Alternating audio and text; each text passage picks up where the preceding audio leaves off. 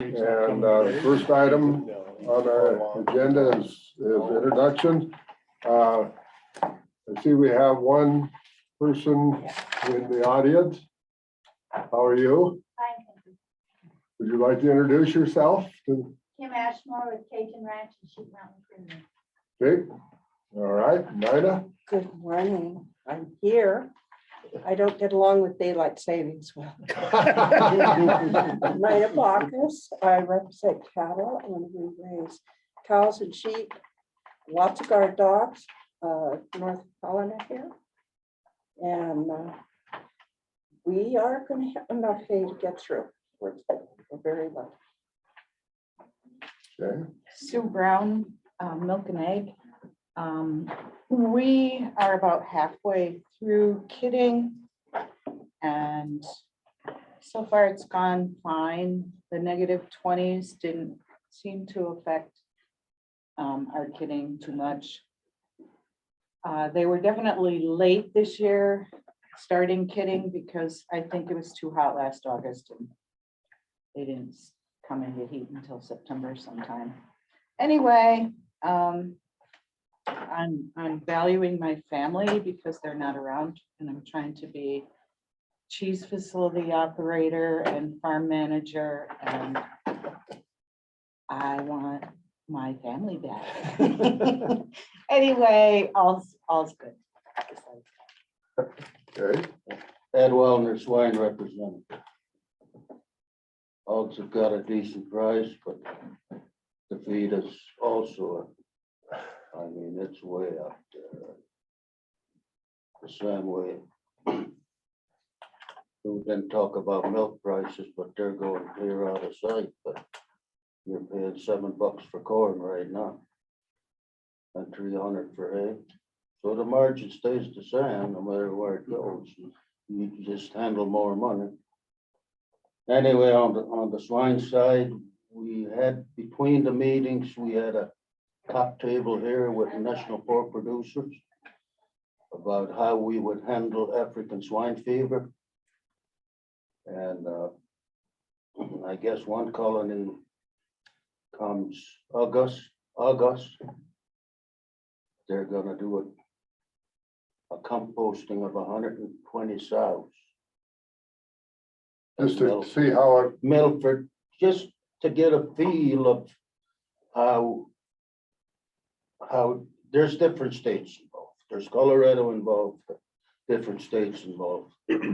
It's national, so, and they chose Montana for one of the states, so we're gonna see how this goes forward because African swine fever is about 600 miles from Florida. So it'll get here. And when you get one of these 3,000 cell operations that has to get rid of everything, what do you do with it? They chose to compost on top of the ground. I think it's not the way to go because we composted on top of the ground for 3 years. When we started hauling the stuff out, we had so many bones in the fields.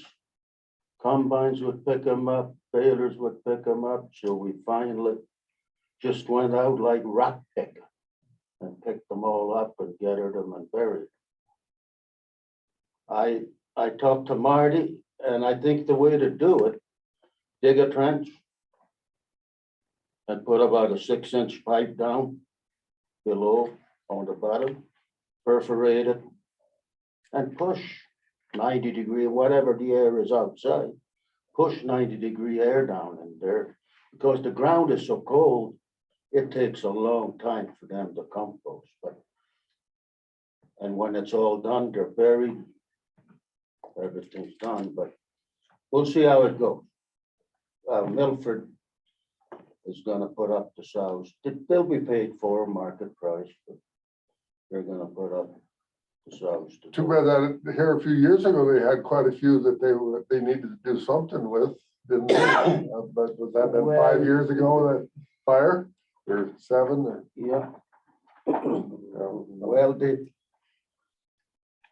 I guess they buried all that stuff, but national pork producers is really, they're not for berries because it takes too long to kill the bacteria. They claim if you compost on top of the ground, you do it right, 3 days. 3 days? No. Well, that's. But it's gotta be done right. Yeah. Is it right? And they're in grizzly country, you don't know. Yeah, You can bury it all you We want. talked about that too. You put electric fence around where you do it. yeah, you'll have to, otherwise they will. They'll be there. Anyway, that's in the process. Okay, 90, you had, Well, that was my question for you. Thank you, Mr. Chairman. If you've got them buried, how can you be sure that all the bacteria are killed? Those bones that end up out on the field, are they no longer contaminable If that's Depending a on what word. or the not? disease is. Heat will kill most anything. But But you you have to have to get it turn it. hot enough. You Huh? have to turn it to make it hot enough. Yeah. There's I not, just- you that can't, would be the thing that I would think on a trench composting was, how do you agitate the, It definitely takes longer, but the reason it takes longer, it's cold. It stays cold, but when you push 90-degree or 60-degree air down in there, heat rises. sure, So it would come up through the animals. And I think it would work, but. And with African swine fever, it will be killed even if you bury it, but it takes a long time if you don't compost. okay. All right, Greg, Greg Witchman, sheep representative. On the warm weather, we've got sheared out and getting some sheds ready to start lambing. Haven't got any yet. We're a month out from calving, so son is calving, so when the son and daughter-in-law are messing with their cows, we get to have our 4-month-old granddaughter, so life is good right now. okay, Alan, Alan Redfield, beef representative. Just getting really rolling in the calving. I think we're about half done and the official date was the start was on Monday. So things are, we're gonna hit the big gap between AI and the next cycle. So that'll slow things up, but things are going all right. Weather-wise, good thing my daughter's there. She had her arm in about 10 different critters in the last week. Saved my shoulders. okay, Jim, yes, I hear in Colorado and in Oregon, there's a bill against AI, that it's not all natural. Oh, that isn't all of it. It's worse than that. yeah, We could spend half the day working. talking even about that one. palpating for pregnancy. Yeah, what about Yeah, embryo ET? Well, no, castration, ear tag. no, yeah, it's, so far, we've been able to meet that even in California, We just started. but The church finally allowed AI.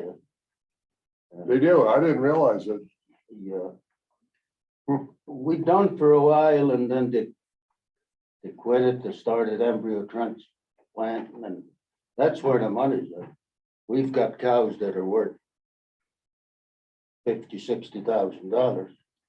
And you can sell embryos and through the Holstein Association, you'd send embryos all over the world. Mhm. Well, Anyway, let's, okay, I'm Gene Curry, cattle from Valier, and I guess I've been calving the heifers just about done. And the nature didn't treat me too bad, that 20-30 below, I was only getting 5 or 6 a night during that weather, and I was able to handle it. As soon as it warmed up, I was getting about 15 a night, and that would have been way too many for my facility. If it had been 20 below, I don't know what I'd have done. So but they're just about done. The AIs are all done, and I've got, we usually don't have anything else, but my son didn't sell all the heifers, so I have a few, I have 20 or so left to gather the next month. They're kind of on their own. So, and just like everyone else, we're still looking for a little more moisture. We have had just a little bit off and on up in our country, but not very much. It's, I think my neighbor started seeding yesterday. So he likes to be the first and get everybody in the community fired up, and then he did that. So, and we have a couple more in the audience. Jay, welcome. And Dr. Zaluski. So, Mr. Chair, just I'll let you all know out on the Zoom world, I see Rachel Prevost from Farmers Union is on. Looks like everybody else besides her is staff that are listening in and getting ready for other parts of the meeting. And just to make sure everybody knows that Mr. Fettis may be on and off today on the Zoom, but wasn't able to be here with us in Helena. So, he's not here right now. No. don't have him online right now. No, sir. Well, so we'll make note of that. No. All right, welcome, Rachel. All right, we're going to move on. I entertain a motion to approve the minutes. So moved. Okay, Second. all right, any discussion?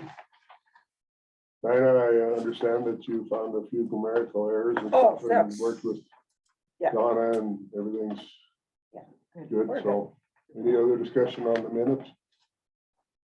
Hearing none, all in favor say of approval, signify by saying aye. Aye. Opposed, same sign, motion carried. All right, okay, and old business, and we'll turn it over to Mike. Yeah, and if you'll give me just a second here, I just got a text from Jake wanting so what you see me doing is trying to send him the information to get on the meeting here real quick, which I'll do that real quick before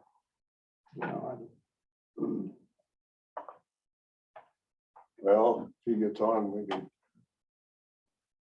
I'll have him give a little update if he.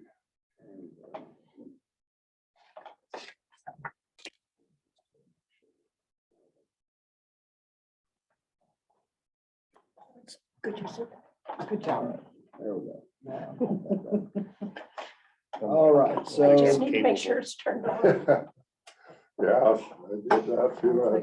So we'll make a, So, so we'll make quick work here on the OGSN, just so you guys know, what I'm reporting to the governor month to month. So my meeting this month was on Tuesday of this week, so we just had it.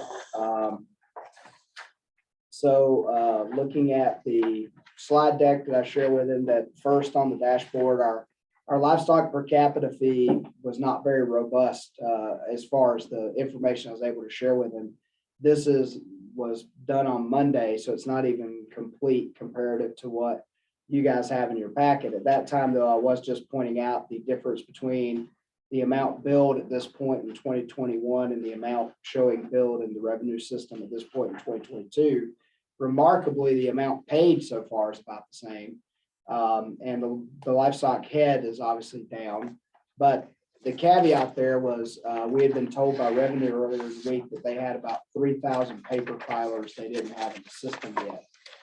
So we'll see when Evan and Brian come in here later today where we got caught up on that. But what it did give me the opportunity to talk about was the struggle with the first year changing over to TAP for being the system that we used, that revenue uses to collect per capita. So the previous system we used, the state abandoned that license for that software that was the underpinning of that. And so revenue put us into their TAP system for this year. And I think they thought that most of our ranchers dealt with the TAP system, would be familiar with it. Turns out that may not be the case. And so there's been lots of complaints about struggles getting through that. So they've been dealing at revenue with getting checks with sticky notes on them and trying to figure out what to do with that. A few people complained enough that they sent them paper forms. And I know I was speaking at an event in Helena here 2 weeks ago where One rancher here in this valley just asked me, would he get a bill in May? And I said, yes, you will get a bill in May. He goes, okay, I'll just wait till then. And then you'll get my money, but I'm not going to try to get back in that system. So we know that there's some per capita issues, but it did give me the opportunity to talk about, yeah, the struggle of trying to, when you make these types of changes and how long it sort of takes some of our people to come along and figure it out. On the budget side, I mean, you can see that I reported there that, our expenses are a little bit ahead of our revenue, which, but if we don't have all of our per capita in, so far, then that makes sense why that is. Our cash balance actually did go up. So that's a good sign that per capita is coming in, and so we're starting to get back even on that. I did talk to him about vacancies. I pointed out meat and poultry inspection. That's still an area, with a pending retirement coming up here in the next week, and with some vacancies that we've had in inspector positions, some swings and misses we've had on inspector positions. We had one person that started with us and worked with us for about 3 weeks and said, this job's not what I thought it was. And they did us a favor and left, but that made that job open again. We did have an employee that did not make it through their probationary period. We had to make the decision to turn away there just because it didn't look like they were going to get where we needed them to be to keep them on after their probationary period. So we've just had some things there, as you are all well aware of staffing issues in meat and poultry. And so that's the one area of the department from a vacancy standpoint that gives us concern. All the other areas where there's vacancies, we feel like we're moving towards getting those vacancies filled, and don't know if we're going to see much of an issue filling those, but meat and poultry is the area. On market cattle movement, I think the thing that I pointed out there, and I point out to you as well, it's kind of hard for you guys to see along there, but if you look at the February numbers as they came in, the February numbers are comparable to 2021 and 2020. So 48,000 moved through the markets in February of this year. 51,000 moved through the markets in February last year. And then if you go back 2 years to 2020, there was 49,000. So it's good because it's normal. But I guess the other thing, if you want to try and do any forecasting on that, is why is it normal? Because all the other months have been so much higher. You would think some of these months coming ahead, we'd be seeing numbers that are significantly lower than what have been marketed at this time of year. So I don't know if that's an indication of people are still on some cycle of being very cautious with their numbers, and when they get opportunities to move stuff, still moving stuff.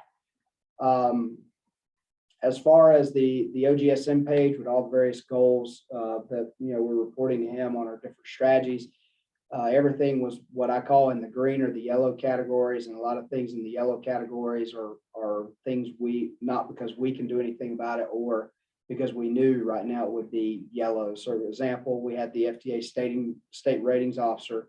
That's been that case for a long time, just because we haven't been able to get the training or the final training for our employee.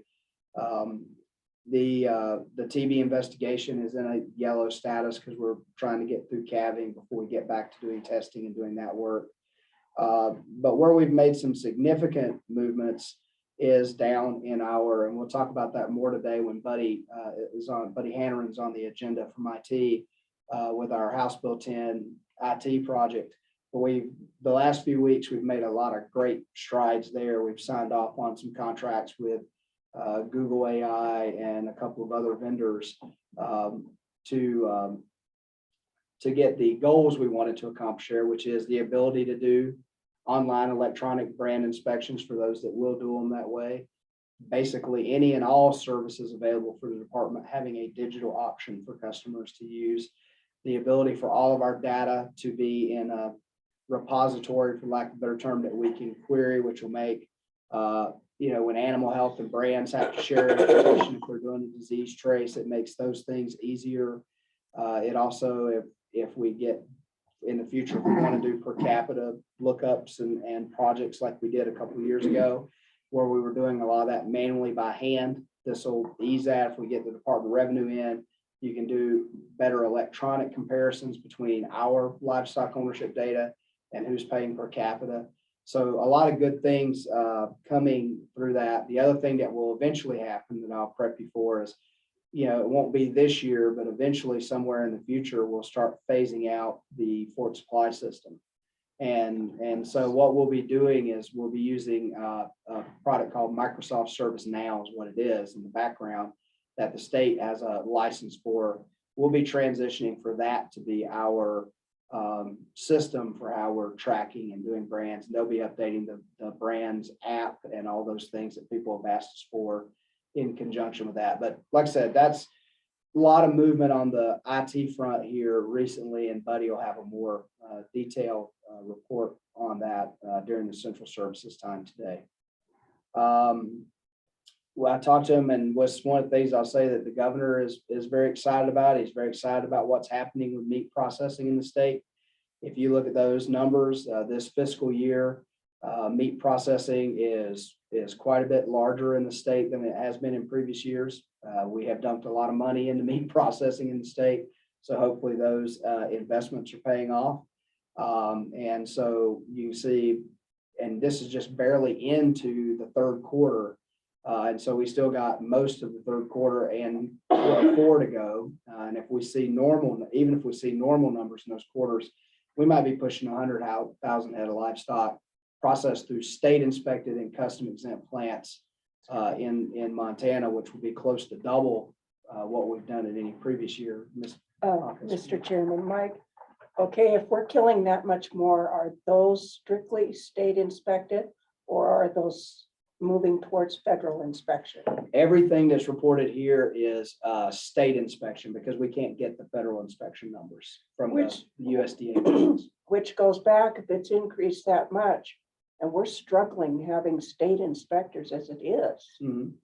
that means that their workday is getting pretty jammed, isn't it? I think this is one of the good comments that came off this slide is that as the governor was getting excited about the meat processing capacity, he looked at me and he goes, "You're going to need more inspectors, aren't you?" And I said, "Yes, sir, we will." And so, and of course, the budget director was there in that meeting as well. And so they both heard that. And so I think it's setting up, that need that we do need to expand the number of inspectors we have. And because one of the things that this drives is even if you're not getting new facilities, and Alicia Love will be in front of you later today, made this point to me recently, is that in some cases, some plants have enough going on that you almost need 2 inspectors for that plant because as they are doing so much that they might be slaughtering animals and processing meat on the same day at the same time. And an inspector can't be in 2 places at one time. And so in some of these facilities,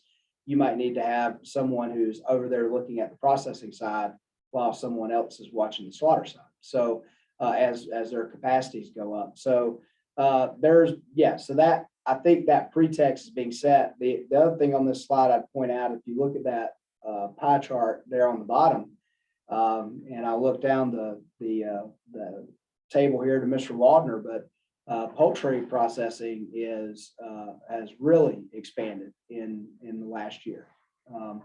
And so I guess I would look for, somebody with that to help me understand, but I would assume we are figuring out ways to sell our poultry that's, offshoot of other things we're doing in the poultry sector, figuring out a way to process and sell that more locally than it going out of state or going to other types of facilities.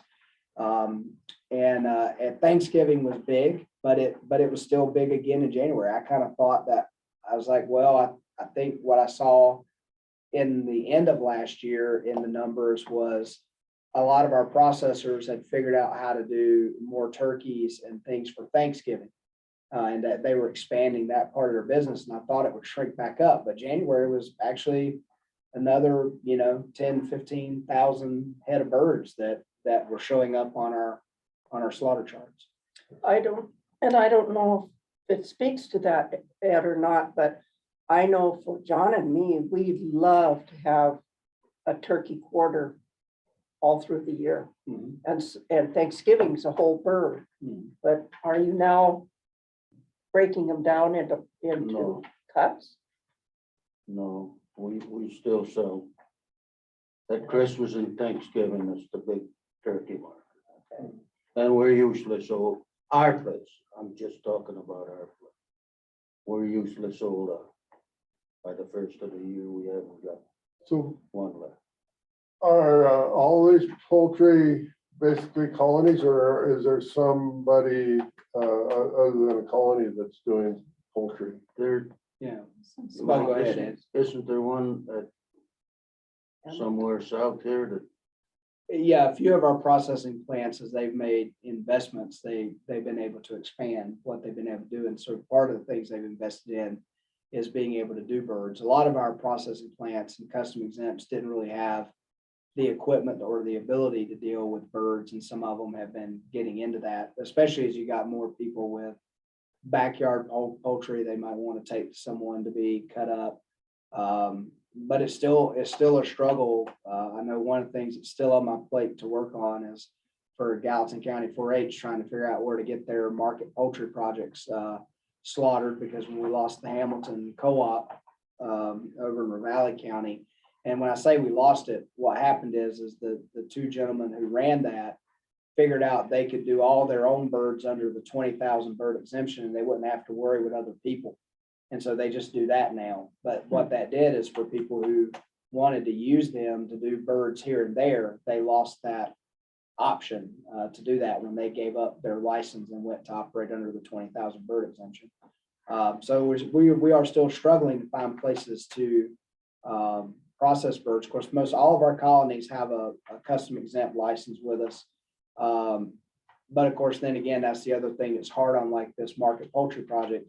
You're not going to ask a poultry farm to take in 150 birds from 150 different locations. That biosecurity is going to prevent that. So we're still sometimes struggling to figure out where to go for poultry, but we do have more facilities looking at it.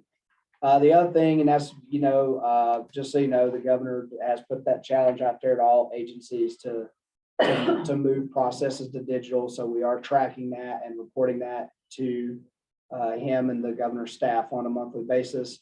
What this chart represents, we moved about 8 more projects into the in-work category during the last month. So kudos to Buddy and his team. And what I'm told, and they'll talk about it more today, is that this project, now that we're getting some of the background software in place, that we're going to see, some of these processes start to move to in work and even to complete a lot faster. I guess from what I was told, and I'll say here, is that they, there was a public article about it, about the governor's ask of agencies to try to provide more digital services to our citizens. That they believe Department of Commerce will win sort of among the agencies. But right now, from what they tell me, we're probably in second place, and that we might actually be poised to catch and pass Commerce, and might be a neat thing that the oldest state agency here in a few months might be the most technologically advanced. That might be a feather in our cap. But but anyway, that's what we're working on and reporting there. And then of course he always looks at the org chart, which is what it is and has been for a while. But you'll see total wise, we're still running at about 14 vacancies across the department. And some of those are for this time of year. Obviously, we have brand short-term workers that aren't on right now because it's not fall run. So we always have a certain number of vacancies that are going to be there based on the time of year. But to have 14 vacant across the department with some retirements facing us in the next couple of months or next couple of weeks, we are sort of at a transition period that we're going to have to stay on top of. But that's OGSM, and then I'll see what questions. Okay, so looking at that, we have 14 vacancies, but those are scattered out across the department. And the governor was saying we're going to need more inspectors. Mhm. So is he going to help us try and get new FTEs for those inspectors that we're going to need? Or are we going to be expected to shift vacancies around within the department, which would not be a good idea in that wherever they're vacant, they really are probably needed there. So, Yeah, so the conversation is around new FTEs. So Okay. it is around new FTEs. So as we go through the executive planning process and begin to build our budget that we will present, that'll go through OBPP and then eventually go to the legislature in November, we'll have to have that as decision package request. Those additional FTEs will have to be put in as a decision package.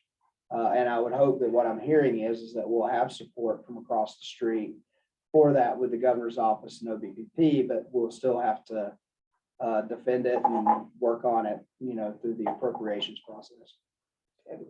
Another note, I think, and Mike and I visited a little bit last night, that with the big push from everyone in the state for more packing and therefore a need of more inspectors, the value that we can put on this job, I think needs to be addressed also, so that we can be competitive. Having an opening and not being competitive, it's just going to remain an opening, or you're not going to get the qualified personnel. So I think we've got a very good position with the governor's office, because that's his push to do as much in Montana as we can. And if we're going to do it, we got to have the people to do it, and we've got to be able to pay them a competitive wage. So hopefully that'll come into the picture too, and that's what it's worked with. I think that's a across the board discussion that has been on our plate that we have not been able to get to yet. And I've got an agenda item in my sort of updates right before lunch that I was planning to talk a little bit about the process of how we address salaries within the department, because it's kind of twofold. There's obviously new FTEs, and those things go through the appropriations process, but doing adjustments to existing salaries kind of has to be done through a separate process. And there's timing that's important there, because, and I'm ahead of myself here, but as some that are familiar knows that the way they figure out personal services budget for the next biennium is the first thing they do is they take a snapshot of what all the salaries are across the board in those budget areas. And when that happens, if that salary is what is going to be the base for the next biennium. So if you make changes after that point, you sort of are knowingly behind your budget before your budget's ever been passed. And so you got to make sure you're doing the right timing on that. Okay, are there any other questions? Comments? Mike? That's all I had, sir. All right, we're gonna move on then to the discussion for the CAN brand identification exemption. And so who, Dr. Zaluski, are you gonna? I can kick it off because Dr. Zaluski was in Mexico when all this was happening. Well, so, sure. Yeah. It's not quite true. No wonder I couldn't get a hold of you. Getting these phone calls, the people Yeah, chewing on me, so I I was can't get doing- the guy to handle it. And we just got this letter this morning that applies to it. Marty, here's some extra copies of that if anybody in the back wants to see it. Those two need it. And, I thought I was right there. Al. No, I didn't see you throw it. Yeah. Sorry. Here you go. and Dylan I got my Lunderby from glasses. Eastern Montana Meets may be on today. Yeah, I'll look and see Okay. here who we got on online, but I'll just give the synopsis of here in the last couple of weeks, we were requested by Eastern Montana Meats, so in Sydney, Montana, Steve Lunderby, owner there, with regard to they're wanting to source some fat cattle from Montana or from Canada to process in their facility. In reality, they're probably also Montana feeder cattle that went to Canada to be fed that come back. But as some of you are well aware, within our rule, and I will click on that, so that's up on the screen, that for disease control, our animal identification rules require those Canadian origin animals to have a CAN brand on the right hip And I believe it says in the highest possible position or something like that. And so the concern there was a couple of things, which is if the processing plant, these animals are coming in for direct to slaughter. So if the processing plant had to do that, one, you're dealing with trying to brand fat cattle, which is not a fun thing to do. And it's something else that takes time before they can get the animals in and process them. Another concern is that putting a brand on that animal that close to processing can do damage to the meat, bruising, potential for dark cutters, things that devalue the meat. And so they were seeking an exemption from that. But of course, we felt there was a need maybe for a bigger conversation about direct slaughter origin cattle out of Canada. And I will say, and the staff can speak more to it, but I mean, the purpose of this, when it was put forward, when the rule for can branding was put in place, in regards to BSE cattle, it was about tracking, it was about identification, and being able to sort animals out should there be a risk or something we need to do. I think we would say that the reality with direct to slaughter cattle is that's one, a lower risk movement. Two, they're coming across the border from Canada. So they're coming in with paperwork, identification methods that are better for tracking than a brand, particularly given the fact that in this case, if a slaughter plant puts the brand on, they're going to slaughter the animal in short order, and then it's just on a hide somewhere. The other reason we feel that's a lower risk is from a staff perspective is, especially in this case, it's going to a USDA inspected plant. There's going to be an inspector that sees that animal come into the plant. So if there's visual health concerns, that'll be seen.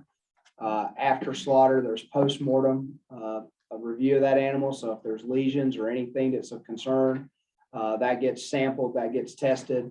And so I guess what I'd say just before turning over for discussion is that, that from a staff perspective, we don't really, and I'm looking at Dr. Szymanski and Dr. Slutsky to make sure I'm on point here, is that we're not coming forward today saying we have any reservations about,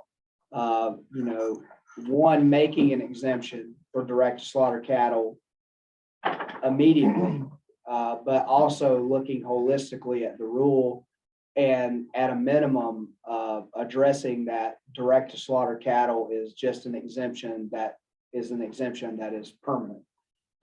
Like we have an exemption, I'll go and I've got to see. So there's already the state veterinarian can waive the requirements for the can brand if the animals are for exhibition only, and also can do it if they're imported to a bull stud for quarantine on arrival. That will go back to Canada when they're done. And you can see that point C is that exemptions can be made on a case-by-case basis by the Board of Livestock. But, I don't think we'd want to be doing this on a case-by-case basis. The recommendation from our side is that this would be like the other permanent exemptions that we have. If we were to leave the, unless you're looking at the entire can branding requirement period, but at a minimum that this could be a permanent exemption for direct to slaughter cattle. So with that, that's sort of the background of why it's come forward. I see that Dylan Lunderby is out there and online. So Okay, well, I'm going to ask Dr. Zaluski a question, and then maybe we'll let Mr. Lunderby enter in if you would like to. So I assume that these animals are individually identified through some sort of tag or something when they're imported. Mr. Chair, that's right. So we have identification in place individually that would identify an individual rather than just a CAN brand tells us that this animal came from Canada. Doesn't give any more identification of that animal than, two animals both have CAN brands. They look the same. So it's to me a bit of a something that's probably not needed, because we have better ways of doing a better job at identifying the animals than what this originally I mean, when this law was put in place, they probably didn't have the ability to identify that we have now. Yeah, Mr. Chairman, I would agree, and particularly because Canada in the last 12 months received their BSC negligible risk status, which is a world animal health recognition that's really significant, I guess, because of all the data that has to go into in the process by which that application has to be approved and that status is granted. Okay, so Mr. Lunderby, are you on and would you like to address this board? Yes, sir. Okay, introduce yourself and then we'll listen to what you have to say. So I'm Dylan Lunderby, partner with Eastern Montana Meats. So we're killing about 125 head a day now. That's what we're processing. We would like to start purchasing cattle from Canada up there.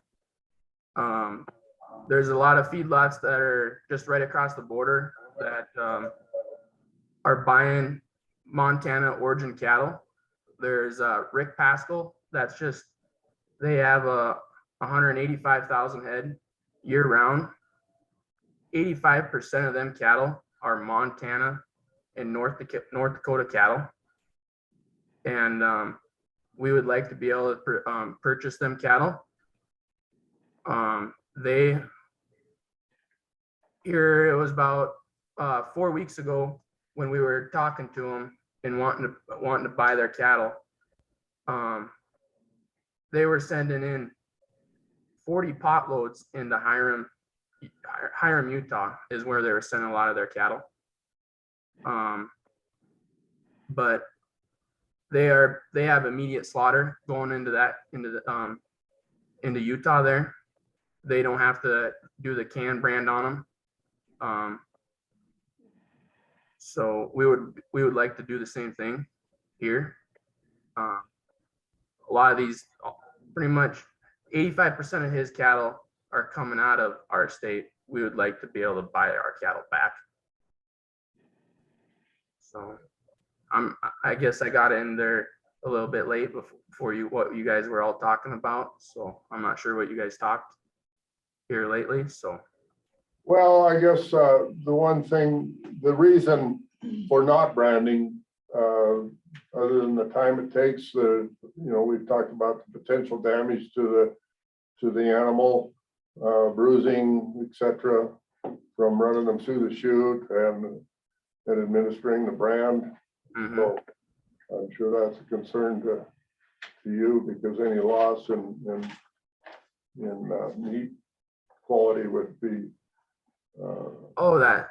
Yes, sir. So that Canadian brand. So we received some Canadian cattle here last week, and 2 weeks ago, and we processed them here. So we killed a group. It was 89 head. They branded them and can brand them, and there was a tremendous amount of bruising on the top rounds, and that was on the right hip where they branded them, and there was a lot of bruising on them cattle. There was a few of them that were bloodshot. The whole carcass had bloodshot throughout the body. Those animals had to go through a lot of stress that was unnecessary for immediate slaughter. Every single one of those animals have an EID tag in their ear, and they track every single animal through the plant. The USDA inspector makes sure that every one of those animals are accounted for that cross the border there, and they track every single thing. We treated those animals just like they were immediate slaughter, but that was the only difference. Okay, thank you. Nina, you had a. Yes, Mr. Chairman. So the can brand is only a Montana requirement at this point. It doesn't, other states don't have that requirement. So I'll speak while they're back and forth. I don't know what other states have done. I know that as of the last time the USMCA or NAFTA was negotiated, there was some conversations with the U.S. Trade Representative's Office. With us, Washington and Colorado, we were the only 3 states that still had our BSE can brand requirements in place. I don't know the status of Washington and Colorado currently, but I can say that at least 2 years ago, there was only 3 of us that still had that requirement in place. Then a follow-up question. Jay Bodner's here. Could we find out what stock growers think about that? Yes, Jay, would you? Yeah, thank you, Mr. Chairman. Ms. Marcus, Jay Bodner, Montana Stock Growers Association. We do have a little policy on this. Our policy really was directed mainly toward feeder cattle coming in from Canada and Mexico. So asking for those brands to be both with an M and a can brand for feeder cattle, which, you know, typically the flow of cattle really feeder cattle from Mexico, or I mean, from feeder cattle from Canada coming into Montana is, I don't know if that really occurs much. We also did specify on breeding cattle that can brand would exist. But for fed cattle, finished cattle, we didn't have anything in our policy that would oppose eliminating that portion of the, I think the rule that you're kind of considering today. So. And so your membership, a lot of whose cattle are going to Canada to be fattened, would they be okay with them coming back in to be killed? You know, our policy doesn't really dictate that, but just from a realistic standpoint, I mean, everybody has recognized there has been a significant amount of feeder cattle, Montana feeder cattle that have gone up there. So for those to be processed back in Montana, I don't see any objection to that. And certainly, you know, we'd like to support our Montana processors. So if there's a better way to do business, I think we're certainly going to be open to that. Thank you, Mr. Chairman. I was going to speak to what Jay said, not only about the feeder cattle going north and coming back. We just talked about sort of growth in value-added meat processing in the state of Montana. I think what I would share based on what I see going back and forth is that for bigger scale processing to happen in Montana, a certain amount of that diet is going to have to be Canadian fat cattle. As we know, we have lots of Canadian fat cattle coming right by us on the interstate every day, going to Utah, going to Idaho, you know, going to other places. And I would say that this, and thinking about it in an economic context, as Mr. Lunderby pointed out, this could be a barrier to people wanting to process those animals here. And it could be a barrier to our processing plants trying to expand, because to expand, they'll have to tap into those Canadian fat cattle, which I think rising tide lifts all boats. That provides more opportunities for us to feed and finish more cattle in our state if we have larger capacity. So from an economic standpoint, I think we've got a barrier that would be a limit to us being able to grow processing capacity in the state if we continue to require can branding on direct slaughter animals.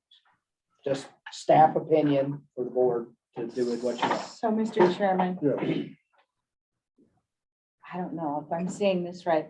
We can, by case from that rule, okay this, that he be able to do this, but then we also have to change the rule now or in the future so that Yes.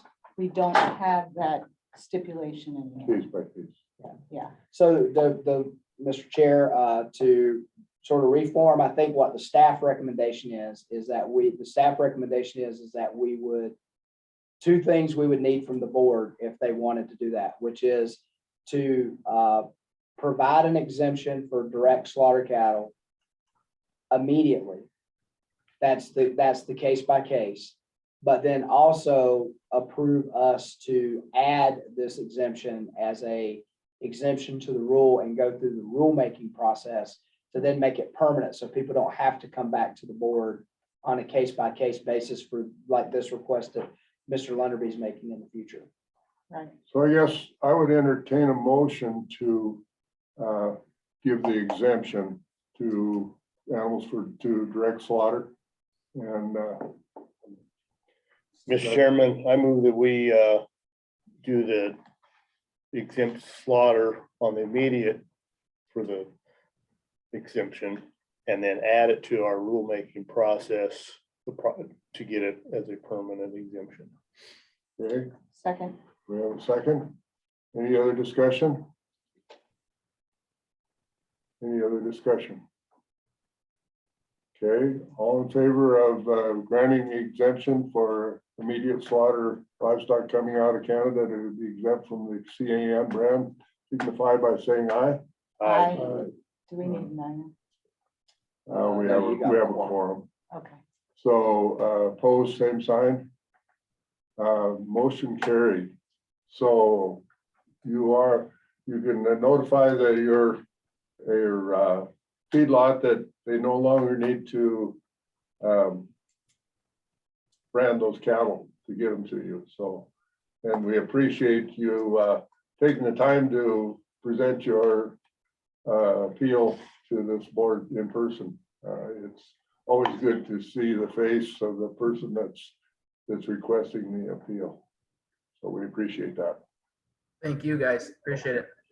All right, good luck. Thank you. Thanks for doing what you're doing. It's good to hear. Sounds like a successful business and growing. So we appreciate that. Well, we're drinking from a fire hose, that's for sure. I'll bet you are. Bet you are. Well, we'll let you go back then and drink. Thank you. Thank Okay, you. Appreciate it. all right. So, I believe that when we get into rulemaking, we need to look at this rule really carefully. And Jay, I would like the stock growers to maybe look at their policy, because I think with the identification ability that we have for individual animals, that we may be a little bit outdated, requiring that brand on anything that comes into the state. But that's something that we will discuss when we get to that rule. But we would sure like to have ag organizations look into their policy and see what their feelings are. We look at the brands that are listed in that, and I'm going, how many actually are they doing that? That's just me, you know. I know, but they're killing thousands. Come on. Right. Right. There's a big difference. Why aren't they buying Montana cattle? Somebody's not setting up appointments. Huh? We'll move on. That's for another day. So we're in the new business, red tape relief project. So, I think Ethan's gonna kick us off. have you been in that chair before, Ethan? I have this one. Fingers crossed, should be the last one in this this category, and it should be relatively quick. All right. Mr. Chair, Board, Ethan Wilfor, Brands Administrator. Again, the first one's easy. So Title 81, Chapter 6, the Livestock Protective Associations did have an attachment. The only item that we had was the Crime Stoppers Act. Last meeting that we went over, and we talked about a repeal for that. So I didn't have any attachment on that. And the other item I had, again, no attachment, but should be relatively simple. Before I draft a rule, because I think the rule is going to be, we're going to need to make one at the next board meeting, or at least get the process going, is the horse owner amnesty fees. So the fees I came up with, and I based this off of our existing estray fees that we currently have. So there are two fees that we need to establish. One being the fee for surrendering a horse. And then if we go to an adoption, a fee for the adopting out of a horse that has been surrendered. We have, in statute, we have the option of either adopting, well, three options. Adopting that horse out that was surrendered, selling the horse at market similar to how we would in a stray, or if a veterinarian evaluates the horse and determines it needs to be put down, that is the other option. So, is there gonna be a time frame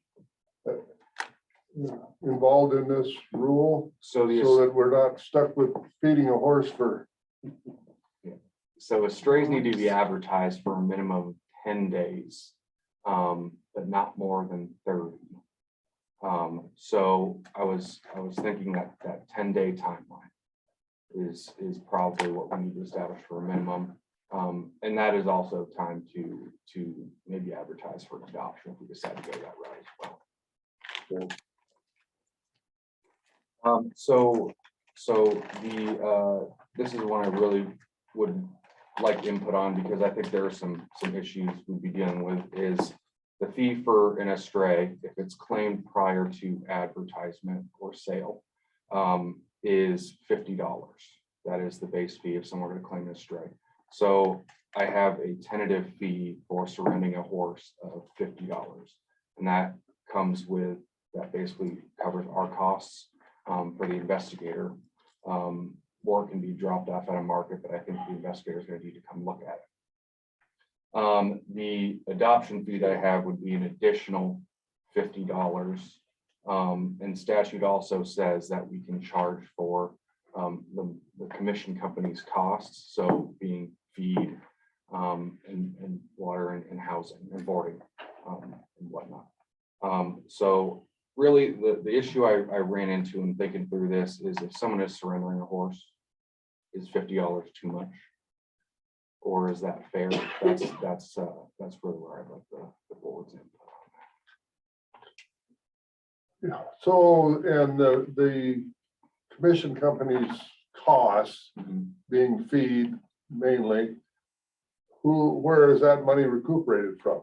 So in the estray process, that will be deducted from sale proceeds automatically. So if someone were to claim proceeds off of an estray, that comes out of the bill with the inspection fees, their commissions and whatnot after the animal is sold. So the commission company directly could bill on that piece. Well, I'm thinking then, all right, on the adoption side. So if I have a horse and I say, I don't want this horse anymore, you guys take it, and I would give you the horse and $50. And then you feed this horse for 10 days while you advertise or whatever you do for adoption. And then Alan says, well, I wouldn't mind adopting that horse. So he comes in and he pays $50 to adopt the horse. We fed this horse for 10 days, $300 a ton hay. You know, this math isn't. They can bill us for that, or they could bill a department, and we have a fund we could pull that out of. So there. Okay, so that's where yes, that money would. Yeah, and in turn, that would get that amount would go towards the cost of adoption in order to adopt that horse. So instead of $50, the person adopting the horse would be assessed the fee bill or something. $50 plus whatever the fee bill Okay, is. that was I guess that was. And the that gist of part my is in question. statute that we can do that. Okay. Sue, I think you were. Mr. Chairman, how frequently does this happen? Mr. Chair, not very. We've only had one time that I've seen someone in my time at the department try to use this, and they didn't fit in it because they could not provide proof of ownership, and we wouldn't allow someone to give to the department a horse they couldn't prove they owned. But it's not used very often. I mean, it was put in place as you go back, I think, really out of the last sort of big drought years and concerns about, and this was nationwide, about horses just being turned loose, or, you know, I know when I was living in Indiana at the time that happened, and, you know, you'd hear stories about people going to a horse show, and while they were in the ring with their horse, they'd come back and they'd have two more in their trailer that someone had just put in there. So this was to sort of give people, before an ugly animal welfare situation would happen, they can't afford to feed the horse. It gives them an opportunity to get out from under it, but it's not used very often.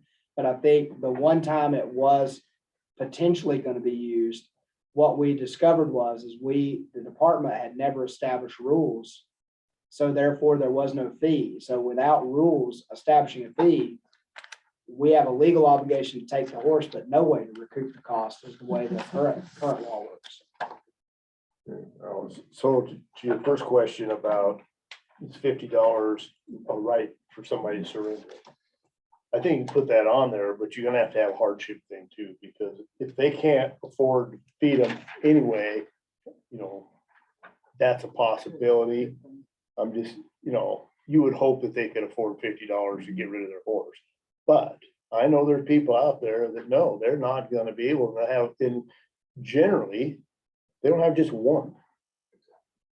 You know, that's like asking me how many kids get on a school bus that come out of a trailer park, you know, the whole bus is way different than what you would think. So I would say that you're looking at more than one, so you're gonna have to have a hardship factor in there. And we could write it based on, I guess, establish a fee based on the number of heads. So if there's more than 5 heads, it's because our horse inspections work like that. Maximum, put a Starting maximum. with or the something. starting with the 11th, it goes down to $3 a head or something like that. I mean, that's just with the inspections, so we could do it graduated. But I'm just saying the 50 may be too much on it. Trying to hope, but I know some people who would fit into this situation very well. And Alan's quite right, they don't have one. Anyone who knows them, who doesn't want to take care of their horse anymore, knows that that person has such a big, soft heart. Let me give you a horse. Same happens with dogs. And suddenly this person has 3 or 4 or 5 or 10 horses and can't take care of one.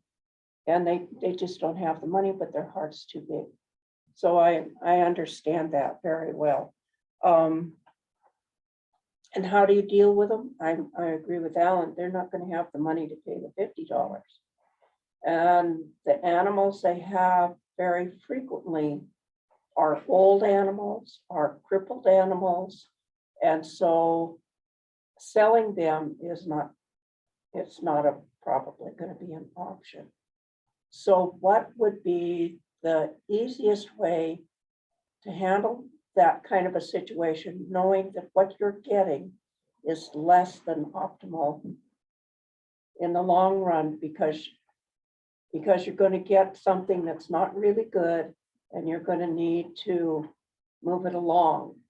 So move it along sooner rather than later. And, you know, are you kind of following me? I am. Yeah. Okay. Really, we need to establish a process for when, I mean, I think it boils down to probably a timeline in the sale process or the adoption process. Okay, then a follow-up to this, and this goes to all the drought we've had and comments we've had about horses being turned loose, and in here, there's discussion about abandoned and there's discussion about a stray. Mhm. And abandoned is handled by the counties. A stray is handled by the department. How do you differentiate between abandoned and a stray? And why is someone who has abandoned allowed to take their animal back? I think it has to go with the intentionality piece, and you can with an estray as well. If we can find the owner can claim the estray. I would say the estray is generally a stray animal that was wandered or was lost. Abandoned was the owner intentionally left that animal. So with the abandoned horse roundup, and there's one in the western part of the state where I think it's some county or Forest Service ground that has consistently had horses just abandoned there and left It's there. in Missoula County. Missoula County. Yeah. And along with that, particularly some of the folks who are new to the livestock industry do not like to put a brand on their horse. So deciding who actually owns the horse becomes difficult. Mhm. That's that's true, and you know, that's why we do our best to educate the importance of branding. Our inspectors do especially, because it is the only real way for them to determine the ownership, especially pre-advertisement. And if you don't get a response from the advertisement just based on a general description, it's hard to tell. But it comes back to how do you differentiate between it's your issue to deal with or it's the county's issue to deal with? I think we can, our inspectors can determine, they can probably make that call. If it is an individual stray animal, they will probably look at it and treat it as an stray until they find out otherwise. But typically with the abandoned horse, it is, and with the abandoned horses, it is a known area where folks are dropping their horses off and just letting them go. In the county, like Missoula County is taking care of that. We have no part in that process. Our district investigator over there has been in, as well as the supervisor, the Western region supervisor, have been in contact with the county and trying to help that process along. I haven't heard an update in probably about a month or two. I can look into that, but they've been trying to help the process along.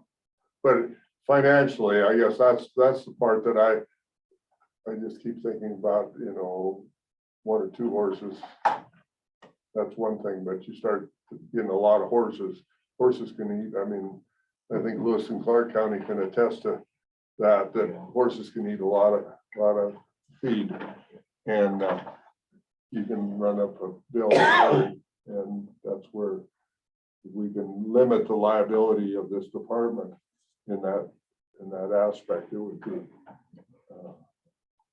good in the rule, you know, if there's some way to at least put some sideboards on our liability as far as care of this animal and how long we have to have it. I wouldn't hold it. You know, a week's gonna cost you a lot of money. Yeah, exactly. Yeah, so what, I mean, somewhere you have to give that owner an opportunity, if it's in a stray, to claim that animal. You know, it's maybe through no fault of theirs that it got lost. But if you take on an abandoned horse, if I call the department, say I can't take care of this horse anymore, I'll give you the $50, and you do with something, it's your horse, you know, do whatever. That's where, you know, we probably need to have as tight a sideboards as we can and still be politically correct, or whatever you want to say, so that we're not seen as just a horse disposal. The Mr. Chair Board, so the way that statute is written, it sounds like we could sell it. There's no time specified for how long we have to hold onto a horse before we sell it. But there also is in that statute an opportunity for the original owner, if their circumstances change, to come back and try to get the horse back. So we probably need to, take both into account, the cost and that opportunity as well for a timeline. Okay. Do you need an? So you're do gonna you need a work number? on this. I'm sorry, Sue, I was talking. Go ahead. You were No. talking, I'm sorry. Yeah, I know. No, I didn't see that. Go ahead. You can, I'm just wondering if we have to give him a timeline or not. I guess my comment was gonna be, ask Ethan what, if you just wanna work on the wording that after this discussion and bring it back to us next meeting, is that kind of what your thought process was? Mr. Chair Board, I'll come up with really a few different options as far as procedures, timing, fee structures. And I would like to kind of move quick, because we do need to establish at the very least some fees. So we'll come up with some options and then we can go through the rulemaking process that way, if that works for the board. I think that sounds good. I think you've had enough input here to start your process. So any other questions or comments for Ethan on that? All right, let's move on then. So in between Ethan and Brian stepping up, I'll report that, and Brian will probably talk a little bit about this in his presentation, that we did several weeks ago now, meet with the Ag Committee of the Montana Association of Counties, Brian, Ethan and I, primarily on, when we were doing red tape review, obviously we uncovered a lot of brand statutes that are crossed up with counties, the ability of counties to take down a fence that's in disrepair and sell the wire and do those types of things. And then, of course, on the predator control, there's numerous things with counties with regards to bounties and other things that I will say the report from that is that a lot of counties, even agricultural based county commissioners, seem to look at us like they were not aware of many of the things that are still on the books. The story I'll tell that I think illustrates it is Jason Riddle, who's the deputy director for the Montana Association of Counties and does a lot of their lobbying work, pointed out to him that it was just making sure, and most of them didn't know, that if somebody showed up with a truckload of coyote hides, that they needed to pay that person a nickel for every one of those hides, and that they needed to figure out a way to dispose of those on the grounds of the county courthouse. And his comment was, he goes, and if any of you are still doing that, let me know what day. I want to come see. I want to come see how that's taking place. But we've had that meeting with them. We left that meeting with that they're going to take a deeper look. We offered that we would give them whatever support they needed. They're probably not going to be able to come up with ideas that'll fit our time frame for agency legislation. But obviously they have the ability, if there's things they want to change, to go find legislators and bring bills. And we would provide them whatever information they needed in that effort. But we did circle back with them to say, this is something the counties, these different things for the counties, they definitely probably want to take a look at and see if there's anything there that they feel needs to be repealed or modernized or whatever. So before we got into predatory animal control, I thought I'd just give a follow-up on that we did have that meeting and we left Mako with some homework. So we'll see what they come back with. Mr. Chair. Yes. Brian Simonson, Centralized Services Administrator. Only thing I'd add to Mike's comments is that I think we did have it's about 40-ish or something like that, county commissioners. And we did have good conversations during the presentations and afterwards. So and then, as he said, Jason was kind of hopeful that they could make something useful out of what we presented, because mostly what we presented was just really outdated statutes that need to go away. So maybe they can turn something around. I don't know. It's a tough ask, right? To find something in there of value to change. So maybe they just leave it alone. I'll apologize if I do this differently than Ethan, because I'm still a little bit, when I got this ready, I was like, okay, I have to have something to present for the board. So it's in your packet. I did do like the changes that I took away from the last meeting. What we have there is 5 statutes that have changes, 1 statute that could possibly be repealed entirely, and then 3 rule changes and no repeals under the rule. I think we talked a little bit about the timeline for legislative proposals coming through, beginning of May or having to be done. So I anticipate I'll be back here again in April with whatever changes you decide at this meeting you want to go with. So I can go short or long here. I think short, really, because there isn't very many changes and we already talked about them last time. So do you want to just go through them, or? One thing I'd say about them, you speak about bounty, or some of these speak about bounty, and I think that probably is something we should get rid of. We do not pay bounties on anything anymore.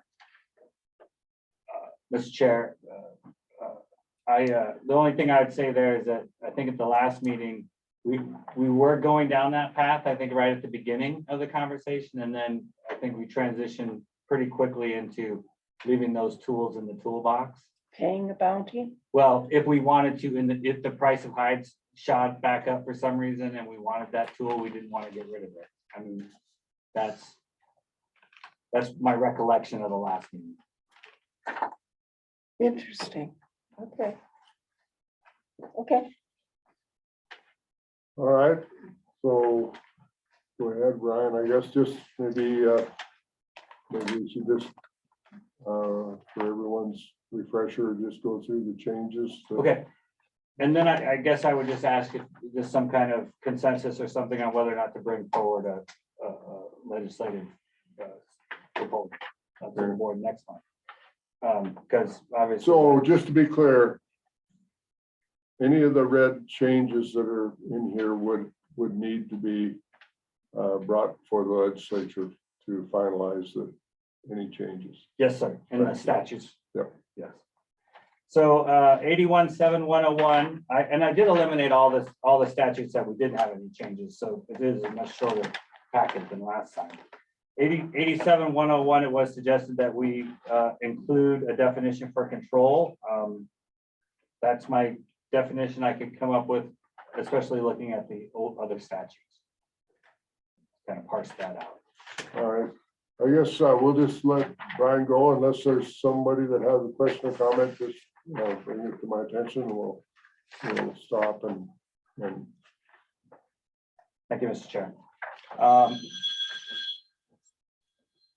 The next one is 81.7.102, supervise the destruction of predatory animals, cooperation with other agencies. This one here did have, we're trying to eliminate some outdated language, and there was some talk in bounties. I would say to the board that I think it was after this statute that we started to change gears on keeping, as I said before, tools in the toolbox. So, we changed language from shall to may. We got rid of destruction. We started, talking about, that the department, is administering and not, conducting. So those kind of language changes happen. And then in number 2 there, we eliminated a lot of things that we aren't doing currently. And there you see a lot of references to bounties and trappers and migration and movements of animals. And then in 3, just some more language cleanup and making it a little bit up to date. Mr. Chairman, yes. I appreciate these changes. I feel like they're more up to date and respectful of animals. All animals. It's what I took away from that. I listened to the board meeting a couple times trying to, okay, let's make sure I got this right. Well, so far, I don't hear anybody that's contradicting that, so apparently you did well. Okay, moving on. 81.7.104, use of proceeds. Again, just trying to get rid of some of the harder shall language. Things that we're not actually doing it currently. Save this from an audit. That's all the changes for that part 1 of predator control. There was one change in the dog section of the statutes to include guarding dogs.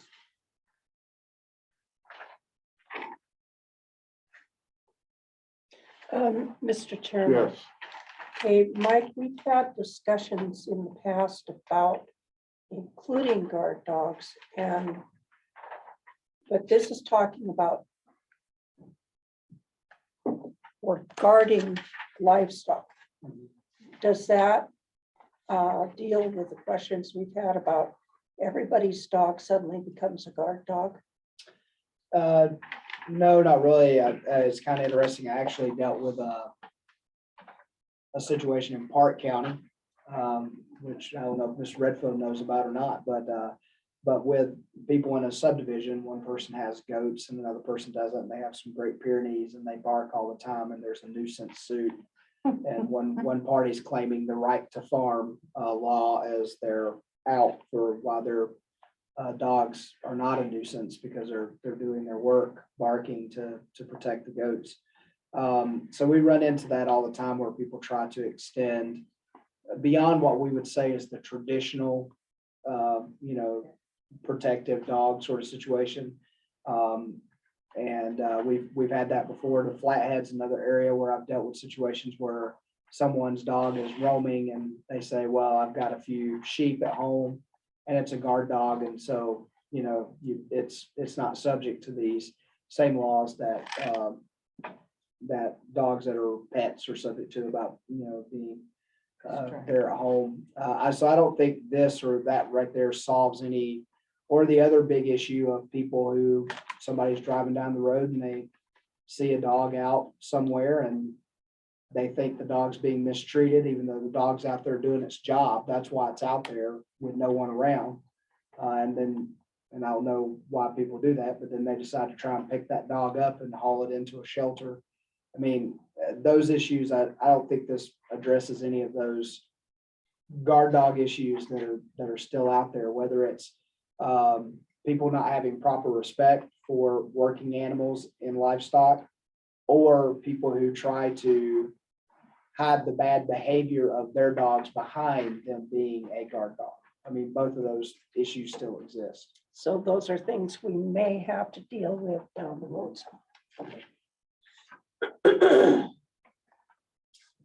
Mr. Chair, that concludes the statutes. The only other is in the rulemaking under the aerial hunting. Right? Oh, wait, I'm sorry. I gotta back up. We do have aerial hunting statutes. So aerial hunting statute 817503 eliminates the residency requirement. And I should point out, we tried to do this or some version of this in 2019. It got put into House Natural Resources and died. It didn't get into House Ag. If it had gotten into House Ag, this probably already would be the law. But it went to House Natural Resources instead, and we lost it. But I think it's worth trying again. And then 817505 landowners authorization. I think what we're trying to do there is to eliminate the need for the landowner to have to file anything for doing things on his own property. Yeah, and again, I would say this is something that I don't think anyone's doing either. So it's also Right. We don't have it's a requirement we're not enforcing, and so it does pose risk from that standpoint. But I think the reason we propose to eliminate it is because it's a requirement that we don't think we should be doing anyway. So let's just get it out of the law. Going on to rules then, Rule 3222-102, Section 2, we're eliminating, and Section 3 entirely was the proposal at the last meeting. And it's basically redundant things for what a pilot would have to do anyway to secure a Federal Aviation Administration license. So, like, on rulemaking, our process, what are we gonna do today? Are we gonna finalize these changes? Yeah, I in think, rule? Is that well, we would still probably bring these back again for the One more board to look at. I don't think you're not ready to go post with the Secretary of State's office after today's meeting, right? So we'll bring them, we wanted to make sure that we had captured the intent of the board of what changes they supported. And then we'll come back through the official rulemaking process. Some of all these things you're seeing will get done, some we won't, because we've got, and I'll reiterate again, we got a new law that there's a moratorium on rulemaking in the last quarter before the session. So whatever rules we don't get through by September, we'll have to wait and hold through the legislative session and then deal with them after that point. But I would say, what Brian's looking for today is just, do you still support the intent that that's a rule change we want to make? And then he'll bring you the actual formal request for rulemaking at a future meeting. Mr. Chair, the only thing I'd add to that is, we are kind of in a new era here with the new administration under rulemaking procedures. So we may have some notifications to the governor's office we need to clear before we can proceed with rulemaking.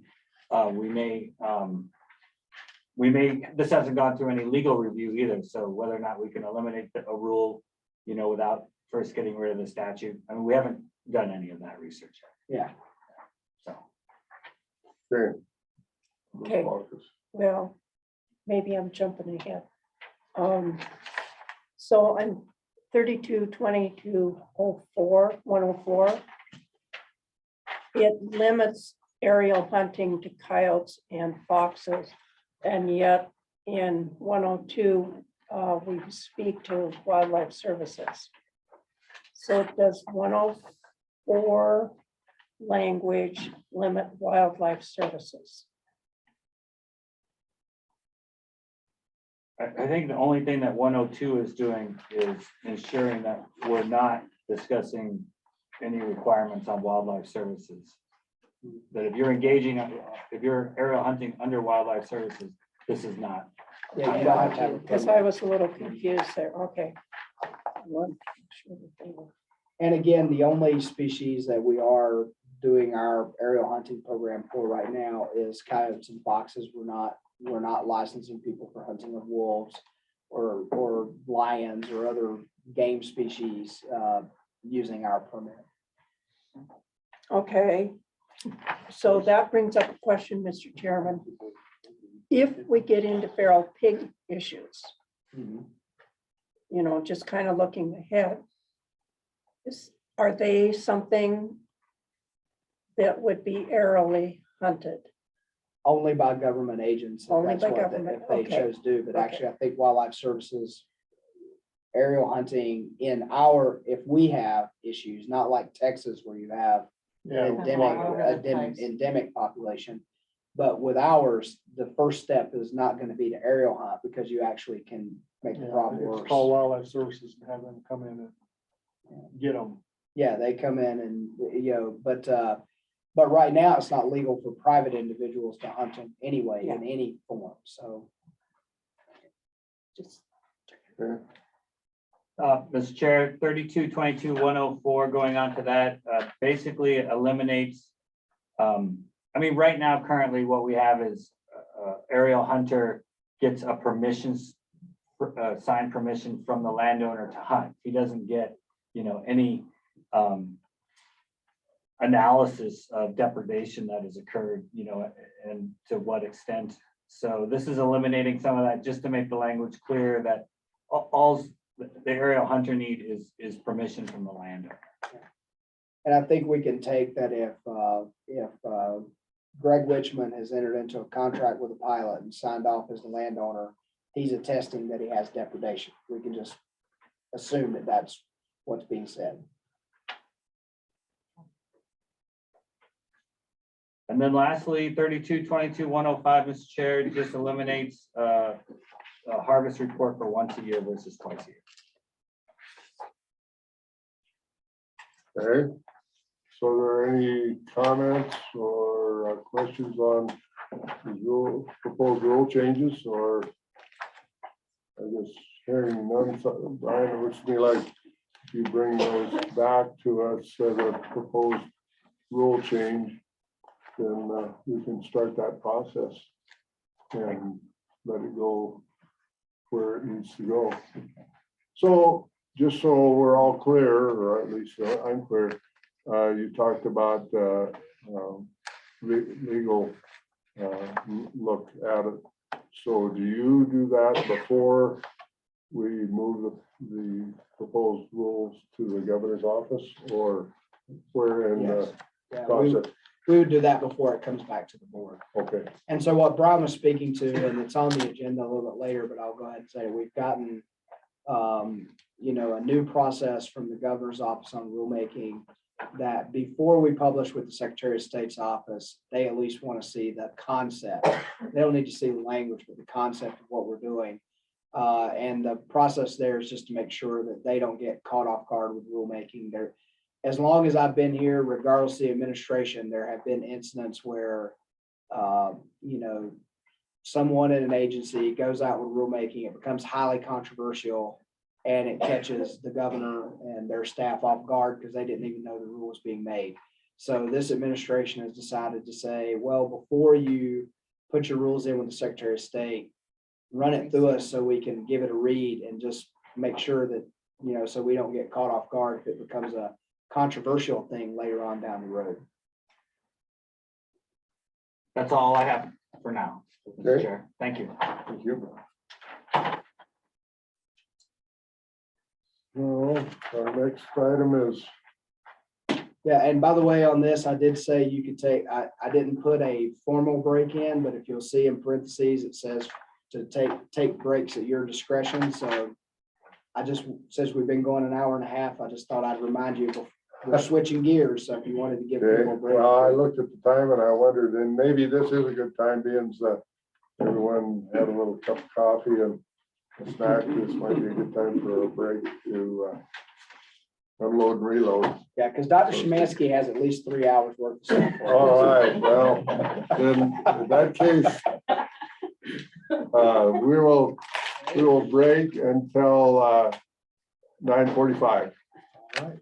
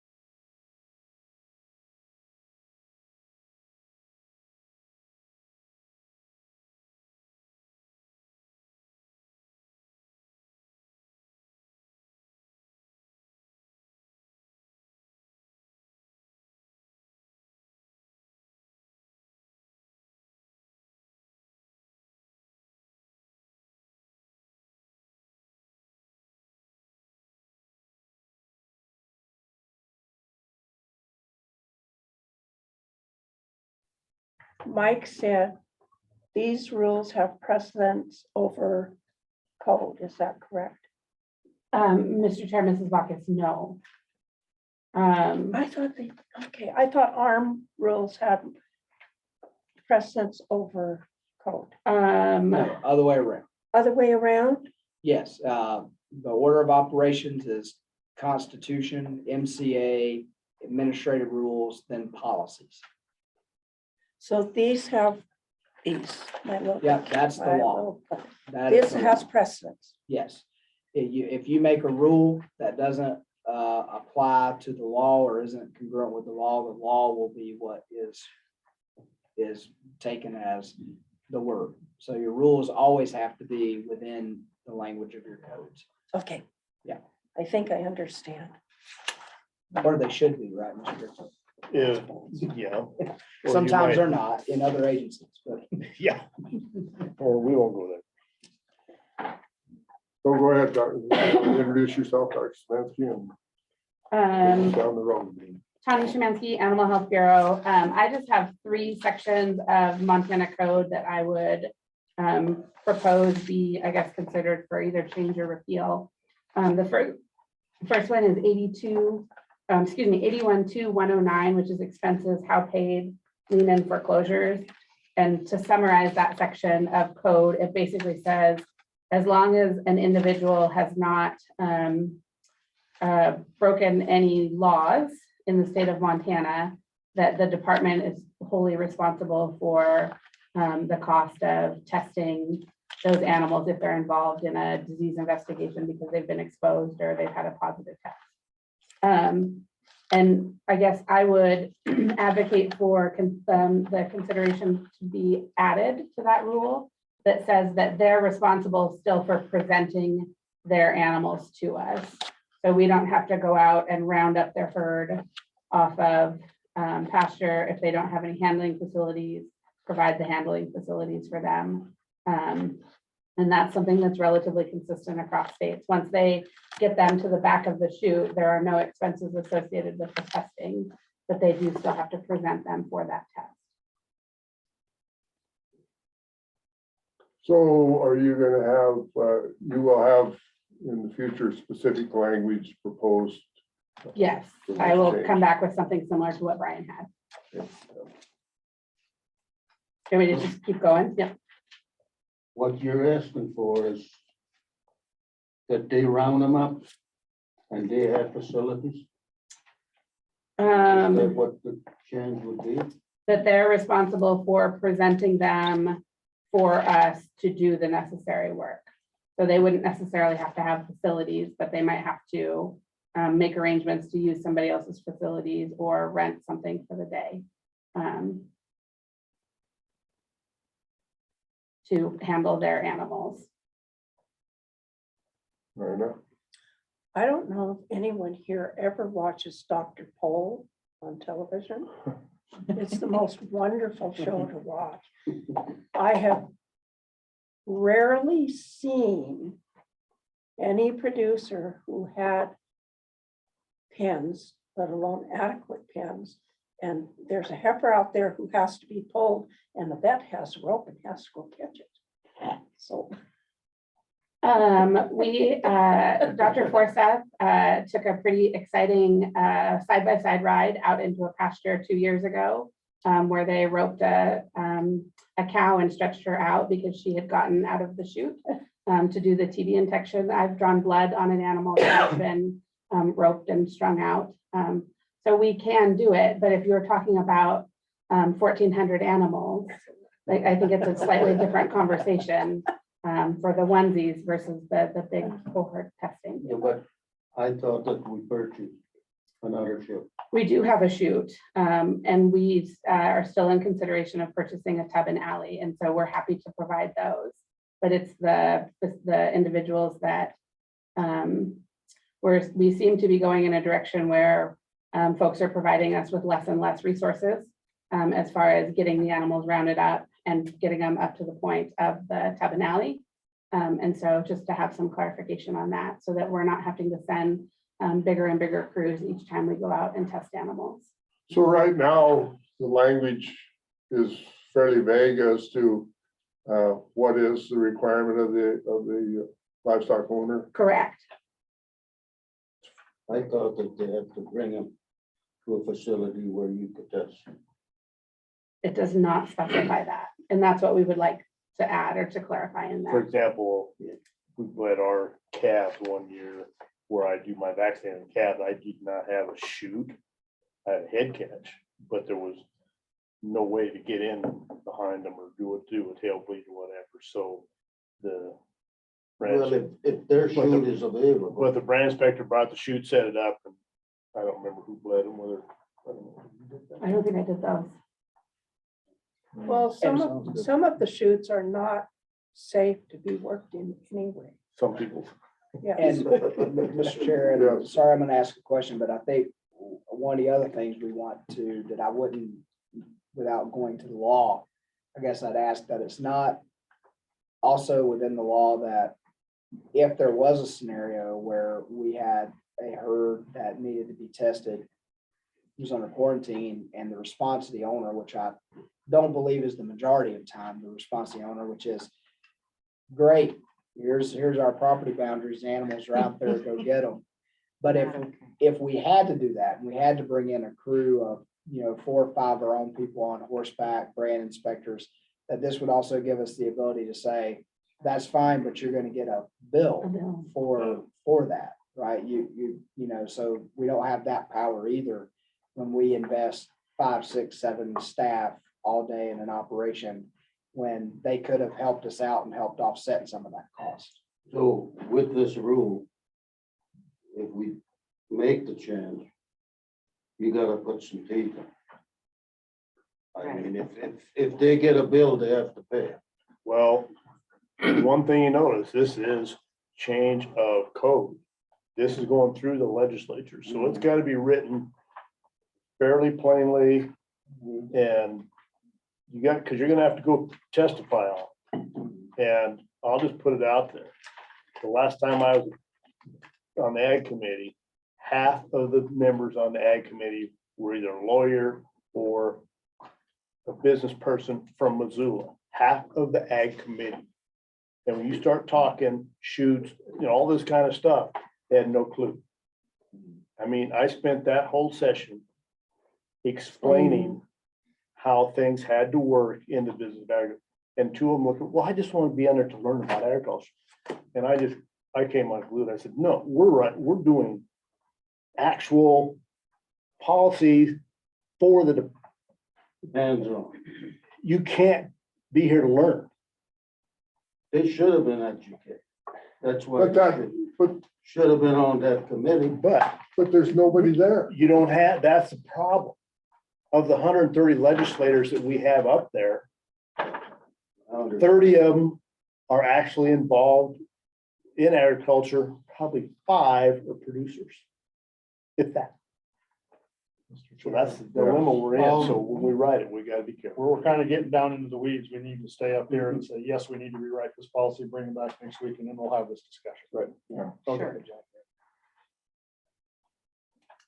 Do you want me to keep rolling? I'll keep going.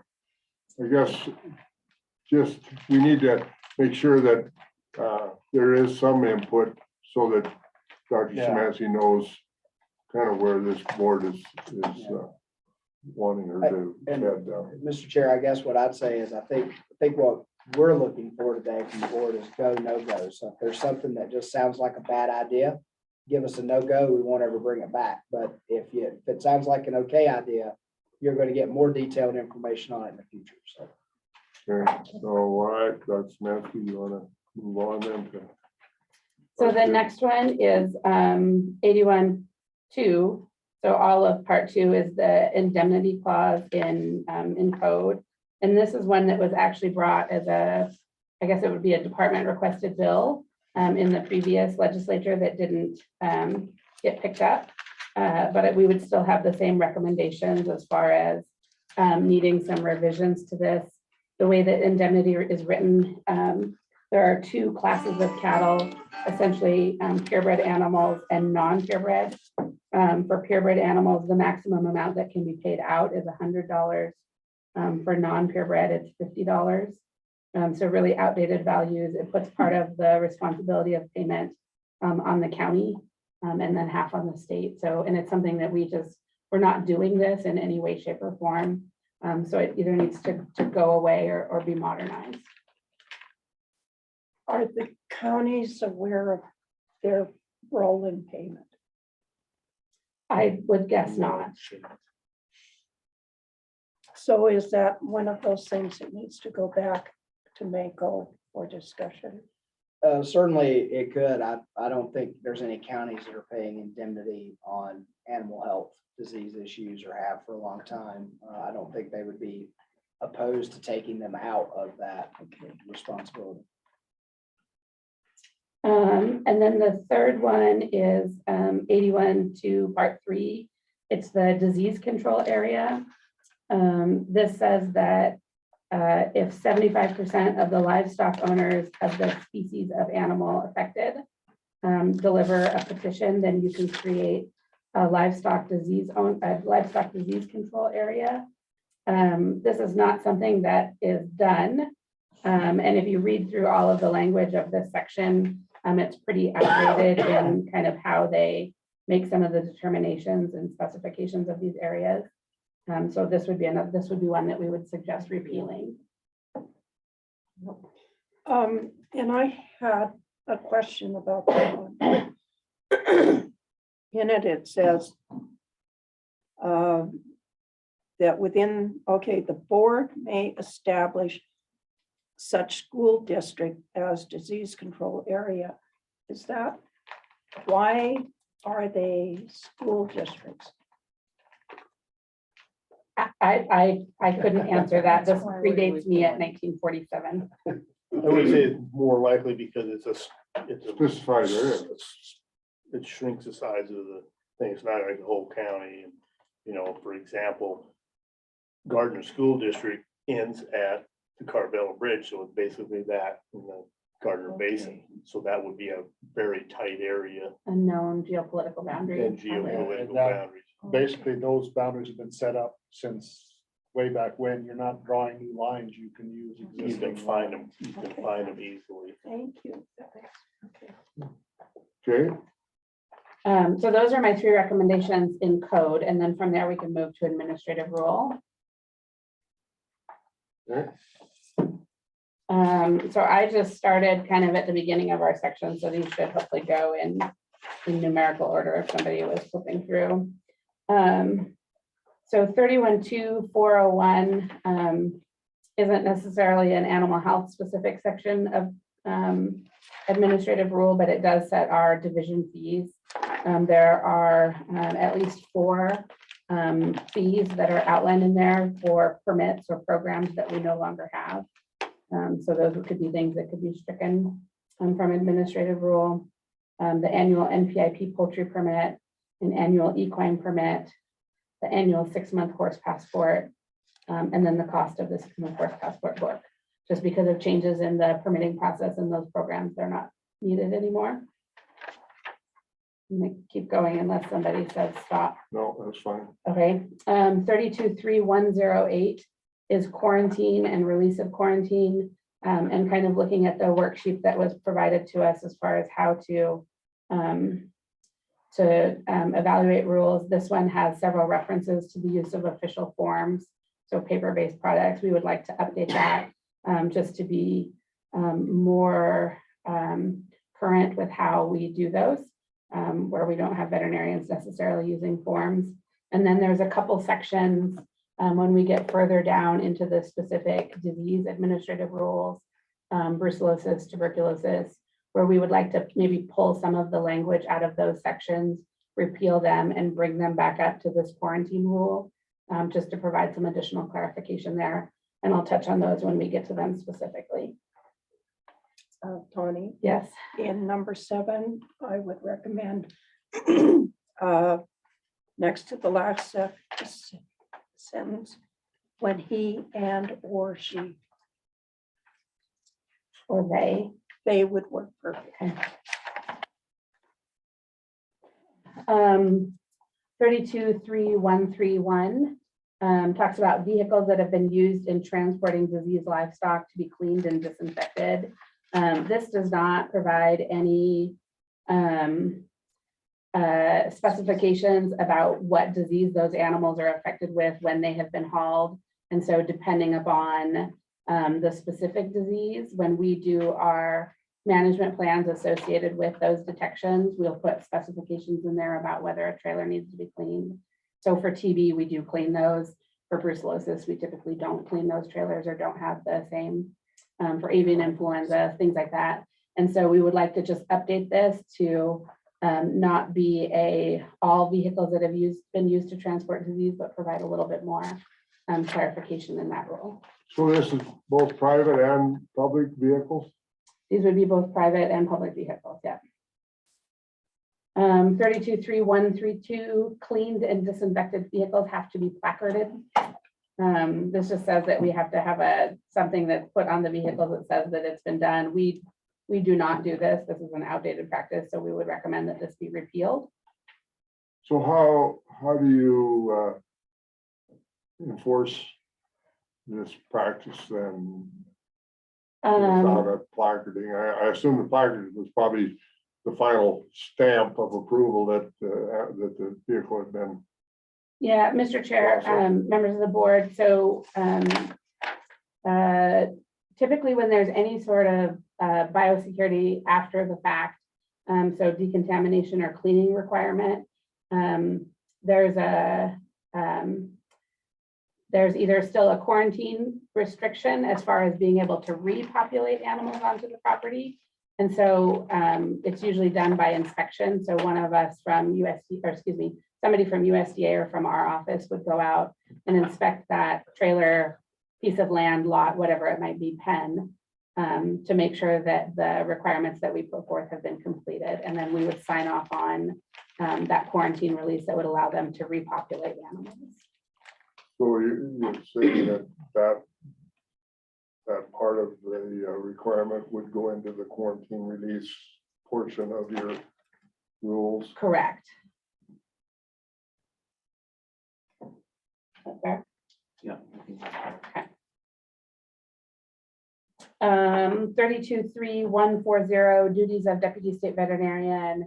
This is another one that just references somewhat paper-based form, so we would like to update that to the more current process. Most disease reporting is done electronically or by phone at this point in time. So you're dropping H and I. I wouldn't drop them necessarily. I would just change the language on them so that it doesn't necessarily specify that they have to file a form with our agency. Oh. Okay. There used to be a sheet that veterinarians had that had the list of reportable diseases on it. And at the end of each month, you had to tally what you had seen for that month and provide some additional detail. And then that was to be faxed into our office. And I'm fairly certain that this is what this is referring to as far as that. And most veterinarians, we have some online reporting templates that they can use, or they'll email one of us directly or call us to give us the information that we need. So it doesn't come in on a form anymore. Okay, Mr. Chairman, so then that brings up the question. Most veterinarians send you an electronic report for this. Do you get any paper reports? Mr. Chair, Mrs. Bacchus, I'm trying to think the last time I've received a paper report on a reportable disease. It's probably been 2 years since I've seen anything paper come across my desk. It's usually a test chart that is sent in electronically or a phone call. So do most veterinarians see some reportable disease annually in some form?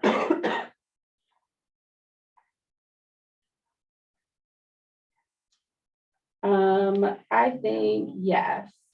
I think when you consider things like yonis is the big one that comes to mind for me. Yeah, some of the 30-day reportable things like BVD, some of the salmonella. Those are ones that we don't necessarily take action on, but that we like to compile the information on the incidence of those. So there's a method to my madness, really. So you're saying you get electronic reporting basically from all of the large animal vets in the state every year, sometime during the year. So, Mr. Chair, Mrs. Bacchus, for veterinarians that submit their diagnostic samples to the diagnostic lab down in Bozeman, we get those reports directly from the lab in Bozeman. And so in those instances, we don't require veterinarians to also report to us. We typically reach out to them when we get a positive BVD or salmonella or Johne's disease. And so that takes the onus off of veterinarians for reporting because they're using our in-state lab. If they're using an out-of-state lab, then yes, they still have to report to us. I would not say that I get an electronic report from most veterinarians throughout the course of the year because of that MDOL caveat. Okay. Because I was thinking of CBIs. And if the veterinarians are sending you electronic reports on reportable diseases, then are they also sending them on CBIs? Yeah, no, Right, that's where I was going. appreciated. Okay, 32.3.201 is definitions. The definition of a health certificate again refers to an official health certificate form. with so many things having moved to electronic templates, we would just like to update that definition. If you did look at this beforehand, it also mentions seasonal grazer in there. That was a mistake on my part. That definition is no longer in here anymore.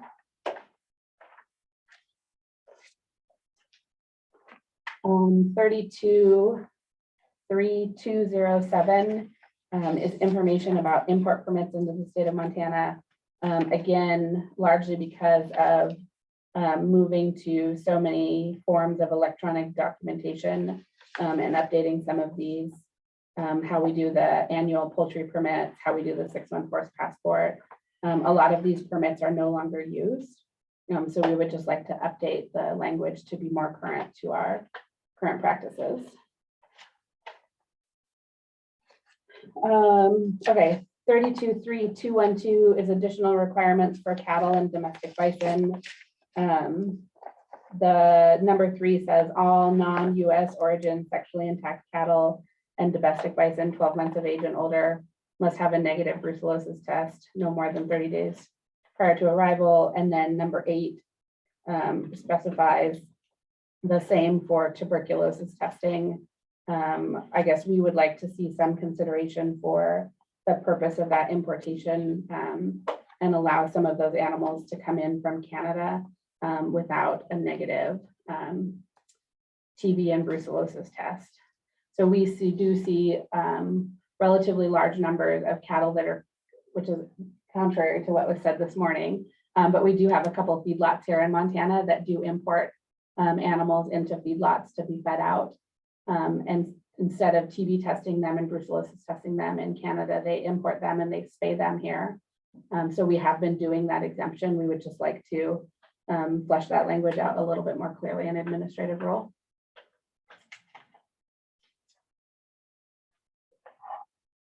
Um, 32.3225 is camelids. Camelids are specified to have a negative brucellosis and TB test as well.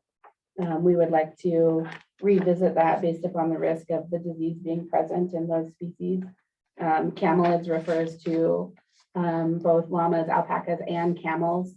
And we had a little bit of a learning experience a few years ago when we required a TB test on a camel. And we had got a non-negative result on it, and then starting to have the conversation about how to interpret a non-negative test result on a camel was quite interesting. And so we would just like to have maybe a little bit more room in here on what we require for testing for these different groups within the camelid species. 32.3216, horses, mules, and asses. In G of this, it talks about the equine passport certificate and what folks are responsible to do there. That dates back to when we had the 6-month passport books that we sent out to veterinarians in Montana. We no longer use that system.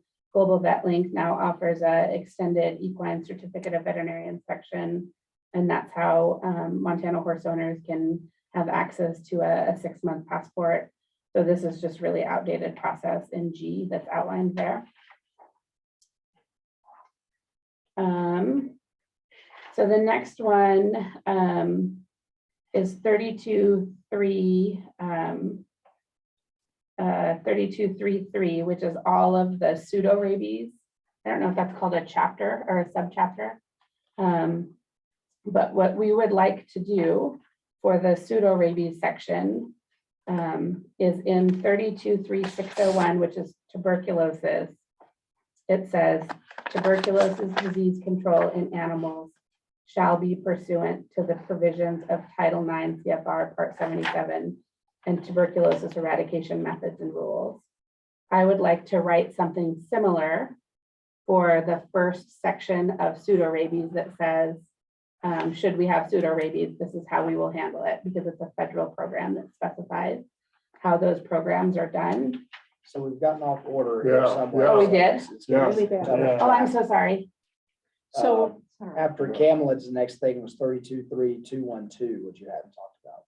She talked about that, and just, She went Oh, backwards. yeah. Oh, I'm sorry, my Yeah. 212 was out of order. And then, Yeah. and And then then the next brucellosis. section was Now we're- brucellosis Yeah. and pseudo Kinda had rabies. to- You said pseudorabies, I started flipping pages. Yeah. Oh, so sorry. No, Okay, so thank you. Brucellosis should be your next item, 323402.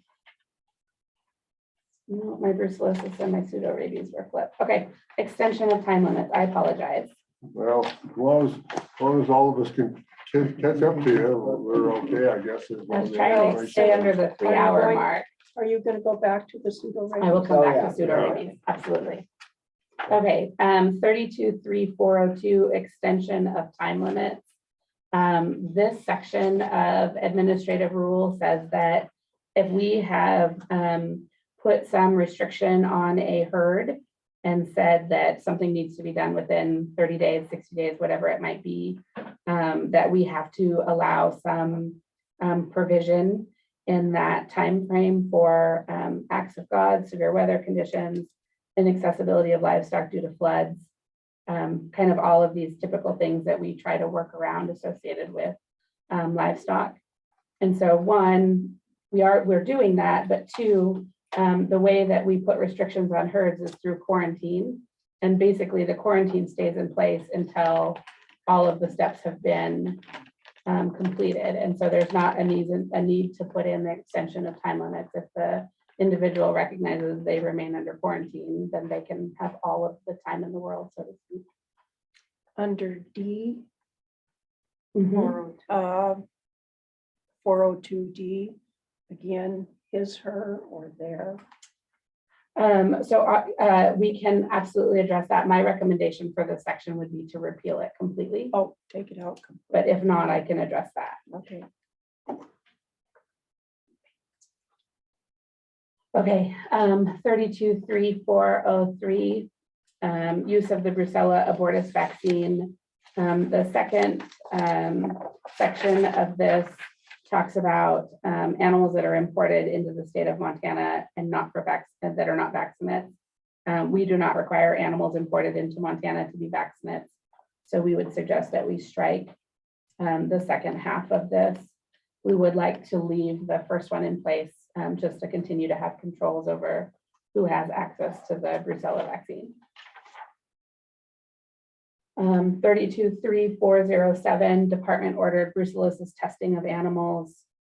We feel that this section of administrative rule is duplicate to what the powers are of the department, as well as our basic disease control administrative rule that says that we have the ability to quarantine animals that have been, that we suspect have been exposed to one of our reportable diseases. And so it's not necessary to specify this again in the brucellosis section. So this would be a repeal. 323411, procedure upon detection of brucellosis. This is this is one where there's a relatively prescriptive steps that we would go through here in outlined in 411, and we don't necessarily follow all of the things that are outlined here. Similar to what I was saying with pseudo rabies, is we would like to replace this language with something similar to what is currently in TB that says that upon detection of brucellosis in Montana, we would follow the federal regulations and guidelines about how a brucellosis investigation is conducted. So we would just refer to the federal program and have that be the only thing in administrative rule. So I think 411 was listed as a repeal in your book, and that one should be an update.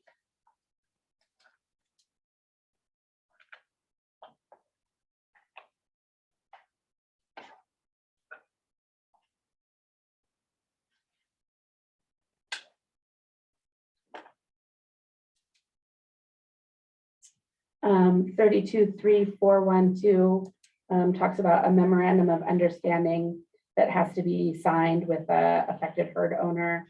We do these now through the process of the herd plan.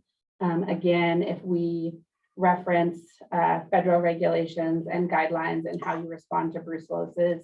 That will all be outlined in the federal portion of rules, and so is not needed in our section of administrative rules. So we would propose that 412 be repealed as well.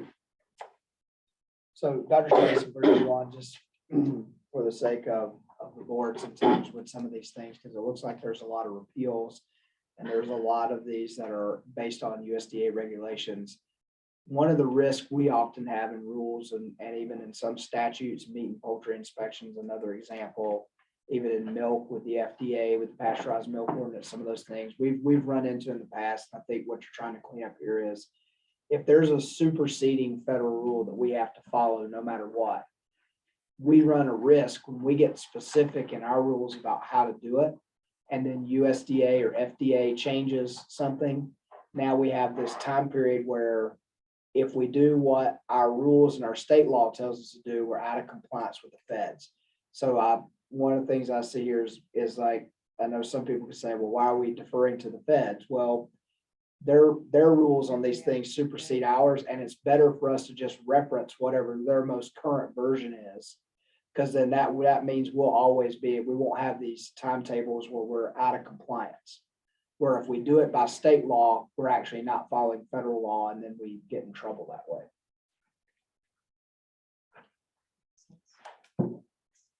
Thanks, Mike. So 32.3.4.1.6. So again, we're within the brucellosis section of administrative rule. Talks about identification of reactors and other animals. This specifies what has to be done when an animal is identified as non-negative on those serological tests, so and classified as a reactor. For an animal to be tested for brucellosis, it has to have official identification applied to it. And then obviously when we get those non-negative tests, it comes back to that they have to meet all of the requirements specified before they would be released from quarantine. And so we don't feel it's necessary to specify additional identification requirements for these animals, because without the reconciliation of that animal, they're not released from quarantine. So if that animal were to disappear or the tag out of it were to disappear, they're not instantly kind of out of trouble, so to speak. It references the brand. We have not branded a brucellosis reactor in my time with the department. I would guess it's been many a year before we've done that. So an animal that goes through the testing and then you get a non-negative test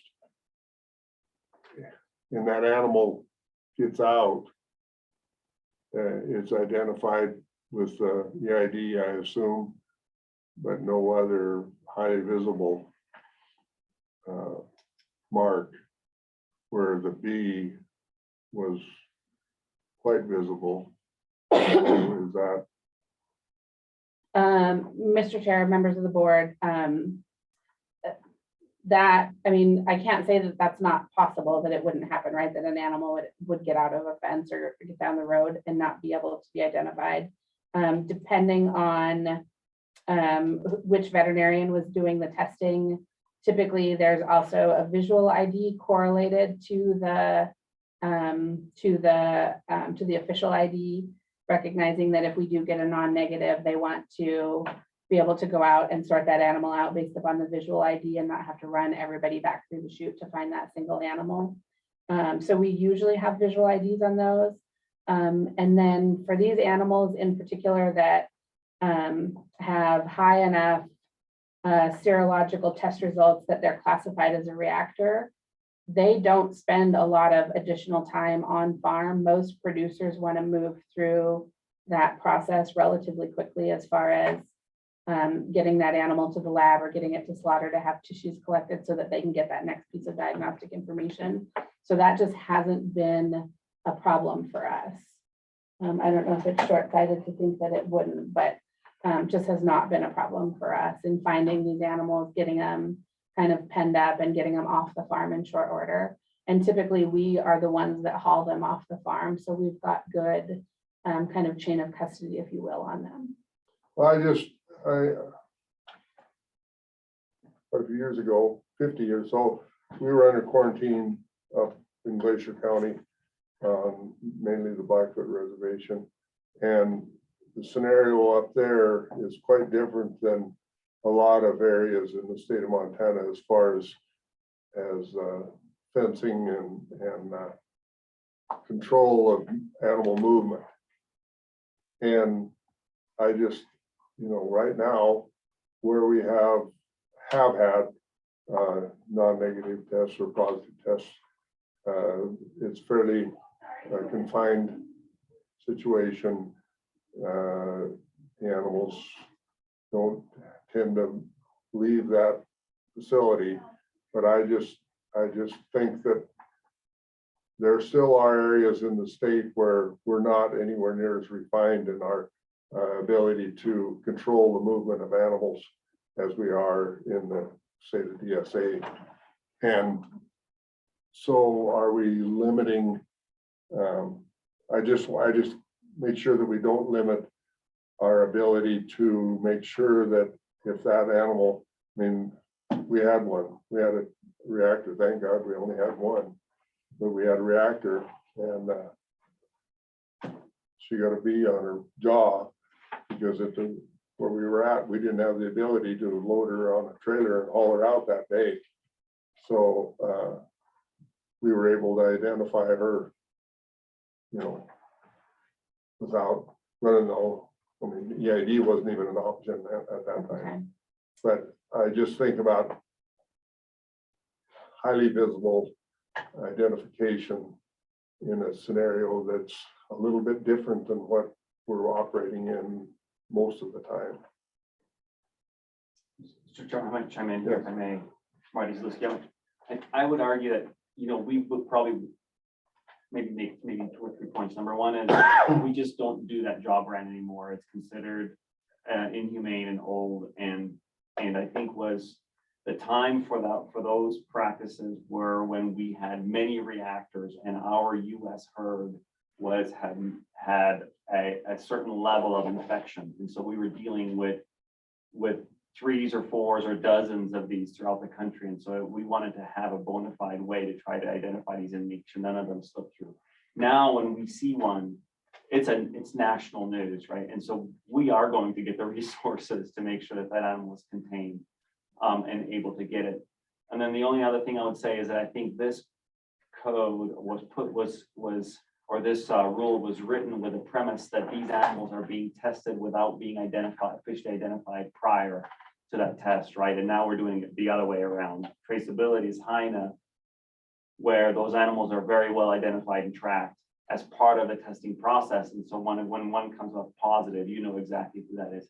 Having said that, I totally understand where your point is. And so if the board would like us to have some additional emphasis to make sure that non-negatives are somehow, or suspects are somehow more controlled, we can work on that. I think I'm sure there's a middle ground there, but I wanted to provide some context for how that was, well, for the genesis of that problem. Especially if you looked at outside of the DSA, I think. Yeah, that's where, hopefully we won't ever have one outside the DSA, but as we all know, the DSA is expanding. So there is that possibility of being outside the DSA and we're a long ways from the DSA, but still animals are quite mobile. I mean, there's cattle I hauled cattle back to Dell from my backyard, basically. So there's an opportunity for, okay, Mr. Chairman, in thinking of what you were describing, there suddenly came paintballs into my mind. And so is there a way you can put a brilliant, long-lasting paint mark on an animal? You can see that if it's way out in the pasture, you can see it, that's the one you have to bring in. Once you bring it in, then you can run a wand over its ear tag. Mr. Chairman, Ms. Bacchus, I mean, we've spray painted TV suspects before. I mean, you can do lots of different ways to identify them. Hopefully for brucellosis, where we know how it's transmitted, most of the time we get these animals in when they have non-negative test results and they're held separate. And so it's not an issue. The question, or I guess the point that Mr. Curry made is that if they still escape, we want to have something visible on them. And so, you know, we've purchased like big red ranch tags to put in animals' ears before, so they're easily visible. Chalk sticks don't tend to last too long, but I mean, we could certainly kind of flesh out, like Dr. Zaluski mentioned, some additional ways to make sure that we have kind of reconciliation of these animals if they're outside of the DSA. Bleach is very effective as a firm. It does.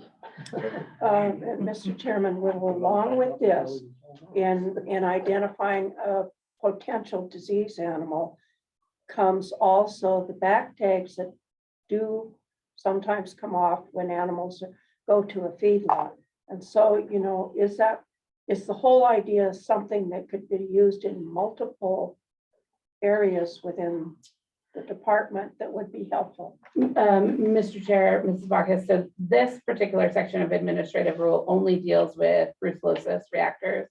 And so the only outlet for those animals is either our diagnostic lab, a slaughter, like a small slaughter plant where we can collect tissues off of them at the time they're slaughtered, or doing them on farm. And so there's relatively little, they're not going to go through a livestock market necessarily. We recently had a discussion about a cow that went to, or a steer that went to Idaho for slaughter that was a positive. But the back tag had been lost. And so following back to where it came from was very difficult. This was within the last couple of years. And so I'm just looking at the whole picture rather than any one given thing.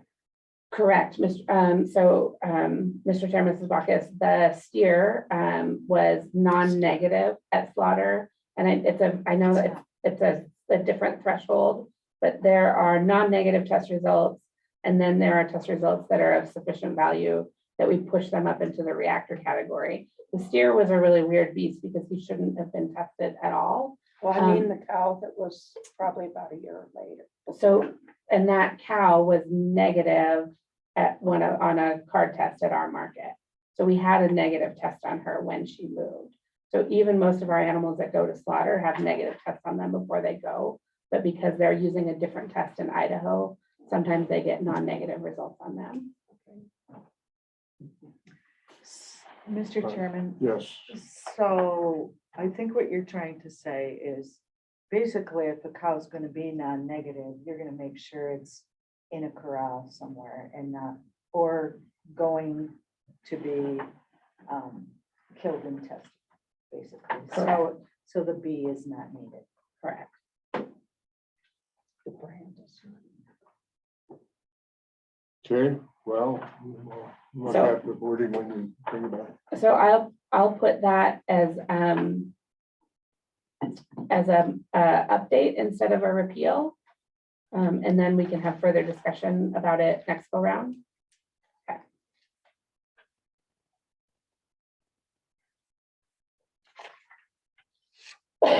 Um, 323418 indemnity paid for reactors. This is somewhat a continuation of the recommendation associated with code. You can see here that it specifies $50 for reactors. We have not, the Department of Livestock has not paid for a reactor animal in my time here. The amount of money that they receive from USDA for diagnostic purchase isn't a lot more than that, but this is just outdated and something that we don't do. So I would recommend that it be repealed. And then pending the outcome of a change in code, we could potentially put something back in administrative role. 323440 certified brucellosis-free bovine herds. This is for herds that go through additional testing on an annual basis so that they can declare themselves to be brucellosis-free. This is something that a purebred herd might pursue to have better access to export channels so that they're not having to test animals every time they want to move them out. Some of our bull stud facilities go through these certification processes. Again, a lot of it's for export.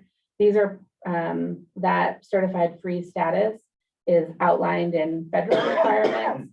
And so having it here is really unnecessary. So we would recommend that this be repealed.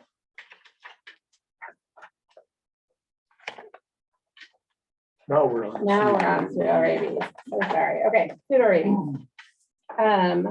So I'm not going to walk through each one of these. Pseudo rabies is a disease that has not been diagnosed in our domestic swine herd in many, many years. We're considered pseudo rabies free here in the state of Montana, as are, I think, all other 49 states. And so all of the sections here talk about how you would handle pseudo rabies detections here in Montana. So what I would recommend for the pseudo rabies section is that we put language in the start of it, similar to what we have for TB and that I recommended for brucellosis, that says, should we have a detection of pseudo rabies in Montana, we will handle it consistent with federal regulations. And then retain 32.3.306, which is not on your list. I did this very strange, I'm sorry. But it's the use of the pseudo rabies vaccine, and it specifies that we can't use the vaccine in our state. You can't differentiate a vaccinated animal on a test. And so because we're pseudo rabies free, we don't want people vaccinating those animals and thereby producing confusing test results. So we would specify that we would use federal guidance if we had a detection, and we would keep our restrictions on the pseudo rabies vaccine, and we would repeal everything else in this section. Right.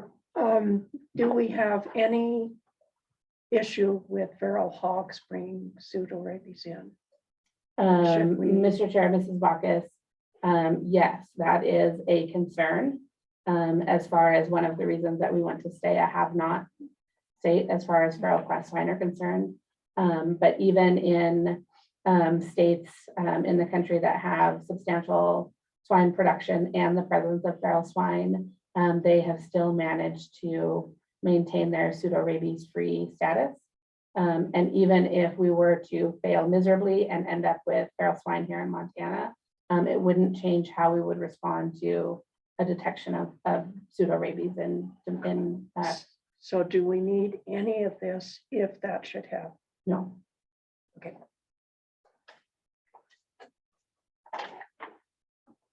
Right. That was a big one. Okay, so now moving into tuberculosis. And this is a similar conversation to the one that we just had. There's a specification that reactor animals be branded with a T on either the right or left jaw. Again, because we have official ID on these animals, we get them under quarantine in relatively short time. And if the owner, if we lose track of them, the problem doesn't go away. The owner is still subject to all of the regulations. So whether or not we still need to identify them because they, might get out, I guess, is up for discussion. So I would propose that we repeal it. If it's the board's pleasure, I can propose somewhat modified language here. And Dr. Szymanski, if my name is sure, just as we've been through TB and we've learned about it, unfortunately, we have our testing protocol, which we've talked about several times, not being great with the codifold test and then the gamma test and then confirmatory test. Really, what we call an infected animal is dead, right? I mean, we wouldn't have what we would consider an infected animal standing around anywhere. They're still in more of a suspect category. And once they get beyond that, they're headed to slaughter. I mean, so I don't know why you would identify until you really feel confident about their infection. And if you feel confident about their infection, they're not going to be standing around anywhere anyway. Is that not true? Mr. Chair, yes, that is correct. So because our live animal tests are not great, and it typically requires a series of them, by the time, so we know most detections are at slaughter, right? So we've already removed what we think is the affected animal through the slaughter process, and we're going back to look at the rest of that herd. Even if we were to identify additional animals, getting them to the point of needing to take them to slaughter, we still don't have confirmation that they are affected. And I don't know if it would be a matter of putting discretion on here of when we would use the T brand instead of, we don't do it now. It says that they should be branded, and we don't brand them. And so maybe adding some just clarifying language in here about instances in which we may want to brand them because we're concerned about losing those animals. I guess would be my thought. Well, a couple of things. Excuse me. The tools we have in the toolbox are what we have. We don't want to lose something if we need it down the road. But my thoughts on this one, after looking at it, you say if we know they're a reactor, they're down the road, unless they're on a reservation. And the reservations cause a problem with losing some of this. Everybody around, and many people, Jean is one of them, lease land from the reservations for grazing. Many other people do too. And so if they come off that lease and they have a reactor, the only thought is the reaction may have come from reservation animals. And so how do you deal with that? How do you address that? We don't have authority on the reservation. So just as we couldn't quarantine a herd on the reservation, we certainly wouldn't have the authority to brand an animal on the reservation. The Blaine County investigation butted up against the reservation, and the Prairie County, one of our recent traces, we had adjacent or exposed herds that were on the reservation. To date, we have been able to successfully reach out to the tribal council, have a conversation with them about kind of what we're doing, what the implications of it are, and what we need to accomplish. And we've had good compliance from all of the jurisdictions that we've worked with on them making sure that the tribal producers and the tribal cattle involved in the investigation kind of meet the same standard as what we're holding our resident cattle to. And if we were not to get compliance with that ask, at some point in time, it would be a matter of treating that entire reservation as a TB exposed or brucellosis exposed or whatever the disease might be, and having restrictions on all of those animals because we weren't able to resolve the individual herds within. Would that mean you'd quarantine the entire reservation? Mr. Chair, Mrs. Bacchus, to some extent, yes, we would have requirements for animals coming off of that reservation. I'd say it a different way. We're not going to quarantine the reservation, but we may treat them like a sovereign nation or a state where they have their own set of requirements to import animals into Montana. That's the way I So would say you it. use importation rules. Yeah, Right. okay. Okay.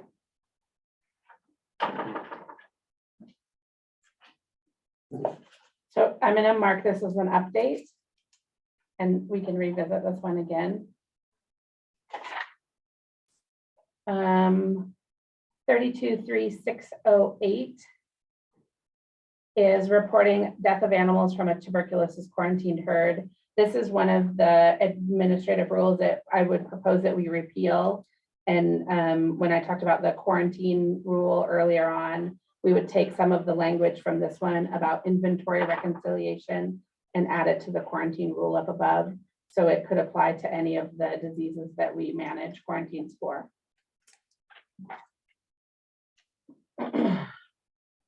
323611 is duties of veterinarians and meat inspectors upon finding tuberculosis lesions in animals. This provides some provisions for what needs to be done should they find evidence of disease at slaughter. And it goes kind of well beyond what the standard is for animals that are found with lesions at a federal plant. And so I guess knowing that TB lesions are reportable, knowing that we would have any of the ID that's collected off of those animals I think that all of this is unnecessary, and so we would recommend this one for repeal. Would that come under USDA? Would, wouldn't it? Yes. Yeah. Okay. Moving into rabies, 32.3.1202. This specifies a rabies quarantine. So this talks about if we have a detection of rabies in a terrestrial animal, so something other than a bat, that we put a quarantine on that county for 60 days from the date of the diagnosis of rabies. That quarantine applies to dogs, cats, and ferrets that are not currently vaccinated within the county. And I certainly understand, I think, the rationale for it.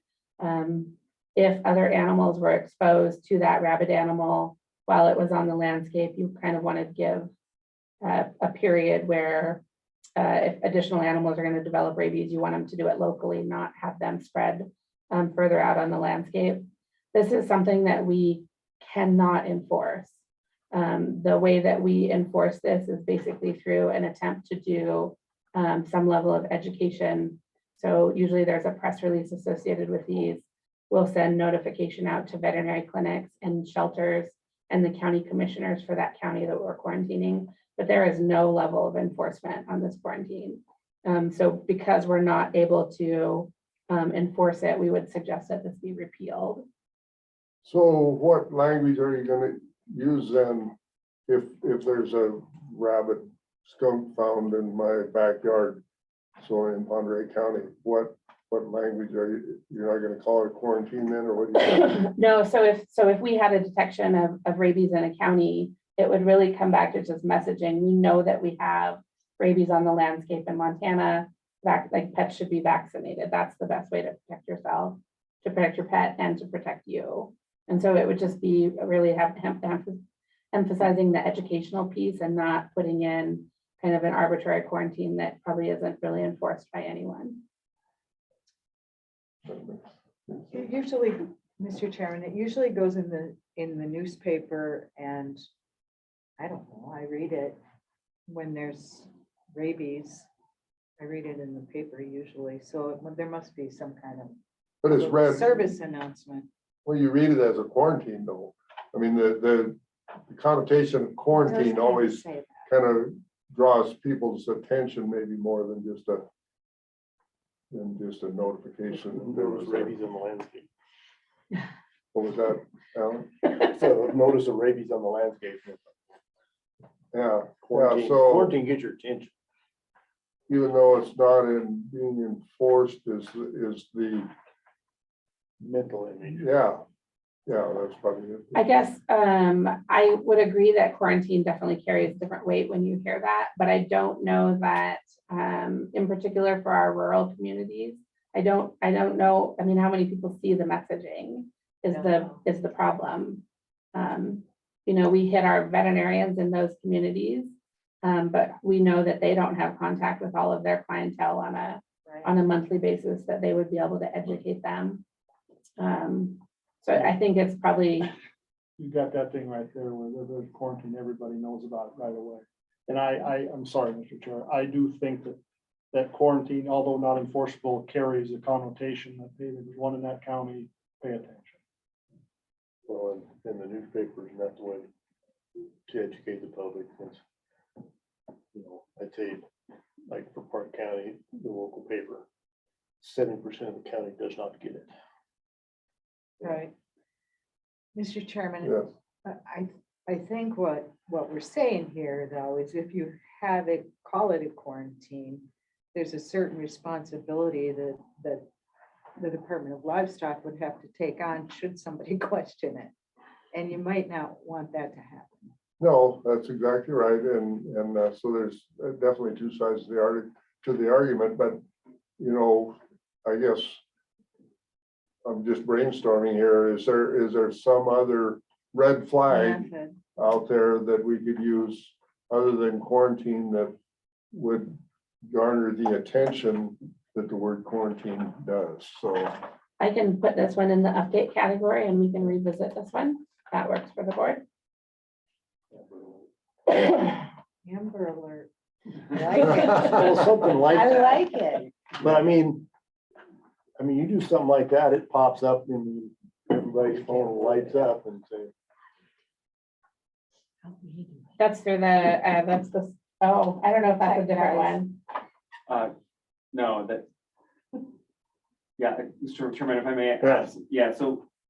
This is Marty Zaluski for those folks on the phone, so. I consider that the power to quarantine that from the Department of Livestock is somewhat sacred. And that is something that is our strongest tool. And I understand that that's why it gets people's attention.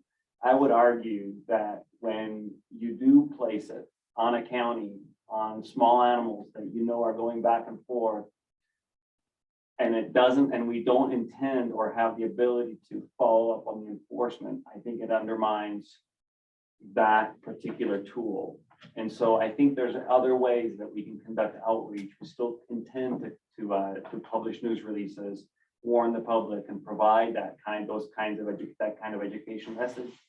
And we do it in concert with public health and others. And so I would advocate that this is something that kind of creates some confusion and kind of dilutes the department's power. So that would be that is why we bring it to you, recognizing that there are many other considerations there. Yes. Marina.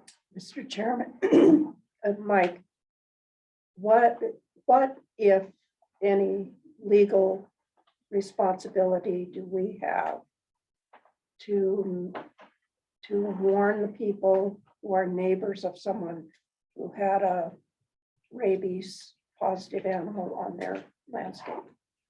Is there a legal ramification here that we need to deal with?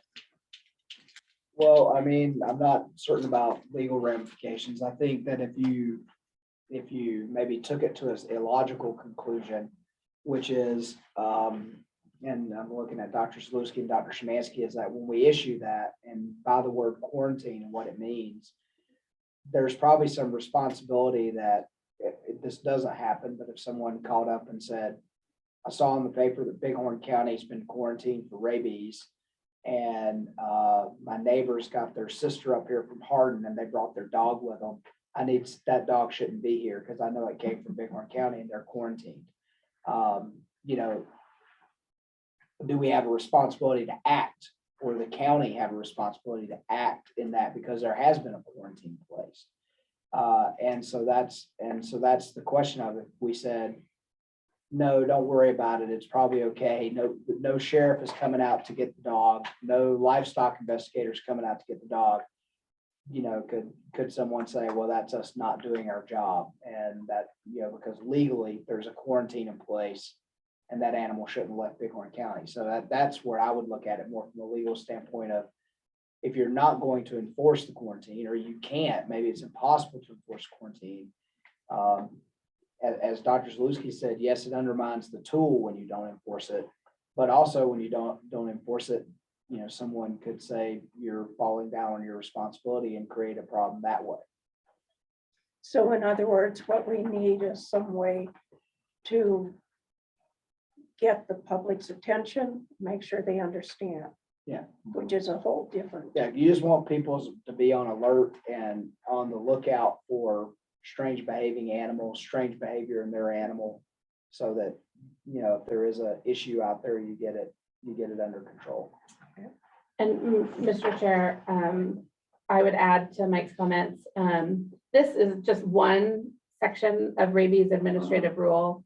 There are other things in there that we're doing in response to positive detection. So both public health and our office work to identify what other animals may have been exposed, what people may have been exposed, and do the press release and the education. So we're just asking to take this one piece out. And Mr. Chair, I should have mentioned that. That was where I was taking my answer is the assumption that with the actual affected animal and their neighbors, we're doing what we're supposed to be doing there. But when you issue a countywide quarantine, what that does mean, if you think about that, what that means is if I go to visit my family in another county and I want to take my lap dog with me, technically I'm not supposed to because I'm under a quarantine.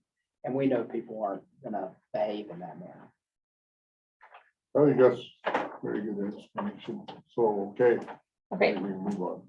32.3.1.305 is within the scrapey section of administrative rule. This one just said, this is a weird one. It's for disclosure of information. Breed associations and registries, livestock markets, and packers may disclose records to appropriate authorities for trace source flocks and exposed animals. It doesn't say shall, so there's not a requirement that they do so. And most of this information is provided. This is just, I think, a really unnecessary section of administrative rule. As far as, yeah, providing that information to us. 32.3.1505 is within the poultry section of administrative rule. It talks about blood testing with salmonella agents. In the first section, it specifies the list of approved tests, and that list is no longer current. So I would propose that this section be updated to say a test that's approved by our office, or update the list.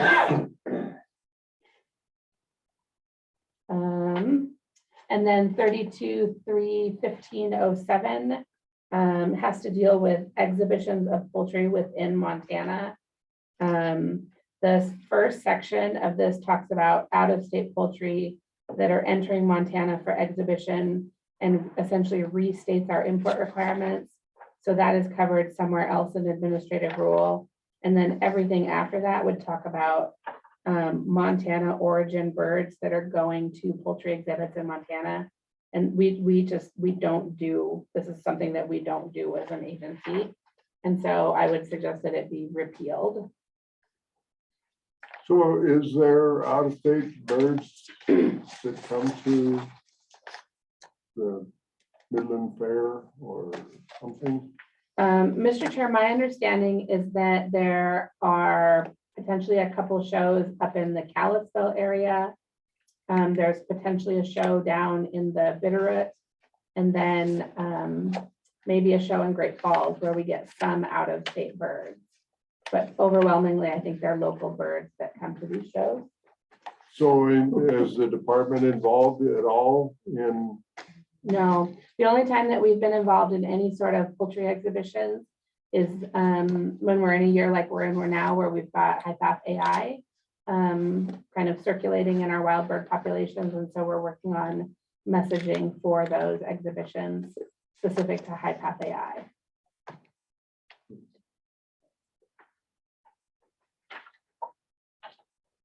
Um, 32.3.2001 is brands and earmarks. This is somewhat of a maybe a moot point after the conversation this morning. This is one that we would propose some updates to. So I can stop there. I think it needs to be, it could be visited a lot more. I mean, if we're not going to put the B brand on the jaw, we're not going to put the T brand on the jaw. Do we need to put a CAN brand on animals? Any of them that come into the state where we have other means of identification. So I think that, you know, I mentioned to Jay that this might not be the time. We might be a little ahead of the curve on trying to change this rule now without the industry having an opportunity to weigh in. But I think it's something that needs to be on the radar and looked into further. Certainly. 32.3.2006 is intra-state movement of cattle. So these would be requirements for animals moving within the state of Montana. This is another one where none of these are enforced, or as I read through them, necessary in regards to how animals in the state are marketed and brand inspected, that it would, I think, compromise our ability to trace animals if we were to do away with this. 32.3.2301, control of biologics. This says that all biologics that enter the state of Montana have to be brought in with a permit. For biologics that are fully licensed under the USDA Center for Veterinary Biologics. Short of some specific diseases, infectious laryngotracheitis, brucellosis, pseudorabies, kind of some of the ones that have implications associated with the use of them. We would like to allow many of those vaccines to be sold in the state of Montana without an import permit. We don't need to know about, a respiratory vaccine for cattle or a lepto vaccine for dogs to be coming in. So just allow us a little bit more flexibility in what we require permitting on. So you will still have some sideboards on this that you will Correct. require. Yes, yes, so this will be at the state. And then the last, and then there's another portion in there in 6, it talks about how they all have to be stored. And not all vaccines are stored at the same temperature or not recommended to be handled the same. And so that's really outdated guidance there. So we would remove that section. Okay, Matt, I have a question. Okay, you talked about vaccines for dogs, and we've talked before about a fair number of rescue animals coming in from California. I'm guessing you require that they be vaccinated for a variety of things. Does this speak to those kind of vaccinations? Mr. Chair, Mrs. Bacchus, the only requirement for vaccination for dogs that are coming into the state of Montana is for rabies.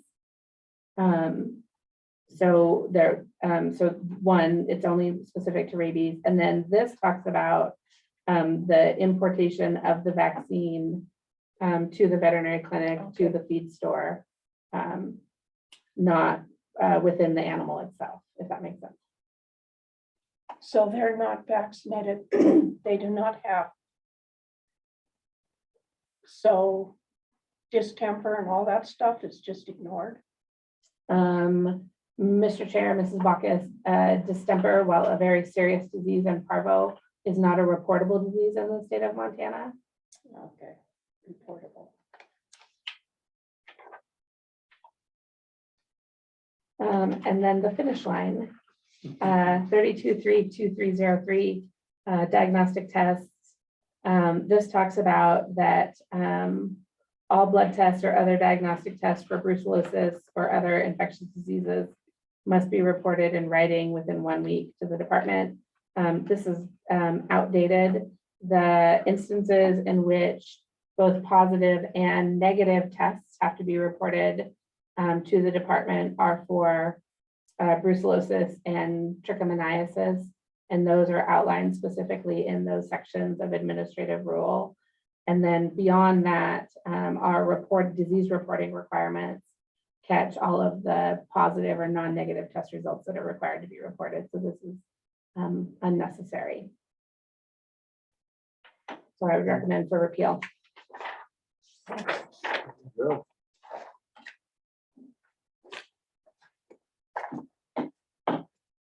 Under 3 hours. That's a good thing. Under two, I think.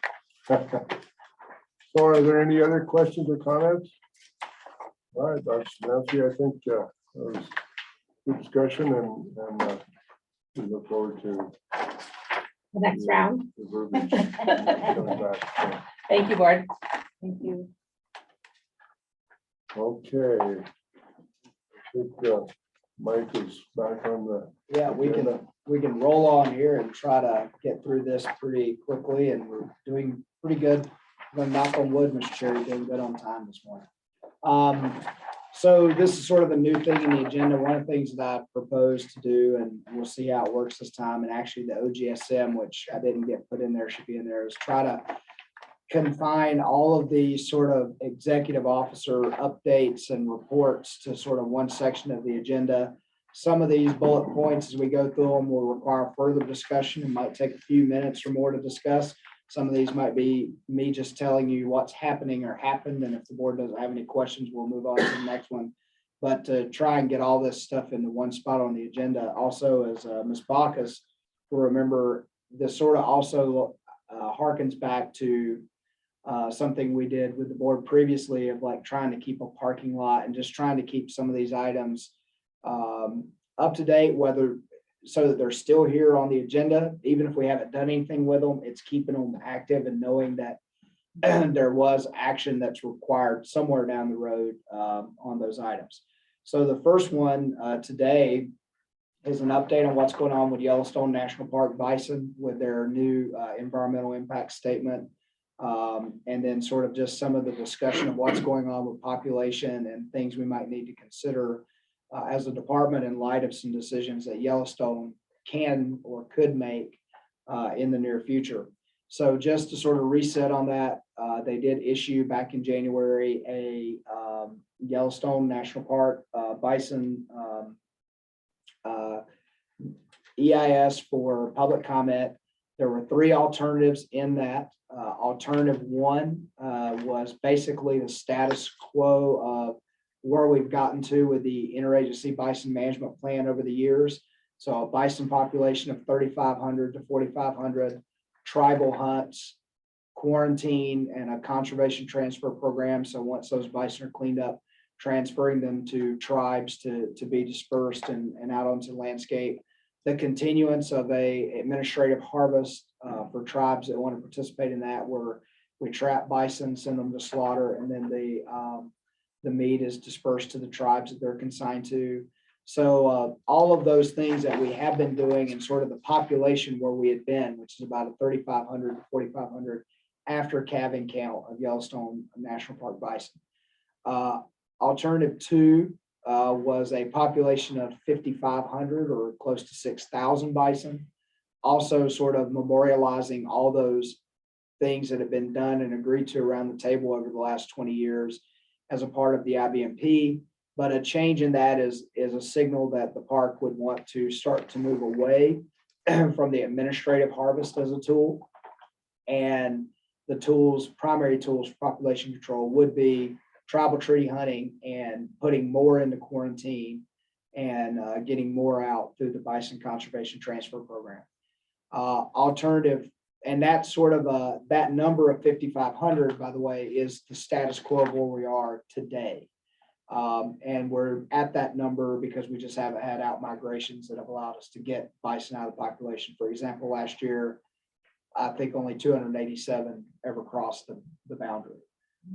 And so that didn't allow, and our goal was to remove 700. So obviously we didn't hit that goal. And then alternative 3 would be 8,000 plus bison, an option that they call food limited carrying capacity, meaning as much as the landscape will support. Also sort of a de-emphasis on shipped slaughter, that the conservation program, transfer program, and tribal treaty hunting would be the primary methods.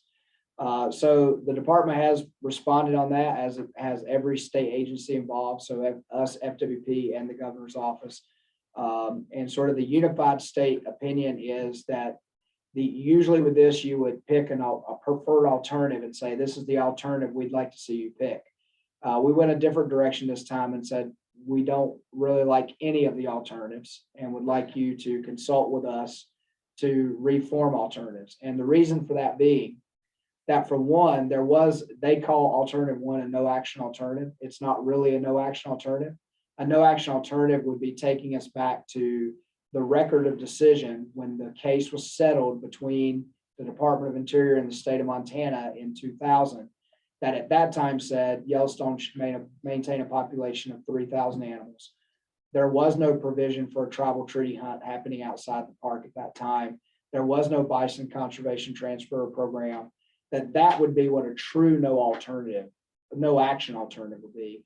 And the fact that the state and other partners have been at the table doing adaptive management for 20 years, all those things that have been added in have not been through any sort of environmental analysis. And so to just accept that as a no action alternative means we're just going to accept those activities without any environmental analysis or further study on them. So that's why we answered in the way that we did. I've had some conversations with park leadership since that time and sort of conveyed that message. Also, I've been asked about why we wouldn't accept, we have 5,500 bison today and we're not having problems. Why would we not accept that?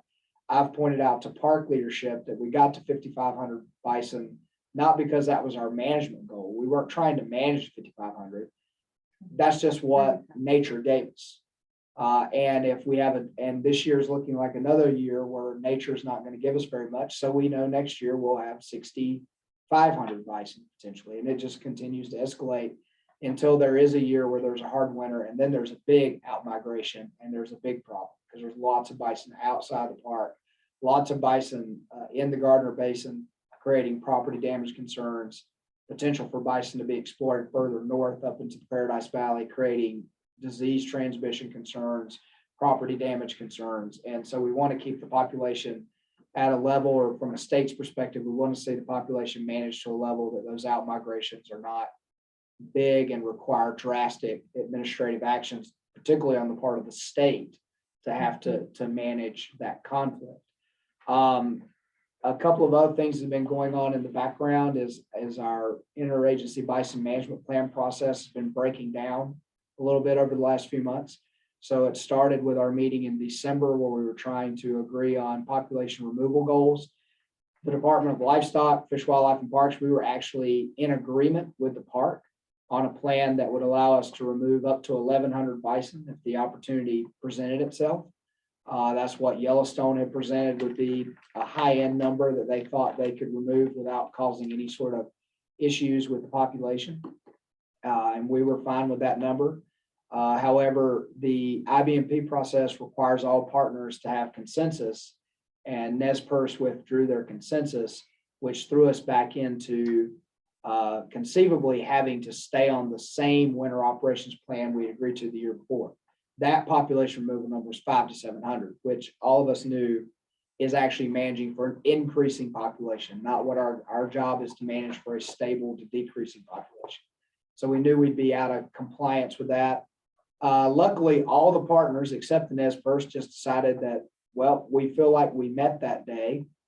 You didn't express your opinion that day. So there was consensus on that day. So we all signed the new operations plan. So we're getting challenged on that by Nez Perce. They did not have consensus. So I assume our spring meeting will be filled with a good conversation about what does consensus mean. I can tell this board that I'm going to that meeting armed to say, look, we all come to the table to represent the different agencies and entities that we represent. And if you don't come to this table empowered to make a decision, we're not going to wait. We're not going to have a situation where people can say, because I could certainly pull that card too. Everything that's discussed at that table, I could say, well, you know, until I meet with my board, I can't do anything. And we will never get anywhere.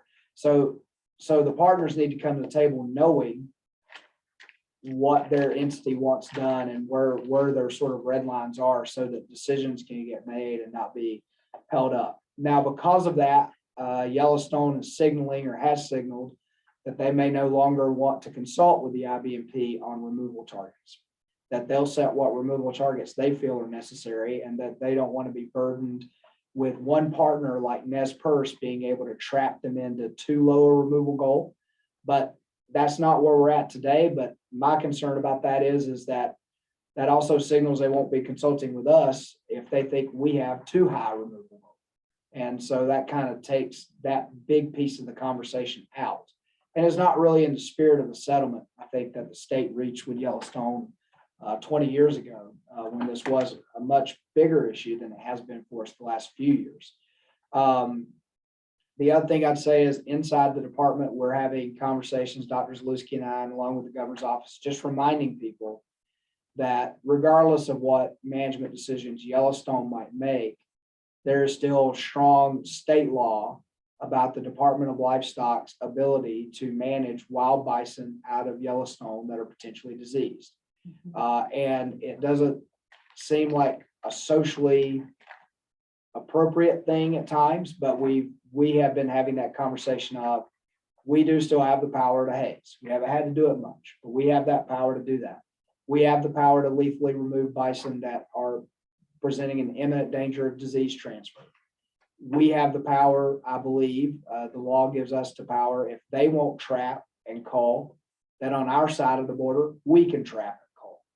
And that these are all options that if we found ourselves in a position where we had a very high Yellowstone bison population, we were having big out migrations, that we need to be ready to execute on those legal options that we have. And certainly department did in the 90s, 80s, and 90s have to use those quite extensively. So that's where we're at. They have not, obviously it'll be a while before they issue a decision of saying which alternative they picked, or if they're gonna go back on the EIS and revise their alternatives based on what the public comments were. So we're still in a waiting game on that. But I do know an IBMP meeting's coming up here in April, and it should be an interesting one, to say the least. But that's where we are on the Yellowstone National Park bison issue.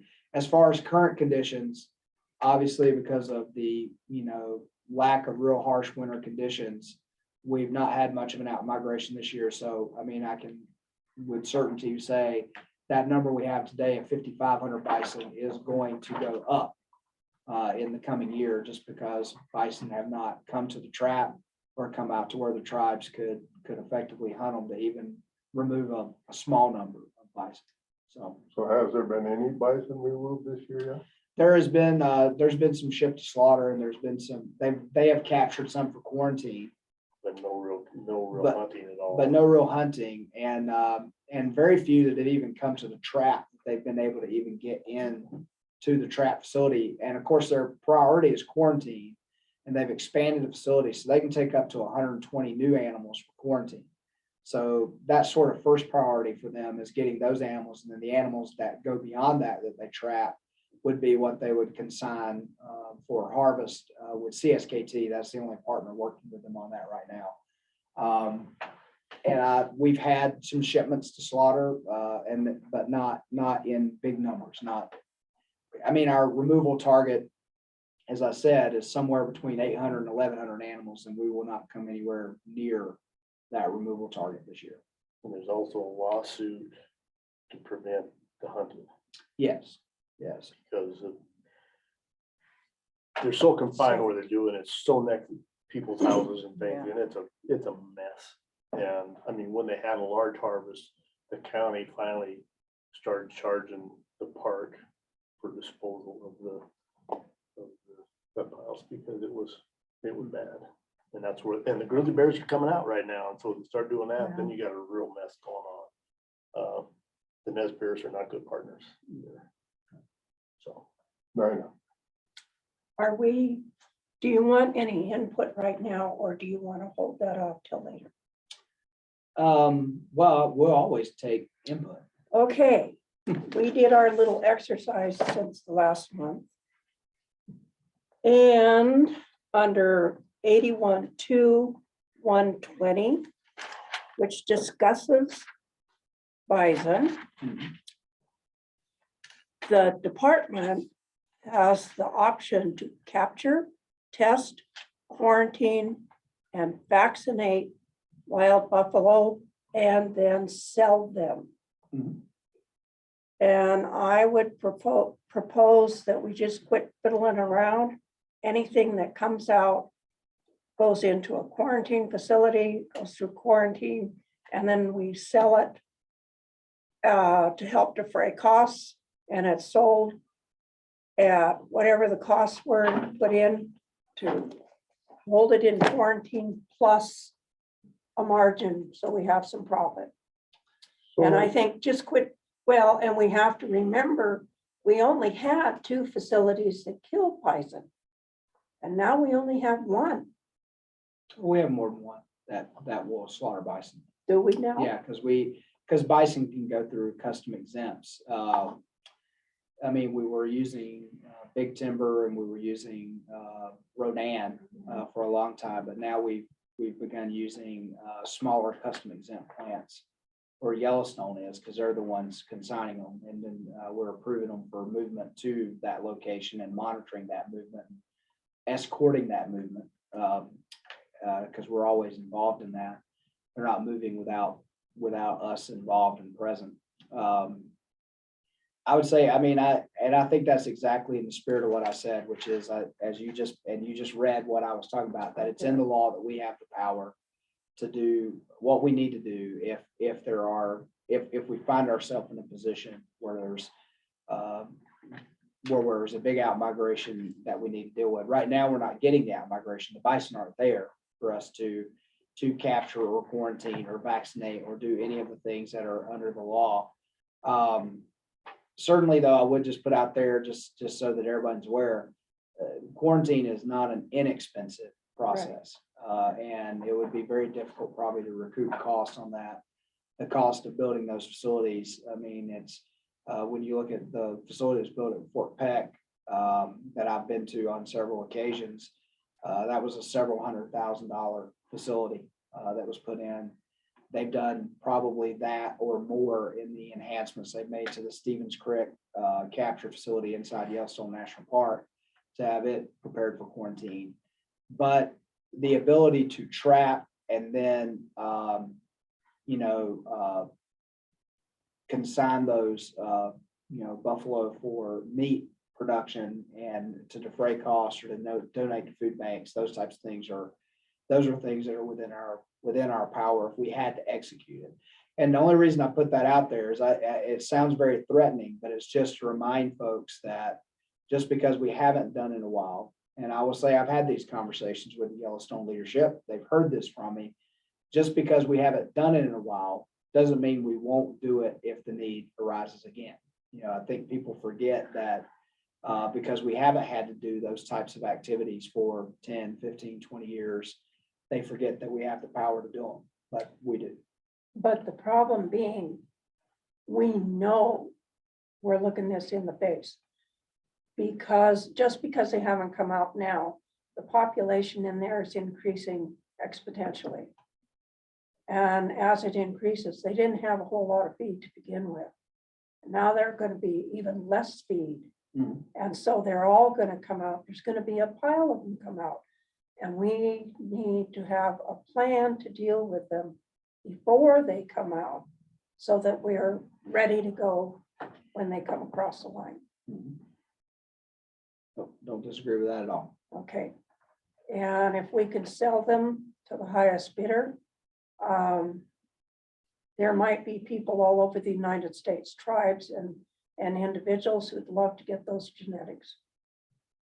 And so we're not selling bison, we're selling genetics. That's how you label it. We have to be careful. We might also be selling brucellosis, so we have to Oh, be that's careful true. about that. Mr. Chairman, Yes. I read the complete thing that Mike put together and said that it was did an excellent job with it, and I want to bring up that it was done excellent. I address the plant health in the park because I worked with a group of people, scientists, retired NRCS scientists that did extensive work in there, and we did that about in 2012 to 2016, and it was peer reviewed, done everything like you're supposed to scientifically, and they're over numbers by about 5,000 head. Seriously, if you tell me there's 6,000 in there, I'm telling you there's 8. I mean, just the numbers. And you look, I got pictures from the Gardner Basin back when they were coming out, and this table has more feed on it than was in the Gardner Basin. And so 2 years ago, we had a bull bison come out in the summer. Got in this major subdivision. I got out of the Gardner Basin. It went back and forth across the river a couple of times. Our bison manager was called. He's trying to get there from West Yellowstone. FWP was going to help with it. 5 o'clock hit. FWP went home. Guy hadn't got there yet. So then they lost track of it. We can't allow that to happen. And we're looking and through this, talking about the school districts and things like that. I'd love to leave that in there, but school district 75, we can pass that, and they can't go past that point. I mean, that's in the valley. And I also discussed with a person who has a quarantine facility currently that's about to be emptied, and it would be available for lease and he has all the handling facilities. Just, I'm just looking at, trying to look ahead because I see that. I think they could come out even at the end of the summer when they finally run out of feed. And I got news for anybody's green field is, this, and part of their also push was in and around the park. It wasn't just the park. They said in and around the park. They're saying, well, it's Forest Service land. Well, most of the Forest Service land around the park is vertical and covered with trees. They're not gonna go there. They're like any cow or whatever. You gotta fence them to keep them up in the hills. I mean, if they know there's green stuff down the bottom along the river, and I brought it up, we have degradation of streams, all these kinds of things. And, I tried to bring it up with the Greater Yellowstone Coalition. I said, you guys are promoting this, but yet you hand me a thing about climate change and how bad it's gonna be in the park and around the park, but then they, You want more bison? and I'm just going, I can't grasp the concept, so Yeah. I'll leave it at that. I could go on for hours. So the quarantine thing is the part that just keeps running through my brain is the cost. So do we have to quarantine these animals for a period and only dispose of the positives and the negatives through the quarantine we can't dispose of? Well, if you're going to disperse them outside of the area where we have brucellosis, you're gonna have to quarantine them. If they're gonna go somewhere and live. Yeah, I'm not We can thinking send live. them to slaughter. We can send them to slaughter, knowing that 50–60% of them are brucellosis positive, because it's not a human food safety concern when it's going through a inspected facility. So yes, we can dispose of them that way, right?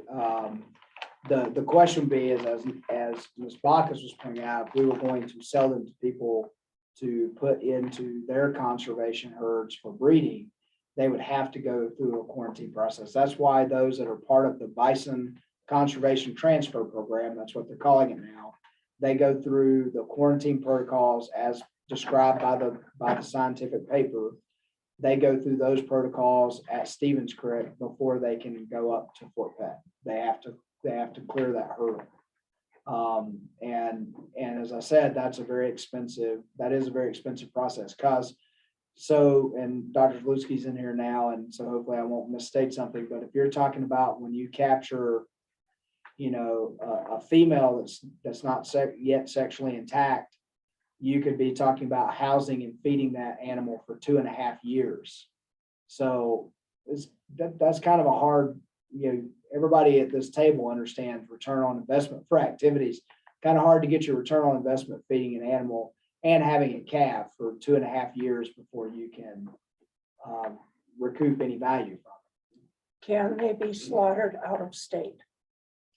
They could be slaughtered in any state. They can, because, and those states would have to determine. So in Montana, what we've done with the administrative harvest is we've set up the condition of when they want to ship them in, knowing they're brucellosis positive animals, they have to contact us and tell us when they're going to do that shipment. Someone from USDA is there. Sometimes someone from our staff is there when they're loaded. They're put on a sealed trailer with a USDA seal, and then they get a law enforcement escort directly to the slaughter facility, and they're there as they're unloaded to make sure nothing happens. I would imagine all states, knowing they would be receiving brucellosis positive animals, would want some sort of assurance that that animal is going on a one-way ticket to where it's supposed to go and going through a slaughter plant. Okay, Mr. Chairman. Mike, so you're talking about 2 or 3 animals on a trailer? No, we're talking pot loads. Oh, you can pot load them? Mhm. Okay. So would it be worth investigating a plant that would be willing to take a pot load on a regular basis outside of the state? Yeah, we've always encouraged that. There was some conversation about taking them to Idaho at one time, and we favored that. We'd love to see them go get processed in Idaho. But that was because was it the Shoshone Bannock? Or maybe Nez Perce was thinking about getting in on the meat program, but then they never did. They've taken them to Rigby before. Yeah, they have gone to Rigby before. That's correct. They did send some to Rigby. Okay, I'm talking more about not the meat going to the tribes, but we just went through with the COVID stuff, folks who couldn't get meat. Excuse me, any folks who couldn't get meat. Can it be processed and then sold or given to food banks or whatever Absolutely. outside of the Montana? Absolutely. The only caveat would be is whether those states would accept those animals coming into their state for slaughter, right? That would be the caveat. It's just like us. The state would have to, the state would have to say, yes, we will allow those animals to be imported to our state direct for slaughter. That's a question we haven't asked of other states other than Idaho or other than Wyoming, because we've never had a need to go outside those boundaries, or maybe we've made assumptions about what we thought the answer from those other states would be. Can we send the meat? Yes, the meat's not an issue. So if we could get them, I'm sorry, Mr. Chair. So if we could get them slaughtered here, right on schedule, load the meat up and go out. Absolutely, yeah, Is it that's something we should look into? and that's what I said, if we ever got into the business of us having to trap and remove them, we would have to figure out something to do with that product. Obviously, we would not, it'd be very wasteful not to. Hopefully this isn't, the mass migration isn't gonna come all of a sudden one day. You know, we're gonna have some forewarning and be able to plan a little bit more, who knows, I guess. But we all know that it's gonna come. You can't increase the numbers year after year after year on a fixed area and not have some kind of issue, either starving animals or they're gonna move to where they have something to eat. So, and we know where that is. So I think, we could talk about this until the cows come home, and they're still never gonna solve the whole problem. Sue, yes. Mr. Chairman, Mike, are there federal or state funds for supporting like the Stevens facility? We have quarantine places in the state that we don't have to pay for. So I'm wondering if like Fort Peck can pay for part of the expenses of having them in quarantine. They got federal money to put up that facility, and I don't know if it's at full capacity, but I'm assuming not. And I'll go back to the challenge we've always had with the Fort Peck facility is geography. If the Fort Peck facility sat right next to the park, it'd be a completely different conversation because we Sure. already have brucellosis there. But it sits in an area of the state where we don't have any brucellosis, and we don't want to import brucellosis to that part of the state. So that's why we make them go through the bulk of the quarantine Down in at the boundary of the park. Right. So the Stevens Creek facility is a totally federal facility run by the Department of Interior. So they fund all of that activity. So it's not Department of Livestock having to foot that bill. Not that bill, no. And then USDA has been involved with some of their facilities outside the park that they used to use for some research. They've used those as quarantine facilities, but they're still within that zone that Alan's talking about where those facilities are, where they're quarantining those buffalo. So we have not had to foot the bill for any quarantine. Now, at Ms. Bacchus's earlier example, if we were going to, then we would have to build those facilities. We'd have to invest in that.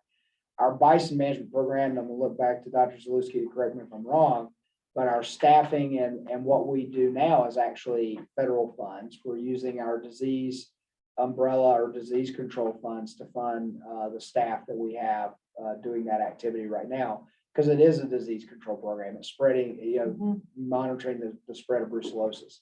So hopefully if we had a bigger role to play in that management activity, that, we would probably be asking the federal government to give us more funds to do that. And trying to get as much of that paid for that way as possible, because it is a federally managed disease that we're dealing with. Who pays for slaughter? So the slaughter, the bison are consigned to the tribe. So in this case, in the last few years, it's all been CSKT. So CSKT pays the cost of the slaughter of those animals, and then they have a program for dispersing that to tribal members. Black Bee would like to be involved. Yeah. They're not in the same mix because they, Yeah, it used to be, ITBC used to be involved in that, which is a bunch of different tribes, and then they disperse meat out to their members. But ITBC is the Intertribal Buffalo Council. Sorry, I'm talking in acronyms. That group, which Blackfeet is a big part of, and so is Assiniboine Sioux at Fort Peck, and several out-of-state tribes, many out-of-state tribes. They have chosen to prioritize getting bison alive through the conservation transfer program, so they no longer participate in the administrative harvest program. Mr. Chairman, I have a Yes. question. How many bison are we talking about in the Stephen Creek facility? That they're, Yeah, because they said increase it to 100 or whatever, but Yeah. I mean, total number. I think their capacity now is about 120 at one time for quarantine. I think the goal is over 200. Yeah, they're still working on expansion, but this year they were able to take in 120. That was their capacity. And what's the time frame of the quarantine? 2 Yeah. years?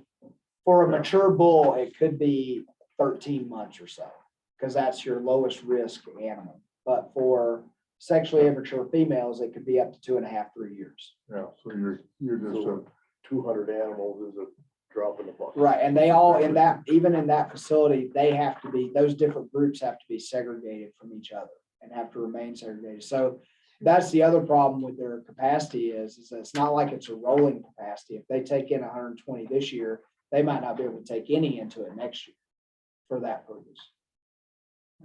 All right, I think we better. Yeah, keep- move on. keep everything moving. else will be quicker than that. There's a reason that was the first bullet.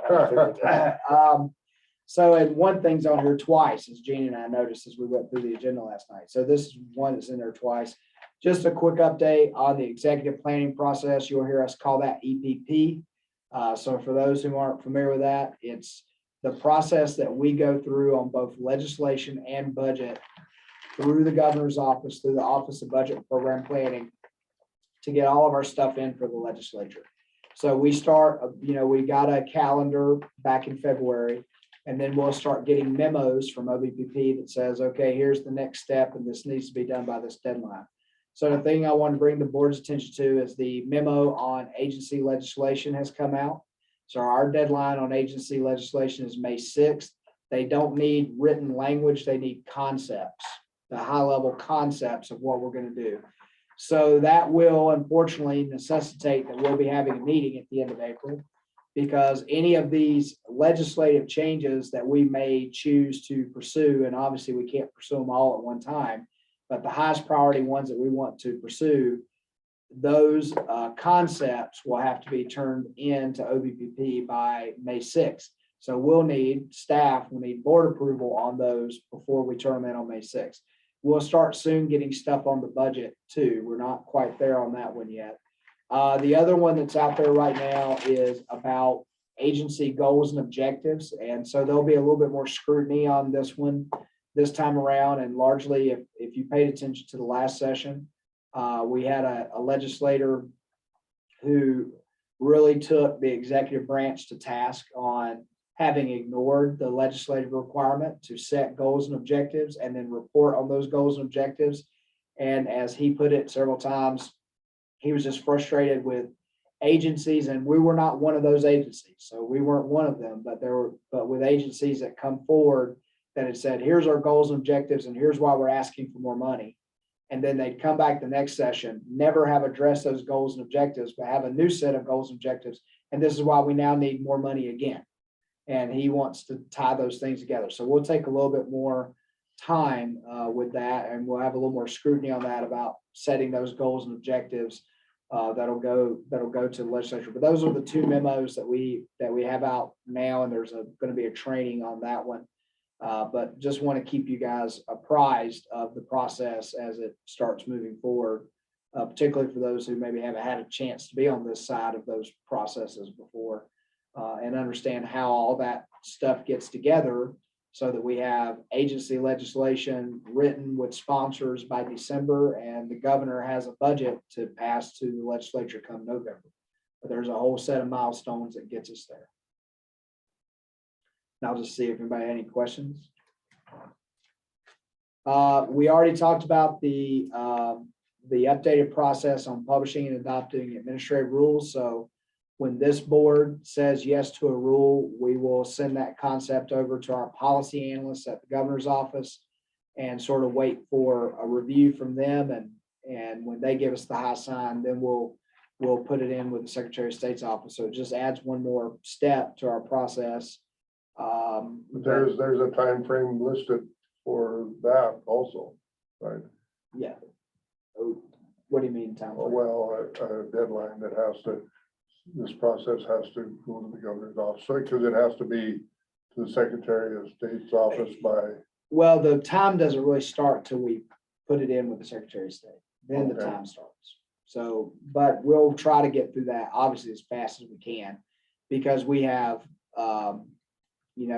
we have also the process of final adoption comes back to the board. So the only thing that'll change in our process is that one step of after the board says, yes, we'll pass that on to the governor's office, and they're promising us that they will work through that quickly, that it won't become something that hangs us up. But I also don't know if they understand the volume of what will be coming at them, but we'll see. We'll see. I mean, you see how much rulemaking we do. We're a tiny agency compared to others. So I already talked about executive planning process on the bond book. I just want to follow up. I've had conversations with Ms. Bacchus and Mr. Redfield that, both have been looking and digging into that.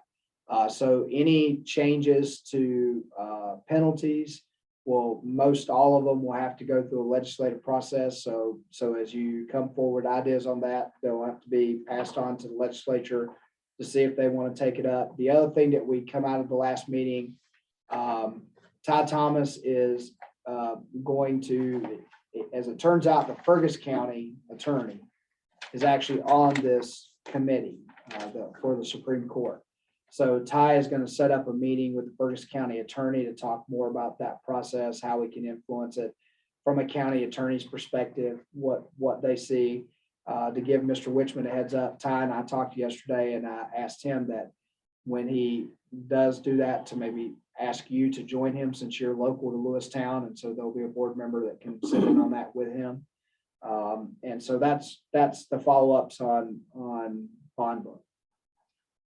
One question from Mike. 81-3-200 actually are county issues. And yet they're in here as an 81. So do we look at those at all, or we just let the counties deal with that? If it's something that the county assesses, I'd probably let the county deal with it. I don't, that's up to them if they want to have increased penalties. I mean, it depends on the issue, probably. I've visited with a couple of legislators already to be looking at this. Both of them have no opponent, so they're, as soon as the June primary is over, they're ready to go. And a couple holdover senators that know about agriculture, and so they're willing to look at it. And Mike Kazmaier will probably be in touch because he has no opponent and he's tuned in. And we talked about one that's been sticking to my craw all along was the lack of penalties for illegal importation of livestock. And open schools, et cetera, so. There's some of those, and, you know, I explained to them the numbers and that, they, you know, they didn't buy fuel, but I didn't buy fuel for Gene's truck like 2 years ago, and it's surely not gonna do it today, Right. so. So, and then you and I, excuse me, I strawed sheds yesterday and I Trust me, I'm struggling with Oh, that too. So we went through just some bear stuff and I asked you questions about some stuff. Did it need to be updated or changed or anything? And you'll tell us that at the appropriate time.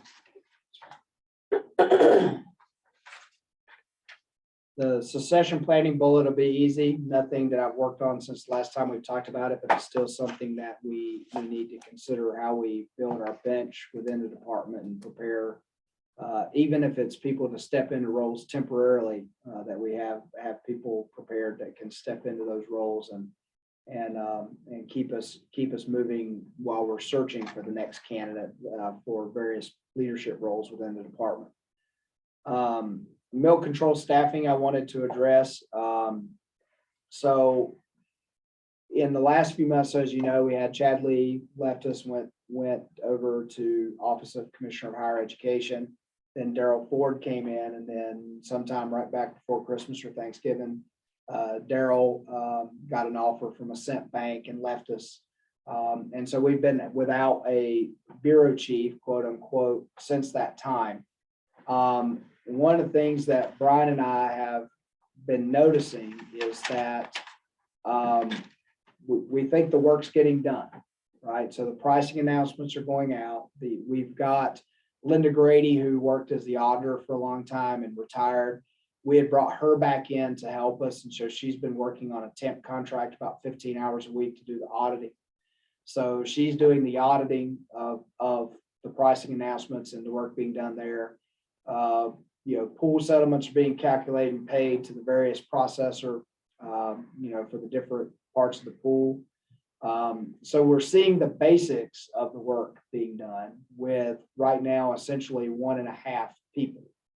Now we do have a complication there, which is that one of the employees in the Board of Milk Control, the one that's still there full time, potentially will retire not long from now. So, but Brian and I were talking about, do we need a bureau chief level person, which will probably cost the Board of Milk Control and salaries and benefits close to $100,000, or do we need, basically an accountant and an auditor that can do that pricing control work, and then sort of the leadership communication to the board. Brian, and he's not in here, so maybe he's not in here on purpose because he's told me he feels he can absorb that role into what he's doing without any problem, and which is part of why we've been talking about that. So that's why we've not moved on hiring anyone, because we want to talk to the Board of Milk Control. They were actually supposed to originally meet this week, but then for some reason they couldn't meet this week. So now they're going to meet in April. So there's Brian. He's walking in. But our plan is to have that conversation with the Board of Milk Control in April to say, here's what we think the right size staffing is. And we think that'll save you quite a bit of money.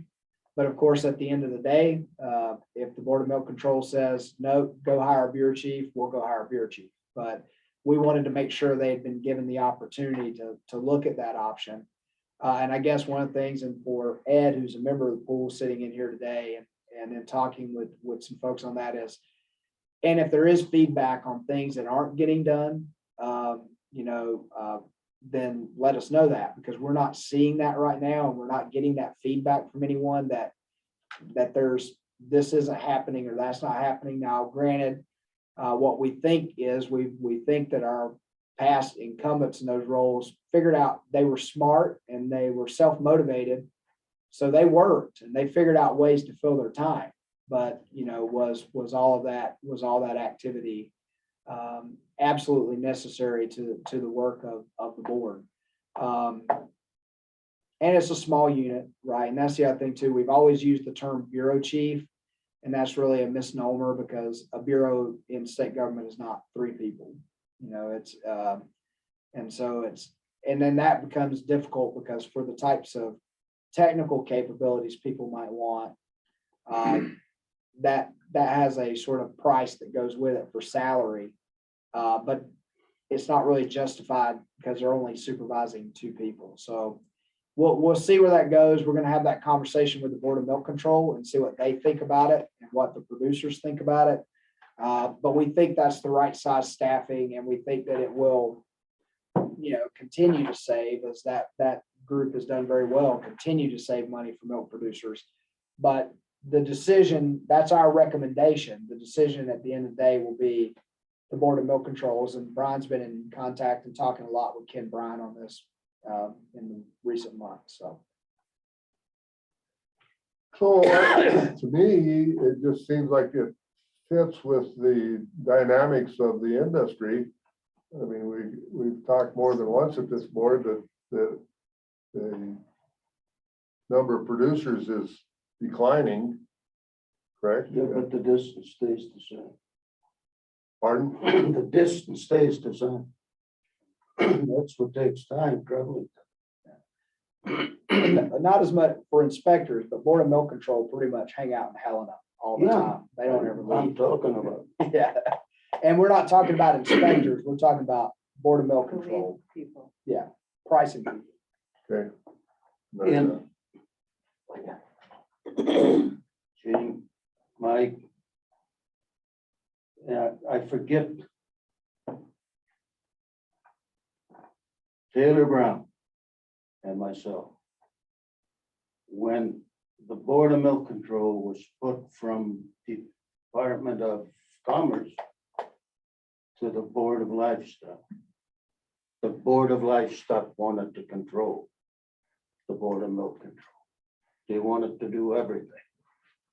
And there was a bill passed that the Board of Milk Control and the Board of Livestock stays separate. The Board of Livestock takes care of the financials to run the milk control.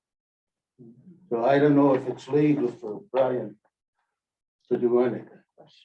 No, the law states that we provide staff to the Board of Milk Control. So all of the staff are Department of Livestock staff, according to Title II.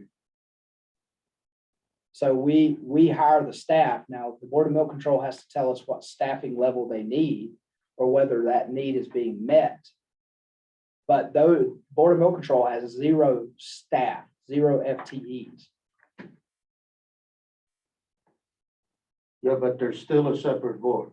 Right, from a policy standpoint, they set the policies, and we're not If- talking about policies. If we can save money and you step up to the plate, so if we can save money, that's fine. But they tried to save money in years past and they fell back on their audits a year and a half behind. And it cost the medical producers $140,000 to catch up. Well, and that's where Ryan, his expertise is in that area. So hopefully that wouldn't be, Yeah, but it's more complicated than oh, absolutely, yeah. to run this. Yeah, no, I mean, the pooling process, and we'll get to it. Yeah. What the legislation wants is to cut quotas. Who's gonna cut it? Something they paid for. Right. Nobody. And the dairy gold producers claimed was not enough quota. The statistics show that there's 45% too much. And that's the reason for milk being shipped out of state and being held class 1. Yeah, and I just want to say, I think the context of this is that what the Department of Livestock has a responsibility to do for each of its attached agencies is to provide the financial oversight and the administrative support. The department has provided that administrative support by providing 3 employees that are devoted to working on whatever the Board of Milk Control decides they want to do. right? And so the conversation that'll be in front of the Board of Milk Control is, and what we're looking at is, we feel we're meeting that administrative obligation with the current staffing level. And there's an opportunity there, potentially, if they want to take it. But what the Board of Milk Control has to make a decision, which is, as Mr. Walters pointed out, is totally their purview, is, are we meeting that administrative responsibility? And so if the feedback was, no, you're not, and you haven't been for the last 5 months, then I think that necessitates that we have to hire someone. But if the comment is, well, no, the work's been getting done, the pricing announcements are coming out, they are getting audited. The pooling adjustments are being made, those checks are being processed, or being paid, that administrative support is there. I will say I had a conversation with someone in the milk industry last week about this, and just to put forward what I talked to them about, they talked about some of the other research and those things. And my point was, is it the administrative responsibility of the Board of Livestock to provide policy analysis for the Board of Milk Control? Or is it the Board of Milk Control's responsibility to engage the industry to get the policy analysis on which they make their decisions? Because essentially what we've been doing for a few years is we have been driving the policy of the Board of Milk Control through having a person that would go to the Board of Milk Control and say, I've done the research and here's what you should do. And the Board of Milk Control just follows what that person tells them to do, which is a Department of Livestock employee telling them what to do. And so that was the question I had. If they want, but of course, the Board of Milk Control, if they want that policy analysis, that's the decision that they have to make and say, no, we still want that done, as opposed to getting that from the people in the industry, Metagold and Daragold and their accountants coming and saying, this is what our calculations are telling us needs to happen. Well, you well know, Mike, that the fees have been less fees been charged to the producer when we had full staff, so is it gonna be less if he doesn't? Potentially, because Certainly there'll be savings. yeah, there'll be $100,000 of salary and benefits we won't be paying anymore. I mean, it's totally up to the industry, that's just exactly, my- and that's where it will go and the decision will be made. Yeah, they'll tell us what they want us to do. Yeah, exactly. So Nina, you had a comment. Well, I did, and listening to everything that's going on is, how strong is the Board of Milk Control? Are they willing to step up to the plate and make these decisions? Or have they relied on Chad and so forth? Yeah.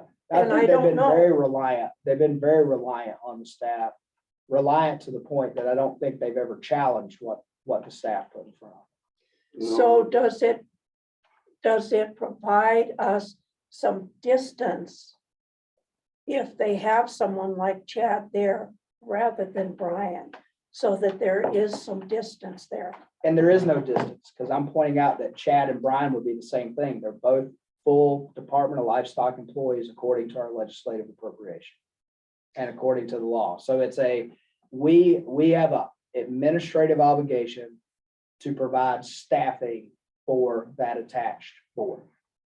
And that is true, Right. but he's the deputy executive officer of the department. I'm just trying to, And Chad was a Trying to- program manager. for and he was department, he was a not for Board of Milk program. Control, Department of Livestock. Okay, do we need that extra step to separate things out? And, somebody will figure that out. I mean, yeah, and with that, if I was challenged with that, I'd say that's a difference without a distinction. Okay, That person's a Department of Livestock employee, right? They just are, because attached agencies, unless they have a law that says they can, don't get to hire their own staff. Okay, those boards don't get to hire their own staff. The agencies they're attached to are responsible for making sure that their administration is done. And so that's why we provide that group of people, is to make sure there's someone to help the Board of Milk Control get its work done. And to me, that gives the producers a little more influence in what employees they have, because they're still members of, they're producers for the state of Montana. So we answer to the dairy producers just like we do to any other livestock producers. So, Sue. Mr. Chairman and Mike, so in the meantime, I guess I'm wondering if a dairy producer has a question or concern, do they call you? They would could. call you? Or they would call, And I'll tell you, that's how it works. When they didn't like what Chad did, they called me. well, there you go. So, yeah. Mr. Chair, I would say that the frequency of that is pretty rare in reality. And I think Chad would echo that too. So yes, they can call the office, they can talk to Mark. They have talked to Mark, they can talk to me. They have talked to me, and of course. Well, Mark's gonna go away and you're gonna do his job. No, there's gonna be another Mark, for sure. I'm Yeah, not we'll doing- have I'm to- not doing. And that's the thing, we're talking about going from 3 staff to 2 staff, really essentially. And the 2 staff that would be retained is the work that's done by Mark Curtis now and auditing. That's what the focus of those 2 positions would be. But there wouldn't be but what Brian will do is take over doing their timesheets and doing their performance evaluation. And, and of course you have to, if there's more controversial things that somebody needs to escalate, they would escalate those to Brian, and no different than when Chad was there. If they didn't like what Brian says, they'll probably escalate it to me, because that's the way it works. Somebody has to keep the law. Yeah. And it's been pretty weak. But what we don't want to do, and I'll say that that's absolutely the point that I make, is that we're not involved in the policy work of the Board of Milk Control. That's their business, how they want, and I'd say that's who keeps the law, is how the Board of Milk Control wants to make sure that set of law is administered properly, is within their power. And that's why I say, we have this recommendation, but at the end of the day, if the Board of Milk Control says, no, we don't really care about that, we've had 3 people assigned to us, and we want to continue to have 3 people assigned to us, and we want one of them to be this type of person, then that's what we would have to do. Because they're the ones, and I guess the producers who are paying the assessments are the ones paying the bill. But as I've put with others, one of the things we do want to make sure we get, we don't want to fall in the trap of just doing things the same way, because that's the way they've always been done, without regard for, is there an opportunity to do it more efficiently? Is there an opportunity to do it more effectively? And if you can do it more efficiently and more effectively and do it cheaper, that's a really great day when you can figure out how to do that. So who does a producer go to if there's a fault? Let's say they underpay. And it doesn't have, DFA won't underpay, especially with this forward contract. I think that took care of the pool. It should take care of the pool, forward contract. Because you're getting the pool blend plus what you forward contract. It could be lower, it could be higher. Right now, it's quite a bit higher. The first 2 months we didn't contract, we lost $30,000. Got your attention, didn't it? But now we contracted for 24, it's 26. But remember, the guys that didn't contract, they're still getting Montana blend. So if Montana blend is 20 and we're getting 24, we're making $4. Way higher than Huh? last. Lot higher than the last couple of years. Well, It's great. yeah, but don't forget. It all works out in the end. Expenses are going up. Cost a lot more to run. What ever this board, if you can convince the Board of Milk Control, and I think you probably have, because I've talked to Brian, the chairman of the board. I know him very well. And I've talked to him, and he told me that they didn't need a bureau chief. But remember, if there's a problem, you have to have a person to go to. And he has to enforce the problem. Brian's got big broad shoulders there. No, that's the bureau chief, that was the bureau chief's actions. Well, and, you know, under a different namesake, Brian will fill that role, only he won't be called bureau chief. No, and I would say we were overstating, a bureau in state government is not supervising two people. That was sort of overkill for the issue. I mean, if you even look at Department of Livestock, most of our divisions are smaller than bureaus in other agencies. And then we had a bureau chief that was over two people. So, okay, I think we will visit this again next month, I'm sure, because the Board of Milk Control will have had their meeting and we'll know where their desires are. So we'll move on to. Yeah, we'll get you to lunch real fast. These last two are not a whole lot of discussion probably. Biennial financial audit happens once every 2 years. The entry conference for that is on Monday. Gene's been invited to that as the board chair. And there's not much to it. It's just them saying, you know, where's the office space we're going to work in?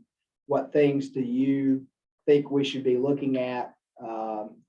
But just wanting to give you guys a heads up that every 2 years legislative audit does a full financial audit of every agency, and there'll be starting hours here within the next few weeks, and then you all be informed as the process moves forward and gets closer to their final findings. We always know with an audit that the first thing they're going to look at is what was on the last audit. We know that. That's going to be the first place they're going to go start digging. So things like deposits and brands that was on there, those are the areas we know they're going to look at. But that process is getting started. And then on department salary analysis process requirements, and Brian walked out, but I'll make sure he hears this because I'm committing to you some homework. So I mentioned today that if we are going to do any holistic salary adjustments for the department, they have to be done before the snapshot, which occurs in the first week of July. They actually have to be in that pay period before. So they'd have to be executed on by mid-June, or else they won't be a part of our budget. Now, I know some of you that aren't familiar with this knows if you were to make salary adjustments in June, you're committing yourself to a year that you don't have them in this budget. But if you don't make them now, they won't be in the next budget. So you kind of have to take that risk. So what we've done in the past is done an analysis and presented that to the board of the different job classifications we have and how they are comparing to the market for their type of work. And so we need to do that analysis and start getting it to you probably next month to lead towards making any decisions that we would need to make before June. If there are any glaring areas in the department where we've gotten really out of whack with the hiring market and need to make some adjustments. So the one that comes to mind, I'm sure most of us here is meat inspectors. Yes. And the feds. We train them, they take them. Yeah. So what is the difference in salary and benefits between what we pay and what the feds are paying those things? It's about, an experienced meat inspector with us, let's put it this way, they have other things that happen, longevity and other things that go in there that are part of the state benefits package. But a brand new meat inspector with us starts at 1836 and they go through a 12-month probationary training period. So once they complete the 12-month period, then they go up to, I think, 2036 at that point. And this is all negotiated with their union. Now, a federal meat inspector starting salary is just north of $25. So once we get a person through their 1 year of training and get them to the salary that we have as their trained salary, they're about $5 less than a starting meat inspector with the federal government. And then, of course, the federal government has their different GS levels that people progress up. So an experienced 30-year meat inspector might make, quite a bit more. And I don't know, I've not been through a federal hiring process in my life, so I don't know if there's a way for our people, like say, someone's been with us for 15 years, would the feds give them credit for that? And if they're starting them up there, it could be quite a bit different because the federal government operates on more of a, every year you get sort of a step and you go up the process that way, which state government Montana has never been that way. It's the job is the job, and we account for loyalty and experience through the longevity program.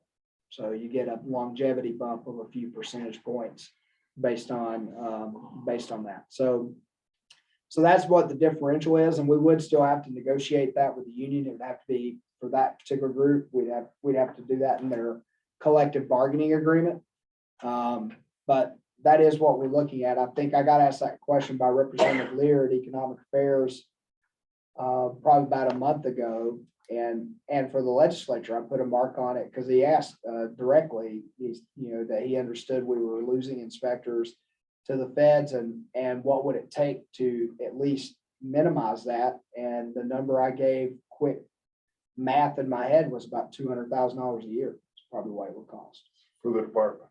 Yeah, to be able to do that. No, it's gonna be more than that, because we've got to have more inspectors. Yeah, but I was just going, $5 an hour times all the different employees we have in my head. That's where I came up with that real quick.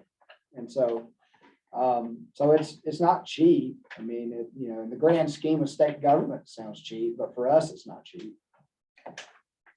And that's general fund. Yeah, Or and I should say half that would be on the feds, which is a good thing. But yes, you're talking about general fund, which is a tougher sell and will continue to be a tough sell. You take the grading station in Great Falls. By having state inspectors, which are actually federal inspectors. All milk inspectors are to the specs of federal inspectors. It's a lot cheaper to have your own people do it than somebody driving from Spokane out here to do it.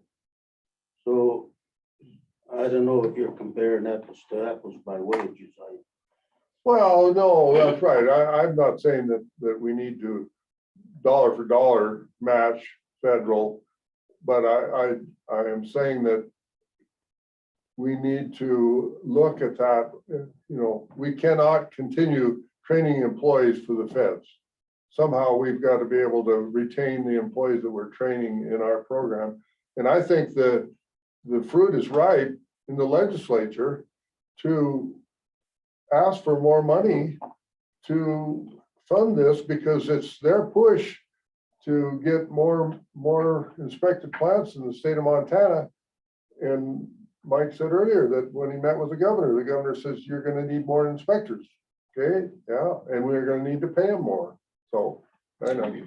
And I don't know if this is the right place to put it, excuse me, but in thinking about this, one of the things that you often have in industry is if I hire you, if I train you, then you must guarantee that you will work for me for a given amount of time after you've been trained, which pays for the training.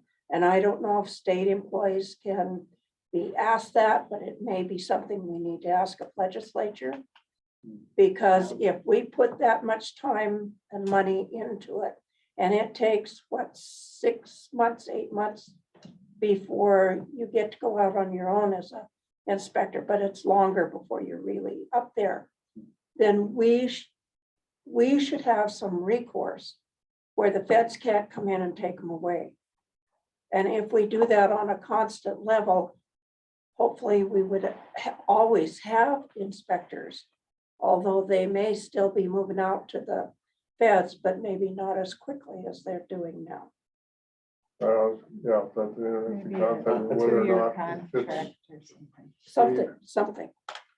Chairman Nina. And if he quits, what would you do? That is a very good question, but if he has signed a contract, there should be recourse. Contracts are only made to be changed. Well, we have to do something. I understand. And it's perfect timing, as Gene said. But the governor is only one guy. I mean. But the legislative- 131 others to deal with. Well, exactly, but the legislation passed that Right. legislature.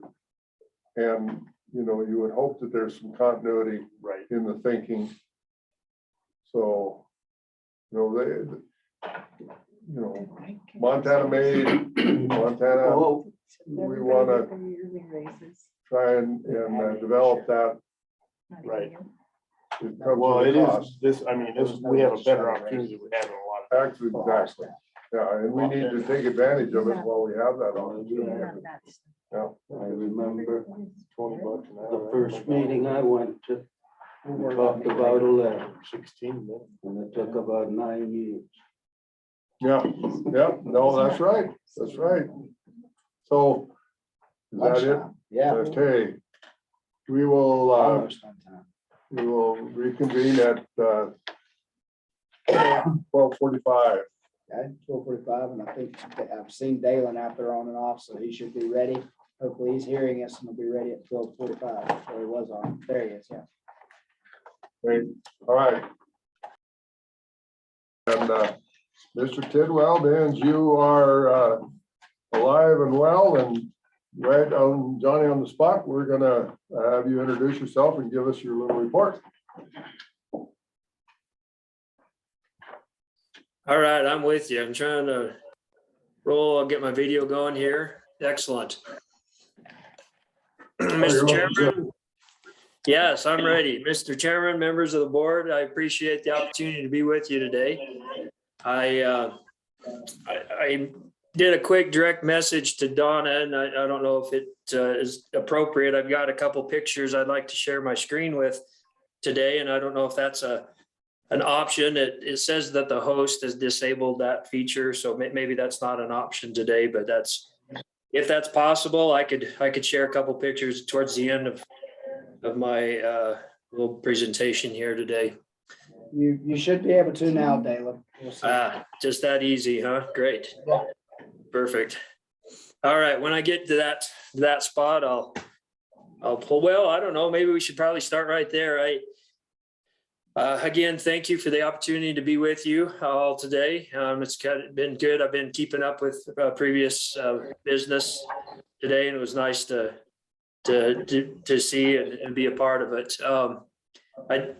As on the agenda, part of your interest, of course, is understanding and being updated on the status of the new helicopter 7765. Everything is going well. I actually, in preparation for this opportunity to share with you, reached out to Jerry Grecians there at Helen Aircraft to get a status in more detail. And he replies back that they're currently on track for a June completion. We do have the high skid gear already installed with a flight step installed as well. The lower wire strike is fitted, but not painted yet. The Bell is working on the Bell company, I should say, is working on the standard instrument panel. If you remember, the current panel obstructs the view. It's so wide, it obstructs the view out of the front windows, which makes it difficult to locate targets. So they are working on getting the standard instrument panel and the glare shield. Currently, he's already got the air conditioning out, the Intel start system, avionics and antennas, and literally miles of wires had to be removed. As we talked before, approximately 150, almost 200 pounds of XX stuff is involved in this retrofit and upgrading. So they do have the spider track system and ready to go, and our, of course, the ADSB and a new Hobbs meter on hand.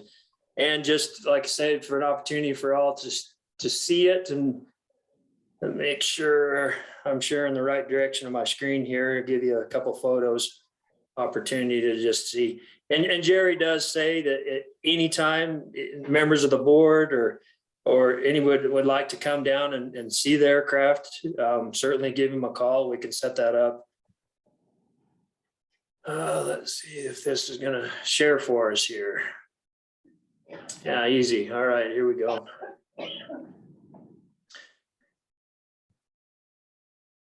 All right, so as you can see, some serious work going on here in wiring and that front control instrument panel. The high skid gears are obviously installed there, but it looks a little bit open and apart right now, but I think things are progressing quite well. And let me pull one more picture if it will allow. Just a close up.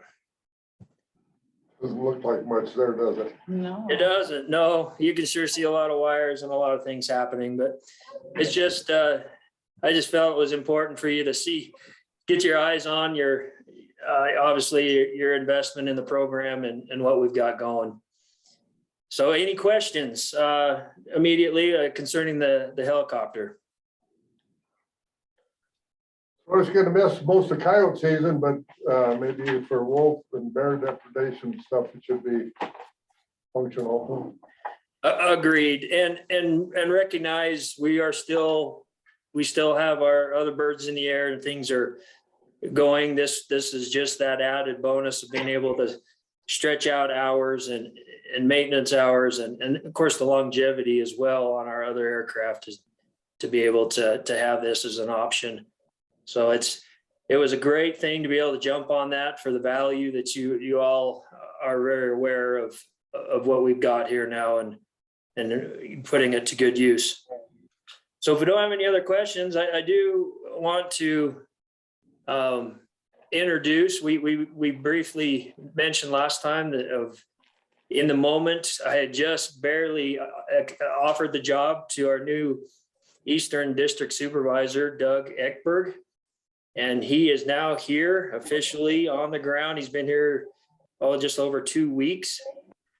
And I mean, I'm impressed. Things are just moving along really well for him as he gets on the ground, already has his pesticide license, taken his test, got that done, all the airport clearances, all these administrative things that just have to happen, haven't even have to ask, it just gets done. So I'm really excited. By way of introduction, I thought it would be appropriate to kind of share a little background or his little bio that I had presented for an introduction for Doug. He actually served as a wildlife biologist for the last 14 years with the Colorado Wildlife Services Program. In that position, he had kind of a really unique opportunity to be involved in all the district operations down there, including a wide range of predator damage management, part of the program, while being stationed at an Air Force base, working, the wildlife damage efforts, wildlife hazard efforts there on the airports and the bases. He actually became the acting district supervisor for a number of months, almost just short of a year, while he was filling in for time that the current district supervisor was away. So he got involved with all the budget, cooperative funding, all supervisory duties. So he has all that base core management of the district, and that's a major part of that position for helping me and keeping the program going strong. He brings a wealth of knowledge, including the predator damage management of coyotes, black bears, mountain lions, and also working with their fixed wing and aerial gunning program down there, negotiating work and financial plans, and the whole laundry list of background of NEPA riding experience, prairie dog management, feral swine control. Had quite a bit of experience down there in Colorado, right in the corner of Colorado, dealing with feral swine, and so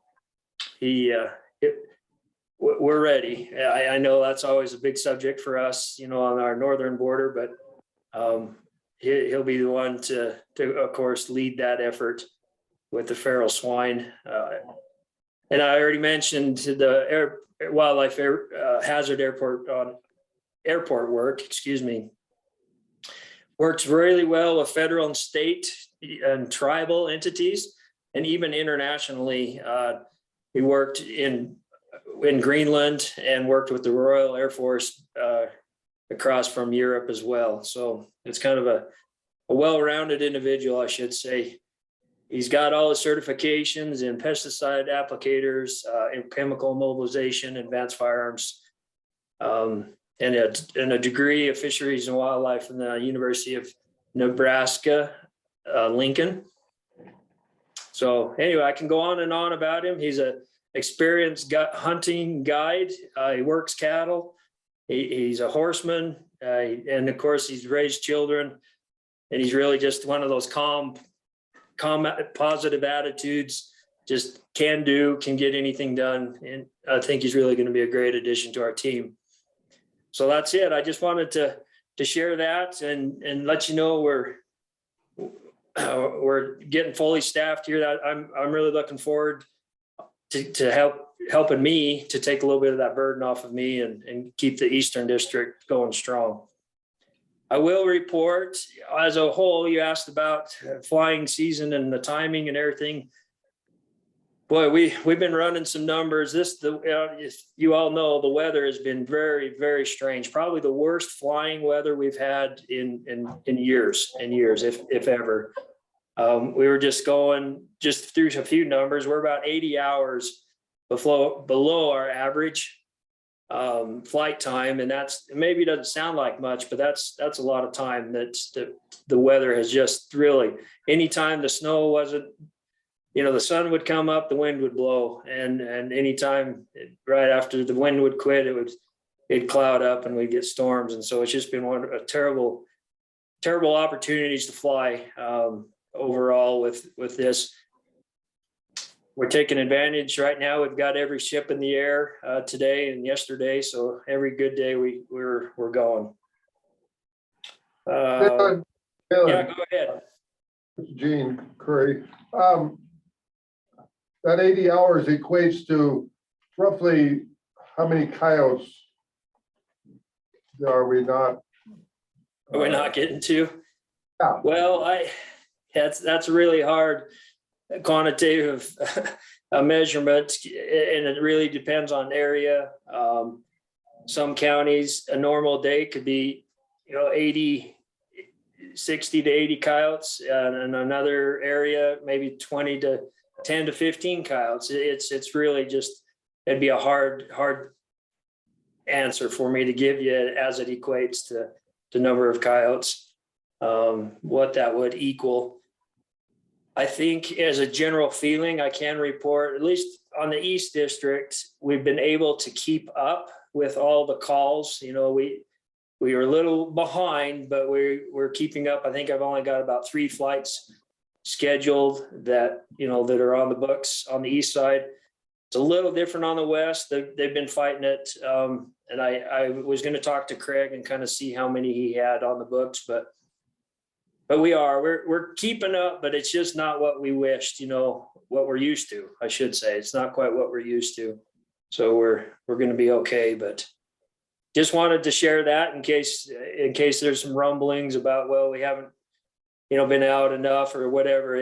We fight the weather, and we're always, we're ready to go anytime we can. So I think I saw you up in our area yesterday, and that's the first time in quite some time that I've seen the chopper up there. Now, yes. Nina has a question or comment. Dalen, Nina Baucus.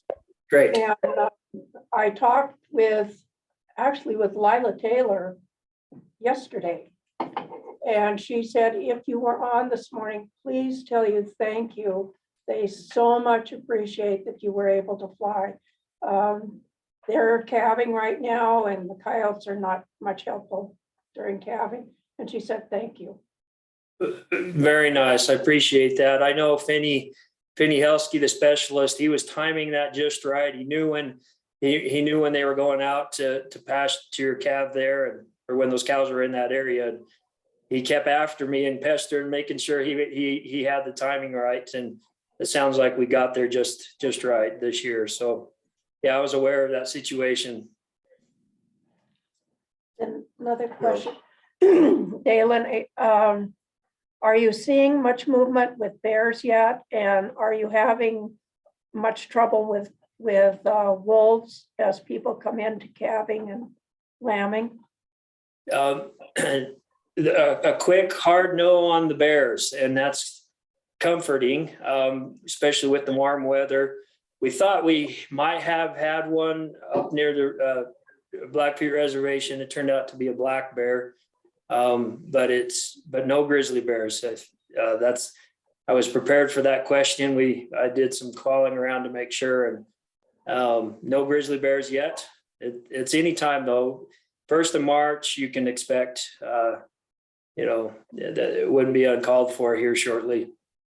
Wolves have been quiet. I got to hand that we do have a collaring effort going on in Southwest Madison, an extra effort down in that country, working through the Fish, Wildlife and Parks.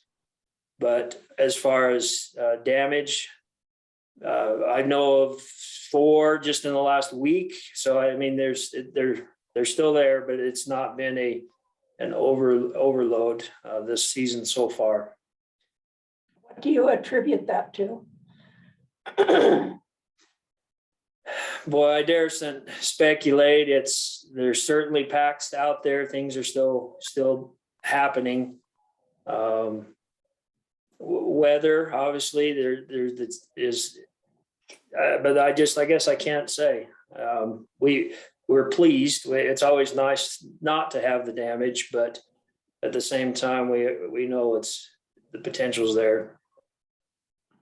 Along that line, Dan, I was reading in the Independent Record last night that there are, we've taken less wolves in this hunting season than we have in the last 4 or 5 years. And so either, their contention was maybe the wolf numbers aren't where they were projected, or the other thing is, that they're just, with the overwinter, they're in different areas. But if the wolf numbers are there, then to me, that would say that the potential for summer depredation might be increased because of if they tip less in the season, there's going to be more on the ground. The control numbers, yeah, that makes sense. Overall, population. Now, recognizing fully that our efforts are in response to depredations.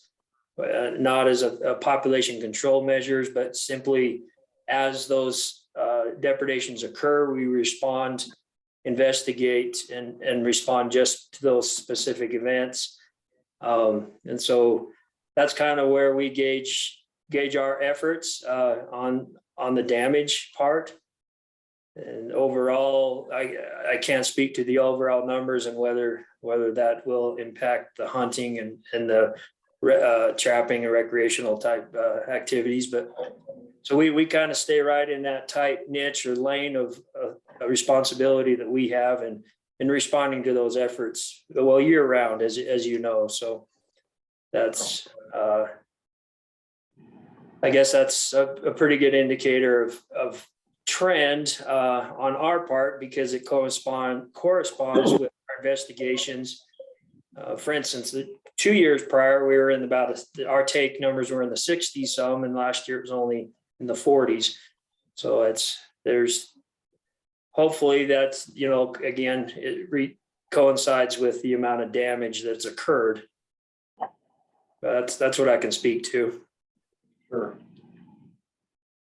One more question, Damon. 3 years ago or so, the grizzly and the wolf issues were so bad in the DSA up in the grazing leases that a lot of people the next year did not take their livestock yet. Is that still the case this year? Is there going to be a serious issue in that area again, do you think?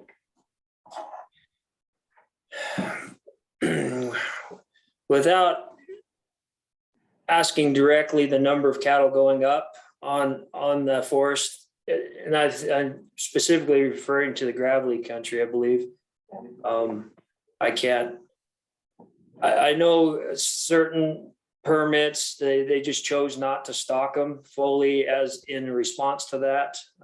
Individuals did. They still maintained the allotment and just less cattle went up. And that, I believe, was producer by producer who made that decision. And I guess that's a good question I need to ask yet this year, is to know if they're gonna restock that full amount or still keep it limited. We do have our range rider in that particular area as well, participating in that effort of finding depredations and getting the specialist in there to confirm those depredations that maybe would have gone otherwise unnoticed. And so that's kind of eased tensions a little bit, to be able to at least find those deads that that have been killed and confirm them. And so they don't go unnoticed and unaccounted for. So that's probably helped a lot. I know that's been a successful program in that area, and people are pleased with it. So it's a lot of extra information, but that's it. I don't know the number of cattle going up in this year as compared to previous. Thank you. So I guess, anything else, Dan? No, that's it on my list. I appreciate your time and attention and the great questions. It's always good to see everybody and know anytime, a phone call, anytime you need any information at all, I'm always open and willing to help. Is he gonna give George's? No, I was gonna, but Mr. Chair, if I may, I've got a couple things I just want to put on your radar, Dalen. Is one, the legislature here recently in the last week or so started putting a little scrutiny on the natural resource agencies and the use of helicopters. So be expecting from us a request to get some log information on our assets and where they've been flying and what they've been flying for. I don't think it's targeted at us. It's about people maybe using them as transportation machines, which we're not using them that way. We're using them for the aerial hunting purpose. The second thing I just wanted to put on your radar is just in the last week, I've had contact from both Blaine County and Choteau County about cattle petitions. And so I know you guys are usually great help to people who are trying to get that conversation going. So I just wanted to give you a heads up. I might be referring some people your direction. So. Excellent. Yes, they may have attacked on both flanks, because we've heard about it and offered our understanding of how that petition works and the efforts that they could do to get that going. Definitely counties that need it, no doubt. We get quite a few calls. In fact, tomorrow we do have some field agreements scheduled to fly out of Choteau County and that surrounding area there, even close to Blaine. So it's definitely on the radar, and the talk is and the need is there. It's gone too many years without that help there. Dinah has one more. Okay. Any movement on feral hogs, or are we still holding okay up on the highline? Boy, from our perspective, of course, as you know, we respond to through the Squeal on Pig campaign and the direction that Tawny gives. As those calls come in, we get dispatched out accordingly. And it has, from what I know, very quiet. We've hit into a couple situations where domestic or owned swine have been identified, and then the brand inspectors have responded and helped them get home. Those have been the cases that we've dealt with. But as far as actionable items on these pigs, we have not had any. We are currently surveying With our fixed wing, every flight, we are looking for pigs, and in fact, having designated flights just up and down those drainages and across those border areas that that we suspect obviously would call for just a survey type flight. You probably question where that funding comes from. That is actually funded through USDA. We have our feral swine management program that has allotted funds to Montana for that purpose, for early detection and surveillance flights.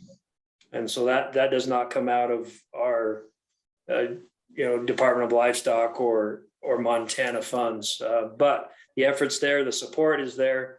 And so we're ready. As soon as it becomes legit and it's time to do what we do, we're ready. And I know Tawny would get us right on the case as soon as possible. So we're there. So Dalen, along that line, what is the coordination between Alberta and Saskatchewan and Montana as far as location of known feral hogs in the Canadian provinces? Do they kind of keep you updated as to locations and the proximity to the border, or are we kind of on our own? Not direct, but you bring a very solid point that maybe even for me as a state director should reach out and find those contacts. And I know third hand, or even mostly through Tawny, being able to have some response to if there's any reports or maps that hit the airwaves. I am getting in on some of those, but I do not have a direct contact where they would call me directly. So I'll put that as something I can pursue and have my own hotline, my own direct connection to our neighbors to the north. I might try and reach out to, I have some friends that they're livestock producers up there in the livestock organizations, and maybe I can reach out to them and see if there's some coordinated effort that we could, because that would sure make it be a beneficial information if kind of knew if there was something in the Cypress Hills or something that was happening, where to kind of be more vigilant, I would think. Yes, there is that transboundary group that meets and has discussions, and I'm kind of still in that phase of becoming part of this group and that group and this email chain, with my new position. And so I am aware that transboundary group does get together and has those sorts of updates, and it's really on me to be able to catch up and have that kind of information for you. But I think that was probably my thought, was I would get involved in that group and be able to answer your question.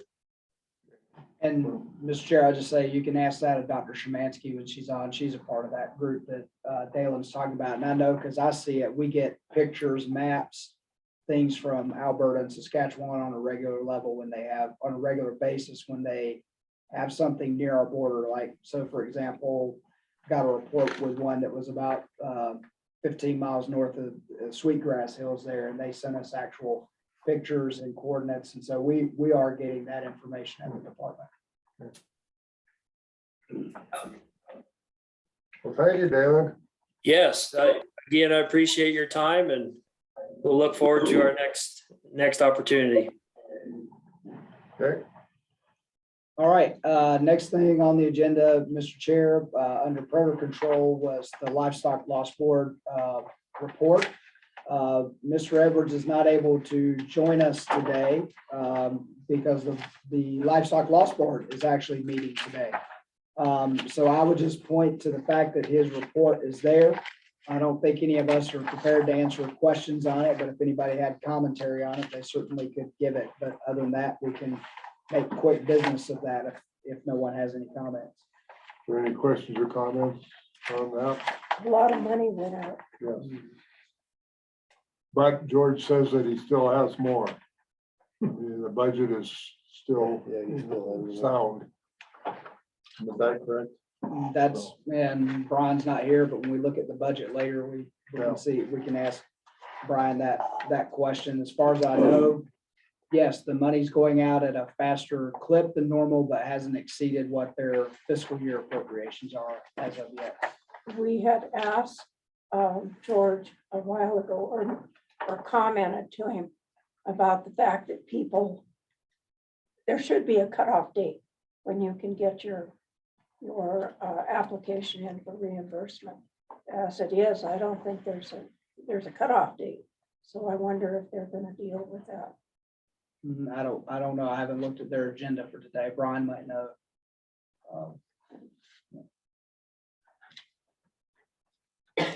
Okay. All right, so, Mr. Wilford. The next thing on the agenda, and I'll step in here before Ethan steps up, because really the first thing we're dealing with in the brand is an appeal on a brand application, and that actually the latest response to that was from me, and so that's why the appeal is to the board today. And I think he's still out there. Mr. Mullen is out there with us today to talk about his view. This information was sent to you back in January because we were going to deal with it at our February board meeting, but then weren't able to because Mr. Mullen was not able to join us. We didn't want to make a decision without him being here to talk about it with us. So I'll make it fairly simple. I think one of the early responses that Ethan provided was that we had denied his brand application for one purpose, was on the basis of a non-acceptable format. However, by the time it got to me, I looked at it in context of our new policy that's going to go in effect in April, where acceptable formats are no longer going to be an issue because of that policy change that the board has voted in. So it's not denied on the basis of a format or having an unacceptable format, but very simple. My response to Mr. Mullen is that, and always there's a bit of art and subjectivity to this, that my view of these images that he was seeking to attain looked too much like a single character M to me, and therefore would conflict out with other brands in the counties that he was seeking to get it. And so that was my determination. And so Mr. Mullen has appealed that decision here to the board today. And so I would turn over to let the chair work through the appeal conversation and see what the board decides after going through that. Unless Ethan, do you have anything to add? It's pretty simple. That was my decision, was that this looks like a single character M, therefore it's a conflict on every position in the counties that he's seeking to get it in. And so we could not issue that brand, and that I'll sit back. Okay, I guess I have some opinions, but I would rather listen to you first and Mr. Chairman, yes. first of all, I think, what is the brand? I mean, it's an M. MY. Yes. Yeah, so it was intended to be, and like I said, Mr. Mullen's out there, so he could probably explain it better than we do, what his intentions are.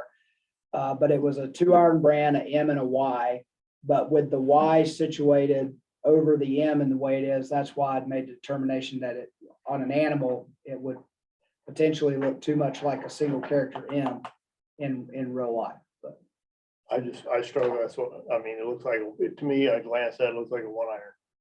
Looks like an M. I don't, that's why I'd ask, is there a Y there? Yes, but then it's a Y with 2 slashes or, so, it's confusing. I think it'd be tough for the brand inspector. That's my thought. Mr. Chairman, I take it, Ethan, that there are M brands in the surrounding counties. Yeah, But yeah, this so would it conflict, conflict. yeah, like I said, Okay. it went through the conflict check. We worked it as we would according to the new policy, and meaning the brand recorder did. And it conflict checked out, so it did not pass the conflict check. Mr. Chairman, Yes. is this a new brand, or is it something that they've had for years, or? this is an application for a new brand. Okay. May I, can you guys hear? Yeah. Yeah. Was that a yes? Yes, yes, go ahead. Okay. Thank you for the opportunity. I can't show my face today. I don't have quite enough internet to get everything accomplished today. I'm up here helping an FFA kid out with their state officer run. But the premise for the brand is I kind of began looking for my characters. My father has an MY character already, and most of them in our much consumed. But then I found this brand. There's two versions of it. There's one down in Bighorn County, and then there's one over more in Montana of the same exact character brand. That's when I pushed it through the system the first time and got the response that I did back. I knew, speaking with a few of the board members, that you were changing your rules. And so I appealed it up to the next level. And then the response came back with it looking too closely to an M, which is definitely understandable. To the, I don't disagree with that whatsoever. But then appeal to this board was more or less this brand does already exist in two circumstances, and I already have the irons for it. That was my question going forward is, well, our cattle are exclusively located north of Brockton, Montana, in Roosevelt County. We're a calf operation, and I talked with our old brand inspector. His name is David Christopherson in our area. He is to be replaced brand inspector Hunter Krogadal in our area, and kind of to get their feelings upon it as well, and their professional opinions is as long as they said as long as that bottom leg is distinguishable on that M, they don't see an issue in that there's a distinguishable break on the top to signify that it's an M. They didn't see an issue. They said if the top were to be flat, they would definitely see a problem with it being an E. And if the Y did not come at least an inch and a half below the legs of the M, they said that, well, but they said beyond that, if those distinguishments are made, they both felt pretty comfortable with that brand. So that's why I'm bringing it to the board. And if you guys decide that brand isn't something that's feasible, and that I'd be happy to hear if there's maybe a way I can alter it slightly so that I can continue to use my father. Just a kind of prideful family thing, being a fourth generation rancher in this state. So. Okay, any questions or comments? Dinah? Mr. Malin, does your father still use his brand? Is it still active for him?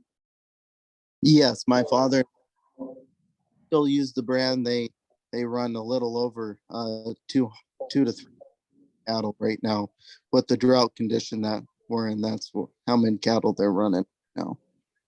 And I don't know, hopefully you, excuse me, my voice is going on me today, McCade, but hopefully you can see our screen. I just pulled up to your letter. That's the brand you're talking about, is the letter that the one that's on the letter that you sent to me that I'm showing on our screen now. Yep, correct. And I tried if I could get the Y in 4 positions, but looking at the current brand record, all those positions were pretty much all taken already. So that's where I came with put Y right down the center of the M, because those positions were a long ways away from us. So. Okay, Dinah? Ethan, if the Y was moved so that the leg on the right-hand side of the M, the Y was up above that, and the M was down, way down, is that something that might be? If the M withstanding the Y. Let me draw a picture. So, I'm not good at pictures, but I'll try it. Go ahead. quick question while she's drawn.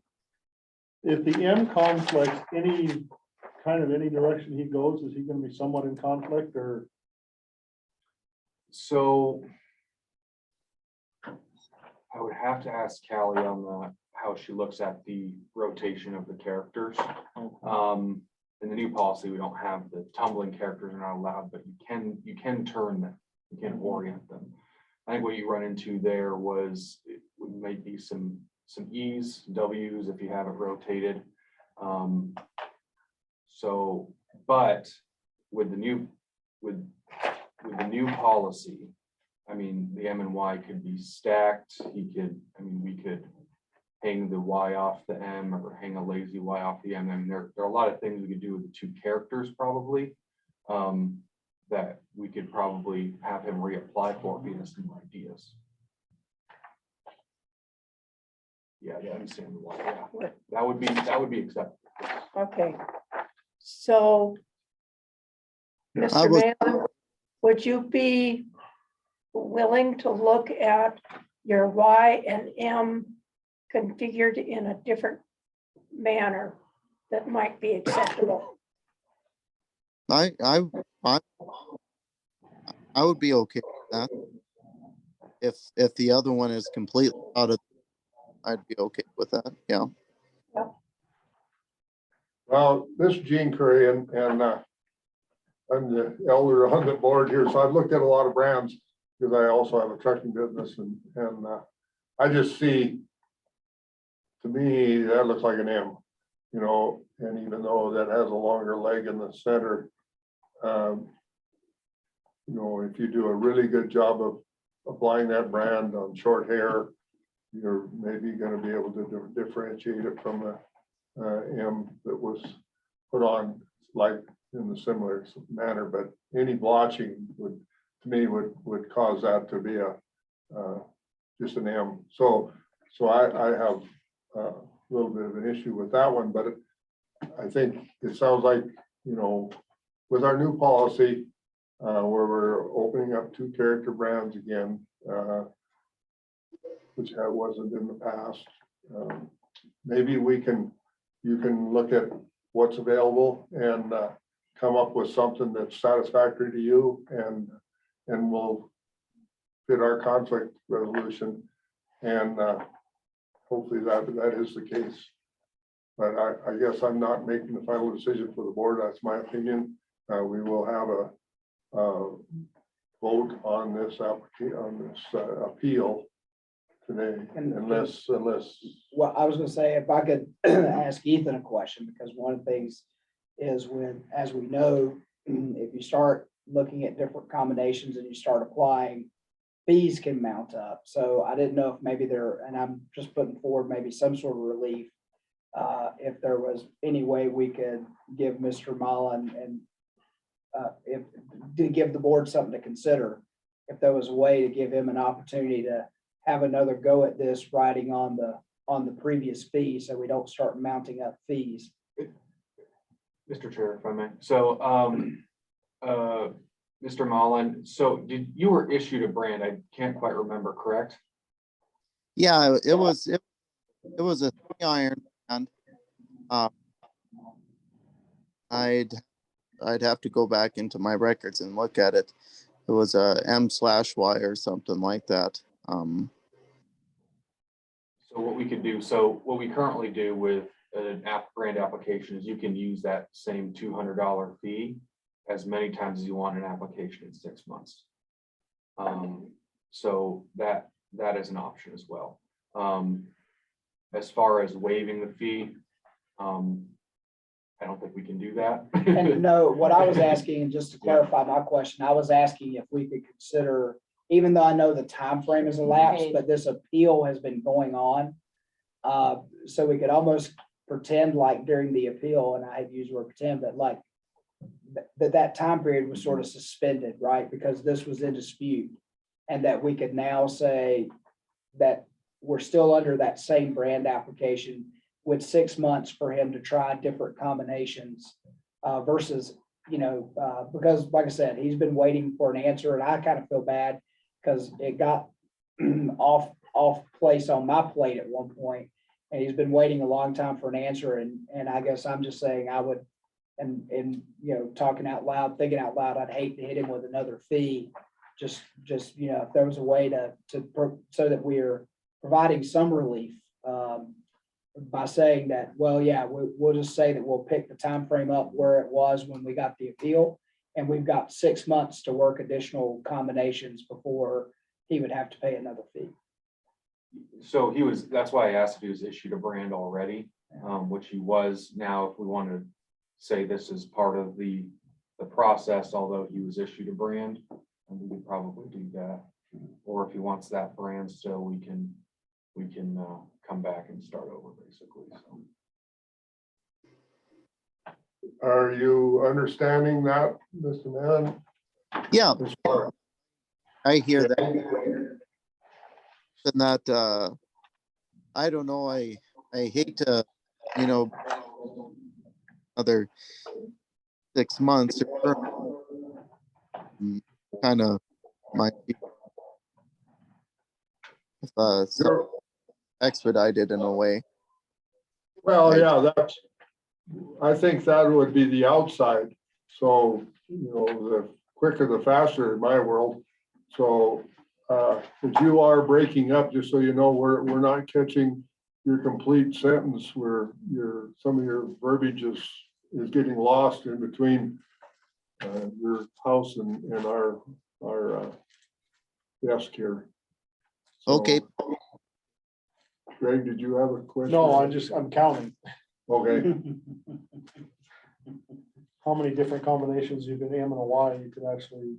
Yeah. Something should work with him hanging, leaning, whatever. And keep in mind the conflicts with the new policy, just the regional conflicts were cut almost in half. So that number of conflicts went down quite a Well, you bit. take that Y and flip it us down, you got him walking Y. Yeah. Yeah. There's a lot of possibilities. Well, I guess there's two options here. One, we can have a vote on this appeal, or you can request to have your appeal removed or not have. And just, I think we have to approve it. Might be best to make a decision on We it. have to deny the appeal. and then you will have to work through Ethan, and it sounds like he will work with you as much as he can, but we're gonna go and then we're gonna proceed. If there's no more questions or comments, I would entertain a motion to either. Mr. Chairman, I move we deny the appeal. Okay. Second. All right, Greg, you second. All right, we have a motion by Ellen, second by Greg to deny the appeal. Any more discussion? Other than I would strongly urge you to get to work with Ethan, and because I think they can come up with something. Yeah, I agree. Okay, hearing no other discussion, all in favor of denying the appeal, signify by saying aye. Aye. Opposed, same sign. Motion carried. Your appeal is officially denied. So we would encourage you to work with the Brands Department and see what other options you have, and hopefully we can come up with one that's satisfactory to you and us both. Okay. What's available, or is there some points that kind of put something together or get an idea instead of sending paperwork back and forth, if we could spend an afternoon and say, yes, this works or that won't work? Is that a possibility to expedite this process, or what are the thoughts upon that? Mr. Chair, Yes. Mr. Malin, I have your contact info. I can reach out to you and we can figure out how to make something work. Okay. All right. Well, thank you for participating. That's always good to have someone that has interest enough to participate in this in the discussion, and we thank you for your input. And I appreciate you guys having me today. It's nice to be involved in these matters today. I really appreciate the move that you guys have made in the past.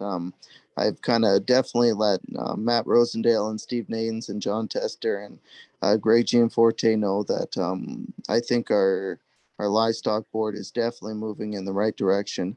So I appreciate that. I'm letting people know that. And just a comment of our the predator management before.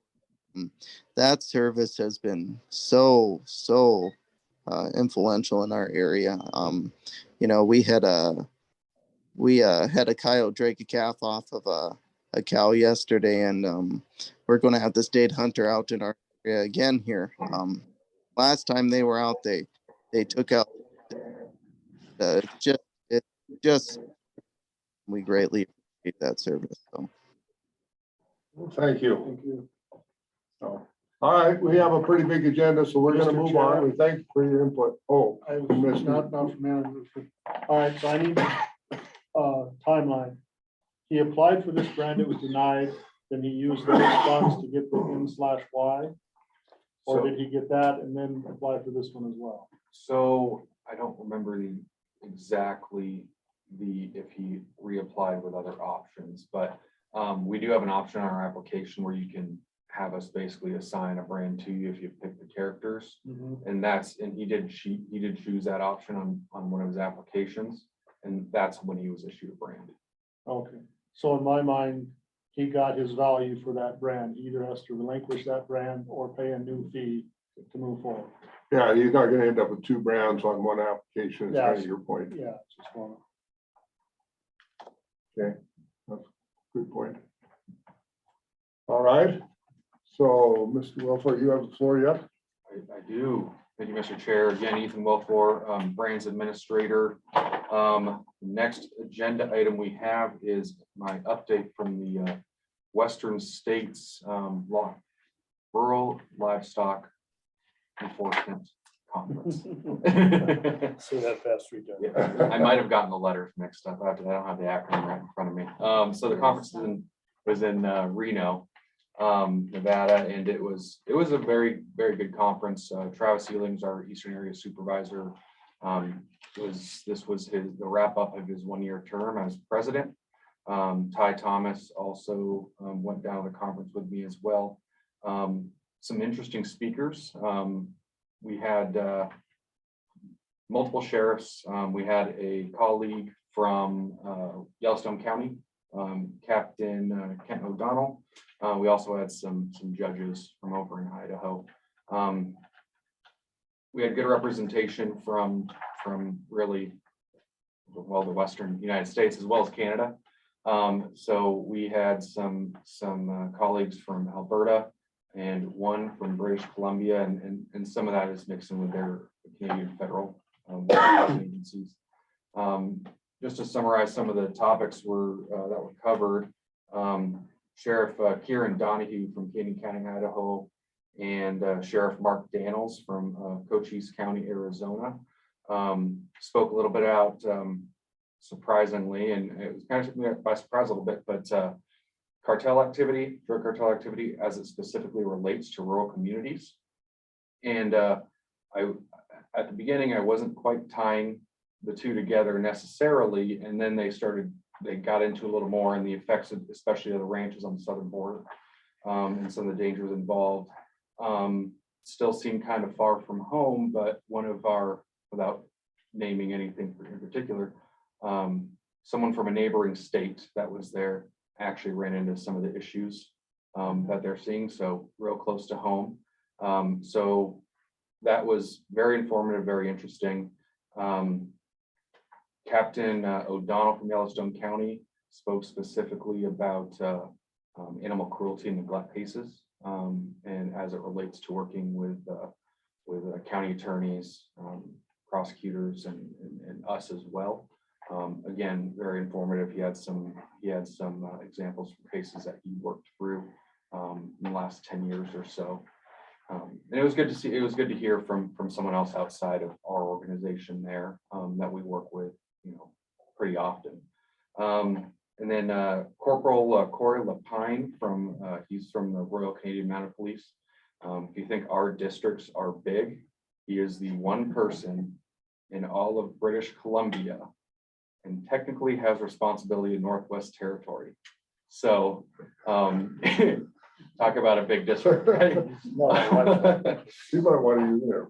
Yeah, so he spoke about livestock management in natural disasters. A few years back, they had some really bad fire season, which also led to some quite a bit of flooding later from previous wildfires. And he talked about a lot of the challenges in moving livestock and managing all aspects of agriculture in that process. So again, really good. And then they refer to him at the conference as the judges, but Judge Tom Watkins and Judge Scott James out of Idaho also spoke about, and this is more particular for badge holders, but they spoke quite a bit about how the courts have changed since COVID has started, how the preparation for court cases is going to be different, testimonies are going to be different, and you know, it was valuable. It was all very good insight. So that is generally the summary from the conference. I enjoyed myself. It was, Travis did a good job, and it was very educational. The other thing I'd add that we're working on along those lines is that this group also, there's the International Livestock Identification Association. And so we are going to be the host state in 2024. And so it's our turn to host it. And I went to that meeting in Calgary a couple of years ago. This year it's in Fort Worth, I think, so we'll have some staff that will attend.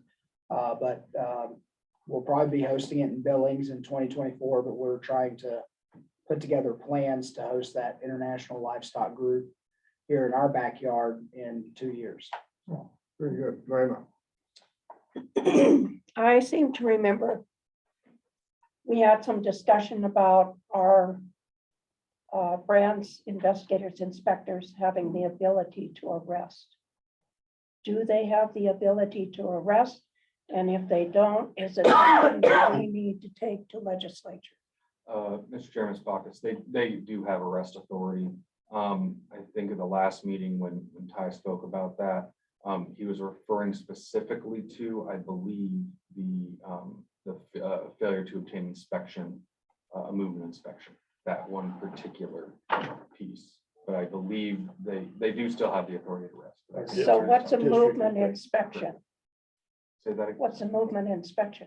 A B10 cattle inspection or Travel permit. or travel permit. That in particular is what he was referring to. They still do. They are fully post certified and have arrest authority. Okay, now you're going to have to explain this to me. If a trucker has a movement permit, you mean our inspectors can't ask to see it? No, so if someone were to not have that movement permit, Okay, that would be the violation. And I believe Ty was referring to being able to arrest for not having the proper paperwork. They can cite. They can cite They can them, write but a not ticket, arrest. but not arrest, not put them under arrest. okay, that makes sense. And just one more staffing update that we heard a couple days ago. So we did do interviews for the district investigator position in Glasgow and the district investigator position in Miles City. We got some good candidates, and we are hoping to have an offer out to them next week. To both. Yeah, both. Excellent. Excellent. So, anything else? Any other questions or comments to Ethan on what he's presented? So this is a time I wanted to report to the board that I've started the process of organizing the committee that will hear the brands appeals. So we have in process a committee that will hear the appeals, just like we just did here, unless they want to jump right to the board. The board will still have the final authority to deny or overturn the recommendations of that committee. But the committee hopefully will look at all the information and make a recommendation to this board. And my hope is that the board will have enough confidence in this committee that maybe they would follow the recommendations unless extenuating circumstances present themselves. I've reached out to Mark Blasdale, the president of the Senate, and Wiley Galt, the Speaker of the House, and asked them for a name for two legislators to serve on the committee. I have one name, the other one, Wiley said it would either be him or one other person that he knew of that might have some expertise in brands, and he hasn't gotten back to me yet. I would reach out to Farm Bureau and stock growers, and haven't had the name submitted yet, but they both indicated they would submit a name or two. And I will, if Rachel is on, Rachel, this is Gene Curry, and I would like, if the Farmers Union is interested in presenting some names to me for representation on that committee, I would like to have them submitted to me, and you can either reach out to me personally or submit them through Mike, and you can forward them to me. So Rachel Cohn from Farm Bureau is weird because we have two Rachels, but Rachel Cohn from Farm Bureau is asking when the names are due by. I'd like to have, I wanted to start the process today. I'd like to be able to finalize the committee next meeting, so April. And anyone on this board is welcome to sit on that committee. And if everyone wants to sit on it, that's fine. I don't know that we need everyone, but that's your option. So anyone that wants to sit on the committee, and it's right now it's very loose knit. We don't know when we're gonna meet. We'll see what the appeals right now. That's the other question I'm gonna have for Ethan is right now, I think we have some appeals from the re-record late applicants that are maybe not fitting the conflict check. And I would assume that maybe they would want to appeal to this committee if it's an option. I've got two yet to address that I have not addressed yet, but those will be done very soon. But I've addressed some. I haven't gotten responses back. Okay, all right. So I'm just envisioning that sometime the way we've changed the brand law rules for what we're going to do for conflict check, that there will be probably more interest in new brands and more appeals that would. So I'm just envisioning sometime either May or June that we might have some appeals that would come before that committee. So, Mr. Chair, if I can add, I think another reason that committee is going to be very important, and we saw a little bit of it today with the one that was in front of us, is that with the removal of some things from the policy, like acceptable formats, it's possible that there'll be a little bit more, as I said, subjectivity and art in our decision making. And so people may want to push that a little further. And so I think that's another place where that committee will get used, just like today, where it wasn't an acceptable format or it wasn't anything like that. It was a determination that it looked like something else. And so people will probably naturally want to push that a little further. well, and hopefully there will be a little bit more time to explore what the options are for the producer that's in this committee format, rather than trying to do it in a board setting, because it could get fairly time consuming if we wanted to really work with the producers. And I think that's the intention that I'm feeling from the board, that we want to try and work with the producers as much as we can. So Nina. I'm just running through my mind. Board policy. Not that this is not a good idea, but I'm trying to remember, is this something the board needs to vote on before such a committee can be put together? This committee was in the brands policy. It was in the brand. So the previous Okay. brands committee was mostly all staff, internal staff. And you can Okay. remember many Yep, conversations we yep. had about that. So this committee would also look at policy changes as well, not just appeals. But when we adopted the policy, we adopted a committee that would include representatives from the major farm and ranch organizations and the legislature and the board to work through that. So that's described in the new policy that becomes effective at the beginning of April. New policy. Mr. Chair, I have a few questions on functionality as far as, is this gonna meet once a month? Is this gonna meet when it needs to? Is it gonna meet in Helena? Is it gonna be Zoom? Is it how?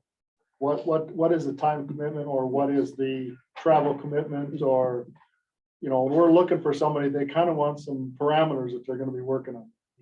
And my answer to Wiley and Mark was, it's kind of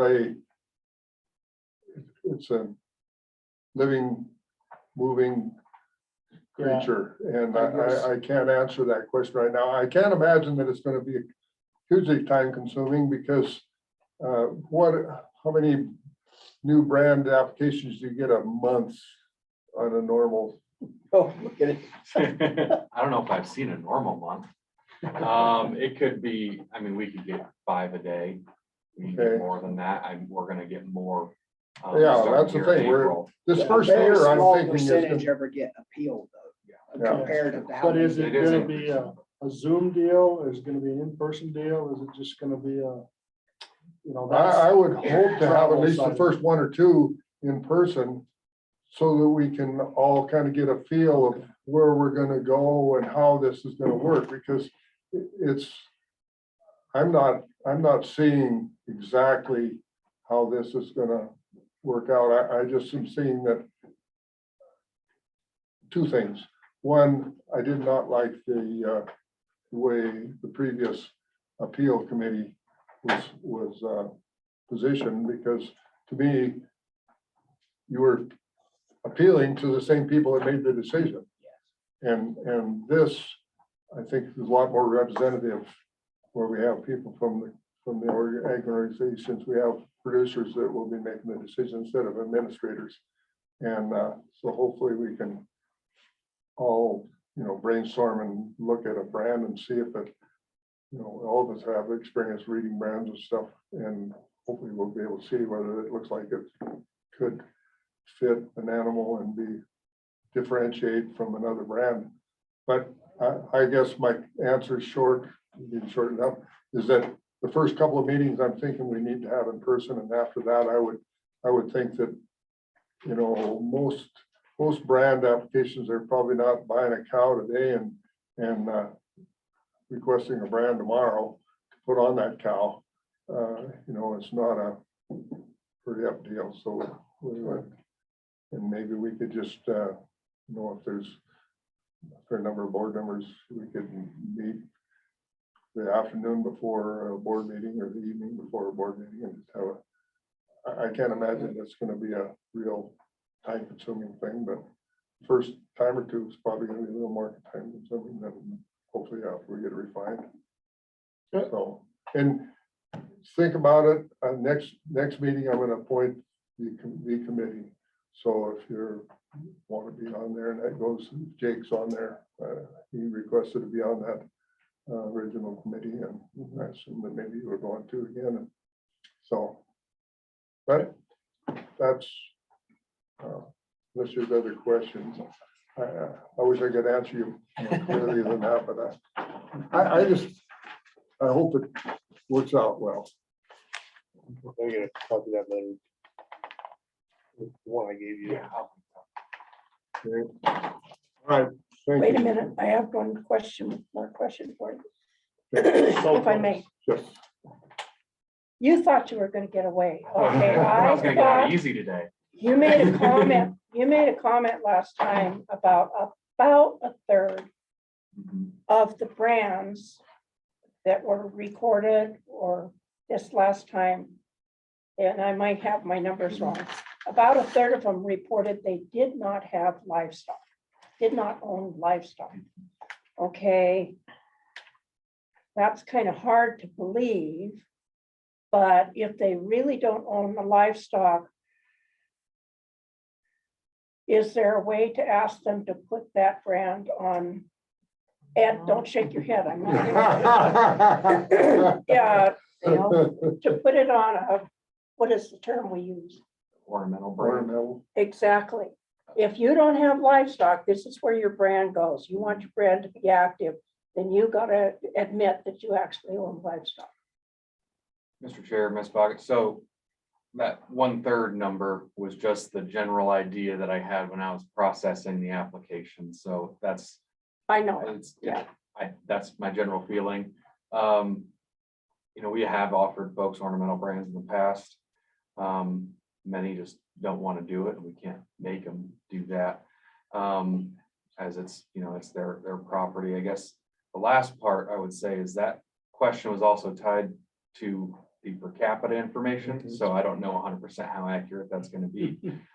People may have been smart enough to know why we were asking. And I did see the note on some of them where they would re-record 2, 3, 4 brands, and they would mark the ones that they had livestock currently branded with, and they weren't using the other 2 currently. So it'll, like some of them even said, no, not right now with this brand, but they still re-recorded it.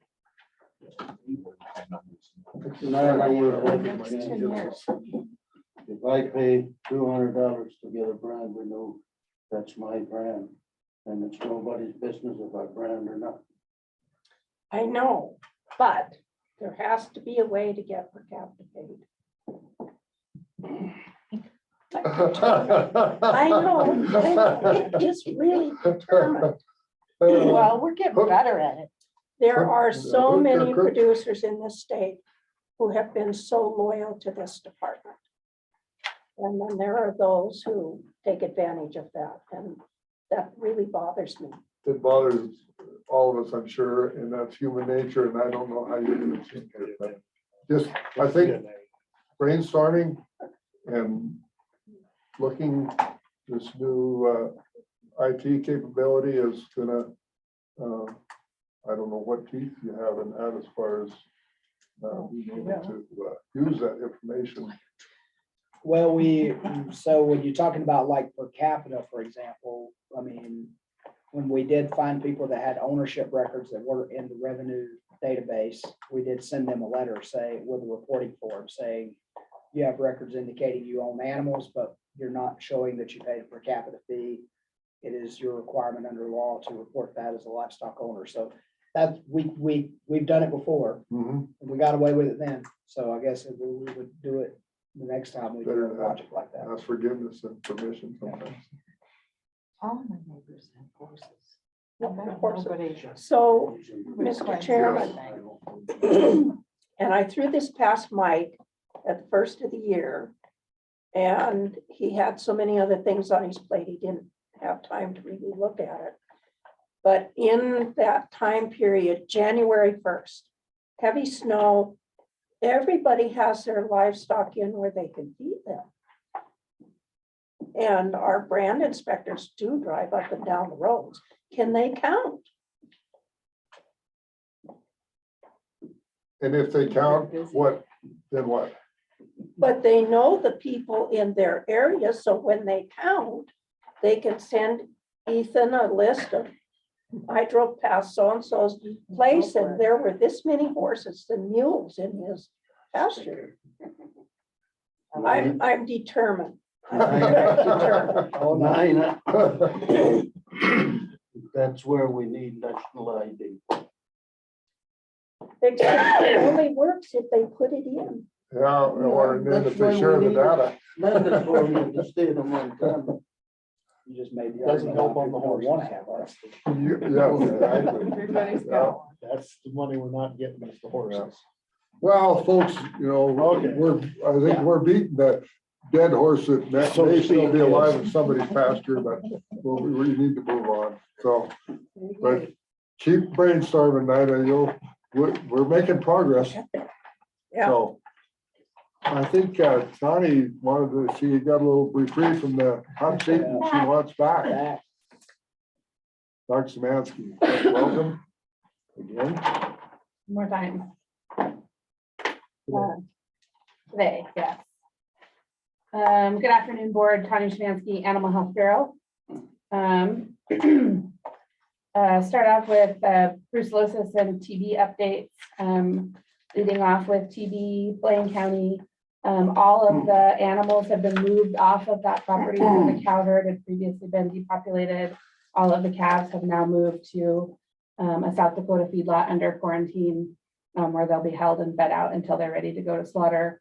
That producer is hoping to start repopulating that premises here in the short term. So that's an exciting step for them. In regards to the investigation, not a lot has changed since the last time we spoke. We've got a few more herds that have kind of closed out all of their testing requirements. We have one, what we would call a trace out herd, that had received a few animals from the affected herd that are taking those animals under quarantine through a test and removal process. So they have to go through and be tested a subsequent number of times because they did come out of that affected herd. That testing is really the only thing that we've got going on this spring. We have 8 herds that have yet to complete their testing requirements. We expect those will start picking up probably early next fall. And then my last count is we have 8 people that are pending notification. Just I have bad numbers for them or have had a hard time running those down. About 2 weeks ago, I provided that information to field folks, and I don't have a written report yet back on status of animal ownership or good contact information for them.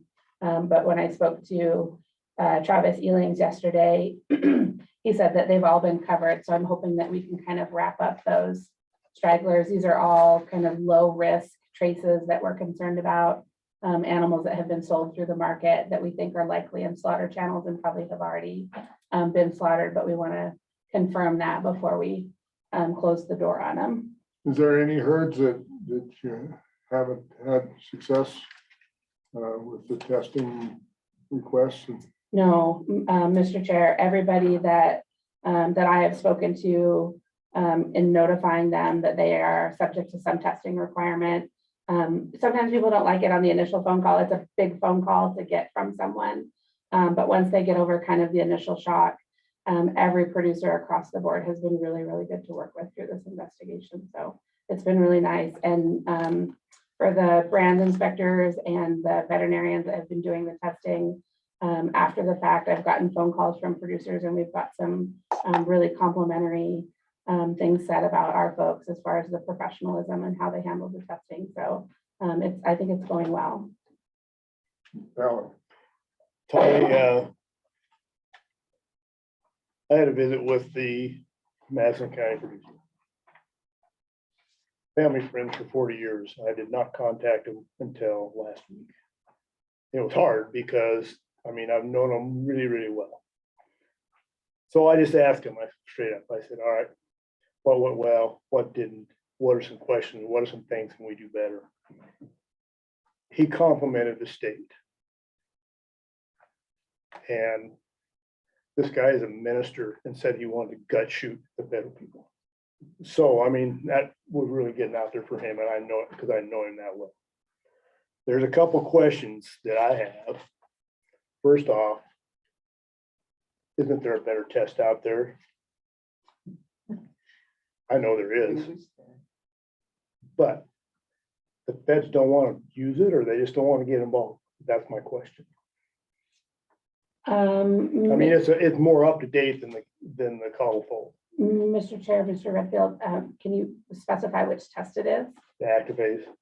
Mr. Chair, Mr. Redfield, so the Activase test is one that we used. Let me see. It's not Colorado State University. What is Tiffany Brigner's lab?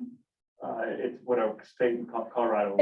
There's a diagnostic lab in Colorado that's doing some work on this test. And the test is being used to a limited extent in Europe. The Activase test is good for early exposure to the disease.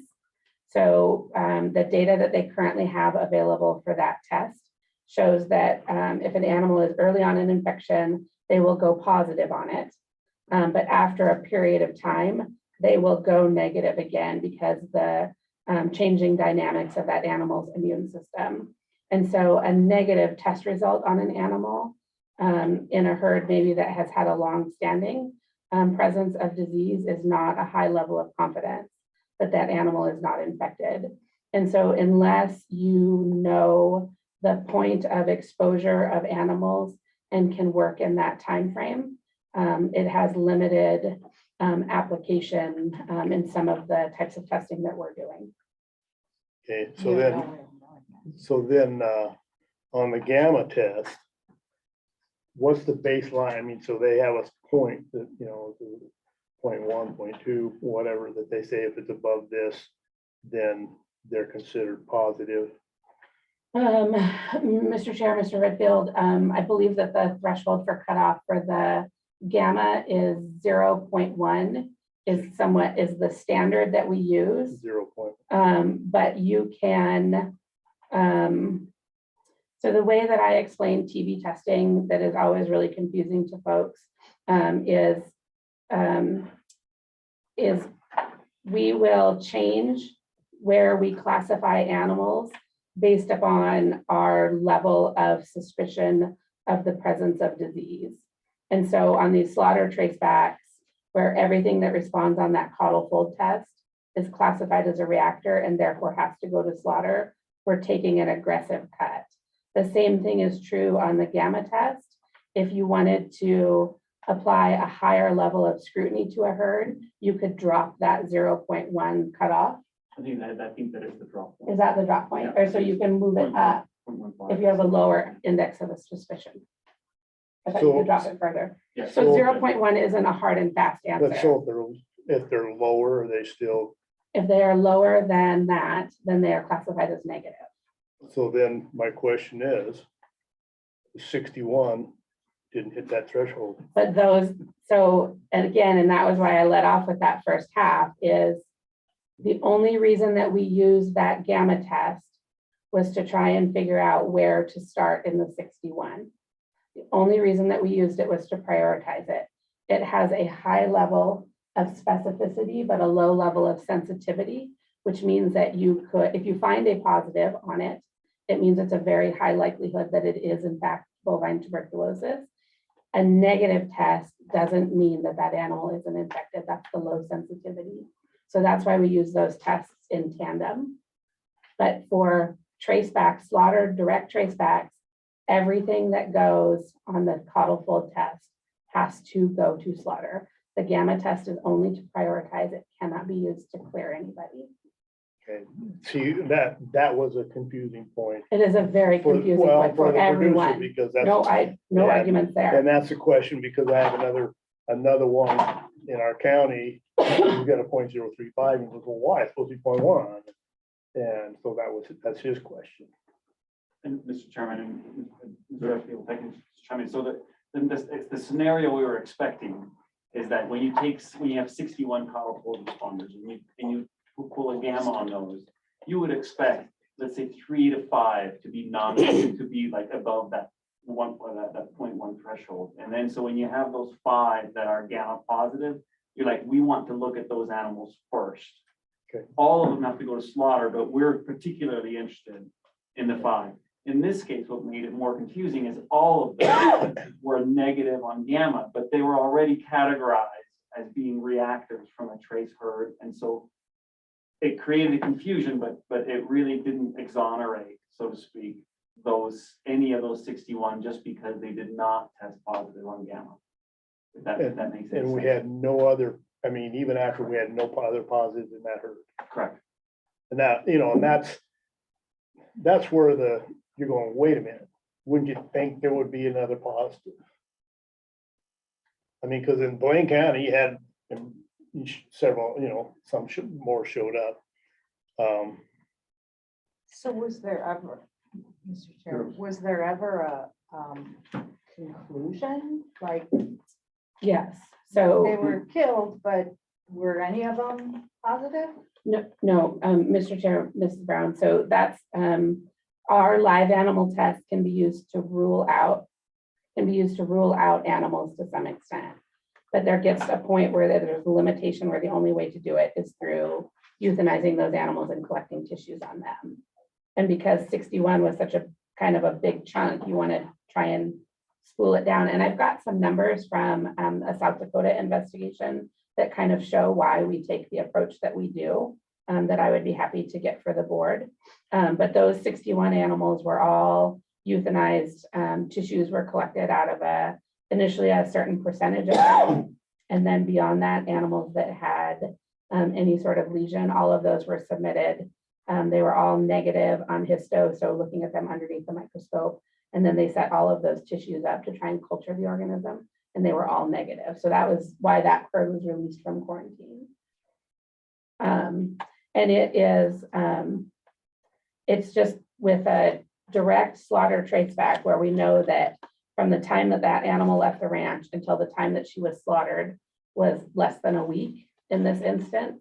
We know that the tuberculosis didn't come from anywhere in between. Right. So she left that ranch with TB. And I think to some extent, we would have not been surprised if we had found additional positive animals in that herd. The question is, was it a recent introduction? And so she was the only animal. Is there some other, is it still there? That's why we will go back and do another test next fall. And we didn't find it on our first round of testing. We don't know. Occasionally on slaughter tracebacks though, where there is a strong epi-link, you don't find it in these herds.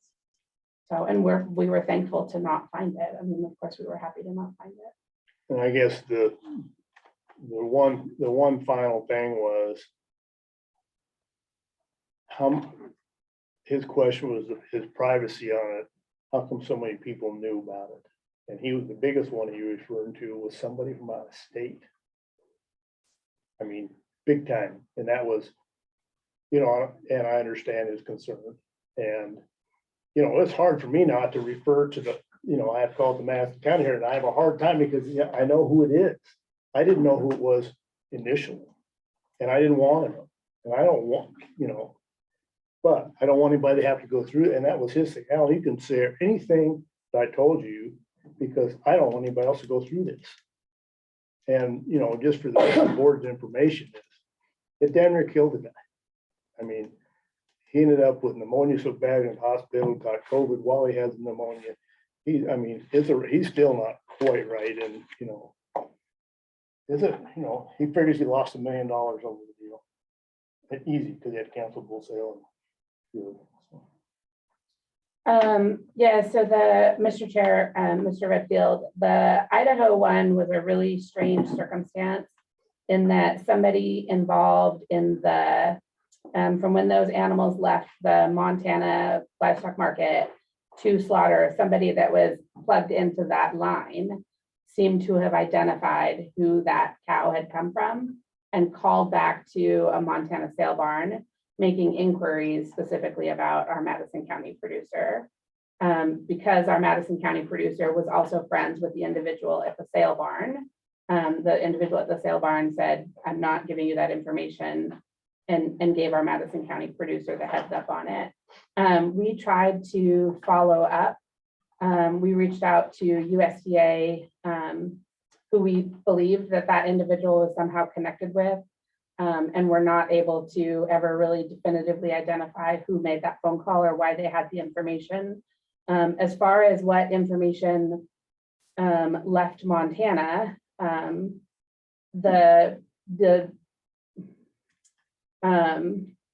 I guess I would say as far as the information that we received back from the plant in Idaho after they found that animal with lesions on it, it was the individual the name of the person that had bought it out of the yard in Montana, the official ID, who hauled it there, and tag information.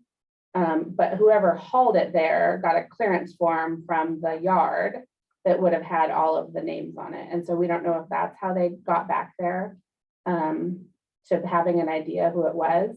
Within Montana, as far as the rumor mill is concerned, I feel pretty confident that it's not our staff that have ever self-identified or have identified who that producer is. We have that conversation on a pretty consistent basis on our Monday morning phone calls when we're communicating information about these affected premises, really emphasizing the confidentiality of it. The reality is, though, this was a large herd, and to accomplish all of the testing, there was a lot of vehicles going on and off that facility in a relatively short period of time, and people, Neighbors can figure it out, People but I notice mean, that. people from out of state should be able to figure this out. And that, you know, that was one of his big things, you know. The fact if you have a brucellosis test in Park County, I'm pretty sure I'm gonna find out about it, you know.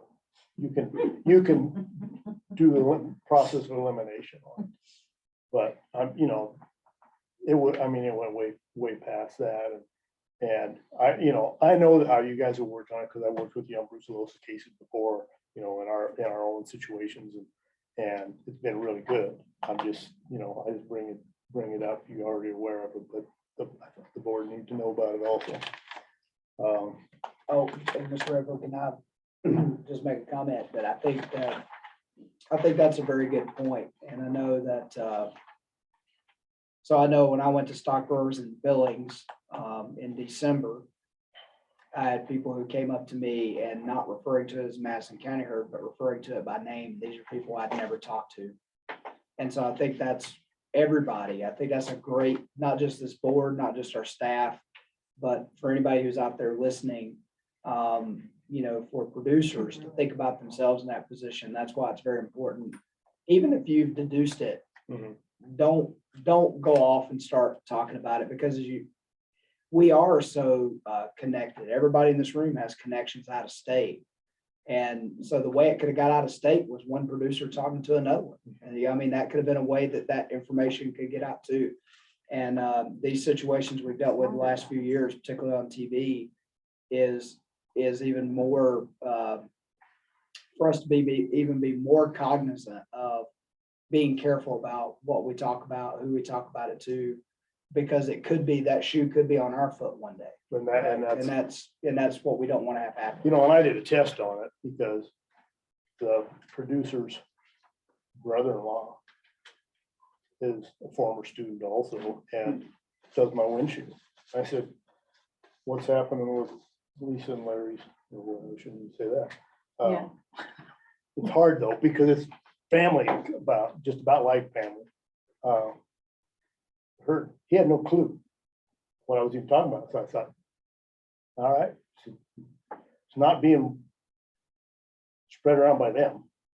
no. So, I mean, not even this is like family. They don't. Yeah, and Mr. Chair, members of the board, I think in hindsight, we tend to use descriptors for these herds that we feel are relatively benign. But I think if I could travel back in time on this, we would have never identified that it was a purebred herd. We would have never spoke of bull sales being canceled. Those things are tremendously identifying in a small community. Say southwestern Montana, period. When the department vehicle rolls into somebody's ranch, you know, maybe not so much in southwestern Montana because you're there doing maybe, you know, could be a brucellosis thing that's more common, but in our community, if you guys roll in with a chute, more than one neighbor's gonna know about it, and pretty soon the whole neighborhood's gonna know.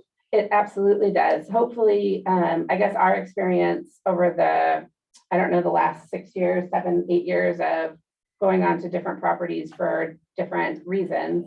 Our experience is that when the local notices something is amiss with a Department of Livestock vehicle on there, they tend to be a little bit more discreet with that information.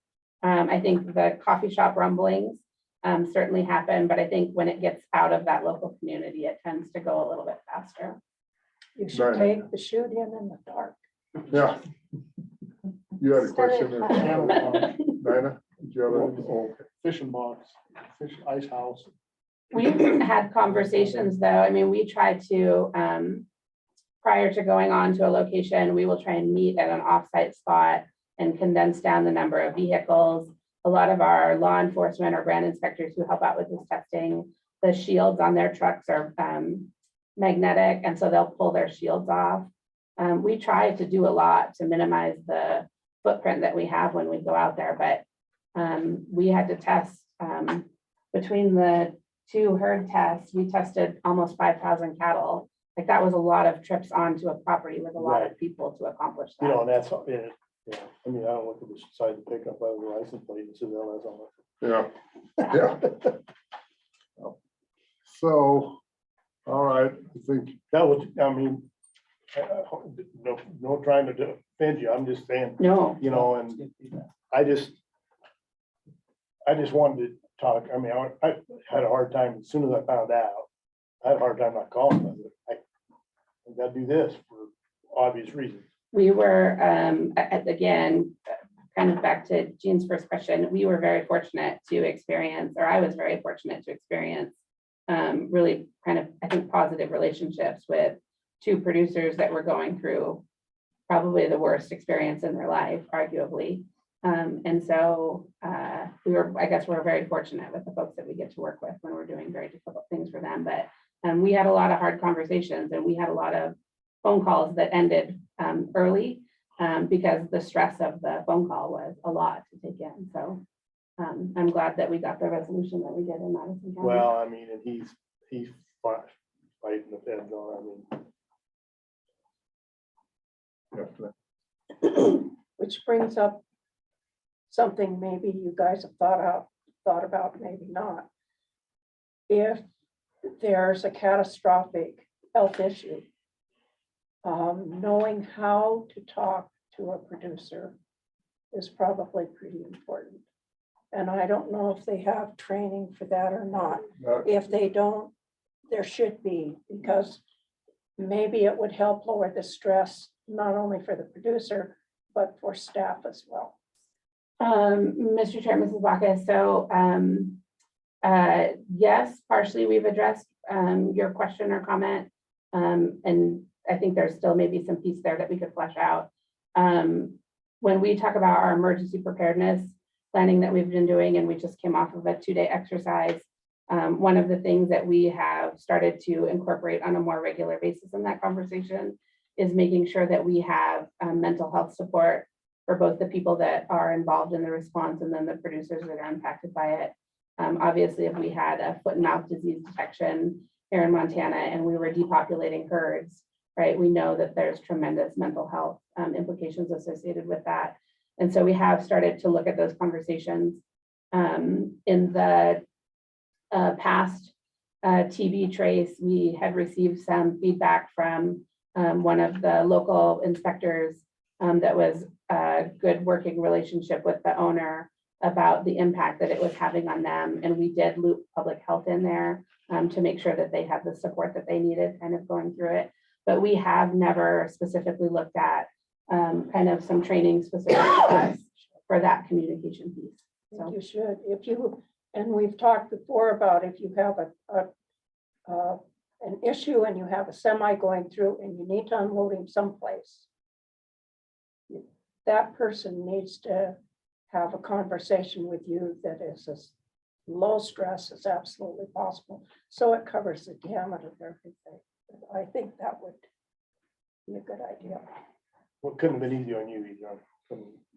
I have the way easier side. I mean, I don't enjoy that part of it, but at the end of the day, my part is always easier than what they're going through. So No, I know, but I'm still, I mean, it weighs on you. yeah, no, I lost a few nights of sleep over that one. Mr. Chairman, if I may chime in from the box, I've got to just stand up for Dr. Szymanski here, who has had dozens of conversations that were extremely tense and difficult for the person on the receiving end. And I just have to tell you that I haven't worked with a person that's a more effective communicator on these difficult, highly technical issues than the person sitting in this chair. And I think some of it is knowledge of the subject matter, and I think some of it is empathy, and some of it is just practice of being like all of us here in the veterinarians have been in private practice and have developed some of that rapport. So I have to speak really highly of when I've sat in on those conversations, I was in quite high regard of those interactions. I mean, nothing ever goes perfect, and you always look back in the rearview mirror and you can say, I should have said this or I could have said that, but ultimately I think on the whole, I have to just speak tremendously highly of my experience in those communications with them. Thank you, and I thank both of you for the professionalism that you exhibited in this. I think Alan's first comments were very positive to your department, and unfortunately, some of our colleagues higher up weren't quite as professional apparently, but we hope maybe they learned something from the way There was, you guys presented yourselves. I So, struggled with that, yeah. all right, Okay. well, let's Moving keep on rocking and to Brucellosis, where we've had a little bit of uptick in activity. I believe in January, we had not yet confirmed the Madison County herd. That animal had been found as non-negative and classified as a reactor on the test, and maybe had just gone to the diagnostic lab. Shortly after the January meeting, that herd was confirmed as brucellosis affected herd. It has completed an initial herd test. An initial test after the detection. There were no additional positives found. We expect that the next test will happen post-calving sometime mid-June and July. We anticipate that they'll be released from quarantine at that time. That herd had 5 adjacent herds, totaling approximately 1,300 animals. 2 of those herds had to be placed under quarantine pending testing. 3 of them had already done the testing in the fall. Both of those have since been tested by DOL staff. Dr. Liska and field staff got out and got those done, and they've been released from quarantine. So all of the adjacents in the Madison County herd are done, and we anticipate 1 additional herd test prior to quarantine release. so the 2 herds were outside the DSA then that hadn't been tested, or? No, they were inside the DSA. They were inside the DSA, but did not, one of them did not routinely participate in annual whole herd testing, which is voluntary. So that herd, we had to test all of those animals. The second group was, they had done their cow herd, but when you do adjacent herd testing, you have to test down to a lower age range. And so we just picked up the heifers and got the heifers tested for them to get them done. And then I don't have dates on here, but here in the last month or so, we had a non-negative in a Gallatin County herd. That animal was taken to the diagnostic lab, tissues collected and sent off, and was also confirmed to be infected through growth of the organism. That Gallatin County herd, also within the boundary of the DSA, had 8 adjacents that total approximately 1,700 animals. 2 of those 8 had done fall testing. 5 of them, this is an area where we haven't previously seen affected herds, and you can kind of see the ripple effect associated with that of who does annual herd testing and doesn't. So 5 of those herds hadn't done whole herd testing yet, and those are pending. Those are somewhat ongoing. This is a tough time of year to test with everybody in the midst of calving. And then 1 of those was determined to not have any exposure based upon timing of when pastures were used for the 2022 affected, or the Gallatin County affected herd. The Gallatin herd itself, the affected herd, has gone through an additional herd test and had no additional positives on, and is slated to be released from quarantine sometime early in April. So even though they were somewhat late season detections, if you will, where we'd like to have them a little bit earlier to know that we'll get them out of quarantine before people need to go to grass, these 2 investigations seem to be moving through pretty smoothly, and relatively small investigations. So am I right to assume that these were CAFLIC vaccinated animals? Yes, all of these animals were CAFID vaccinated. Yeah. Both of them were still pregnant, which is a good thing. When we find a brucellosis infected animal, we want them to still be pregnant so that we know that they didn't abort and potentially spread the disease further. So that's all I have on brucellosis, unless the board has any other questions. So following the discussion last time around the, I do have, apologies to Dr. White, I do have something to pass out to the board. I meant to put it at their station first thing this morning, but we didn't get that done. Gene and I had received this email from Dr. White with some commentary on this issue, so I wanted to pass it out now while it was pertinent. Here, just, there you go. And sorry, Tanya, I just wanted to make sure they had that in their hands before we started that conversation. I have one. Yeah, I think there should be a copy there. Okay. I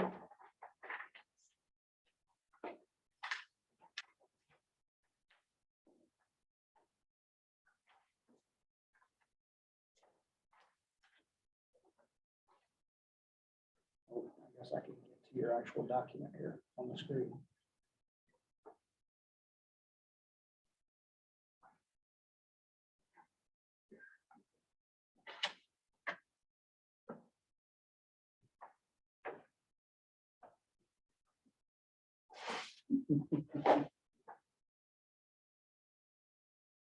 So following the discussion last time, and then the day before, or maybe the day of the board meeting, the announcement that AgMove, that platform was going to be sunset, I think the end of February, which took one of our offline capability platforms away from our Montana veterinarians.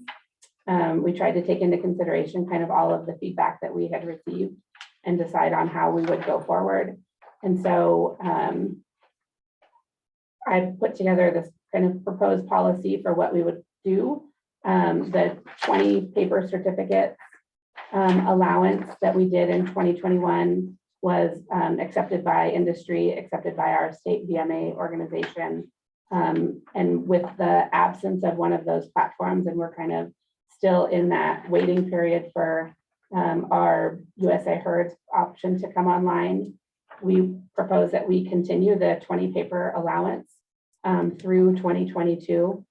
And then assuming no kind of large surprises here over the next 10 months, is that on January 1 of 2023, we would go back to our policy of requiring that all health certificates be issued electronically for Montana origin animals. And then with the case-by-case basis of allowing for hardware or software failure, we incorporated Mr. Fettis's input there and said that veterinarians would be allowed to have 5% of their total CVI issuance done by paper. And we think that should accommodate kind of the needs of hardware or software failure. And certainly if a single veterinarian had an instance, like I can imagine a market veterinarian, if they had a really bad day at the market, they might tip over their 5% mark just because of the volume of certificates that they issue through there. And so we would work with them. In addition, at the bottom of that document, because of kind of the concerns about what compliance looks like, I put together the stepwise fashion that we typically move through compliance issues with veterinarians. This is relatively similar to how we follow up with veterinarians that violate other standards, such as improper use of official identification or health certificate violations outside of the issuance of electronic certificates. So that would be our proposed policy that we hope the board would accept. Just for your information, we had talked last time about only 3% of CVIs in 2021 were issued on paper, and everybody kind of knew where we were going, right, for this year. So to date in 2022, we have received 3,339 health certificates for export. 8 of those have come in on paper certificates.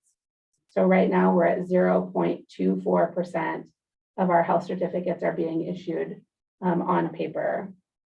So we're not seeing an adoption issue. Overwhelmingly, we're not seeing an adoption issue by our Montana veterinarians. So, Mr. Chairman, Connie, did you change the notification? What do you mean the notification? Written notification of violation, number 1. Did you reword it at all? You know, The what like the letter that letter? was sent last The time. letter. Oh, Mr. Chair, Ms. Brown, so that letter is, that letter was intended to be a notice to veterinarians that had issued paper certificates in 2021, that starting in 2022, they needed to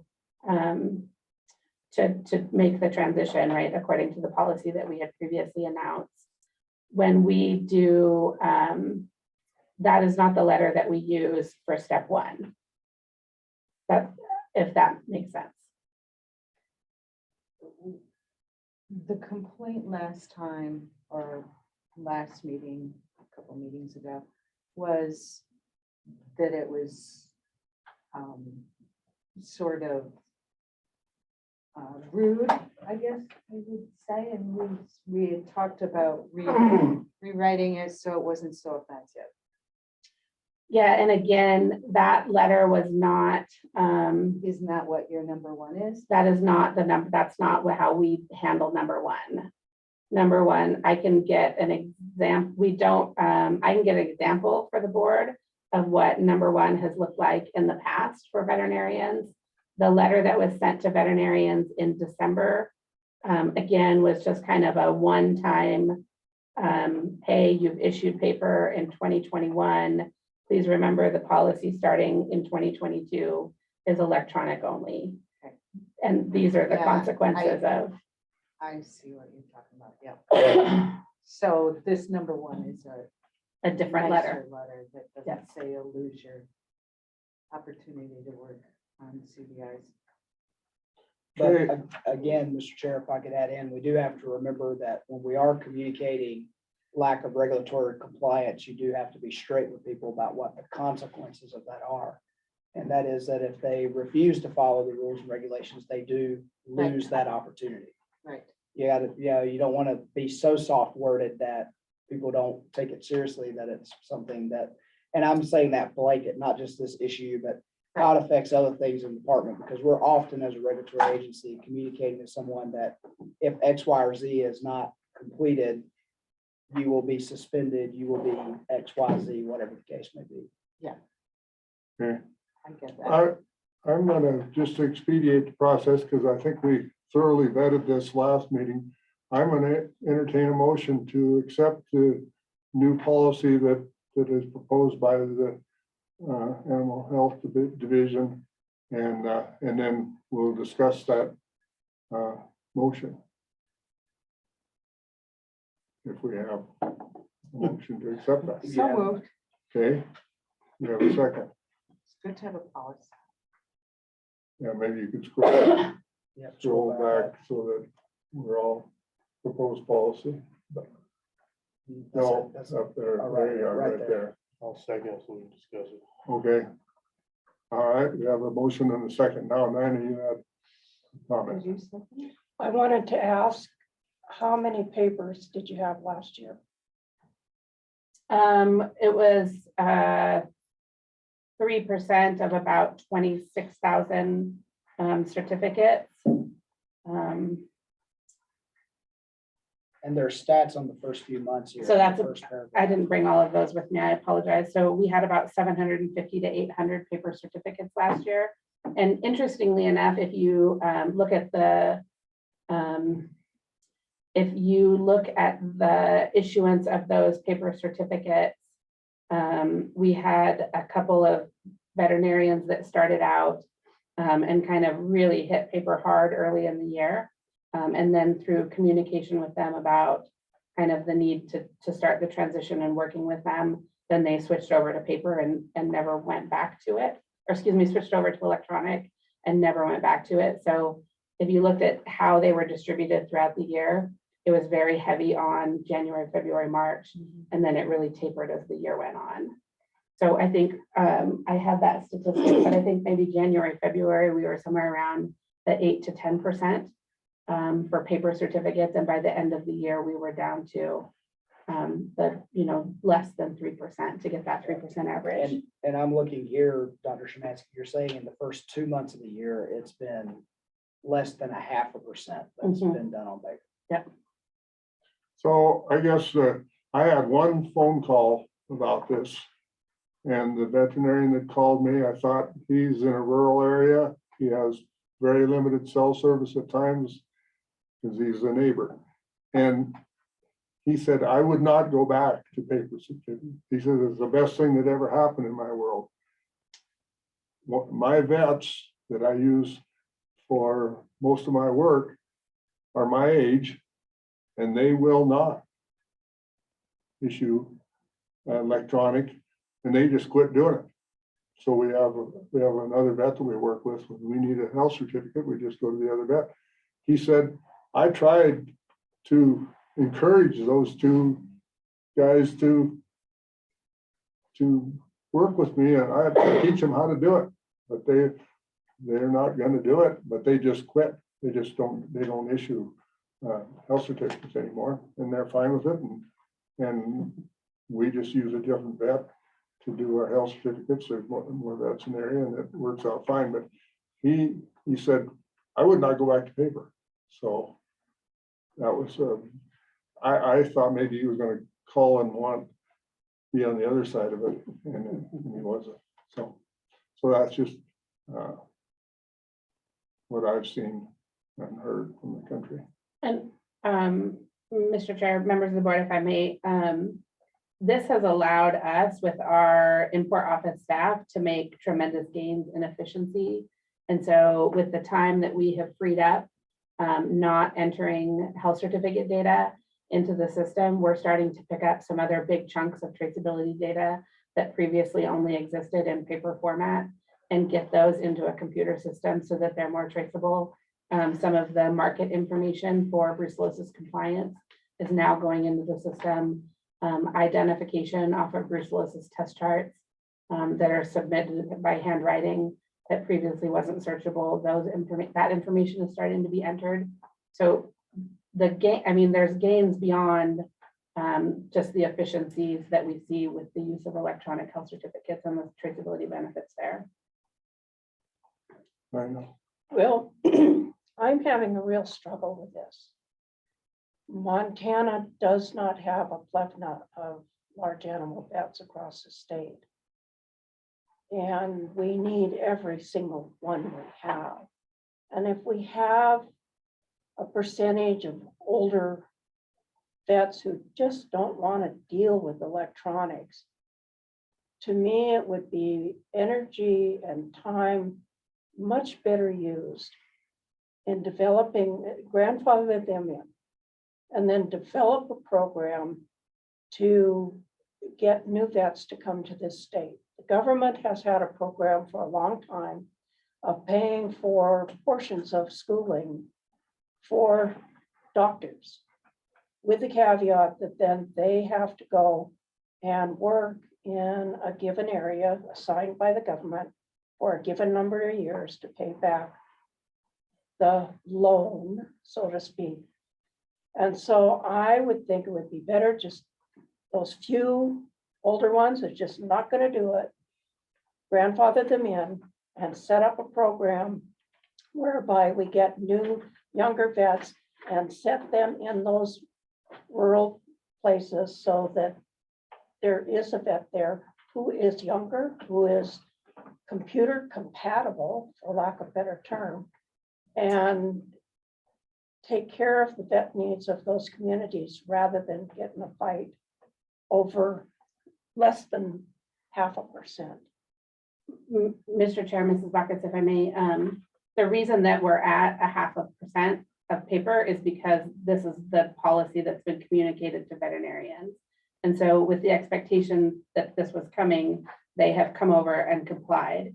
And so I think that if we take away this policy, it's not going to stay at 0.5%. We will have some people that will go back to paper. A lot of them do see exactly what Mr. Curry indicated, is that once they start down the electronic road, they see the efficiencies for their own practice and will stay with it, but we'll slip backwards. This last small population of veterinarians that were kind of stuck in this what to do with category issue less than 10 certificates per year each. They are not contributing substantially to the regulatory body of work that our department is involved with. It's just, I mean, there's a trickle. When you figure that there's a veterinarian in Billings that does the livestock market that issued almost 3,000 certificates last year. Our big kind of large animal veterinarians in the state, their tallies are all over 400, 500 certificates per year, all issued electronically. So I think that if we undo our policy, we're going to slip. And if the board is that's the direction of the board, then we'll do that. But I think that the reason that people have come on board is because we've set deadlines and because of the work that we've done communicating this to them over the years. We have the piece that I didn't show up here is one of the feedback that we get is the cost associated with transitioning to electronics. We have offered $400 towards the purchase of equipment for the issue of electronic health certificates. We have found a combination of laptop and printer that costs less than $400.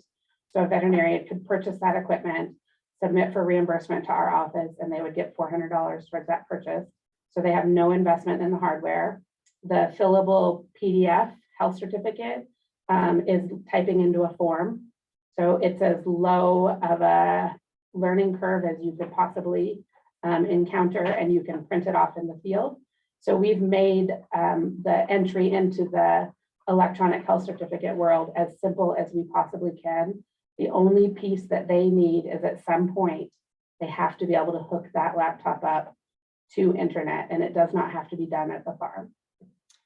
You have never sat in front of a computer with my husband and had to try and walk him through something. I've done it with my mother and my father. There are some people, it just doesn't work. And I'm not speaking against the policy. I'm talking about, you said they did less than 10, each of them less than 10, however many vets that is.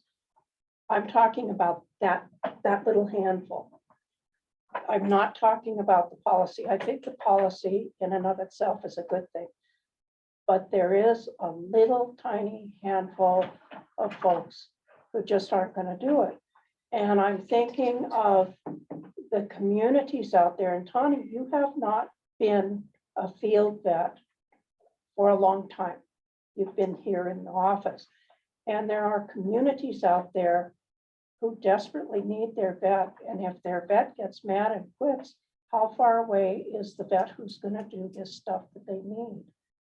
And those are the communities I'm thinking of. And we represent all of those communities and all of those producers. And so, yes, the policy is a good policy, but we also need to provide services for our producers. And so I'm caught between a rock and a hard spot. The Mr. Chair, Mrs. Bacchus, I don't know the age demographics of the veterinarians that issued paper last year. I know some of them, and they are not all categorically our oldest veterinarians in the state. Geriatric is the word. Mr. Chairman, it says they can do 20 of them without any problem. And Mr. Chairman, again, that's the point I want to get back to the policy is we're covering those few people that only do a few health certificates a year and allowing them that grace without backsliding on the policy of what we expect the future to look like. So I mean, essentially we have given people exactly what they wanted with this rewrite, but yet somehow we're still stuck on it. So that's where I'm confused. And Mr. Chair, Mike, I don't know if Jenny Bloomquist from MVMA is on. She was on earlier. Or not, and she wanted to say anything. They, Yeah, she's still on. the board got a preview of this policy. If she wanted to speak to it, otherwise I can.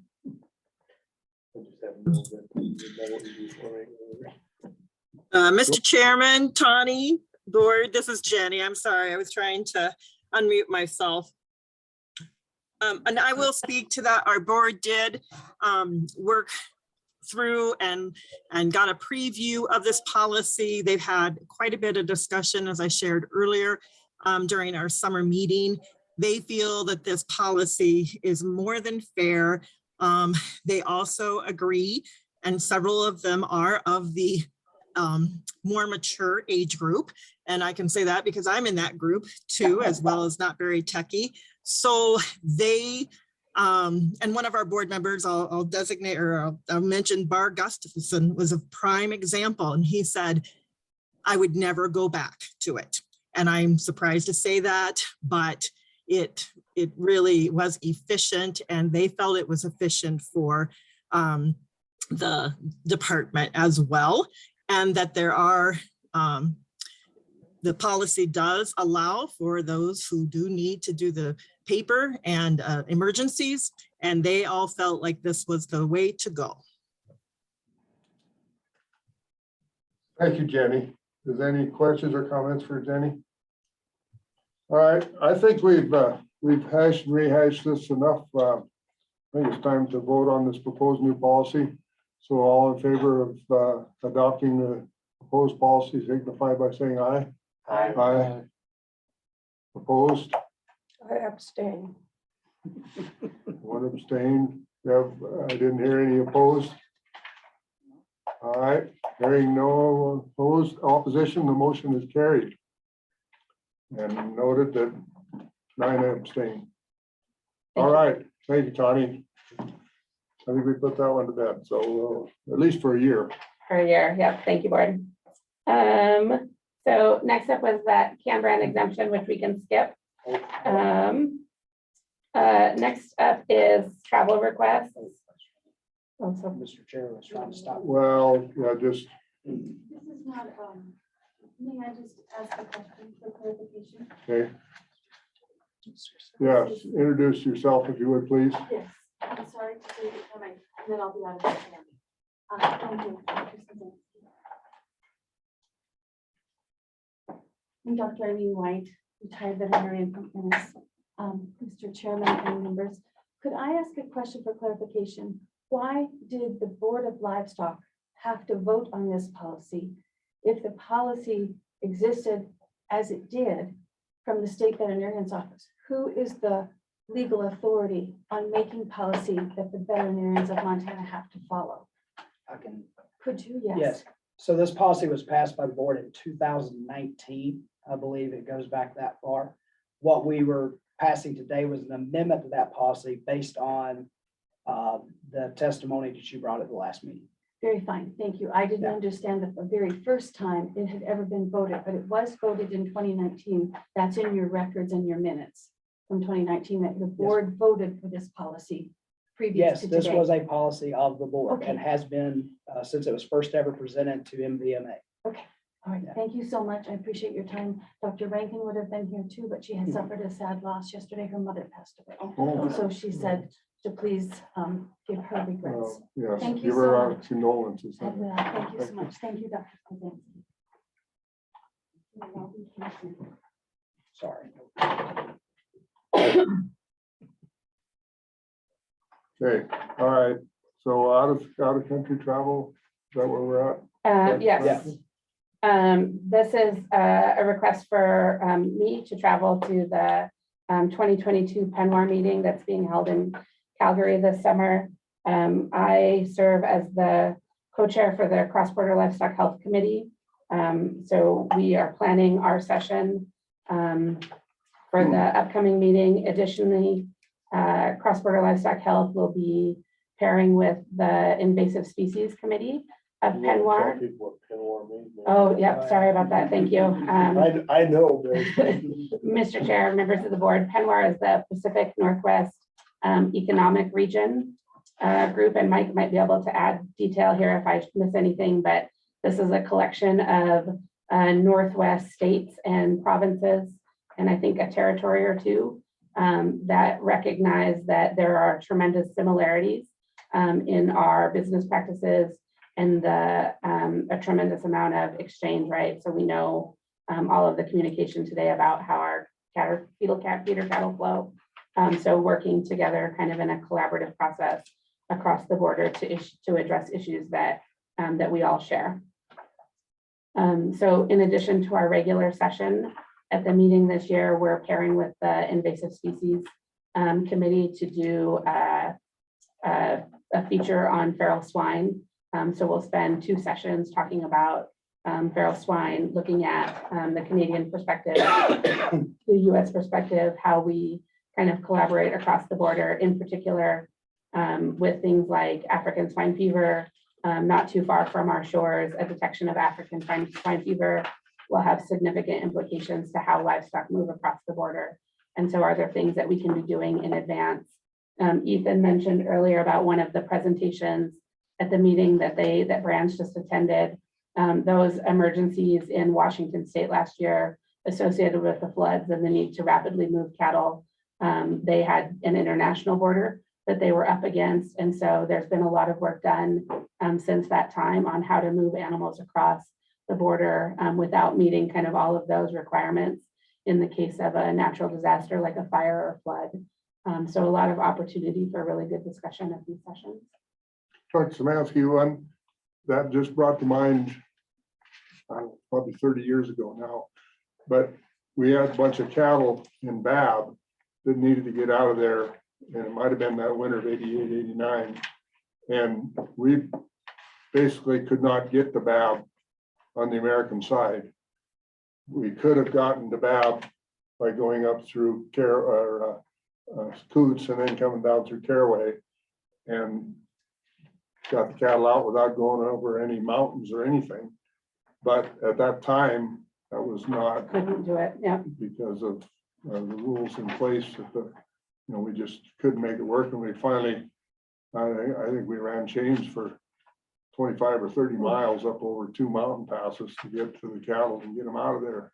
But that's something that, an organization like this or USNIP, could look at. Important conversations. And that would, someday we might run into that scenario again, and that would have facilitated moving those cattle a lot easier. Thank goodness we didn't, nobody wrecked. Yeah. There had been numerous wrecks on those hills that fall, but didn't that trip. So Yeah, and I would speak to, she said, I've been to the past several of these. I haven't made my decision of whether I would ask the board to go this year. I was kind of waiting to see what it was going to take to get across the border of Canada and back before I put in my request. Yeah. Dr. Szymanski kind of has to go, but for me, if it's very inconvenient, I probably would not. But these meetings are really interesting.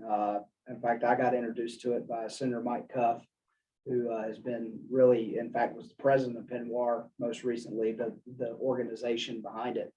And it is good to build those relationships with other states and other provinces, and that in the past few years, having those relationships come in handy. When you know the state veterinarian or the director of agriculture in Washington, or your counterpart in Alberta, there's been times where that's been very useful, just not just the content of the meeting, but just that opportunity to build those face-to-face relationships with people, because they do come in handy. You do have to make that call every once in a while, trying to get some help with something. So. all right. So all right. We have a motion. We have a second. Sue? Ed? I just have maybe? a question. though. Okay. So per capita is paying your travel, because you're speaking, there's probably no fee to enter? Mr. Chair, Mrs. Brown, yes, I do not have a registration fee. It would be, I'm just going to drive. So the state car, gas, and per diem and room while I was up there. Okay. So it looks, we have a motion. Have any more discussion? All in favor of allowing this request for out of country travel, signify by saying aye. Aye. Aye. Pose same sign, motion carried. Cool with budget. Just because it's positive. I already did that. Hopefully I'm done doing that. And just the Montana Invasive Species Council is part of the that working group or the session, and they had hats printed with the Squeal on Pigs logo. I've got hats for board members if anybody is interested in a piggy hat. The next out of state travel request is somewhat of a provisional request. This is to attend the National Alliance of State Animal and Agricultural Emergency Programs, or NASAIP. This is a meeting that happens approximately every 18 months, and it involves state, federal, and private industry groups that get together and talk about emergency preparedness activities. So obviously with avian influenza happening throughout the country, that would be a big topic. African swine fever would be another one that comes up regularly. In addition, they do some of the like pet sheltering during disasters conversations as well. This would be something that we would send our emergency preparedness veterinarian to, kind of pending if that position is approved for hire, when we get it hired, and what the agenda looks like for this meeting would be contingent upon who we would send, and maybe even if we would send somebody to attend this meeting. Question. So were requests for these travel put in at the beginning of the fiscal year? We had a discussion about that 4 years ago or so, so that we made sure that the funding requests were built into the budget. If not, we probably need to We sent remember Dr. to do Forsyth that. this last year, right? Yeah, Mr. Chair, Mrs. Bacchus, this is one that we have consistently sent folks to. Animal Health Bureau did not do a large batch request for out-of-state travel this year like we have done in the past, where we presented it all at the beginning of the fiscal year.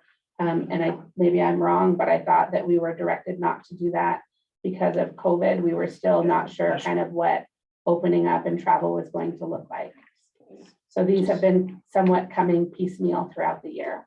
As But long this as is, we have room in the budget. Oh, yeah. It's things we've sent to, but Dr. Shemansky's right. I was kind of living off memory, but this year we didn't do what we normally do at the beginning of the year because with COVID, we didn't know if anything was going to happen. So we just waited to see how the world would change. All right, I entertain a motion to accept this request. So moved. Okay, we have a second. Second. All right, we have a motion by Sue and second by Greg. Minneapolis. oh, Minneapolis, there you go. That's close. Okay, so any other discussion? All right, all in favor of accepting this request, signify by saying aye. Aye. Opposed, same sign. Motion carried. All right, so someone's going there too. All right, animal health. For the new hire. Mr. Chair, members of the board, as everybody hopefully is aware, Dr. Forsyth has moved on to a new opportunity with the National Pork Producers Council. So that leaves her position vacant, asking to be able to backfill that position. It's become obviously very instrumental in our emergency preparedness activity, but also has allowed us to do a lot of expansion on some of our other disease programs.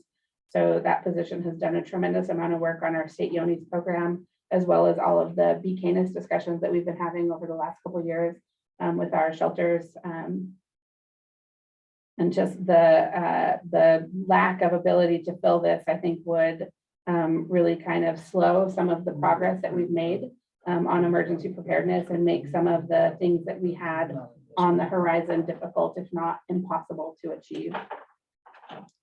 Okay. All right, I entertain a motion to accept this request to hire.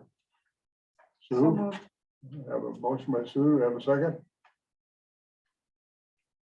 Second. We will take a break following this to get everybody fired back up a little bit. So, all right, Mr. Chairman, Yes. what do you mean by backfill? Like already somebody who's hired will take that over? Oh, no, I just to put somebody back in that position. yeah, it's a vacant position. Yeah. Yeah, Okay, so to well, fill a okay. vacant position Yeah. probably would be better. Sorry. Yeah. Yes, Miranda. Mr. Chairman, Tawny, what's the salary for this?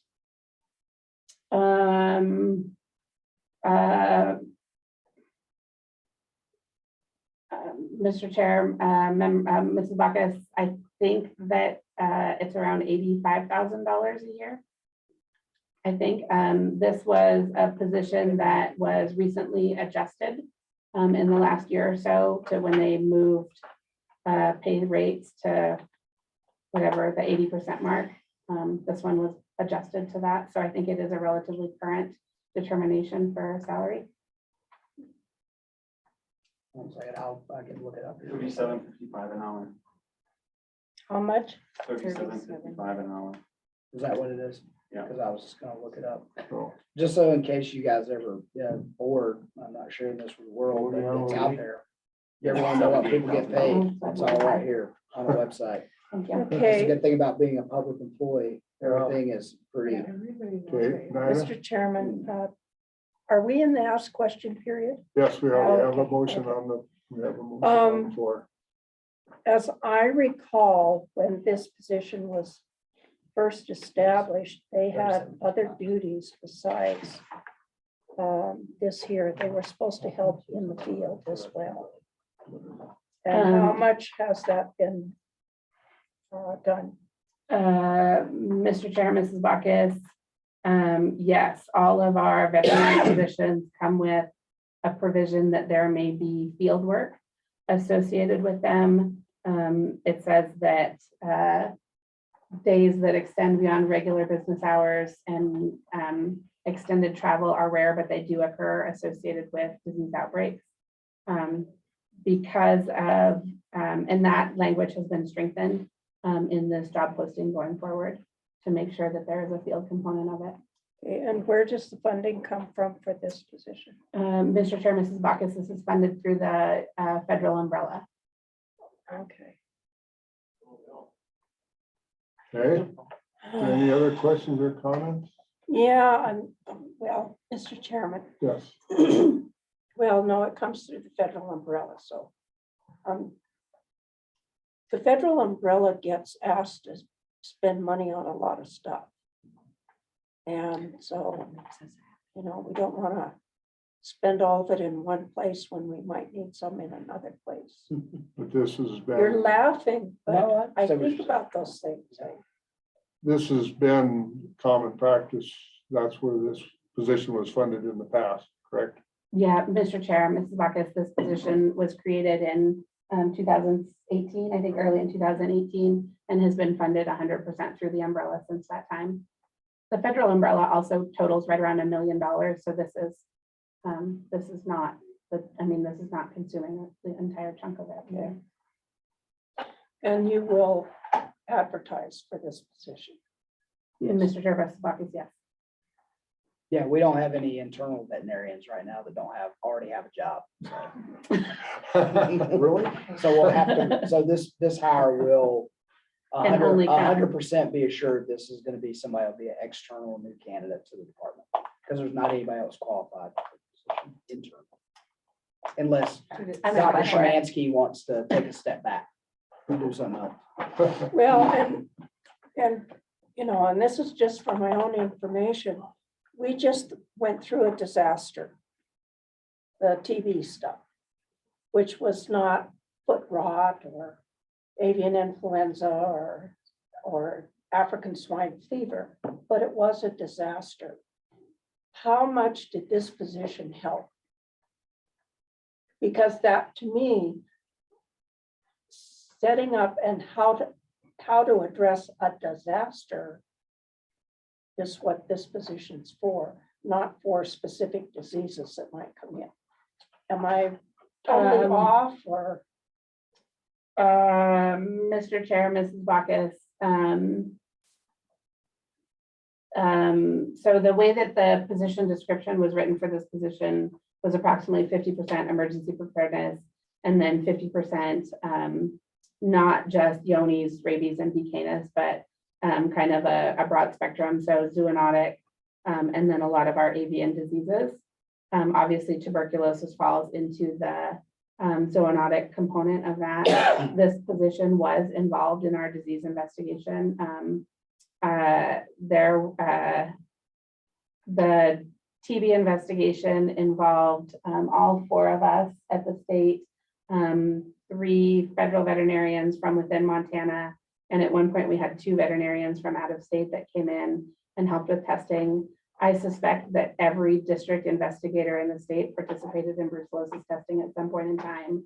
And then our bison program And our eastern and western area supervisors put in tremendous hours on this investigation. So I think it was very much a team contribution. So this position was part of that. But what I'm talking about, as I understand this position, they're ones who are supposed to put together program, for lack of a better word, or if we have a health disaster, here's how we should do it, and here's who should come in at what point, and so forth.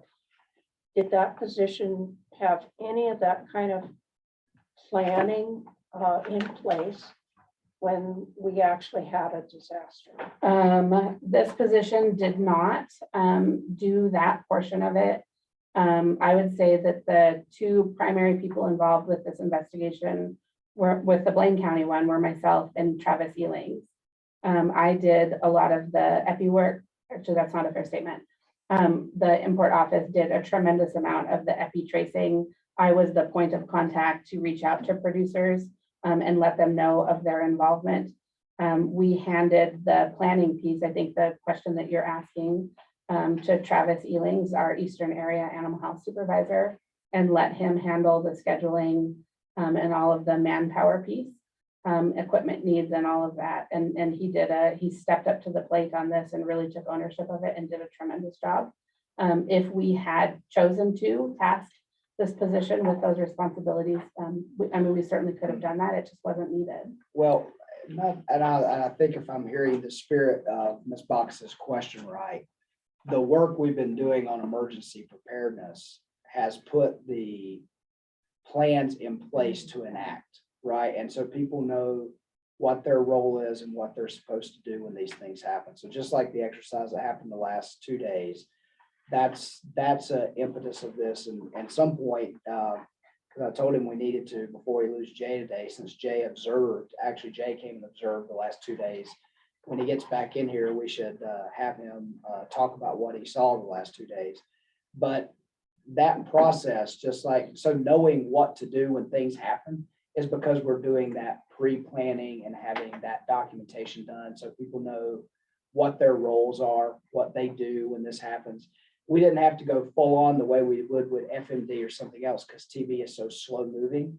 In FMD, it would be much more rapid, right? Because of the way that the disease can move and because of the contagiousness that is involved and rapid spread.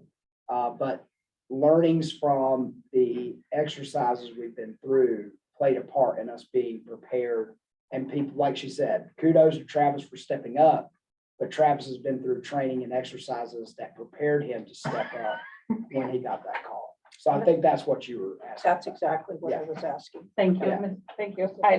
Yeah, no. How long has she left? Mr. Chair, Mr. Waldner, I believe February maybe 18th was her last day. 3 or 4 weeks ago. Yeah, somewhere in there. And you're getting the work done? Not really. She actually came back and helped with it. She was part of the exercise we had the past 2 days, which was Well, nice. We're on the middle control side.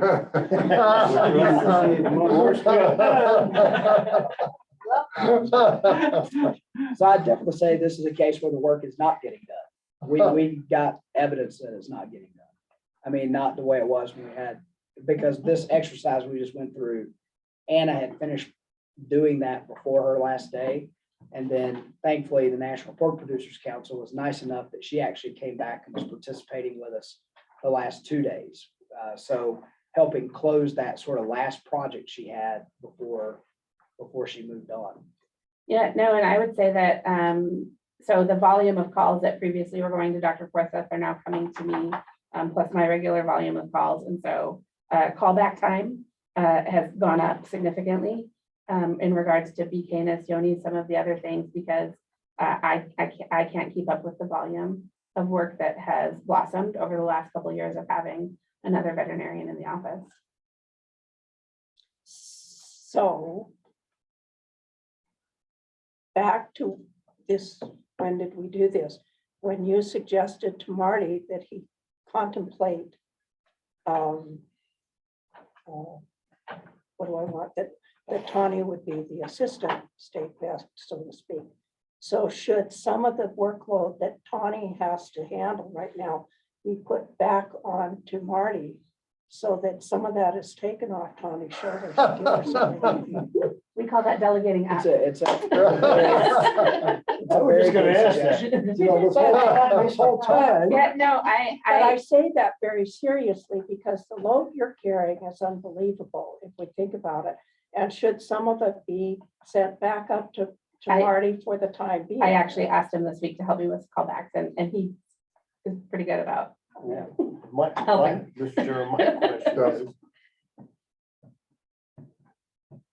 Marty's a state vet and Tawny's doing all the reporting. Do you have any say in it? Well, wait till we get to meet. Boy, you want to pull up your chair? Well, Yes. I guess I would suggest that you speak to my supervisor about my workload. That would probably be the most efficient, but yeah, we'll chat about meat and milk and eggs. Yeah, for one thing, he's also right now, as you'll find out when we get there, he's quasi the meat bureau chief Well, I right know now that too. So I mean, it's like state vet, it's like all we're doing is hearing from Second, sorry. the assistant. He's got a hell of an assistant, man. So, is there any more discussion? We have a motion on the floor to hire, to propose hiring the vet for contract veterinarian, I guess. No. we haven't gotten to that one yet. Oh, the program. Did that vet, get program seconded? vet for- Yes. So, is there any more discussion? All right, all in favor of granting the request to hire and fill this position, signify by saying aye. Aye. Opposed? No. No. No. Not at this time. So without Jake, we have a tie vote. Is Jake on? Yeah, he was on earlier. Of course, he's gonna be gone now. Nope, he's not there now. All right, well, with the tie vote, the request dies. So we will, if you want to, we can revisit it next meeting, I guess. And you know what questions are, so you can come with more answers or whatever. Okay, let's move on. It's gonna hurt. Yeah. Yeah, and I would ask to forego this one, to be honest with you. This is one that I don't think that we can accomplish without that veterinary position. This is a commitment to hold 10 tabletop exercises throughout Montana. I believe that we have until sometime into 2023 to complete that project. But I can tell based upon what my schedule for the summer already looks like with our commitment to the National Pork Board exercise, that we won't be putting these on the schedule Yeah, without that without another position. veterinarian. Yeah, we can't fulfill this grant without that position. So we'll just forego that and give the grant back. Mr. Okay. Chairman, I don't understand why we're denying having a new vet when we've had one since 2018, doing that. And the workload seems to go up and up and up. And the disease problems seem to go up and up and up. And all of a sudden, we don't have the money. We're not even paying for it, right? I don't get it. Montana Pork has their own vet. What was that, Ed? Montana Pork producers have their own vet. Does that have anything to do with it? He comes out of your country. Okay.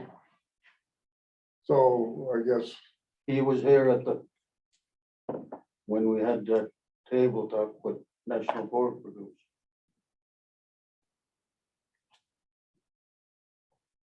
so I guess, Does that have anything to Tommy do works. with this one? well, yeah, but I mean, so you just have to give us a little background context, I guess, so the rest of us can understand exactly what you're. Well, he's not, he went to school and that's what this vet was. She was actually a pig vet. That's what she went to school for. And that's what Tommy went to school for. But they can do large animals, I mean. Okay, A vet has to do, a vet's got more education than a doctor. Because he's got different species to work with. yeah. So How did you vote on that motion? I voted in favor, but it was 3-3. 1, 2, 1, 2, 3. One, Oh, I see. 3, 1, 2, 3. So, Can we call Jake? I don't know, he said he You was. can move to reconsider. yeah, someone can move to reconsider if you would like, and then be prepared to make your arguments. If you would like Well, to. Mr. Chairman, I move to reconsider. Okay, we have a second. I was already a yes. Okay, so, all right. We have a motion to reconsider. Is there any discussion? Not all in favor of the motion to reconsider, signifying by saying aye. Hold it. Hold it. And I understand the position. I understand what goes on in that position. But I'm feeling very much like,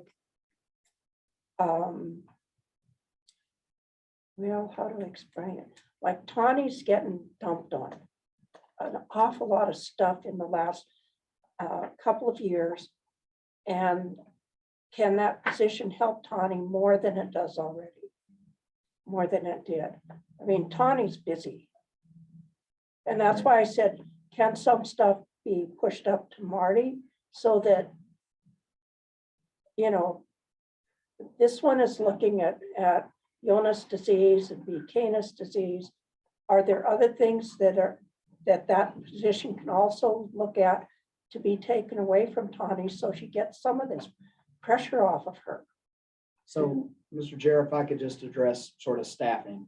So first of all, remember that Dr. Zaluski's role has changed a lot in the last 5 or 6 years. So we reorged the department, or the legislature reorged the department in 2017. So Dr. Zaluski, who used to just be the state veterinarian and state veterinarian only, also has the veterinary diagnostic lab, meat and poultry inspection, milk and egg inspection, along with the Animal Health Bureau, or what was the Animal Health Division by itself at that time, underneath his slate of responsibilities. So he's working with the lab, he's working with Tawny. Our meat bureau chief has unfortunately had some concerns that they've not been able to be fully invested for the last few months. So that's where Dr. Zaluski's attention is. We have not had the funding to replace the milk and egg supervisor. So he has also been serving as officially the milk and egg supervisor, working with Alex and Rosemary and Elaine and Terry and the folks in that area. And so what I would say is that the work that individual is doing is not going anywhere. You're actually increasing Dr. Szymanski's workload if we don't fill that position, or we just make a decision that we're not going to do that work anymore. And that's why I said, from my standpoint, that we can make it really easy. If we don't want to have a program veterinarian that's working on the emergency preparedness side, then we won't complete the NAD prep grant. We won't do work on secure beef supply chain. We will not need the request for media training because that's who's going to supervise and move that. So we won't do that. Ed talked about earlier this composting thing. We will pull out of that. The Department of Livestock won't be a part of that because we won't have the employee to help do our part of it. And I mean, it doesn't mean that the pork industry won't continue to do it without us, but we just won't be a part of that. So that's where I'm saying it actually, I mean, and that's fine. And I want to make sure that I'm clear in saying, like, if the concern is that we're trying to help workload by getting rid of an employee, that's not the case. But if the decision of the board is they don't think we need to be doing emergency preparedness, then that's a different policy decision. And if we don't need to be engaged in that, then we don't need this person if we don't want to do that activity or that work.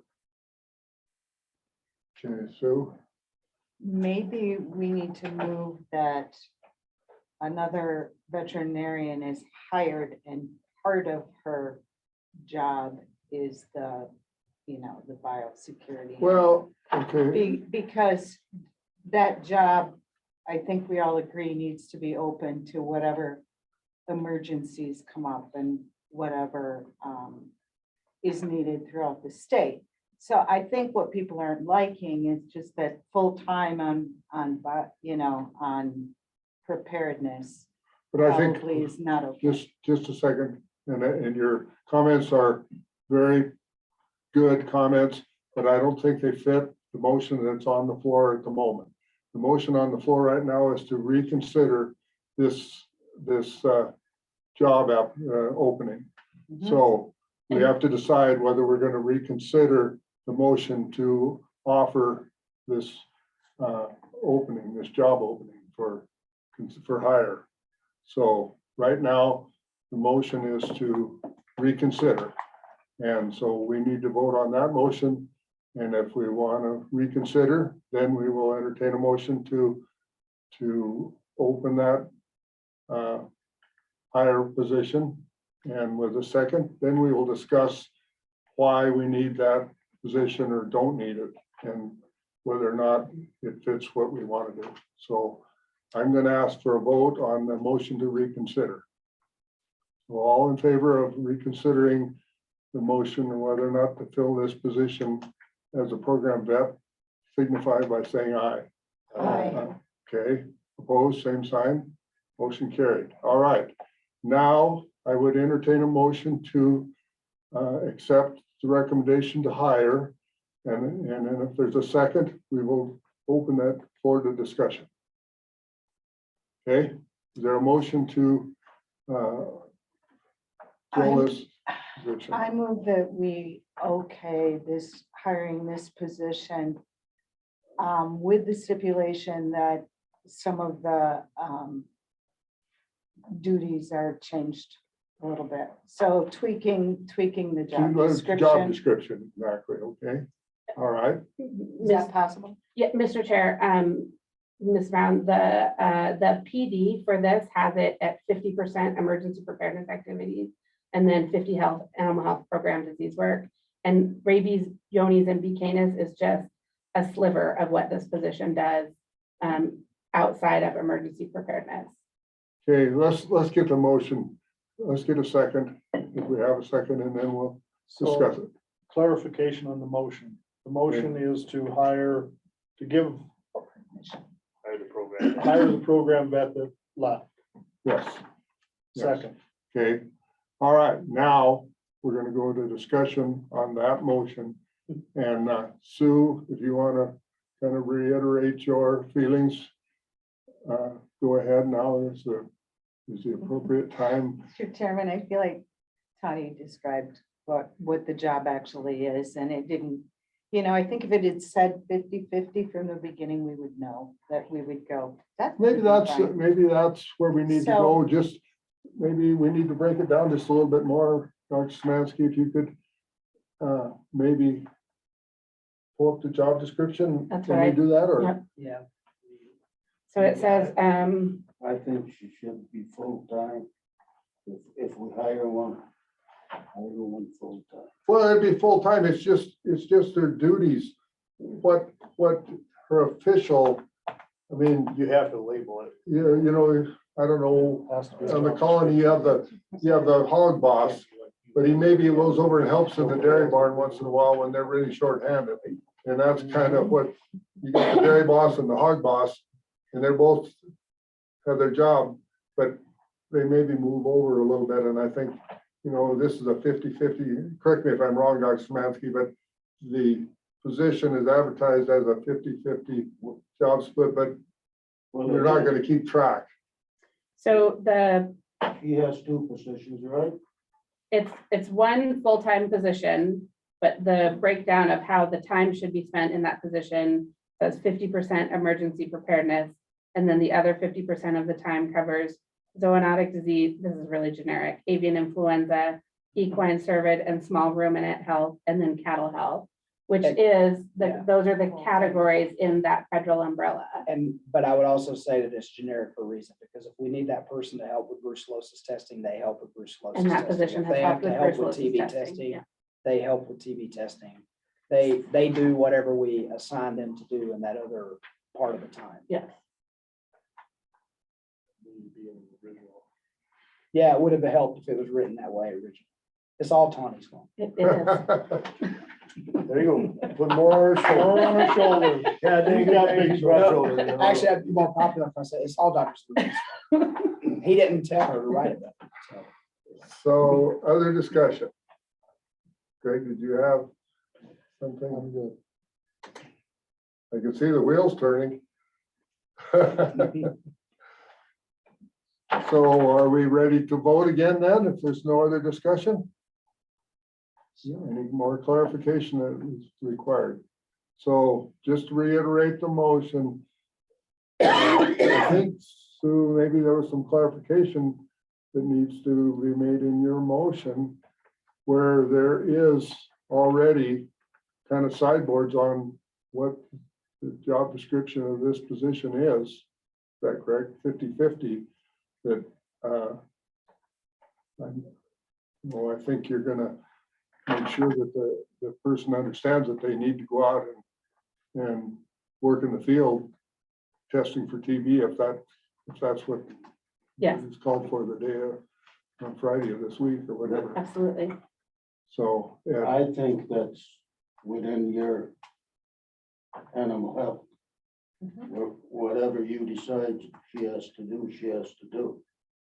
or he, yeah. Yeah. But just for the clarification on the motion, I think Sue's motion had a little bit of sideboards, and probably it just needs to be to fill this position as will be advertised. Sure. Okay, Change Is your that- vote. No, I think you need to put in 50-50. okay, all right. And now you need to repeat it, so Donna knows to make a motion. Dr. Szymanski, can you clarify exactly what the position job description entails?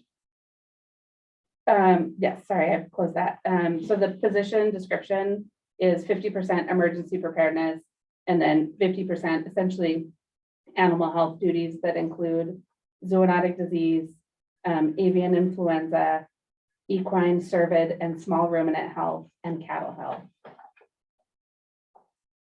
Seems odd that they would itemize some of the things and leave the others pretty open. But all right, so you're comfortable with that in your motion? And the second was, Greg, you're comfortable? All right, any more discussion? Are we clear on the motion? All right, all in favor of offering this position, signify by saying aye. Aye. Opposed? Motion carried. Thanks, Gordon.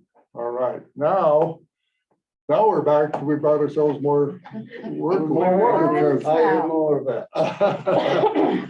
So, all right, the next item is request to hire a contract veterinarian, and would you explain that? Yeah, so, Mr. Chair, members of the board, I apologize that this is coming as late as it is.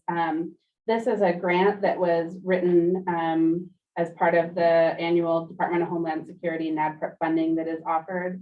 The way that the grant was written is that the department will conduct 10 tabletop exercises throughout the state of Montana focused on the secure beef supply plan.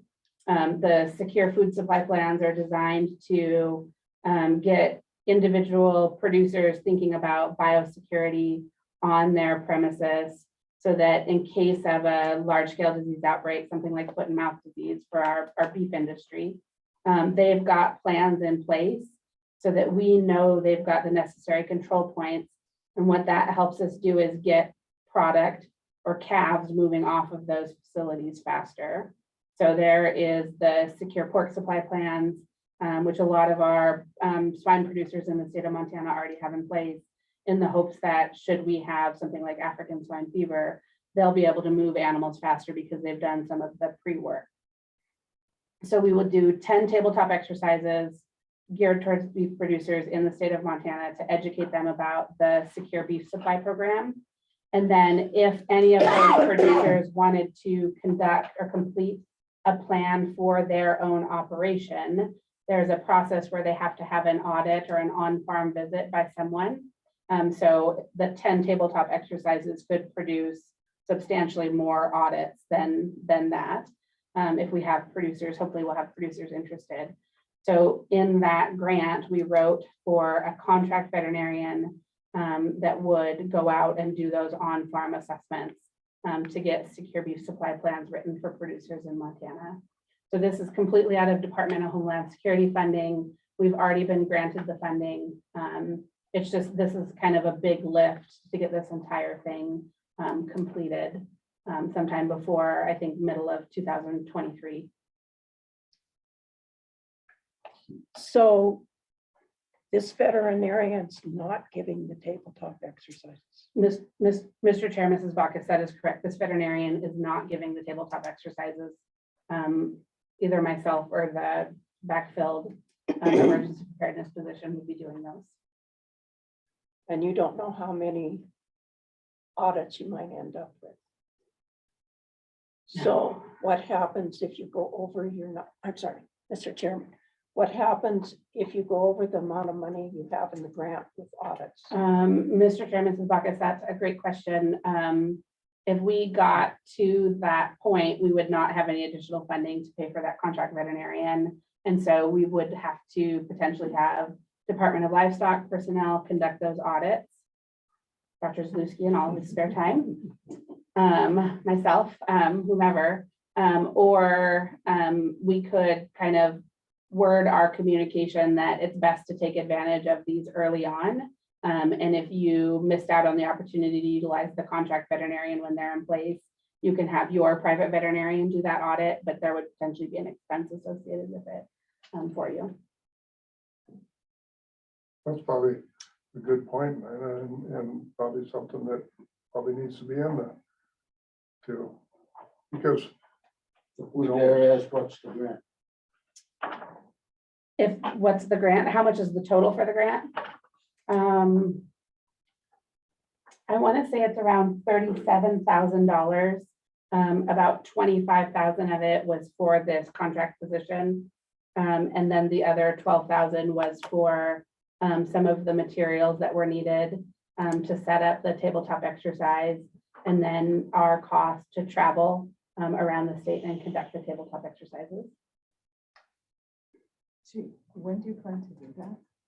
Well, it's not quite half a year. Mr. Chair, Ms. Brown, we would probably start, if we got the position backfilled and got a contract veterinarian hired, would probably start these sometime maybe late fall. It seems like for producers, spring and fall are difficult times of year because they have a lot of work associated with those times of year. So maybe we would tip into next winter to get them done. Trying to find kind of slower times of the year that people would have more time to come to a meeting. okay. What's your pleasure? I move we honor the contract. Okay, we have a motion, we have a second. We have a second. Sue seconded, Alan made the motion. All right, any other discussion? All right, all in favor of hiring this contract veterinarian, signify by saying aye. Aye. All right, opposed, same sign, motion carried. All right, now we're gonna request to spend more money here. This is the last two are big money items. I apologize. This next one is for media training.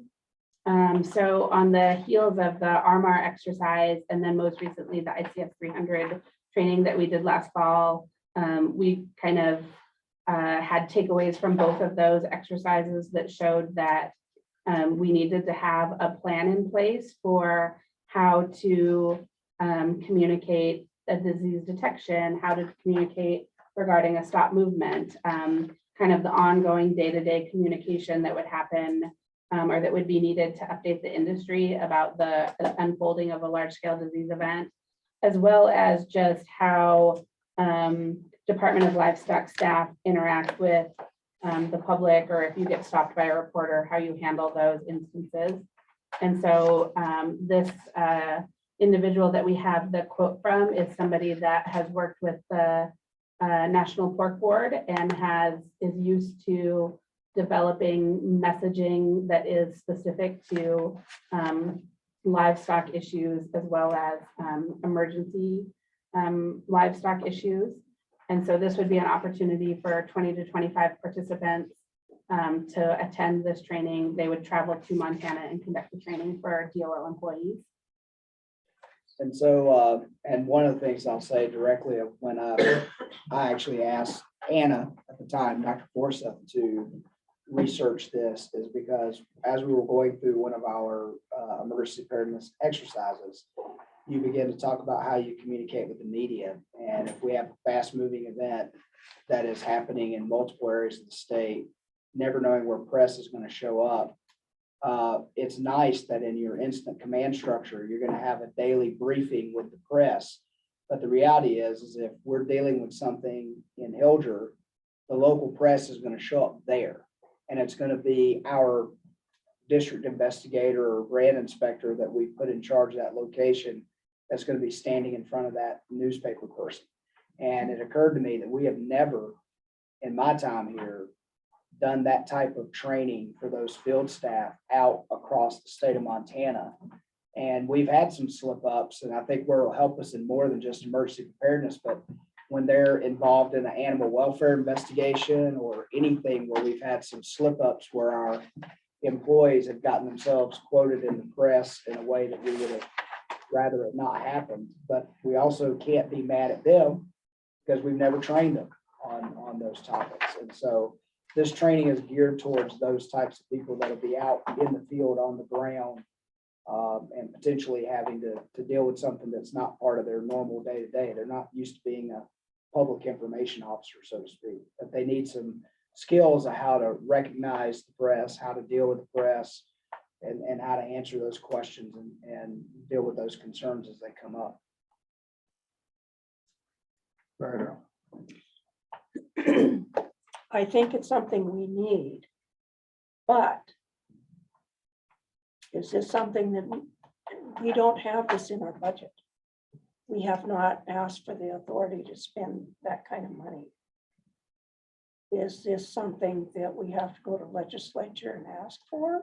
Not out of the umbrella. The umbrella has been appropriated by the legislature in House Bill 2. They haven't. But what makes up everything that gets spent in the umbrella is up to here. So this is just plain training for staff. No new FTEs. No. Ed, On the milk side, National Milk Advertising, they're here once a year. And they have a meeting and trying to produce how they should speak to. We've had 2 incidents where I called them and they was up there in 6 hours.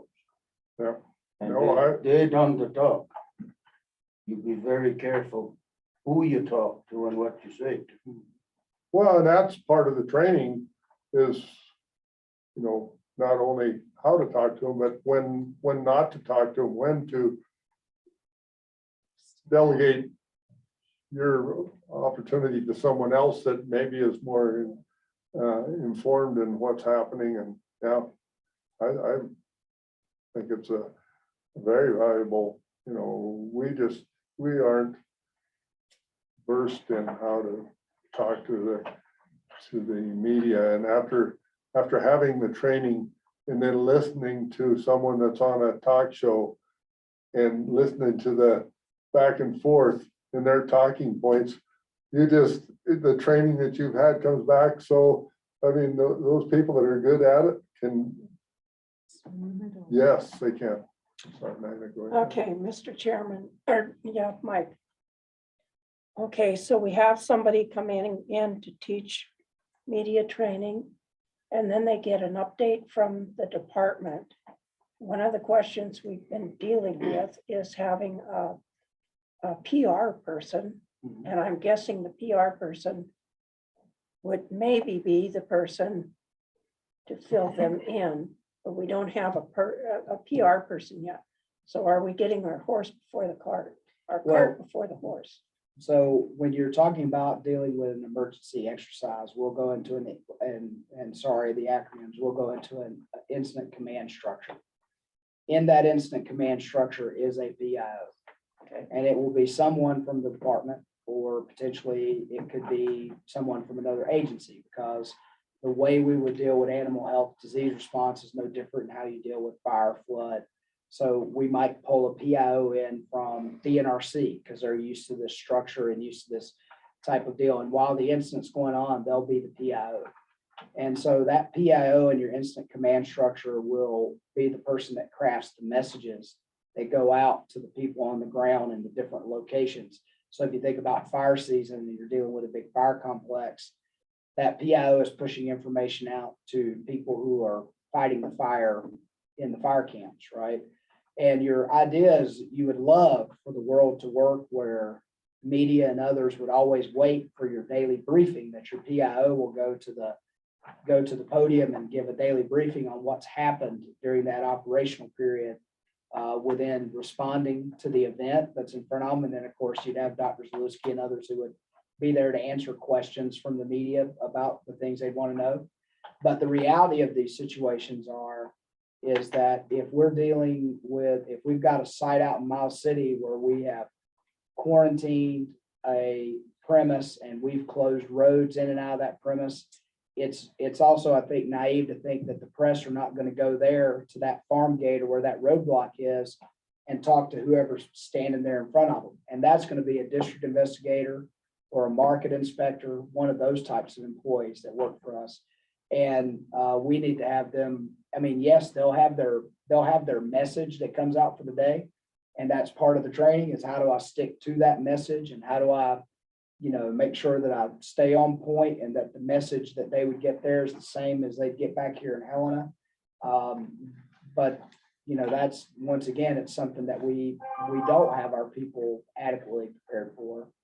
And I think most of you in this room have dealt with press at some point, and you can stand there and say, not my job, no comment.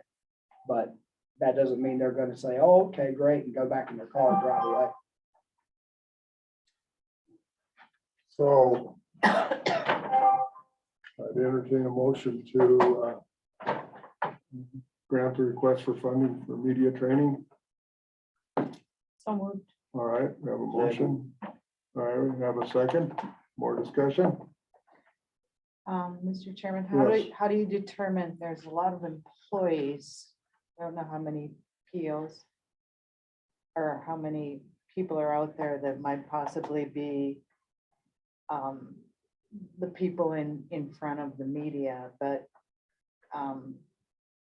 is this person who's training, can that be taped and then presented to the rest of the staff and possibly us, I know we haven't asked that question of the trainer, but we could. Yeah, we can certainly make that request.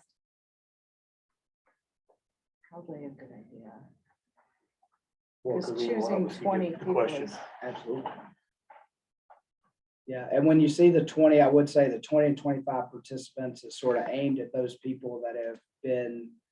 So like I said, Jay got to see us the last couple of days, and I talked about that we're now at a point where we have about that number of staff, myself included, that have been trained in incident command up to the 300 level, and some hold certifications above that level at this point. But that's sort of the core group we're looking at engaging there, is those people that we have trained to sort of be leads in our response in some way, shape, or form. And that includes most of our district investigators and our animal health staff. Yeah.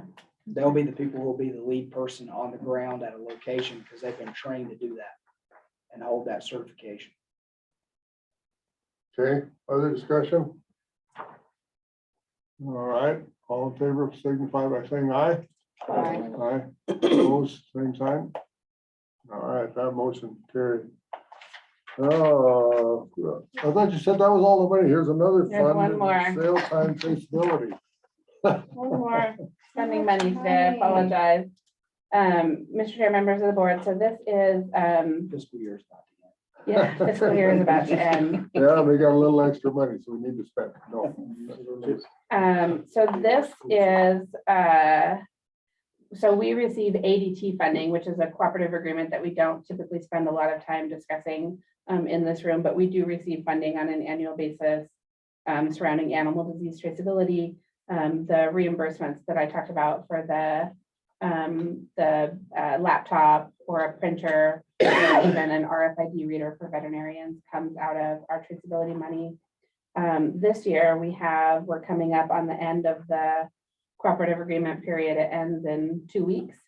And we have enough funding kind of at the tail end of this agreement that we would like to help offset the cost for some of our livestock markets that are transitioning to a new electronic platform for issuing health certificates at the yard. Health certificates out of livestock markets are present slightly different issues than issuing health certificates in the field. One, they happen at a tremendously higher volume. Livestock certificates that came out of markets in the state of Montana last year were about 1/3 of all of our health certificates. They tend to happen on one day of the week, kind of all at the same time. They come from multiple different consignors to the buyer, and you don't know where they're going or what the requirements are until after the sale. Kind of because of all of these unique challenges, there have been over the years some specific software that has been made available to livestock market veterinarians, one of which is the Fort Supply program that has been used in the Billings yards for many, many years to issue all of those health certificates electronically. Fort Supply is no longer supporting that software, and so we're needing veterinarians to transition.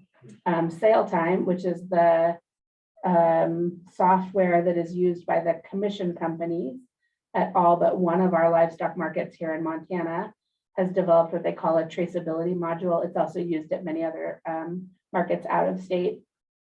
So they've developed a traceability module that will allow veterinarians at the yards to issue health certificates electronically and integrate some of that data from the sale of animals, which was the nice thing about the Fort Supply system, was it came from the brand side of things.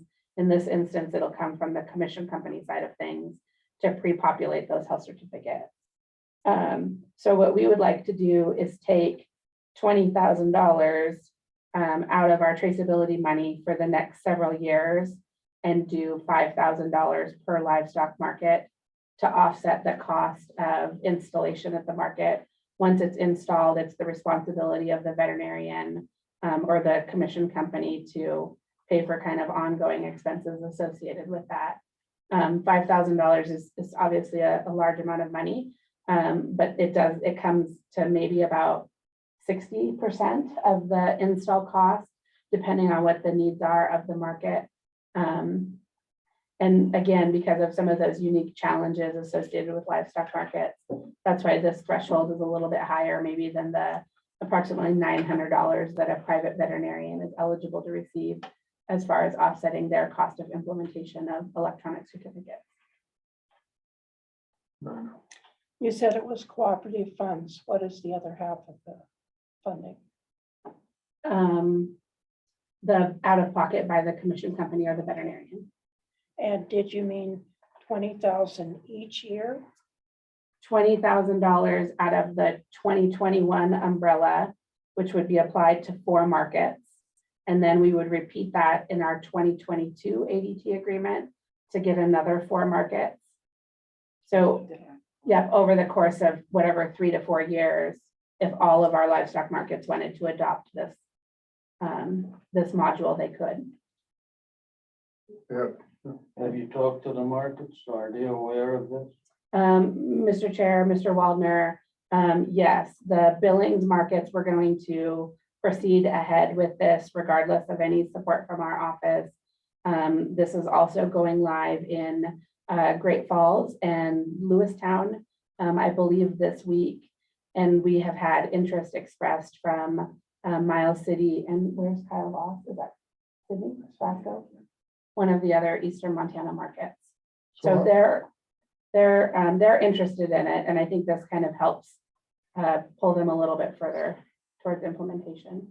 So how are you gonna decide who gets the first pool of money and who gets the second pool and so on? So we have kind of 4 markets queued up to finish out this year. Fortunately, because of the process that it takes to get through the installation process, it's not an immediate thing.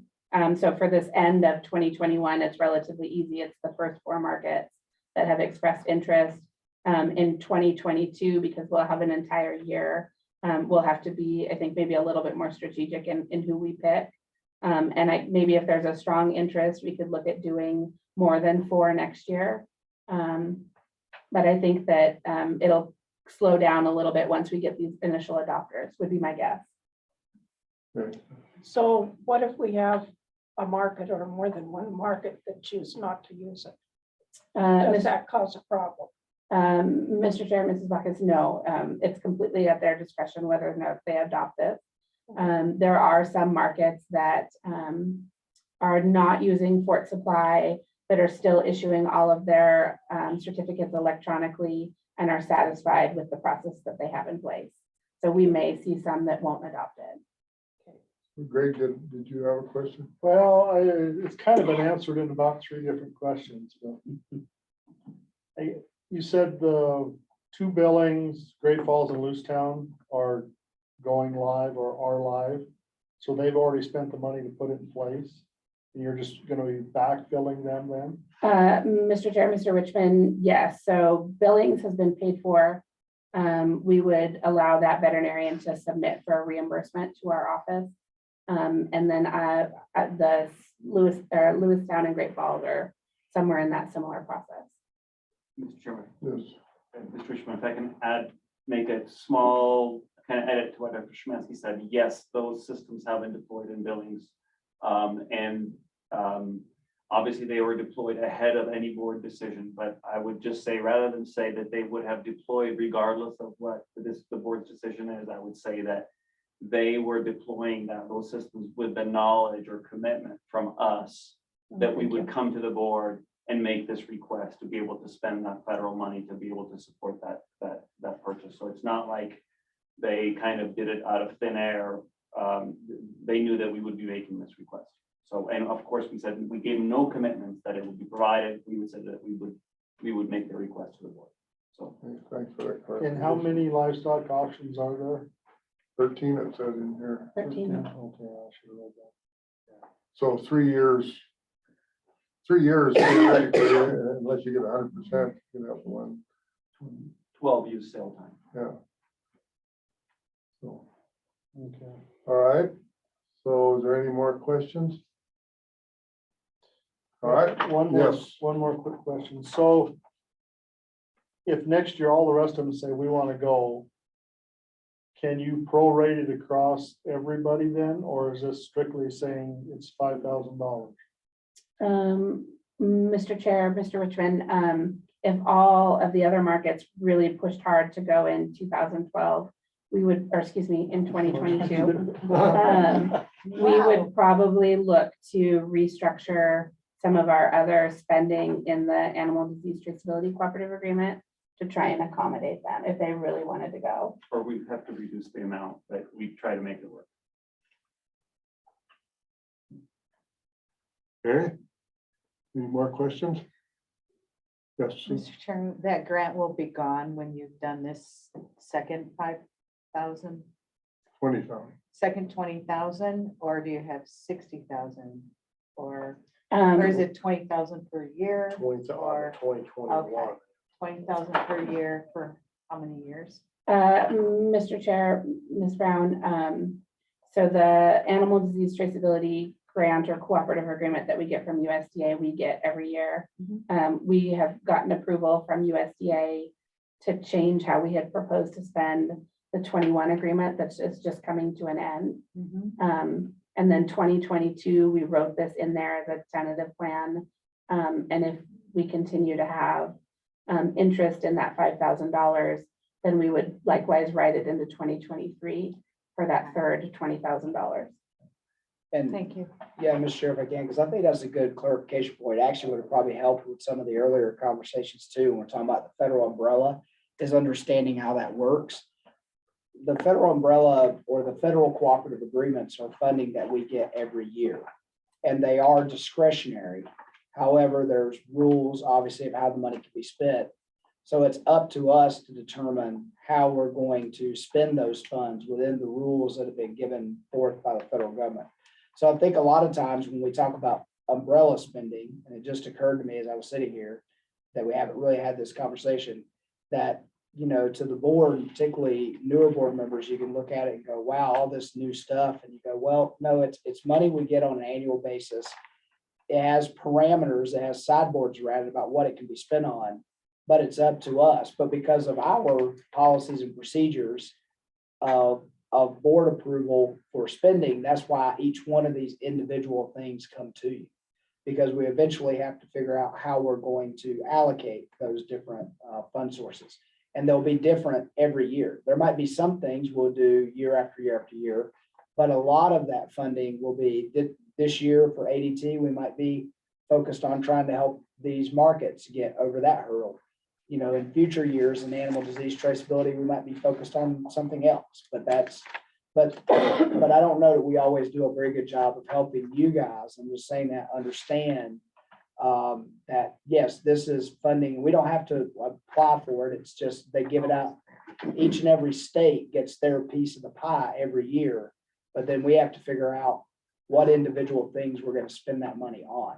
And so when we go to the legislature, I guess I'd answer that a little more clearly, because it was a good question from Ms. Bacchus about the appropriation of that. So when we go through the budgeting process, we are telling them in the budgeting process what we're expecting to get in that cooperative agreement, but we're not itemizing what's being paid for by that cooperative agreement at that point in time. And actually, that funding, we've not had a year where it went down, and hopefully we'll never have a year where it goes down. Usually it doesn't work that way with the feds. More often than not, it goes the other way, and we end up having to budget in more funds because they make available more funds to us for certain things. And so that's another reason you'll have us coming to you sort of mid-year or 3/4 of the way through the year saying, hey, they've made some new money available that can be spent in this way, and here's what we would like to spend it on. Okay, So sorry for that explanation, but. I make a motion. we have a motion. We just, so Repeat it for Donna. we have a motion to fund the satellite traceability module for the Montana markets. Yeah, Greg, it was one of you guys. Wasn't me. Seconded. Okay. All right, we'll just, it's been long enough that we will ignore the formal motion, and Ed made a Sue. motion to fund, to accept this funding source and use it in that way, and Sue seconded. And I think we've discussed far enough, so all in favor signify by saying aye. Aye. Opposed, same sign. Okay, we're gonna take a break. Okay, are we off? Dr. Zawiski, you're gonna go through the milk and egg. Yes, sir. Mr. Chairman, members of the board, really the Milk and Egg Bureau is just a Maybe place. introduce yourself for the record, please. All right, I neglected to do that. You should call me by name. Marty Zaluski, State Veterinarian, and the Administrator of the Animal Health and Food Safety Division, and for the board's behalf, also interim Bureau Chief of the Milk and Egg. So, Mr. Chairman, we just have a placeholder for general updates. There's not really anything to report here that requires action for the board. The one notable item that you're aware of, because it was included in your board report, was that we had a couple additional dairies that left the industry, I think a couple of weeks ago. Not large operations, but nonetheless, the industry continues its attrition, I should say, or decrease. So currently we have 44 dairies that are in operation. probably the most maybe important topic I want to share with you that isn't an actionable item at the moment is that we do continue to have pressure for, as we talked about in the previous meeting, we have an overabundance of miles for the sanitarians to cover. And so we're trying to figure out a way by which we can more equitably or somehow distribute that workload, or somehow, since we can't cut a sanitarian in half, we're trying to figure out how to share those FTEs. And perhaps, I'm going to foreshadow a little bit, the Mr. Hamel's upcoming retirement here in the next separation in the next week or so may be an opportunity for us to talk about how this department or how this animal health and food safety division is structured. And so there might be some benefits out of you know, even combining those efforts into one unit, because milk and egg at this point has 6 people for 5 people. And so, you know, there's some benefit to scale there that we're all aware of. So, and I think with that, I will probably kind of, you know, be finished here and let Alicia speak to meat and poultry division, meat and poultry bureau items. Mr. Hamel is on the phone, but I think our intent is to ask Alicia to be interim bureau chief once Gary separates, to get us kind of over the hump, or during the period when we have that vacancy. So that is our, I would probably hand that off at this point. All right, maybe we jump down and just do this out-of-state travel request for the VDL. VDL. Oh, sure. Yeah. Oh, yeah, that would be fine too. So, Mr. Chairman, so the agenda states that we are looking to send 2 laboratorians to NPIP training. This training is required to have the certification to conduct NPIP testing. The testing is not unique to one section of the lab, but actually is conducted by 2 sections, and so we're hoping to send 1 individual out of each section with federal money for training. Okay. And Mr. Chair, I'll just say, so we connected that the Salmonella enteritis training is pretty important to our egg program. We do sampling on that, and so that, you know, it's kind of weird to spend this much money on poultry, but it does have a direct impact to one of our major things that we do, which is that salmonella testing on eggs that we're required to do to allow them to be able to be marketed. Okay, entertain a motion to accept the request for out-of-state travel. So move. Okay, Second. Alan made the motions. I'm a second. Any discussion? Hearing none, all in favor signify by saying aye. Aye.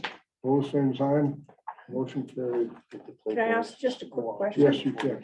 So they test eggs, domestic eggs. Do they ever during the egg season for migratory birds test eggs on them?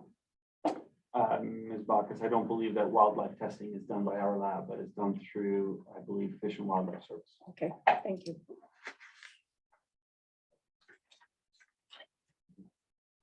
Okay, any other quick? Yes. Sue. Just a quick question.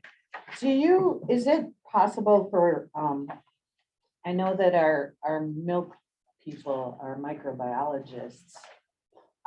Is it possible for when we have more meat inspectors that they can move over to milk, or is that their expertises are just way different? No, I really do appreciate the question, because Ms. Bacchus, Mr. Chair, because Ms. Brown, Mr. Chair, because we have had some of those same conversations internally about whether we can split an FTE for a sanitarian FTE and kind of unite it with another branch. My assessment at this point is that the meat inspectors that it's easier to inspect the meat processes than it is to inspect milk equipment and everything that comes in with milk production, which, so to say it a different way, I believe that sanitarians for milk have years of experience with HACCPs and food safety in general and they have a really broad education. And I think they would be well adapted to contribute. Whether that's something that we can do within the framework of whether that's something we can do, I think we have to wait to see whether it's possible. Yeah, our biggest issue on the milk, and there is a very big difference between what FDA requires for milk inspectors versus USDA requires for meat inspectors. And Marty accurately said it, FDA is a higher level, right? So the people in milk are microbiologists, master's degree, registered sanitarians. But I think the real issue for the department and trying to figure that out is about fund sources. So yeah, we could split them with meat, but that's already a fund source that we're having difficulty with. So it's not helping. So our milk fund source is dwindling. Our meat fund source is already very extremely taxed where we're at. But I've encouraged Marty, he's not figured out the solution yet, but I've encouraged him to figure out a solution of how we tap into the egg money along with the milk money, because of some changes USDA made. That's a place where on the egg side, we're building up a surplus because they're making us charge a rate that's way above. The feds are requiring us to charge a rate that's way above our cost. And so we've been building up money there. And if there was a way to, if we were to say, go back to having 3 milk inspectors to deal with the road miles, the problem is there enough sort of field egg work? Because there is some field egg work that has to be done to be able to split those people in that way. And so we'd have better geographic coverage, but with part of their funding coming from milk and part of their funding coming from egg. But Marty's not solved that algebra equation yet, but I'm still hopeful he'll figure out how to solve it. Yeah, I think you can expect.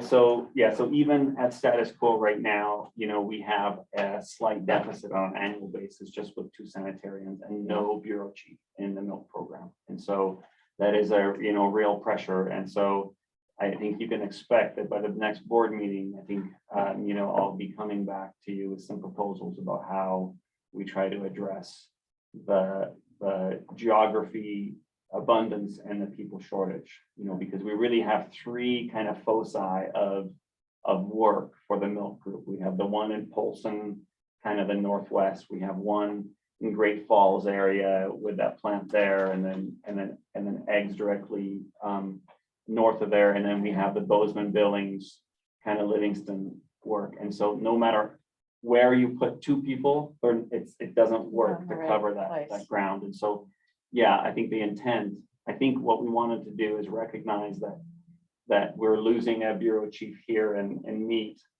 talk to you about whether that's an opportunity for us to restructure the animal health and food safety division in some ways, and then come back to you once we have a little bit of firmness, understanding there with that proposal for how we address the sanitarian issue. And I would just say, for the sake of the board and any public that are listening, we're also not naive to the fact that among the 2 people we have assigned to do milk, that one of those employees, potentially will retire in what I would call the near term, maybe not near term like next month. So I don't want to put that out there, but we know that within a year or 2.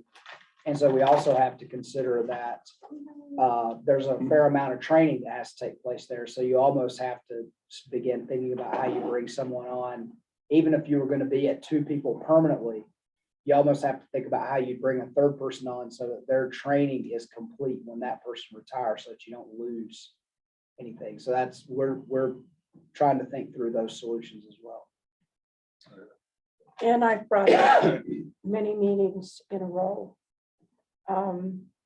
We need more FTEs in our inspectors, whether it's milk and eggs, whether it's meat and poultry.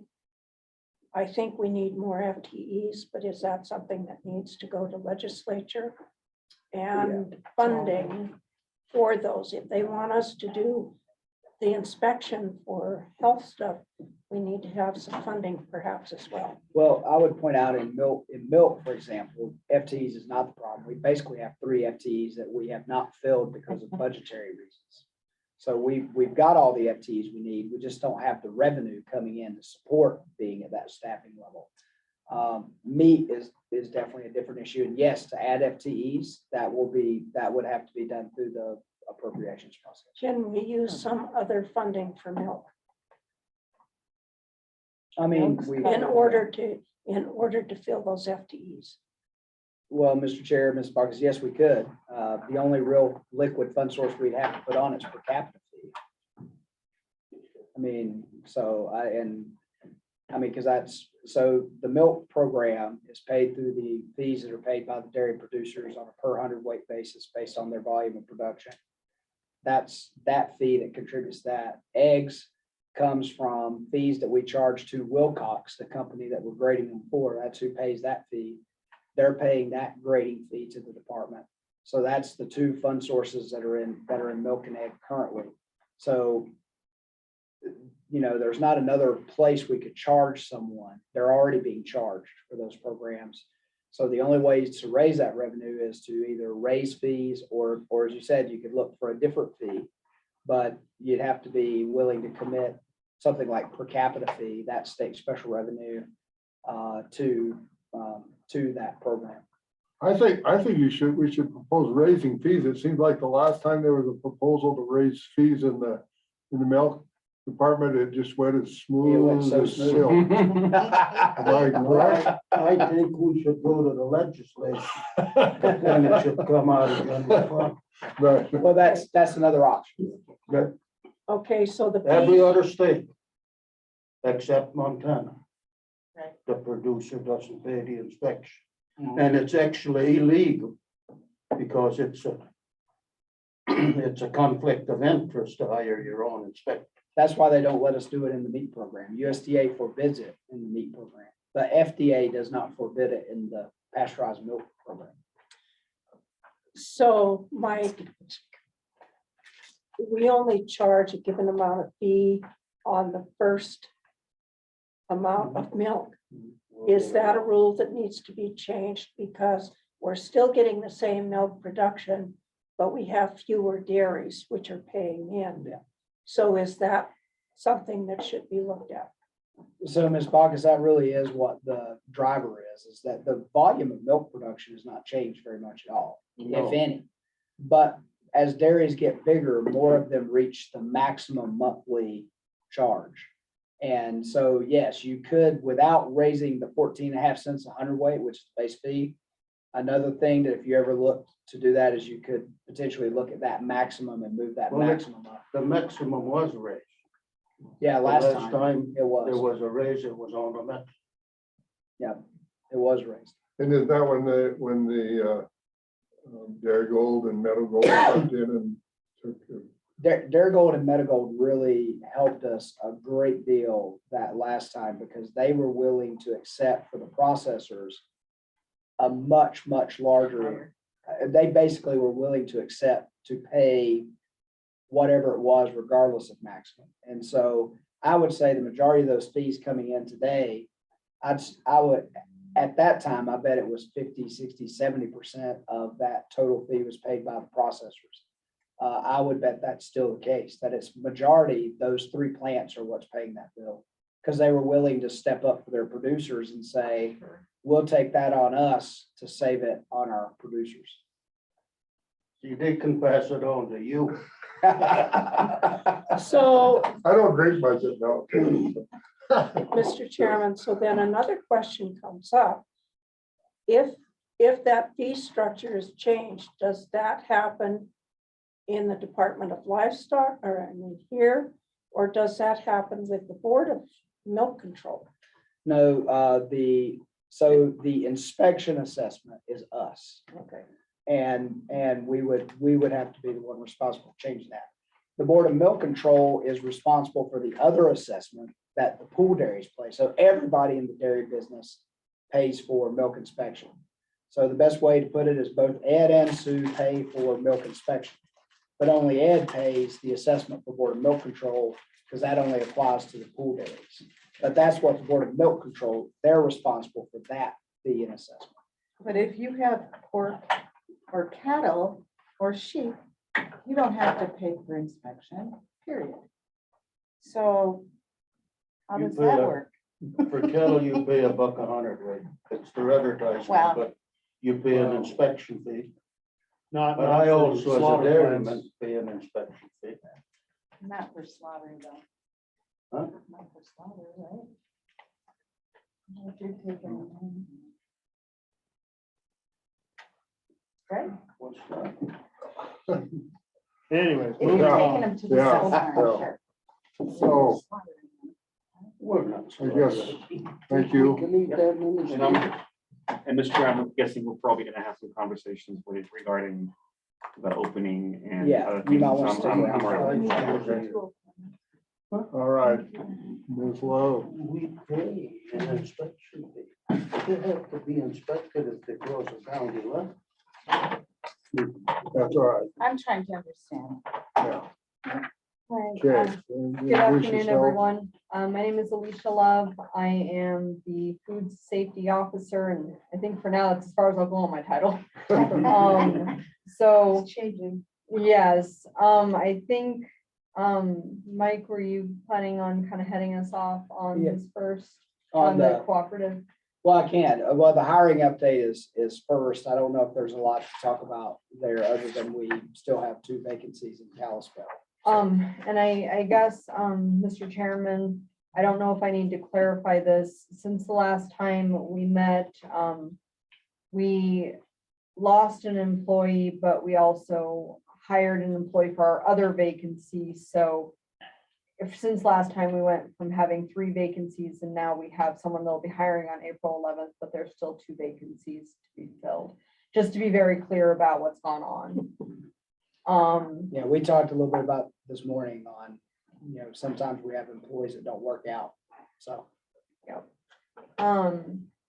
So that is the update for that one. We have these 2 positions posted again.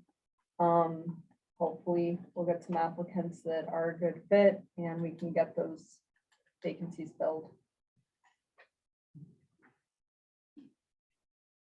So, Mr. Chair, I'll talk about CIS. This is a little bit behind the times. I actually signed the agreement on Wednesday morning, so we are now CIS state. We just don't have any plants yet that have jumped up and volunteered.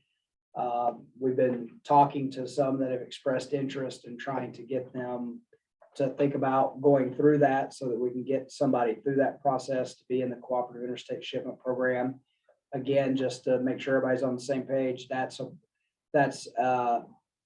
a level of inspection that we can offer through state inspection, but it allows those people to sell their product across state lines. And so there'll be a press release coming out from USDA and probably also from the governor's office early next week, I think is what I've been told, publicizing that. But I did get the agreement from FSIS on Wednesday, or I actually got a few days before that, but we got it signed and turned back in. So I think we've probably already been added to their website as a CIS state, even though we don't have any plants yet that have gone through it. So. This next item, so we will be interviewing next week for the Eastern Supervisor position. The 2 candidates that will be interviewed are internal candidates. So anticipating that one of those will be successful, we will need to hire for one of those positions as well. So we're asking to allow us to hire for whichever candidate moves into the supervisory role. Okay, What positions are they? One of them is a field inspector and the other one is our label specialist. Really? Okay. okay. May I ask if they made any comment about leaving? Why they left? Did it have anything to do with salary? No, No, the vacancy was a retirement. So Marcy Lipke who's out in Hilger, who's our Eastern Region Supervisor, retired. These are two candidates who work for us who've applied for that position. And so what Alicia's asking for is, if either one of those two candidates are successful, that's going to immediately create another opening. And she wants to get ahead of that by asking you for permission to hire that now. Sorry, I wasn't clear about that. It's okay. I move we do that. Okay, we have a second? All right, motion by Alan, second by Sue to allow the hiring of an employee if the vacancy presents itself. Any discussion?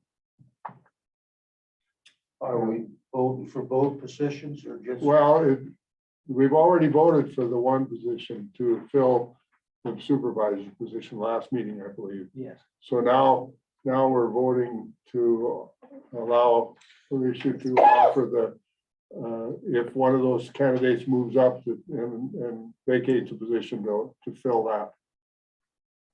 So any other discussion? All right, all in favor, say aye. Aye. Opposed, same sign, motion carried.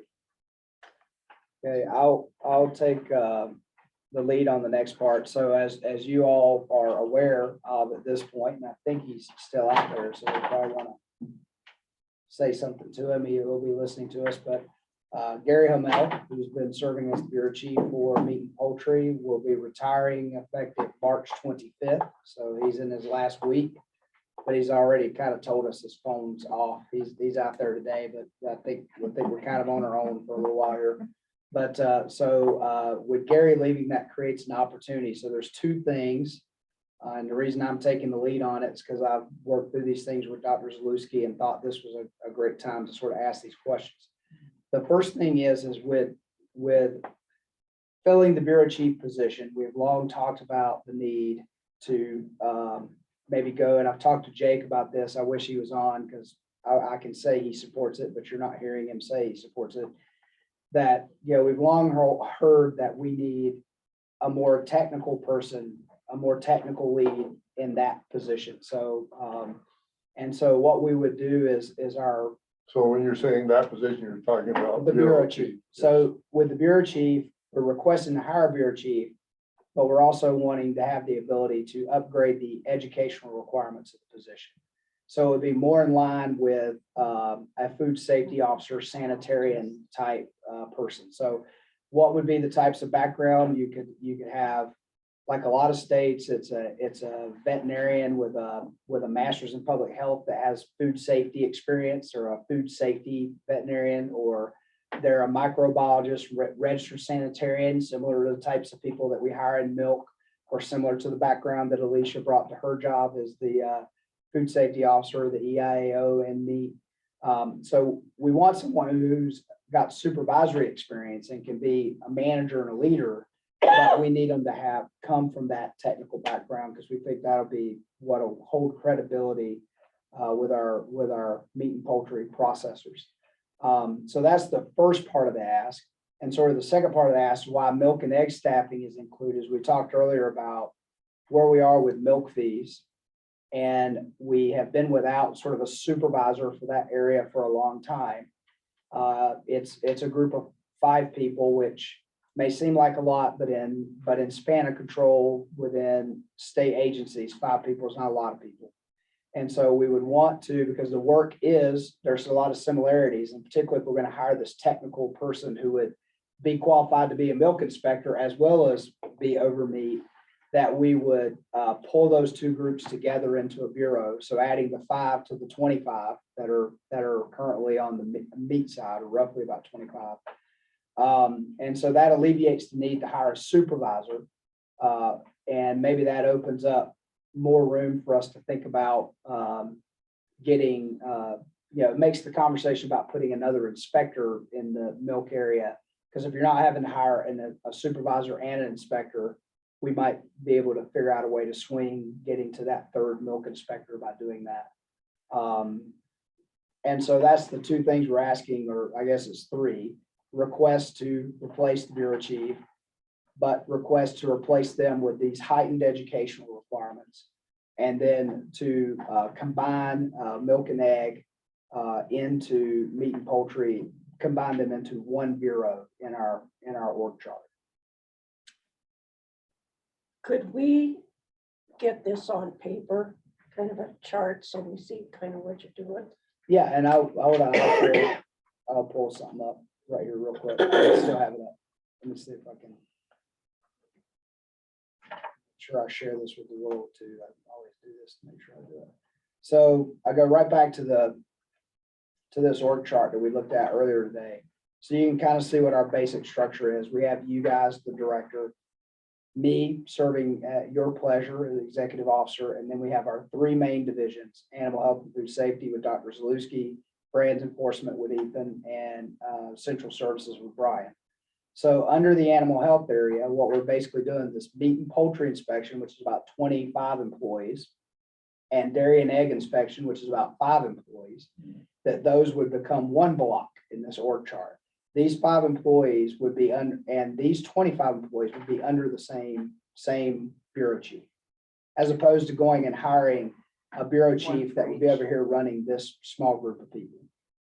So it's alleviating the need to hire a bureau chief here, and it's maybe opening up room in our resources to get more people in the field, which is what we really need. And then I think the next thing we need is a proposed job description. Well, the job description would all be the same with the exception of the educational requirements. We would just have heightened educational requirements. So it's still going to, the bureau chief's job description overseeing the food safety inspection is the same.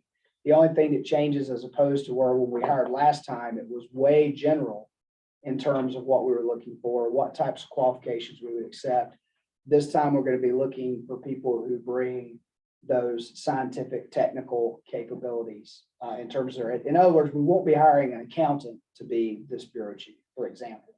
So Dan's job description and Gary's were exactly the same. They were both regulatory program managers. According in the state government, you know, we have our own titles we call people, but there's a state title. They're regulatory program managers. That's what they are. So would you be more comfortable, maybe it's not correct, but to do this in 2 separate actions? Oh, yeah. I mean, So combining the 2 departments, to me, would be the first step.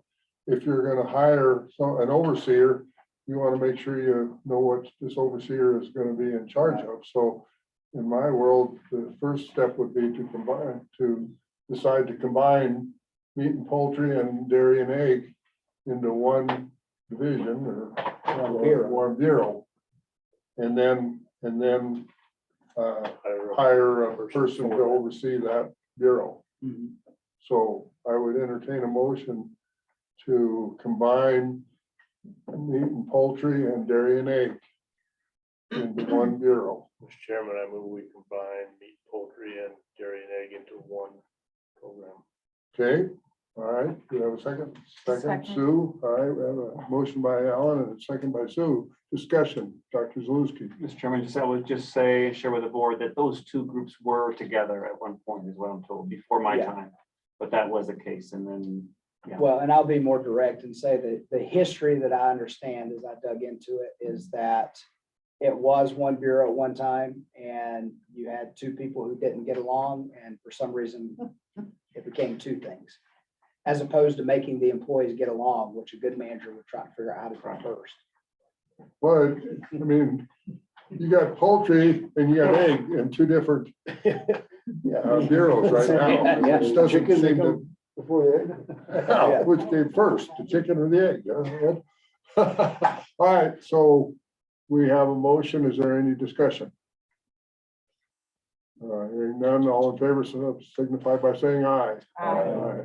Opposed, same sign. Motion carried. All right, now we have a combined division, or not division, bureau. And so now the next proposal would be to offer the position of bureau chief. Correct, to open that up for hire, correct. Okay, and with slightly different job description or requirement, job requirement. education requirement qualifications, okay? So I'd entertain a motion for that. Mr. Chairman, I move that we okay hiring a bureau chief for the combined bureaus. Okay?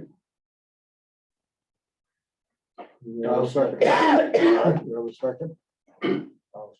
All right, we have a motion by Sue and a second by Ed to offer the hiring of a bureau chief for the combined meat and dairy. Mr. Chair. Yes. Okay, so we've taken 2 FTEs, made 1 FTE. Where is the salary at with the combined and the heightened requirements? Yeah, and that's one of the things we'll have to figure out. I think it's gonna grade out as regulatory program manager, so I don't think the salary will be markedly different. Of course, we have different, we haven't hired a bureau chief for this area in some years now. I don't know how long Gary's been there, probably 7 years at least, maybe because it was before I got here. And so obviously there, with what's going on in the world, we might have to attract a good person. We might have to hang a little more salary, or somebody might negotiate with us a little stronger, but we don't feel there's going to be a big budgetary difference between where Gary is now and what we're going to hire. But what we do is we don't have that other bureau chief, and that would save us, I mean, rough figures, saves us about $80,000-$90,000 a year salary and benefits. So there's negotiation room. You can take some of that. Yeah, you've got some negotiation room there. In thinking about this and some of the other stuff we've done, I would be very much support that whoever is looked at be someone who has actually done field work. Sitting in an office and telling inspectors how to inspect, if you've never done it, is probably not a good idea. And so, you know, a master's degree, but somebody who has been out there and has actually done field work, has actually done the inspections.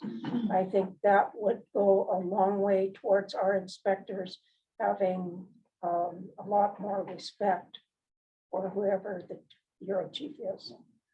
So, Mr. Chair, I totally agree with what Ms. Bacchus said, and I think that's what we're looking for. The other thing that we are, and Dr. Zalewski and I have talked about this, is that, and that's one of the things I wanted to talk to Jake about and get some of his feedback on, is that we will have a requirement for this position to be a little bit more forward leaning.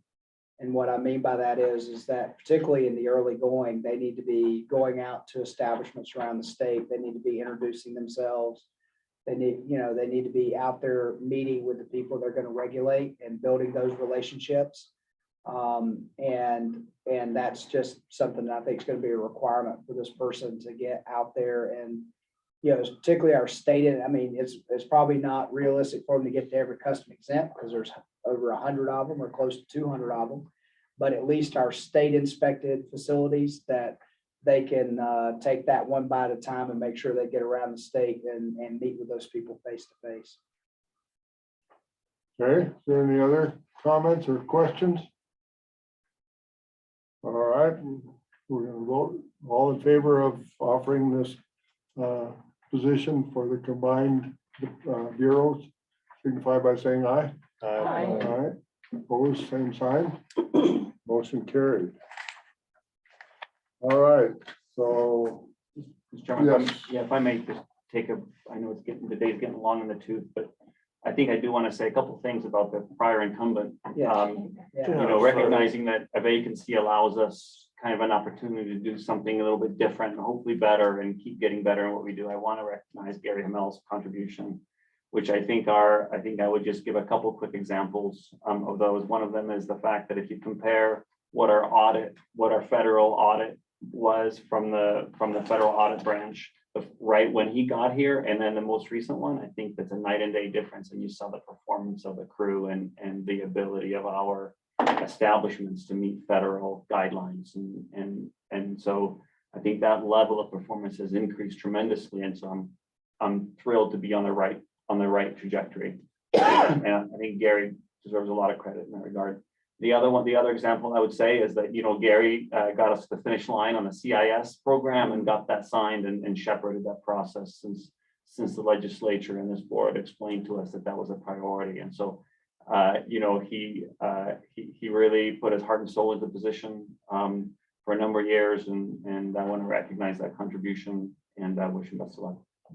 I don't know, Gary, are you still on there? Is he? He's Never. I think he's still on there.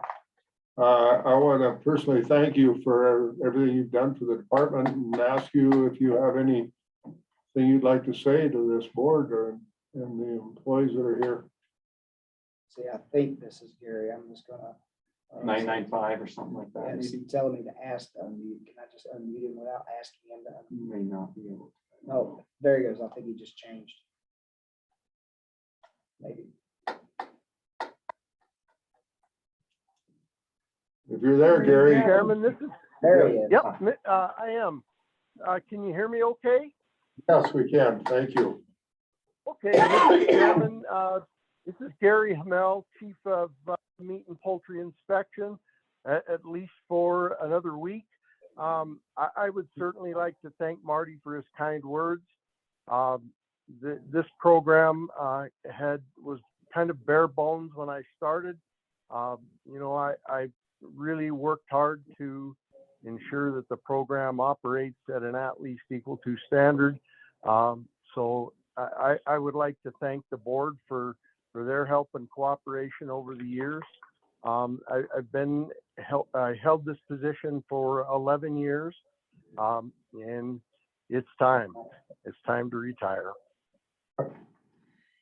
And we should point out, Gary, that that's just 11 years in that particular position. Gary also served as our market auditor down in Brands for a while, and he's held other positions in state government. So this is concluding a long, long career in serving the state of Montana in different areas. Thank you. Yes, thank you very much, Gary, and we look forward to, don't be a stranger, you can still stop by and stick your head in, we won't grill you, we'll just greet you and let you show your face and. Well, unless we meet in Florida, I don't think we're going to be seeing Gary. Is that right? Yeah. All right, well, thank you, Gary. Gary, this night. Mr. Chairman, I have one more thing. I don't want to leave out the high quality staff that I have. I'd certainly like to thank them. Yes. We all know that behind every good man is at least one good woman and lots of other people in most cases. Gary, this is Nina Bacchus, and I apologize for my voice. It's just that kind of a day.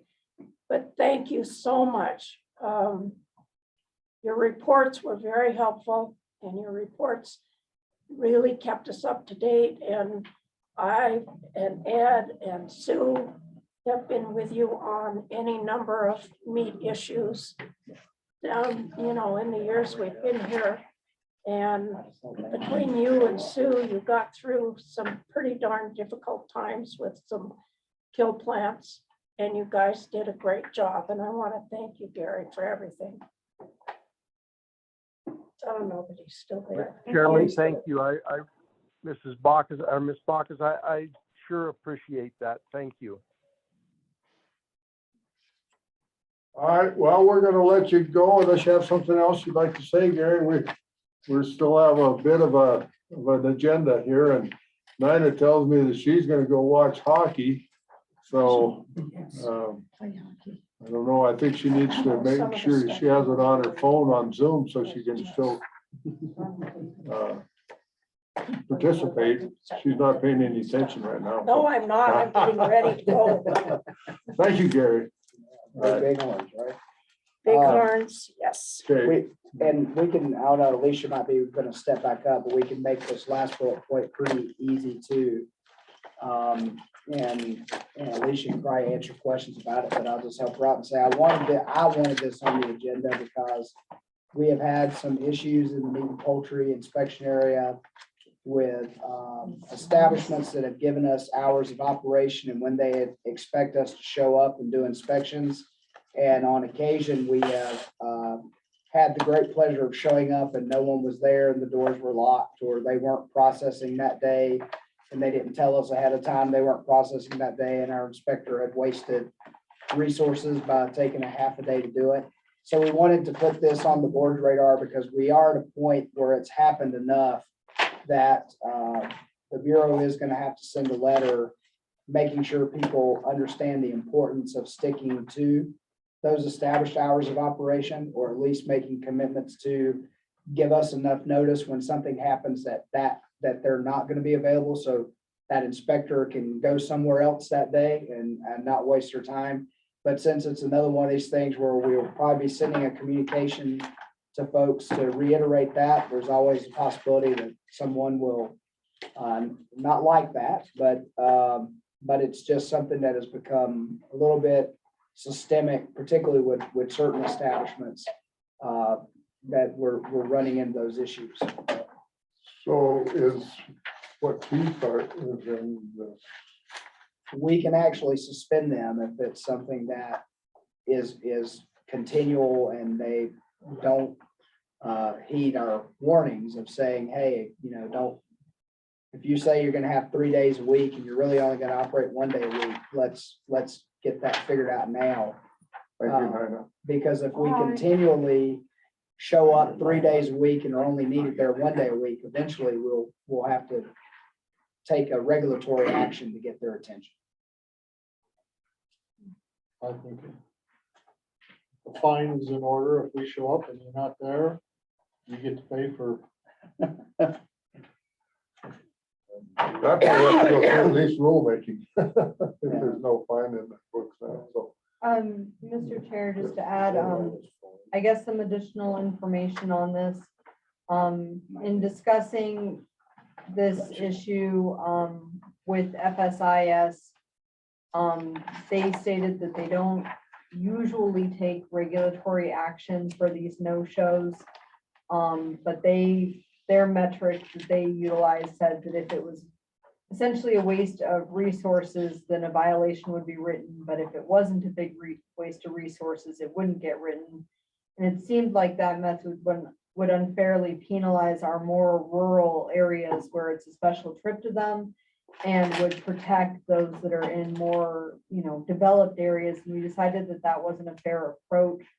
What we are suggesting instead is that if they have a continuous habit of not utilizing their inspection hours, that we would then reevaluate their inspection schedule and possibly offer less days available to be inspected, since our logic is if you only are there 1 out of 3 days, maybe 2 days is too generous for this.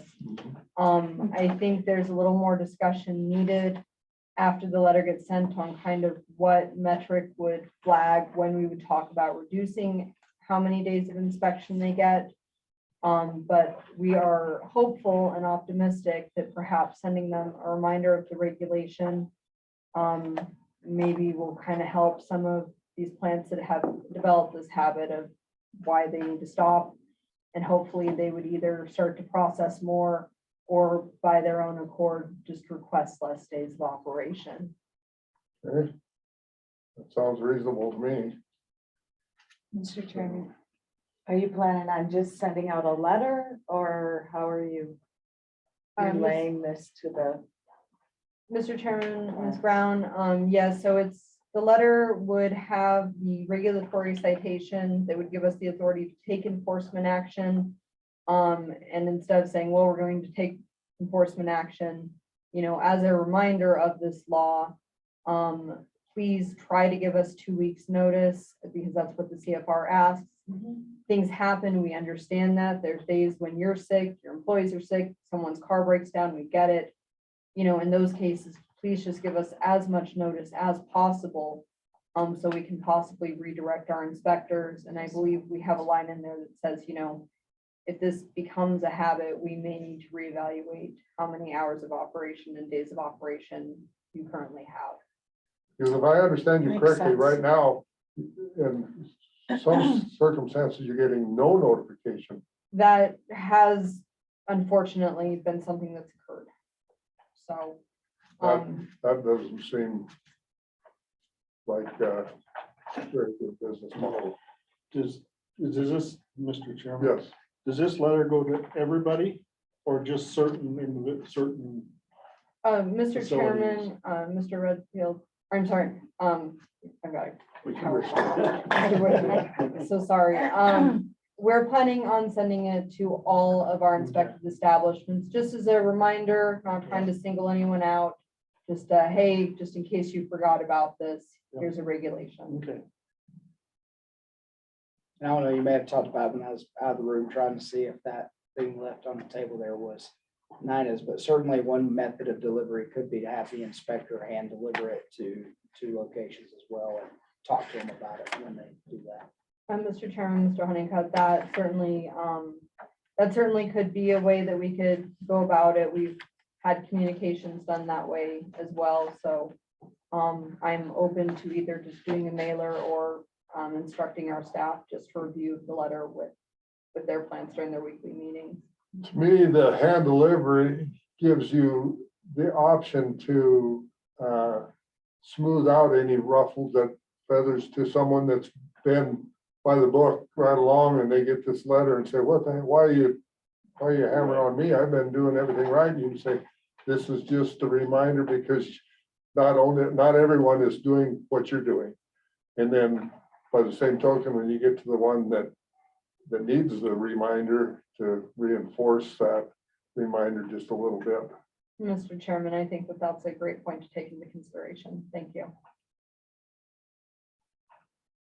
So, all right. Is there anything else that you have?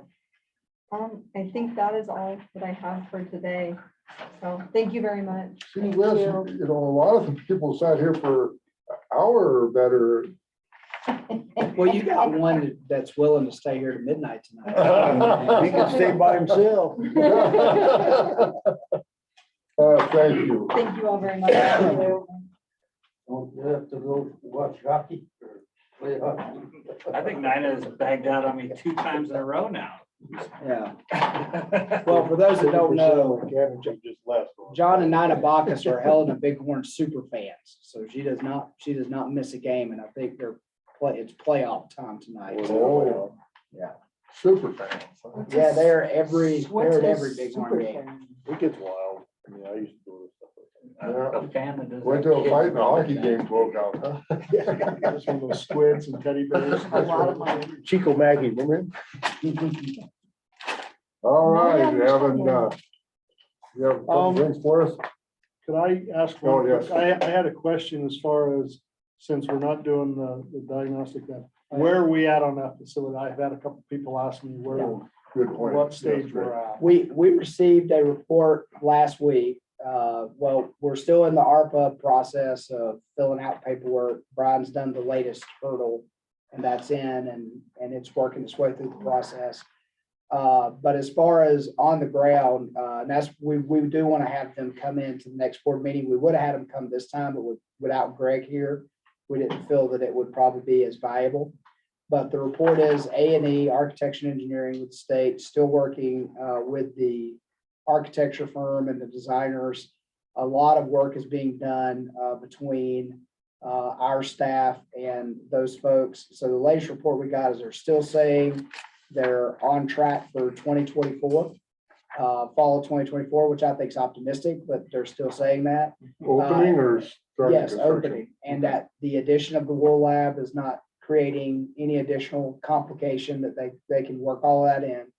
The only thing I did see today, because I looked at email once, and so Brian would know more on this than I do, is that I saw an email about siding earlier today, that they're still working on siding with the university, and because of the congestion there at that site on 19th Street, that they're now sort of opening the door to another site further west on Garfield that would be away from the high traffic area that is 19th Street in Bozeman. Oh, okay, so So they're, Those are there 50 years ago. That's where the dairy park was. yeah. So there is that conversation of now maybe moving the facility further west away from where Marsh Lab is now. It would be pretty much adjacent, Yeah. Yeah. just west, not, Just So you're cross using that. Garfield Just instead of. Garfield. not north. Yeah, so you wouldn't Instead be, of 19. yeah, you Same wouldn't be big trying block to come of in off land. 19th Street. Yeah. Same big block of land, just farther So, over. that brings to mind the incinerator license. Does that, if you move siting, is that license specific to a particular piece of real estate, or is No. that? No, well, we're gonna be doing a brand new incinerator either way. so Well, I know it's gonna be new, but aren't you gonna operate on the old? No, because it's a different property, it's a different incinerator. Okay. Yeah, it'll have to be, but of course it'll be That'd be a not 60 showstopper. years old, so hopefully it'll be a little bit So easier. we're tentatively looking at putting shovels in the ground this fall or next spring. Oh, I'd say next spring or summer, I'm It's still thinking that's 18 months optimistic, back but, from probably October of 24, so. yeah, Yeah. so it'll be getting close. Next spring. So, but, like I said, their report still says everything is on trajectory. Okay. Of course, the only thing in that report, and I have to point out is that, they do, well, for all long-range building projects, we're all being advised about cost escalation because of inflation. And so I've heard one guy got in front of the legislature the other day and said 21%, the director of DEQ. And I kind of, I wasn't on camera, so nobody saw me kind of go, whoa, 21%. But what we've been looking at 8 to 10%. And I will say we had only calculated like 4 to 5%. So that, but if it's ARPA funds that are paying the bill and there's enough ARPA funds there, and that's okay. That's the one question. The guy was nervous because inflation was happening and then, Sooner we get going, the better. yeah, because he Yeah. was worried we'd get half done and run out of money. And as far as I know, we're still good. I know we built some into it, but how much? Anyways. Yeah, we had Moving built a little bit into it, but we had not counted on, Russia going crazy. We had not counted, or other things happening. Okay. Good Got it. question, though, Greg. Thank you. That is a good. All right, Mr. Chair, member of the board, Brian Simonson, Centralized Services Administrator again. I think I have now 35 minutes to fill. I'll try to do my best. I think Just they're looking at gonna, the schedule, I that's know, all. I think they're gonna say Actually, divide that by 10. actually, Mike I has see taken 20 80% of my thunder, so I only have 20% left, so. we should- There you go. All right. We'll give you a minute each. Feel good about that. Yeah, absolutely. We're gonna just get to that tab 5 and go to aerial hunting. Evan would have been here, but he had some personal family things, celebrations to go on, so he's not. This is his report. I'm just gonna make it short and sweet. This is numbers derived from our private aerial hunters that are licensed with the Bureau or with the department. And it's a culmination of the 2 harvest reports for 2021. And so those were, due in January. So you can see there that in 2021, we had 27 pilots here at the bottom of this first page. They took 1,922 coyotes, 1 fox, and that kind of compares lower pilot numbers by 3, but their harvests were pretty good in comparison. So Quick question, Mr. Chairman. Now, these are licensed in specific counties, or are they good all over the state? they're good wherever their landowner gives them permission. So yeah, but all over the state, I suppose. Because I kind of know some of those. Okay. Yeah, they could, if you have landowners in 5 different counties, you wherever your landowners are is where you Right.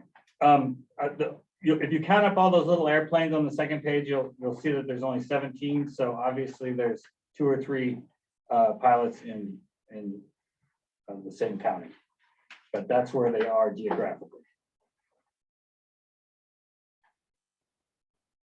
I don't have anything else to really report on it.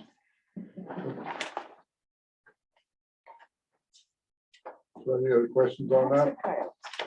All right, The next section was the 2025 biennium budget timeline, but Mike went over just about everything I was going to say. So you have a calendar there in front of you. It has a little bit more detail as far as things that are significant to the department, but most of the bolded items are timelines or deadlines that we've got to meet and are,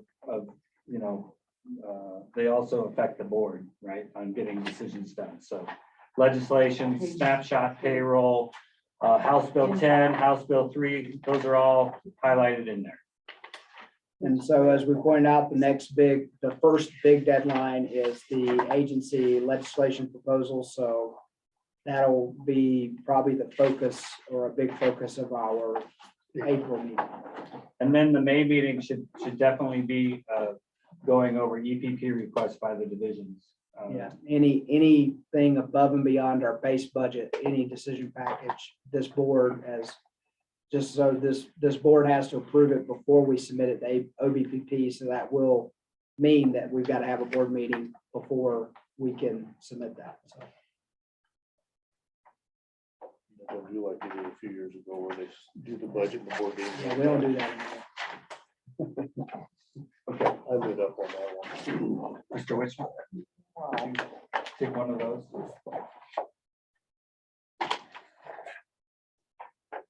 Our next agenda item is a per capita fee report. I don't have it in the packet that's up on the screen. Okay, do we make, oh yeah, not here. Okay. The reason I don't have it on the packet up there and I'm handing it out to you is twofold. One, the numbers, we met with the Department of Revenue this last Tuesday and the numbers changed. Our numbers changed and their numbers changed. So we yanked it from the packet. The other thing is there's only really two numbers on this packet that mean anything. So next month we'll have an apples to apples comparison. This month we're having an apples to orange comparison. So I'll just point out, and I think Mike's already mentioned a couple of these, but if you start at the top there and you're looking at livestock reports filed, that number is meaningful.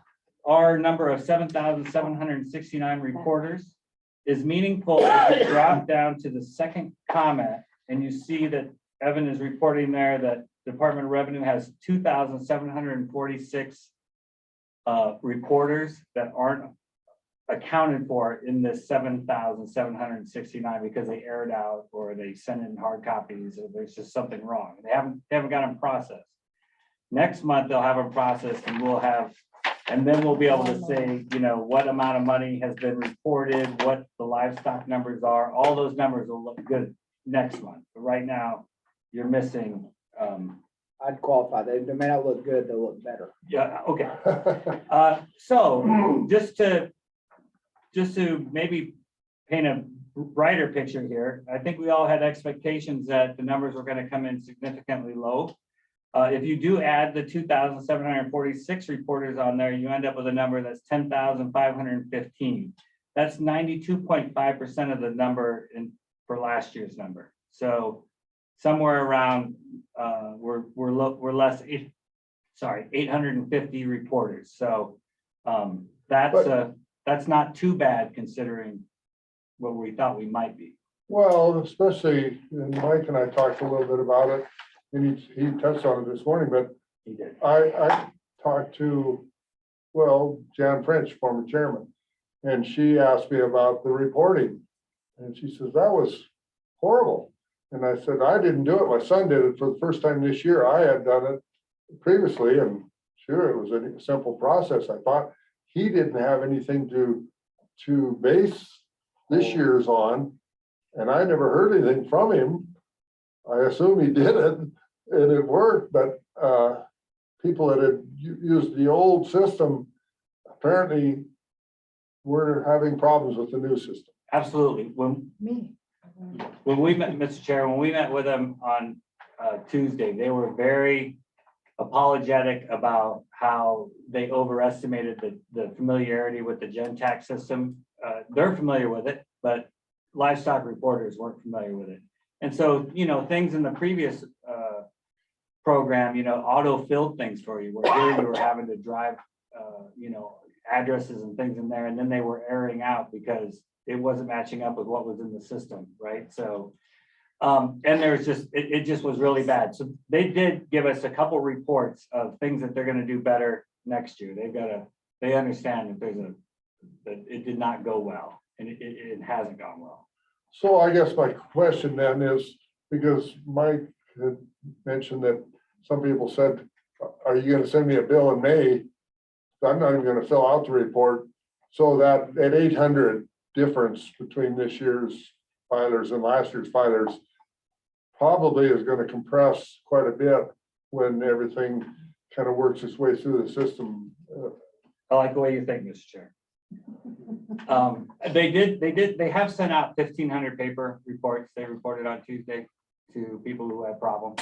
So, and then their fallback position was the same as Mike's, that come May 1st or May 4th, I think, when they send out the bills, that they'll capture the other ones. So we'll hold our breath for that. But if we get these ones that air it out into the system, we can review reporting in April and May numbers that are pretty much reflective of the prior year period. So that's still good information. The only other number in here that's any good is that amount paid, which is the third number down. And you'll see that it's pretty similar. It's only 6% less than the 2021 number. Because even if you reported on a yellow sticky and sent in a check, they still deposited the check. So we got all the money, we just didn't get all the reports in the system. Yeah, I did tell Brian that we may be unfortunately like the IRS, where we're saying, we know you paid your taxes, but you haven't filed a tax. We don't have your tax return, because I don't know if you guys know, when you send in your tax return with a check, they separate the two. So if they lose the application, you paid, but you haven't filed your taxes. So I don't know how we'll reconcile that. So I'm sorry, Mr. Chair. Well, when you look at the amount paid, to me, that doesn't register with what I thought it might look like with the amount of cattle that left the state. There's been a whole lot under reporting. You're thinking the ones that left they were paying taxes on them anyway? If they're telling us they're 30% of them gone, I'm going, well, that number isn't. No, that's 30%. No, that's exactly my thought. My mind, that looks like that's the hardcores that are committed to the system and paid their money up front. Yeah. And everybody else is, in a month, that's what we're gonna see, that 30%. Yeah, I don't think I've had an opportunity to say this with our new board members that joined us last spring, but Sue and Ed have heard me say this many times. This is one of the only classifications of quote unquote tax that people generally pay it before they ever get their bill. It's always usually amazing how many people will pay before they've actually received the invoice. They just pay at the time they report and don't wait for the bill.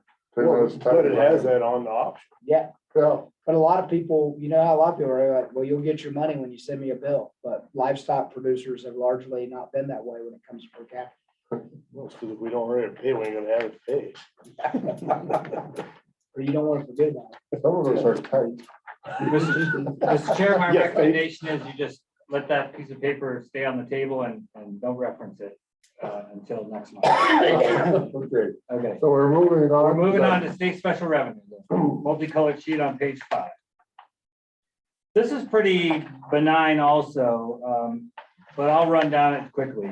The new brands and transfers, row 2 there, you'll see quite a bit of difference between what we did in December 31st and here. We only really took in an additional, we only realized an additional $2,000 because 119% of whatever we took in, 119th portion of whatever we took in is going to be diverted for the next 10 years in here. So versus last year or in December when we were taking in everything that was being reported was available to us to spend. Here we're on the other end of that. So this is the new brands and transfers kind of cliff that we refer to that starts up in the new cycle, new 10-year cycle. Row 3 re-record brands. That is the opposite story because of the increase in chart or cost to re-record. So now we're experiencing about a $50,000 increase each month in relative to re-record brands in that category. Field inspections gained 19,000, still down, as you can see there in column D, 16,000 for the year. Market inspections gained 113,000 for the 2-month period, up to a total there of 319,677. So both good periods for both of those. Per capita fee, if you did the rough math between what we took in last year and what we took in this year, you'd end up with the number like 86.6% of last year. So the truth might be somewhere between 86.6 and 94, which is what we looked at on the other sheet. But I think we could agree, at least at this preliminary stage, that those are better than expected numbers. And we don't have much information as to why, but at least it's not the other way. Milk inspection, we are doing fine there. I think that negative 4,205 in column D is, reflective of just the reduction in the industry, which has been an ongoing theme since I've been here. Egg grading is finally positive for the first time this fiscal year, and will continue in that vein. We gained about 4,000 a month just from increased fees from the feds sent to us. Diagnostic lab, you can see there is down 52,000 for the fiscal year. There's a good reminder in here that we really overshot the previous year quite a bit, so the comparison isn't exactly fair. But Greg did in our bureau meetings this month did do some analysis, and serology testing is down quite a bit, which might account for most of that. So what's the reason? That'd be brucellosis testing. So, we probably did less brucellosis testing, which would make sense if there were less cattle to test. But I thought in your area and in the Madison, I thought there wasn't a very big decrease yet. Showing up. No, but there's plenty. The Southwest has really been dry, so they Beaverhead really dumped out. And if you were to assume that whole 52,000 was brucellosis, and you take the rate that we charge, that would be reflective of about 13,000 tests. That would be the difference. Yeah, and that's not a big number really. No, for that's that not a high percentage of the cattle in Southwest. No, sure. That concludes my report for state social revenue, if there's no questions. Short and sweet. I'm going fast here. It's really, things look fine. They look fine. I mean, we have no questions. We have challenges, but not, I'm getting used to this look. Moving on to projections on page 6.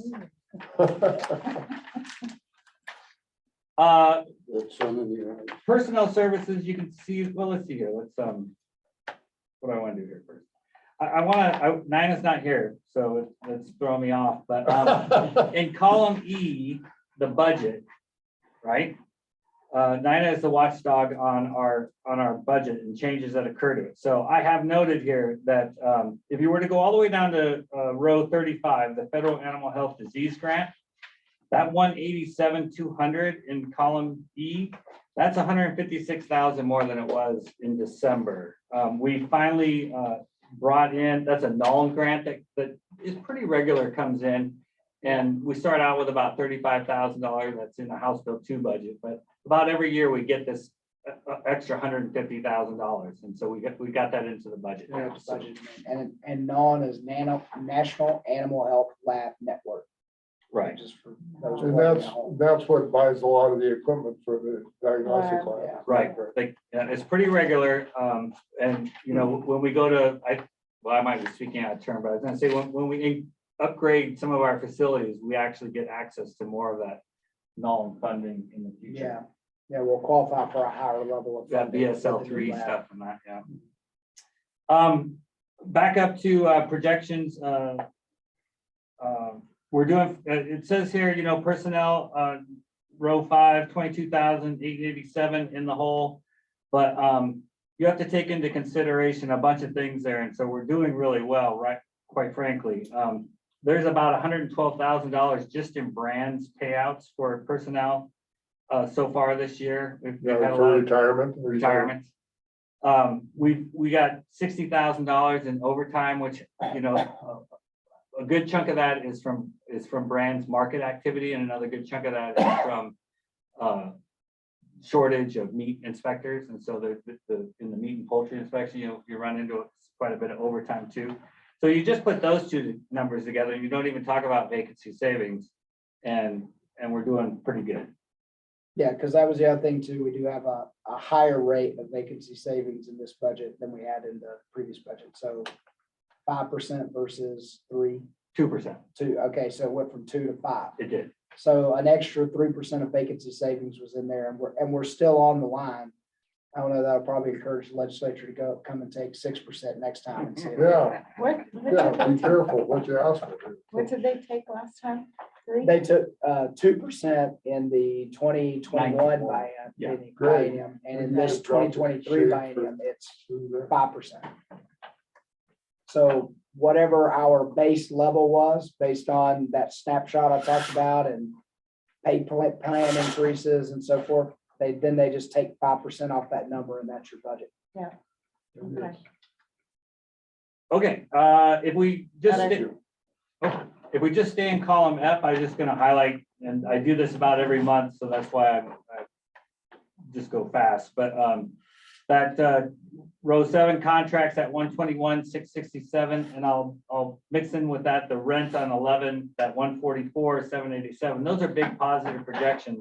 They mostly reside in CSD, and they're mostly a result of just kind of historical increases for different reasons, probably big legal years or different rent mechanisms, or our motor pool might have been different back then. But anyway, our authority has increased, and we're not spending it year over year. So we routinely see those two numbers like that at this time of year. So, Ellen, Mike and I talked last time, so where does the rental for vehicles show up? In there. That's in there. It's in rent, It is. motor pool. It is. Okay. Yep. Motor pool and buildings is in the rent.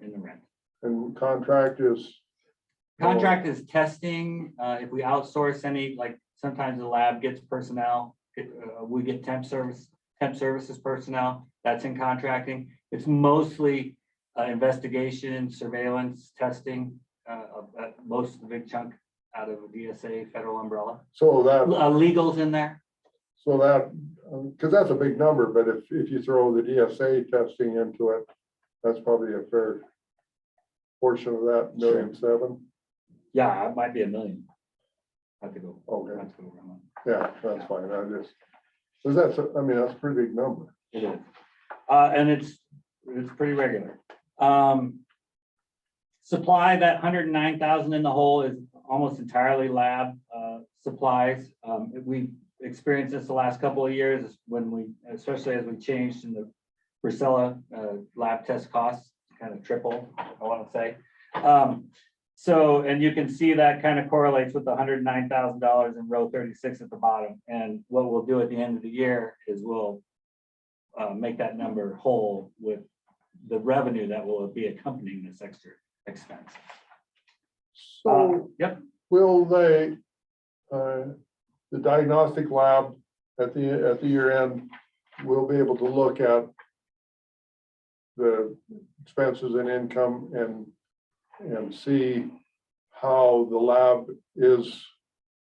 I mean, it's not carrying its own weight, we know that, but how much we're subsidizing it out of per capita and general fund and whatever.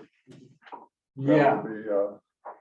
Yeah, we could do that anyway. Well, right, and as you can see, if you go down as Brian pointed you to line 36, so the lab is an enterprise fund now, which means once we can budget amend funds in if we get more revenue, but you have to have a placeholder, and the placeholder was 1.190, right? Right. But you can see in the previous year, we actually spent 1.3 million because we had revenue to cover that.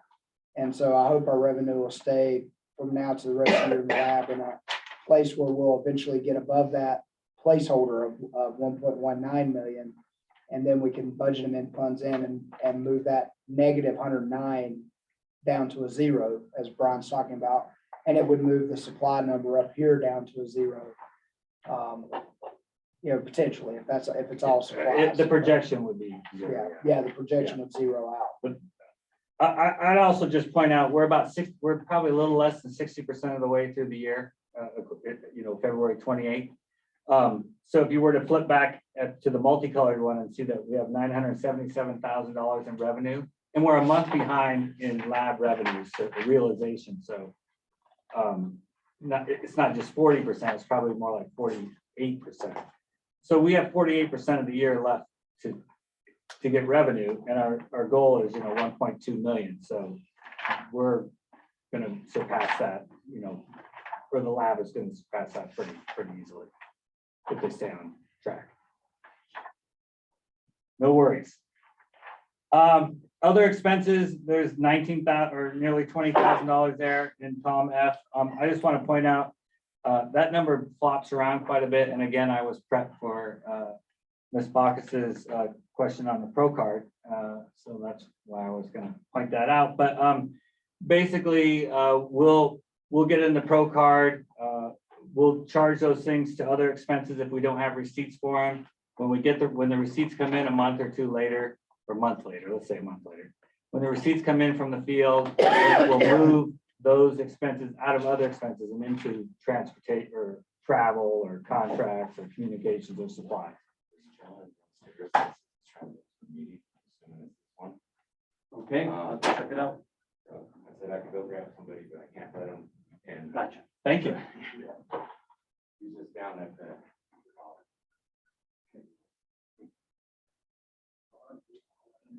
Okay. Interesting. I said it was a gentleman. I was going to jump down to budgeted funds and just quickly point out general fund there, that 93,000 projected in deficit. That's pretty much a given entirely, for the most part in meat and poultry. Again, they had, they're fighting an uphill battle with 75,000 in vacancy savings, and then just the personnel issues that they have. So they're actually doing fairly well, and that number will probably hold true through the rest of the year, and we'll have to do something about it at the end of the year. But we have resources. And then the rest of the numbers, except for the lab, which we already talked about, are pretty positive. Shielded egg, per capita feed, milk inspection, milk control. And most of those are already known quantities that stay that way throughout the year. Now, if you look at the bottom, it says we're going to be projecting out to be 185,841 over authority. That is a relatively smaller number compared to the last several years, but the number does get better as the year goes on. But Well, and that's under authority though, not over authority. yeah, what I said. You said over. Okay, I was gonna say. Yeah. One's a problem. That's a good number. The other one's not. I don't have much else to say. Our brown sheets, personnel is a little under budgeted.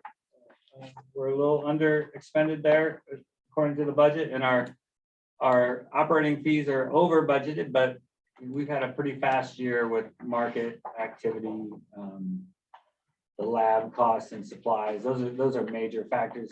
The fact that we're traveling now, where last year there was some travel, custom exempts we weren't really doing last year. So travel's up, with COVID being less restricted this year. The vets are going to places and doing things. So pretty good. The one thing, and just always worth mentioning to keep on the radar, is the general fund, right? That general fund is largely driven by meat, and so we'll probably have some work to do there before the end of the year. That concludes my report. Are you sure? I have 20 minutes or so I could say. Well, mine are less. Well, you don't. We're 5 minutes over. That's probably true. Sir. That's how I look at it. Thank you, Mr. Chair. You're welcome. Thank you. Thank you. Okay, fiscal bureau. So comments, I guess, is there anything else that you had for comments? We have a gentleman that just came in. Do you have some comments that you would like? If you will take them. That's Yes. You have a chair and introduce yourself for the record. My name's Ed McCauley, capital ED, capital MC, capital CAULEY. We're from a ranching operation in Boulder, been there for a long time. My great grandfather came into Bannock in winter of 1864. We came to Boulder. We've had an issue with the brands department for close to a year now. I filed a complaint with Mr. Wilfor. He didn't do anything. Advised me to file an appeal to Mr. Honeycutt. Okay, nice to meet you. Yes, sir. I spoke with Jake Fettis, I think probably around the time of your last meeting. He advised me to go ahead and file the appeal. To date, I haven't had a response. He said that if I filed the appeal, then it could bring it before the board if there wasn't anything done. So I guess I'm asking to have some time before the board sometime if you guys are interested in doing that. I think there's some serious issues with the brands department. If you can schedule us in next board meeting or whenever you can, whatever information you need from me, I'm more than willing to provide it. So you give us a little more detail on what, okay, what the, all right, the appeal amounts to, because to my knowledge, we haven't seen the No, appeal. not yet. So, Other than Jake talked about it in the last meeting. okay. he did talk about it at the meeting here. Mhm. Okay. Well, it involved a horse that was sold by the Department of Livestock without our knowing it. It was sold before we even realized we were missing a horse. We kept searching for a horse. It was a branded horse. It was advertised as an unbranded horse and sold. The people that rebought the horse kept it from going to slaughter. Eventually noticed it had a brand on it last May, told us about it. Department of Livestock said it was their horse. We disagreed. The people eventually returned the horse to us because it had our brand on it. Did not have the Department of Livestock brand on it. So we asked that there was some repercussions. We pay a lot of money annually in brand fees and livestock fees, and all we got was nothing from Department of Brands other than tough luck. So I guess our appeal was to review what we outlined in our letter and to start following the stray laws. If they followed the stray laws, none of this would have happened. So, and I called Jake about changing some of the stray laws from shall to may in regards to branding when they sell something. As I see it, it worked out for us because the animal, if this was the animal, was never branded by the department. So, but what I see is they won't brand anything. That's what I expressed to him, and maybe he expressed it to you. I don't want to take up any more of your time. I'll give you my phone number. And, Mr. Honeycutt has my email, I'm thinking. My phone number is 406-459-9852. If you do put me on the agenda, hopefully give me a week's notice so I can bring the house. So I guess, just so I'm clear and maybe the rest of the board, what are you asking of us to, what are you requesting that we do? Well, I think you owe those people that bought the horse some money. There were some vet bills and that would have never, they would have never had those vet bills if the inspector would have done his job, my opinion. That's totally between you and them. I think that somebody needs to roll on this deal. And I think that we have to have some clear direction from the Department of Brands that they're going to follow the laws as they've been enacted and laid out so that this doesn't happen again. I'm certainly wiser now. I check the stray things twice a month now because somebody's gonna, these people are moving in, they don't want to fence anything, and they're gonna call up this district inspector and he's gonna come out and put the horse up without even looking at it for sale. So we gotta be aware that stuff is being taken from our fields. Okay. Was this on a private field? That Yes. somebody took the Well, it animal? got out of the field. I don't know how. And we were contacted. The stray laws clearly say that you to contact before they take possession of it, to contact reputable stockermen and freeholders.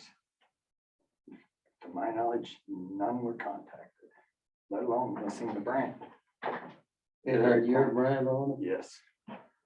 So because it was hairy, they couldn't see the brand? I don't think they looked at the horse personally. I took a photo and sent it with my complaint to Mr. Wilfor, October this year, when they turned the horse back to us. Brand's very plain to see without being sheared. I asked the vet that worked on it if they clipped the horse. They did not clip the horse. So is this a hot iron brand or? free Hot trade? iron brand. Right front shoulder.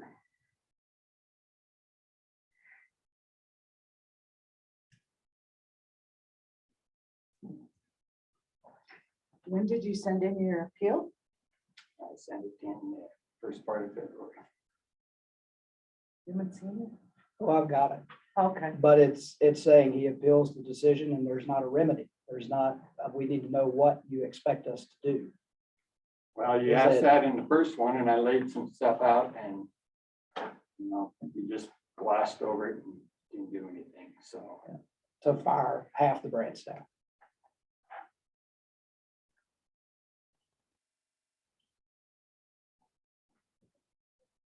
There's been no indication from this department that they're gonna follow the law.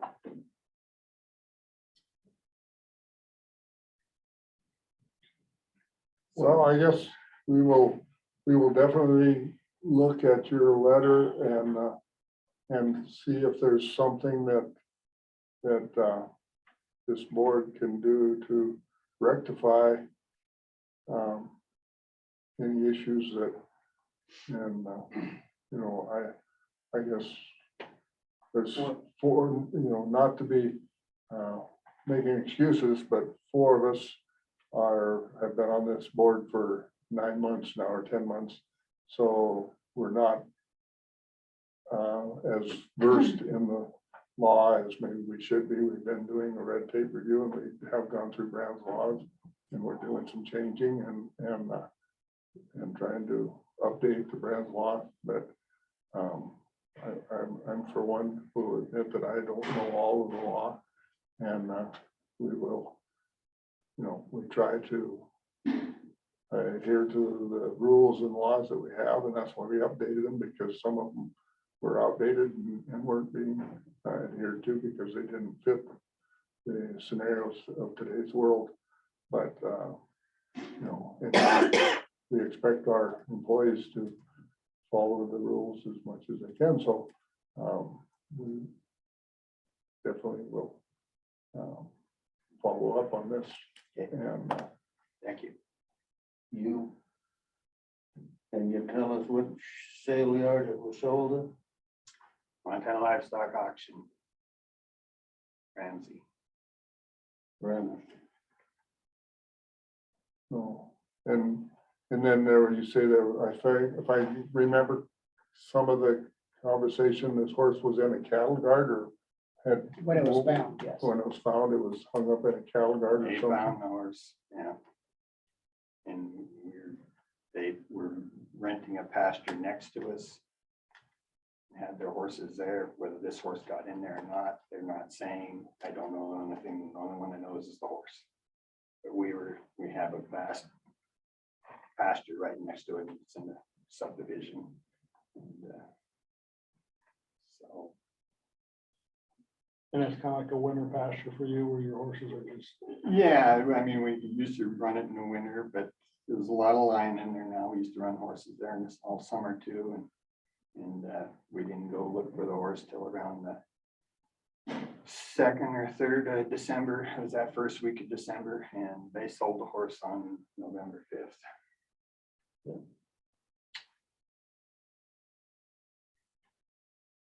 You didn't miss it. What's that? I guess that's like my puppies. I guess I'm thinking of my puppies. Yeah, well, the horse very well could have gone to slaughter, and we'd never know what happened to it.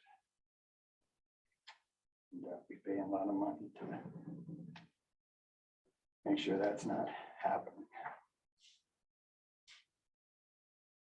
And Mr. Chair, I'll say that, one of the things I would say for Mr. Colley's effect is that, yes, there's an initial issue of the staff didn't miss the brand when they picked it up, and they missed the brand at the market.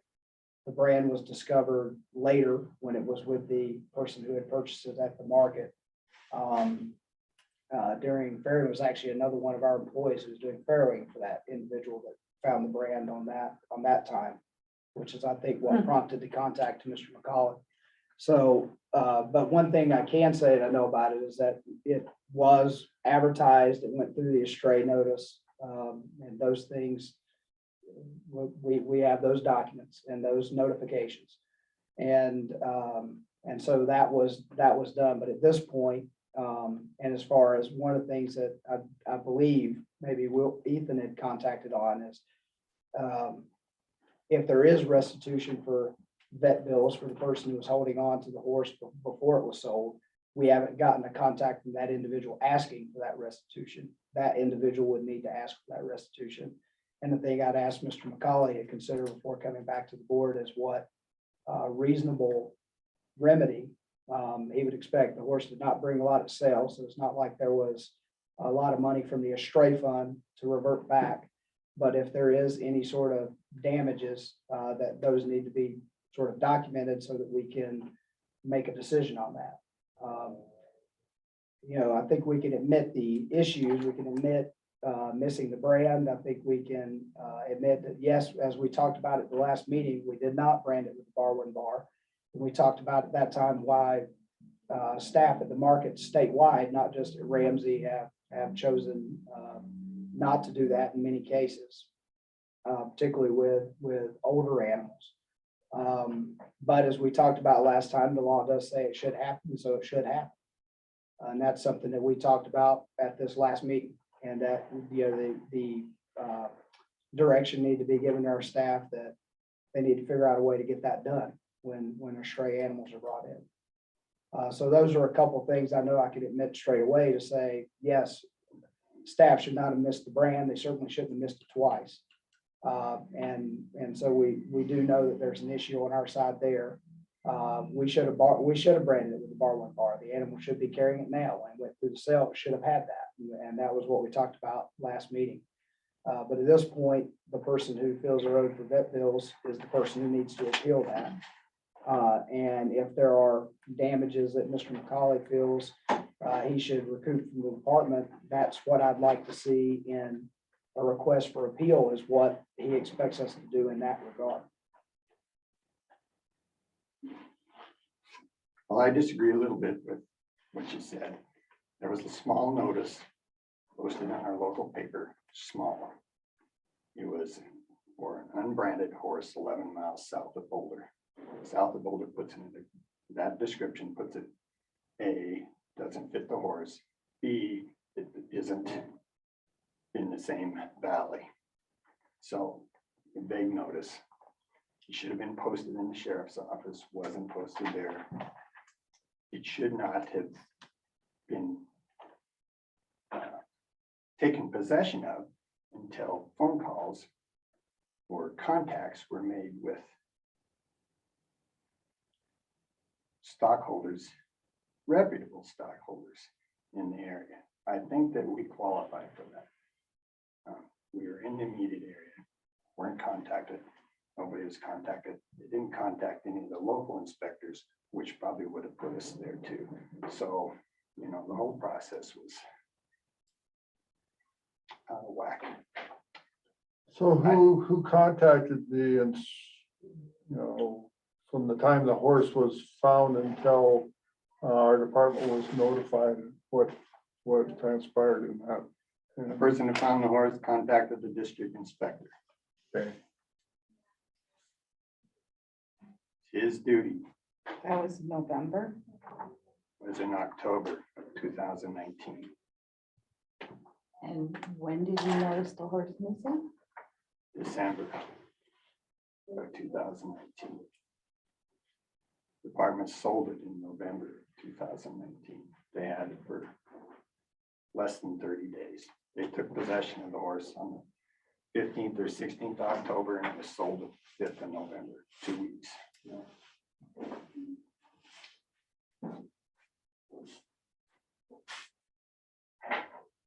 Anyways, when you get back to me, if you think of something to put on your agenda, I will try to meet Mr. Honeycutt's request.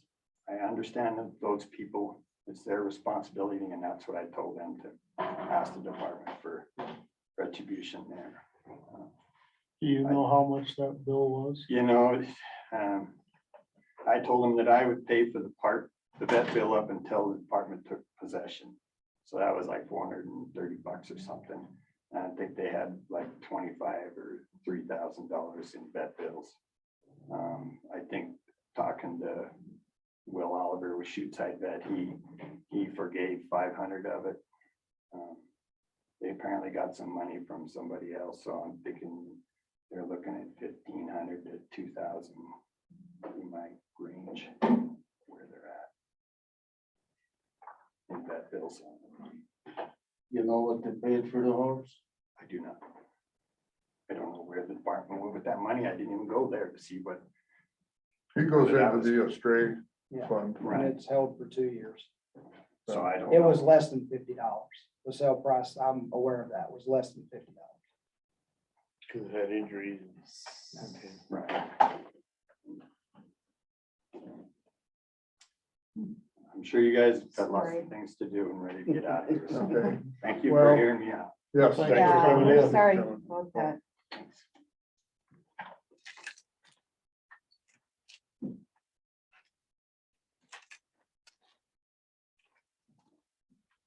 Set up next meeting. All right, do we have any stakeholders still on? You do. I don't know if they want to talk or not, but there's a couple out there. All right, well, I'm gonna open the forum to any stakeholders that would like to comment.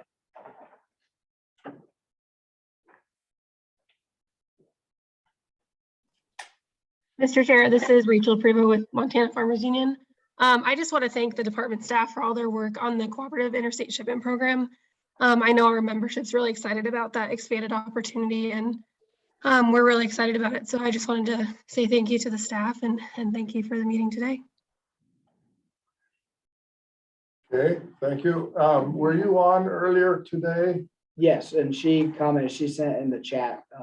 So she heard your request for some farmers union representation on the brands committee. Okay. Mr. Chair, Rachel Cohn with Farm Bureau. I just want to echo what Rachel from Farmers Union said. We also are excited for the CIS program and look forward to seeing how it progresses. Yeah, we'd like to see the first plant apply so that we can see how it works. Any other comments, Rachel? I don't have anything else at this time. Okay, well, we appreciate you sticking it out this long. Anybody else? All right, so we need to have a meeting in April, and we need to have it late enough so that Brian and Evan can get their information kind of put together. So we can, as long as we're gonna be here, we want to get as current information as we can. Ed, did you have a comment on timing? No, but I wanted to ask Mike a question. Sure, About milk, sure. and I'm sure everybody's tired of milk. You know that there's the governor, we wrote a letter to the governor, is that right? Yes, on the pandemic market volatility program. On the P, what's it called? PP? Or the governor wrote a letter on it to PPP. Secretary Vilsack. And the budget went through last Friday, through the Senate. And everybody that we talked to in DC knows about it, that 4 states didn't get paid for it. There's money in the federal fund there, but how do we get it? That's a good question, because the original program was they were gonna go back to the processors. And the It did. processors would go back to their receipts. And so I don't know if this additional funding that's been approved now is under that same piece or not, or if it's gonna be dealt with differently. I wasn't actually even aware until a couple of days ago they had passed any additional funding. Anyway, the funding that went to the federal marketing orders producers, it went to the processors. Whoever processed, because we had a gal out from DFA and she's very well versed on that. She done the third party inspection on Thursday or Wednesday at our dairy. And she said that, you know, because they give it to the co-ops. Every member that's in that co-op, they have to distribute it equal. So the big guys hardly got any. They worked on the cap and forgot about the 4 states that weren't in the federal order. They really worked on the cap. There was a 5 million pound cap. And they really wanted to get the cap up for the big guys, but the federal guys did get their money. They didn't get what they wanted, but they got money. And I wonder if there's something we could do through the governor's office or through the senators. So we get that pay, because Montana is a class 1 state. And that's why the money comes there, because there's too big a difference between 3 and 1.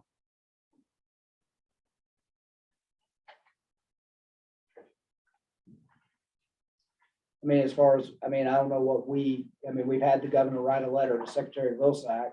I would say that on that, we'd have to work through the congressional delegation to make sure. But I don't know how they plan to distribute those funds. If it's the way the program was before, they won't be distributed to a state agency. Well, they can distribute it back to the processor, just like they done before. Would include those 4 states. These 4 states. Yeah. But what can, my question is the same as Mike's. What do you think as a board or a department can do? Well, we were involved. We went to the governor, told him to write a letter. So can we go to the governor's office and ask what happened? Ask Well, them I if would- they send a letter to the senator. Yeah, or see if they, or they can follow up on whether they ever got a Pastor response was to their original. well aware of, and he said that he put a writer on, but we have people in Washington DC that don't know of a writer that Pastor put on. You remember at the last meeting, I said there was 3,400,000 that he put a writer on, which isn't very much for these 4 states, because Pennsylvania is a dairy state. Idaho is a dairy state. Utah's a dairy state. Montana's not that big, but they've got a lot of milk. Well, I think, someone could ask the governor if they had any response back from Bill Sykes on that letter. And, Well, I think we need to get, and I know that Krista Lee Evans is working with this. And I don't know if she's getting anything done, but that's the people who we have to. Let's talk to the Senate. I know that they worked with the senators from Idaho, trying to get money appropriated. And what these guys in Washington that we know, lobbyists and stuff, say, everybody's aware of it down here. And there is federal funding. But so is there opposition to that? no, I don't think so. If the right people asked for it, I think it would come to these 4 states. If the money's there, maybe they don't know what they're talking about, but you see, everybody knows about it in DC, and there's money here. Well, the wheels of DC are turned definitely very slow when it comes to ag. We still do not have a state SED and Farm Service Agency. We don't have a state committee. And it's been a year and a half. We're in tough times.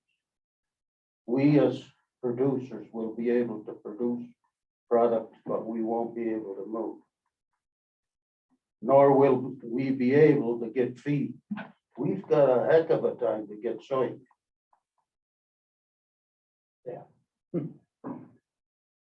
Well, and the freight, when you get. Well, we'll pay the freight if we can get it. No. These animals have to be fed. They don't realize that. And they put real restrictions on CDLs. Oh, to get a CDL, it's $2,400 in a month in school. My son just passed his test. Driving test. He said to go take the driving test. He wouldn't do it for years. And now all of a sudden he's got a hired man that wants to drive trucks, so the two of them are gonna get their CDLs. But I think if he'd have done it when I first suggested it. It'd been a whole week bodies. Yeah. Yeah. Yeah. Well, both of my boys have.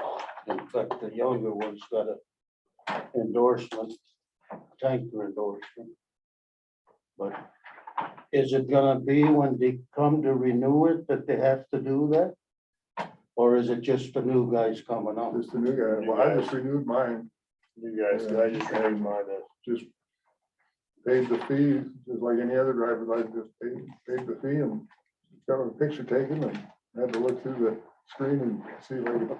Show my health certificate. Yeah, show the health, yeah. Yeah. All right, well, I guess, if anyone hears, maybe we can. Yeah, I'm making a pitch for the 27th or 28th. Okay. Anything before then, I ain't gonna be here, so. Okay. 27th or 28th. 27? Well, I gotta get through that lambing shed, because I'll be divorced if I walk out of it. I'm pretty much done. Oh, come on. No, I just got a text about, when are you kind of getting home? 27th or 28th. I enjoy this job, but I enjoy my wife much more. Is there anybody that has a problem with either one of those days? Not that I know. I don't have a problem with either one, I don't think, I mean, just. As far as I know, either one of those is fine. Calendar. Here, let me put out. April. Yeah, I'm open, so We gotta have some Wednesday or money down Thursday. there. No, we're good. Make a difference, anybody, Wednesday or Thursday? No, let's just pick a day and do it. All right. The ones that Do final the day. 28th, 28. 8 o'clock. Morning.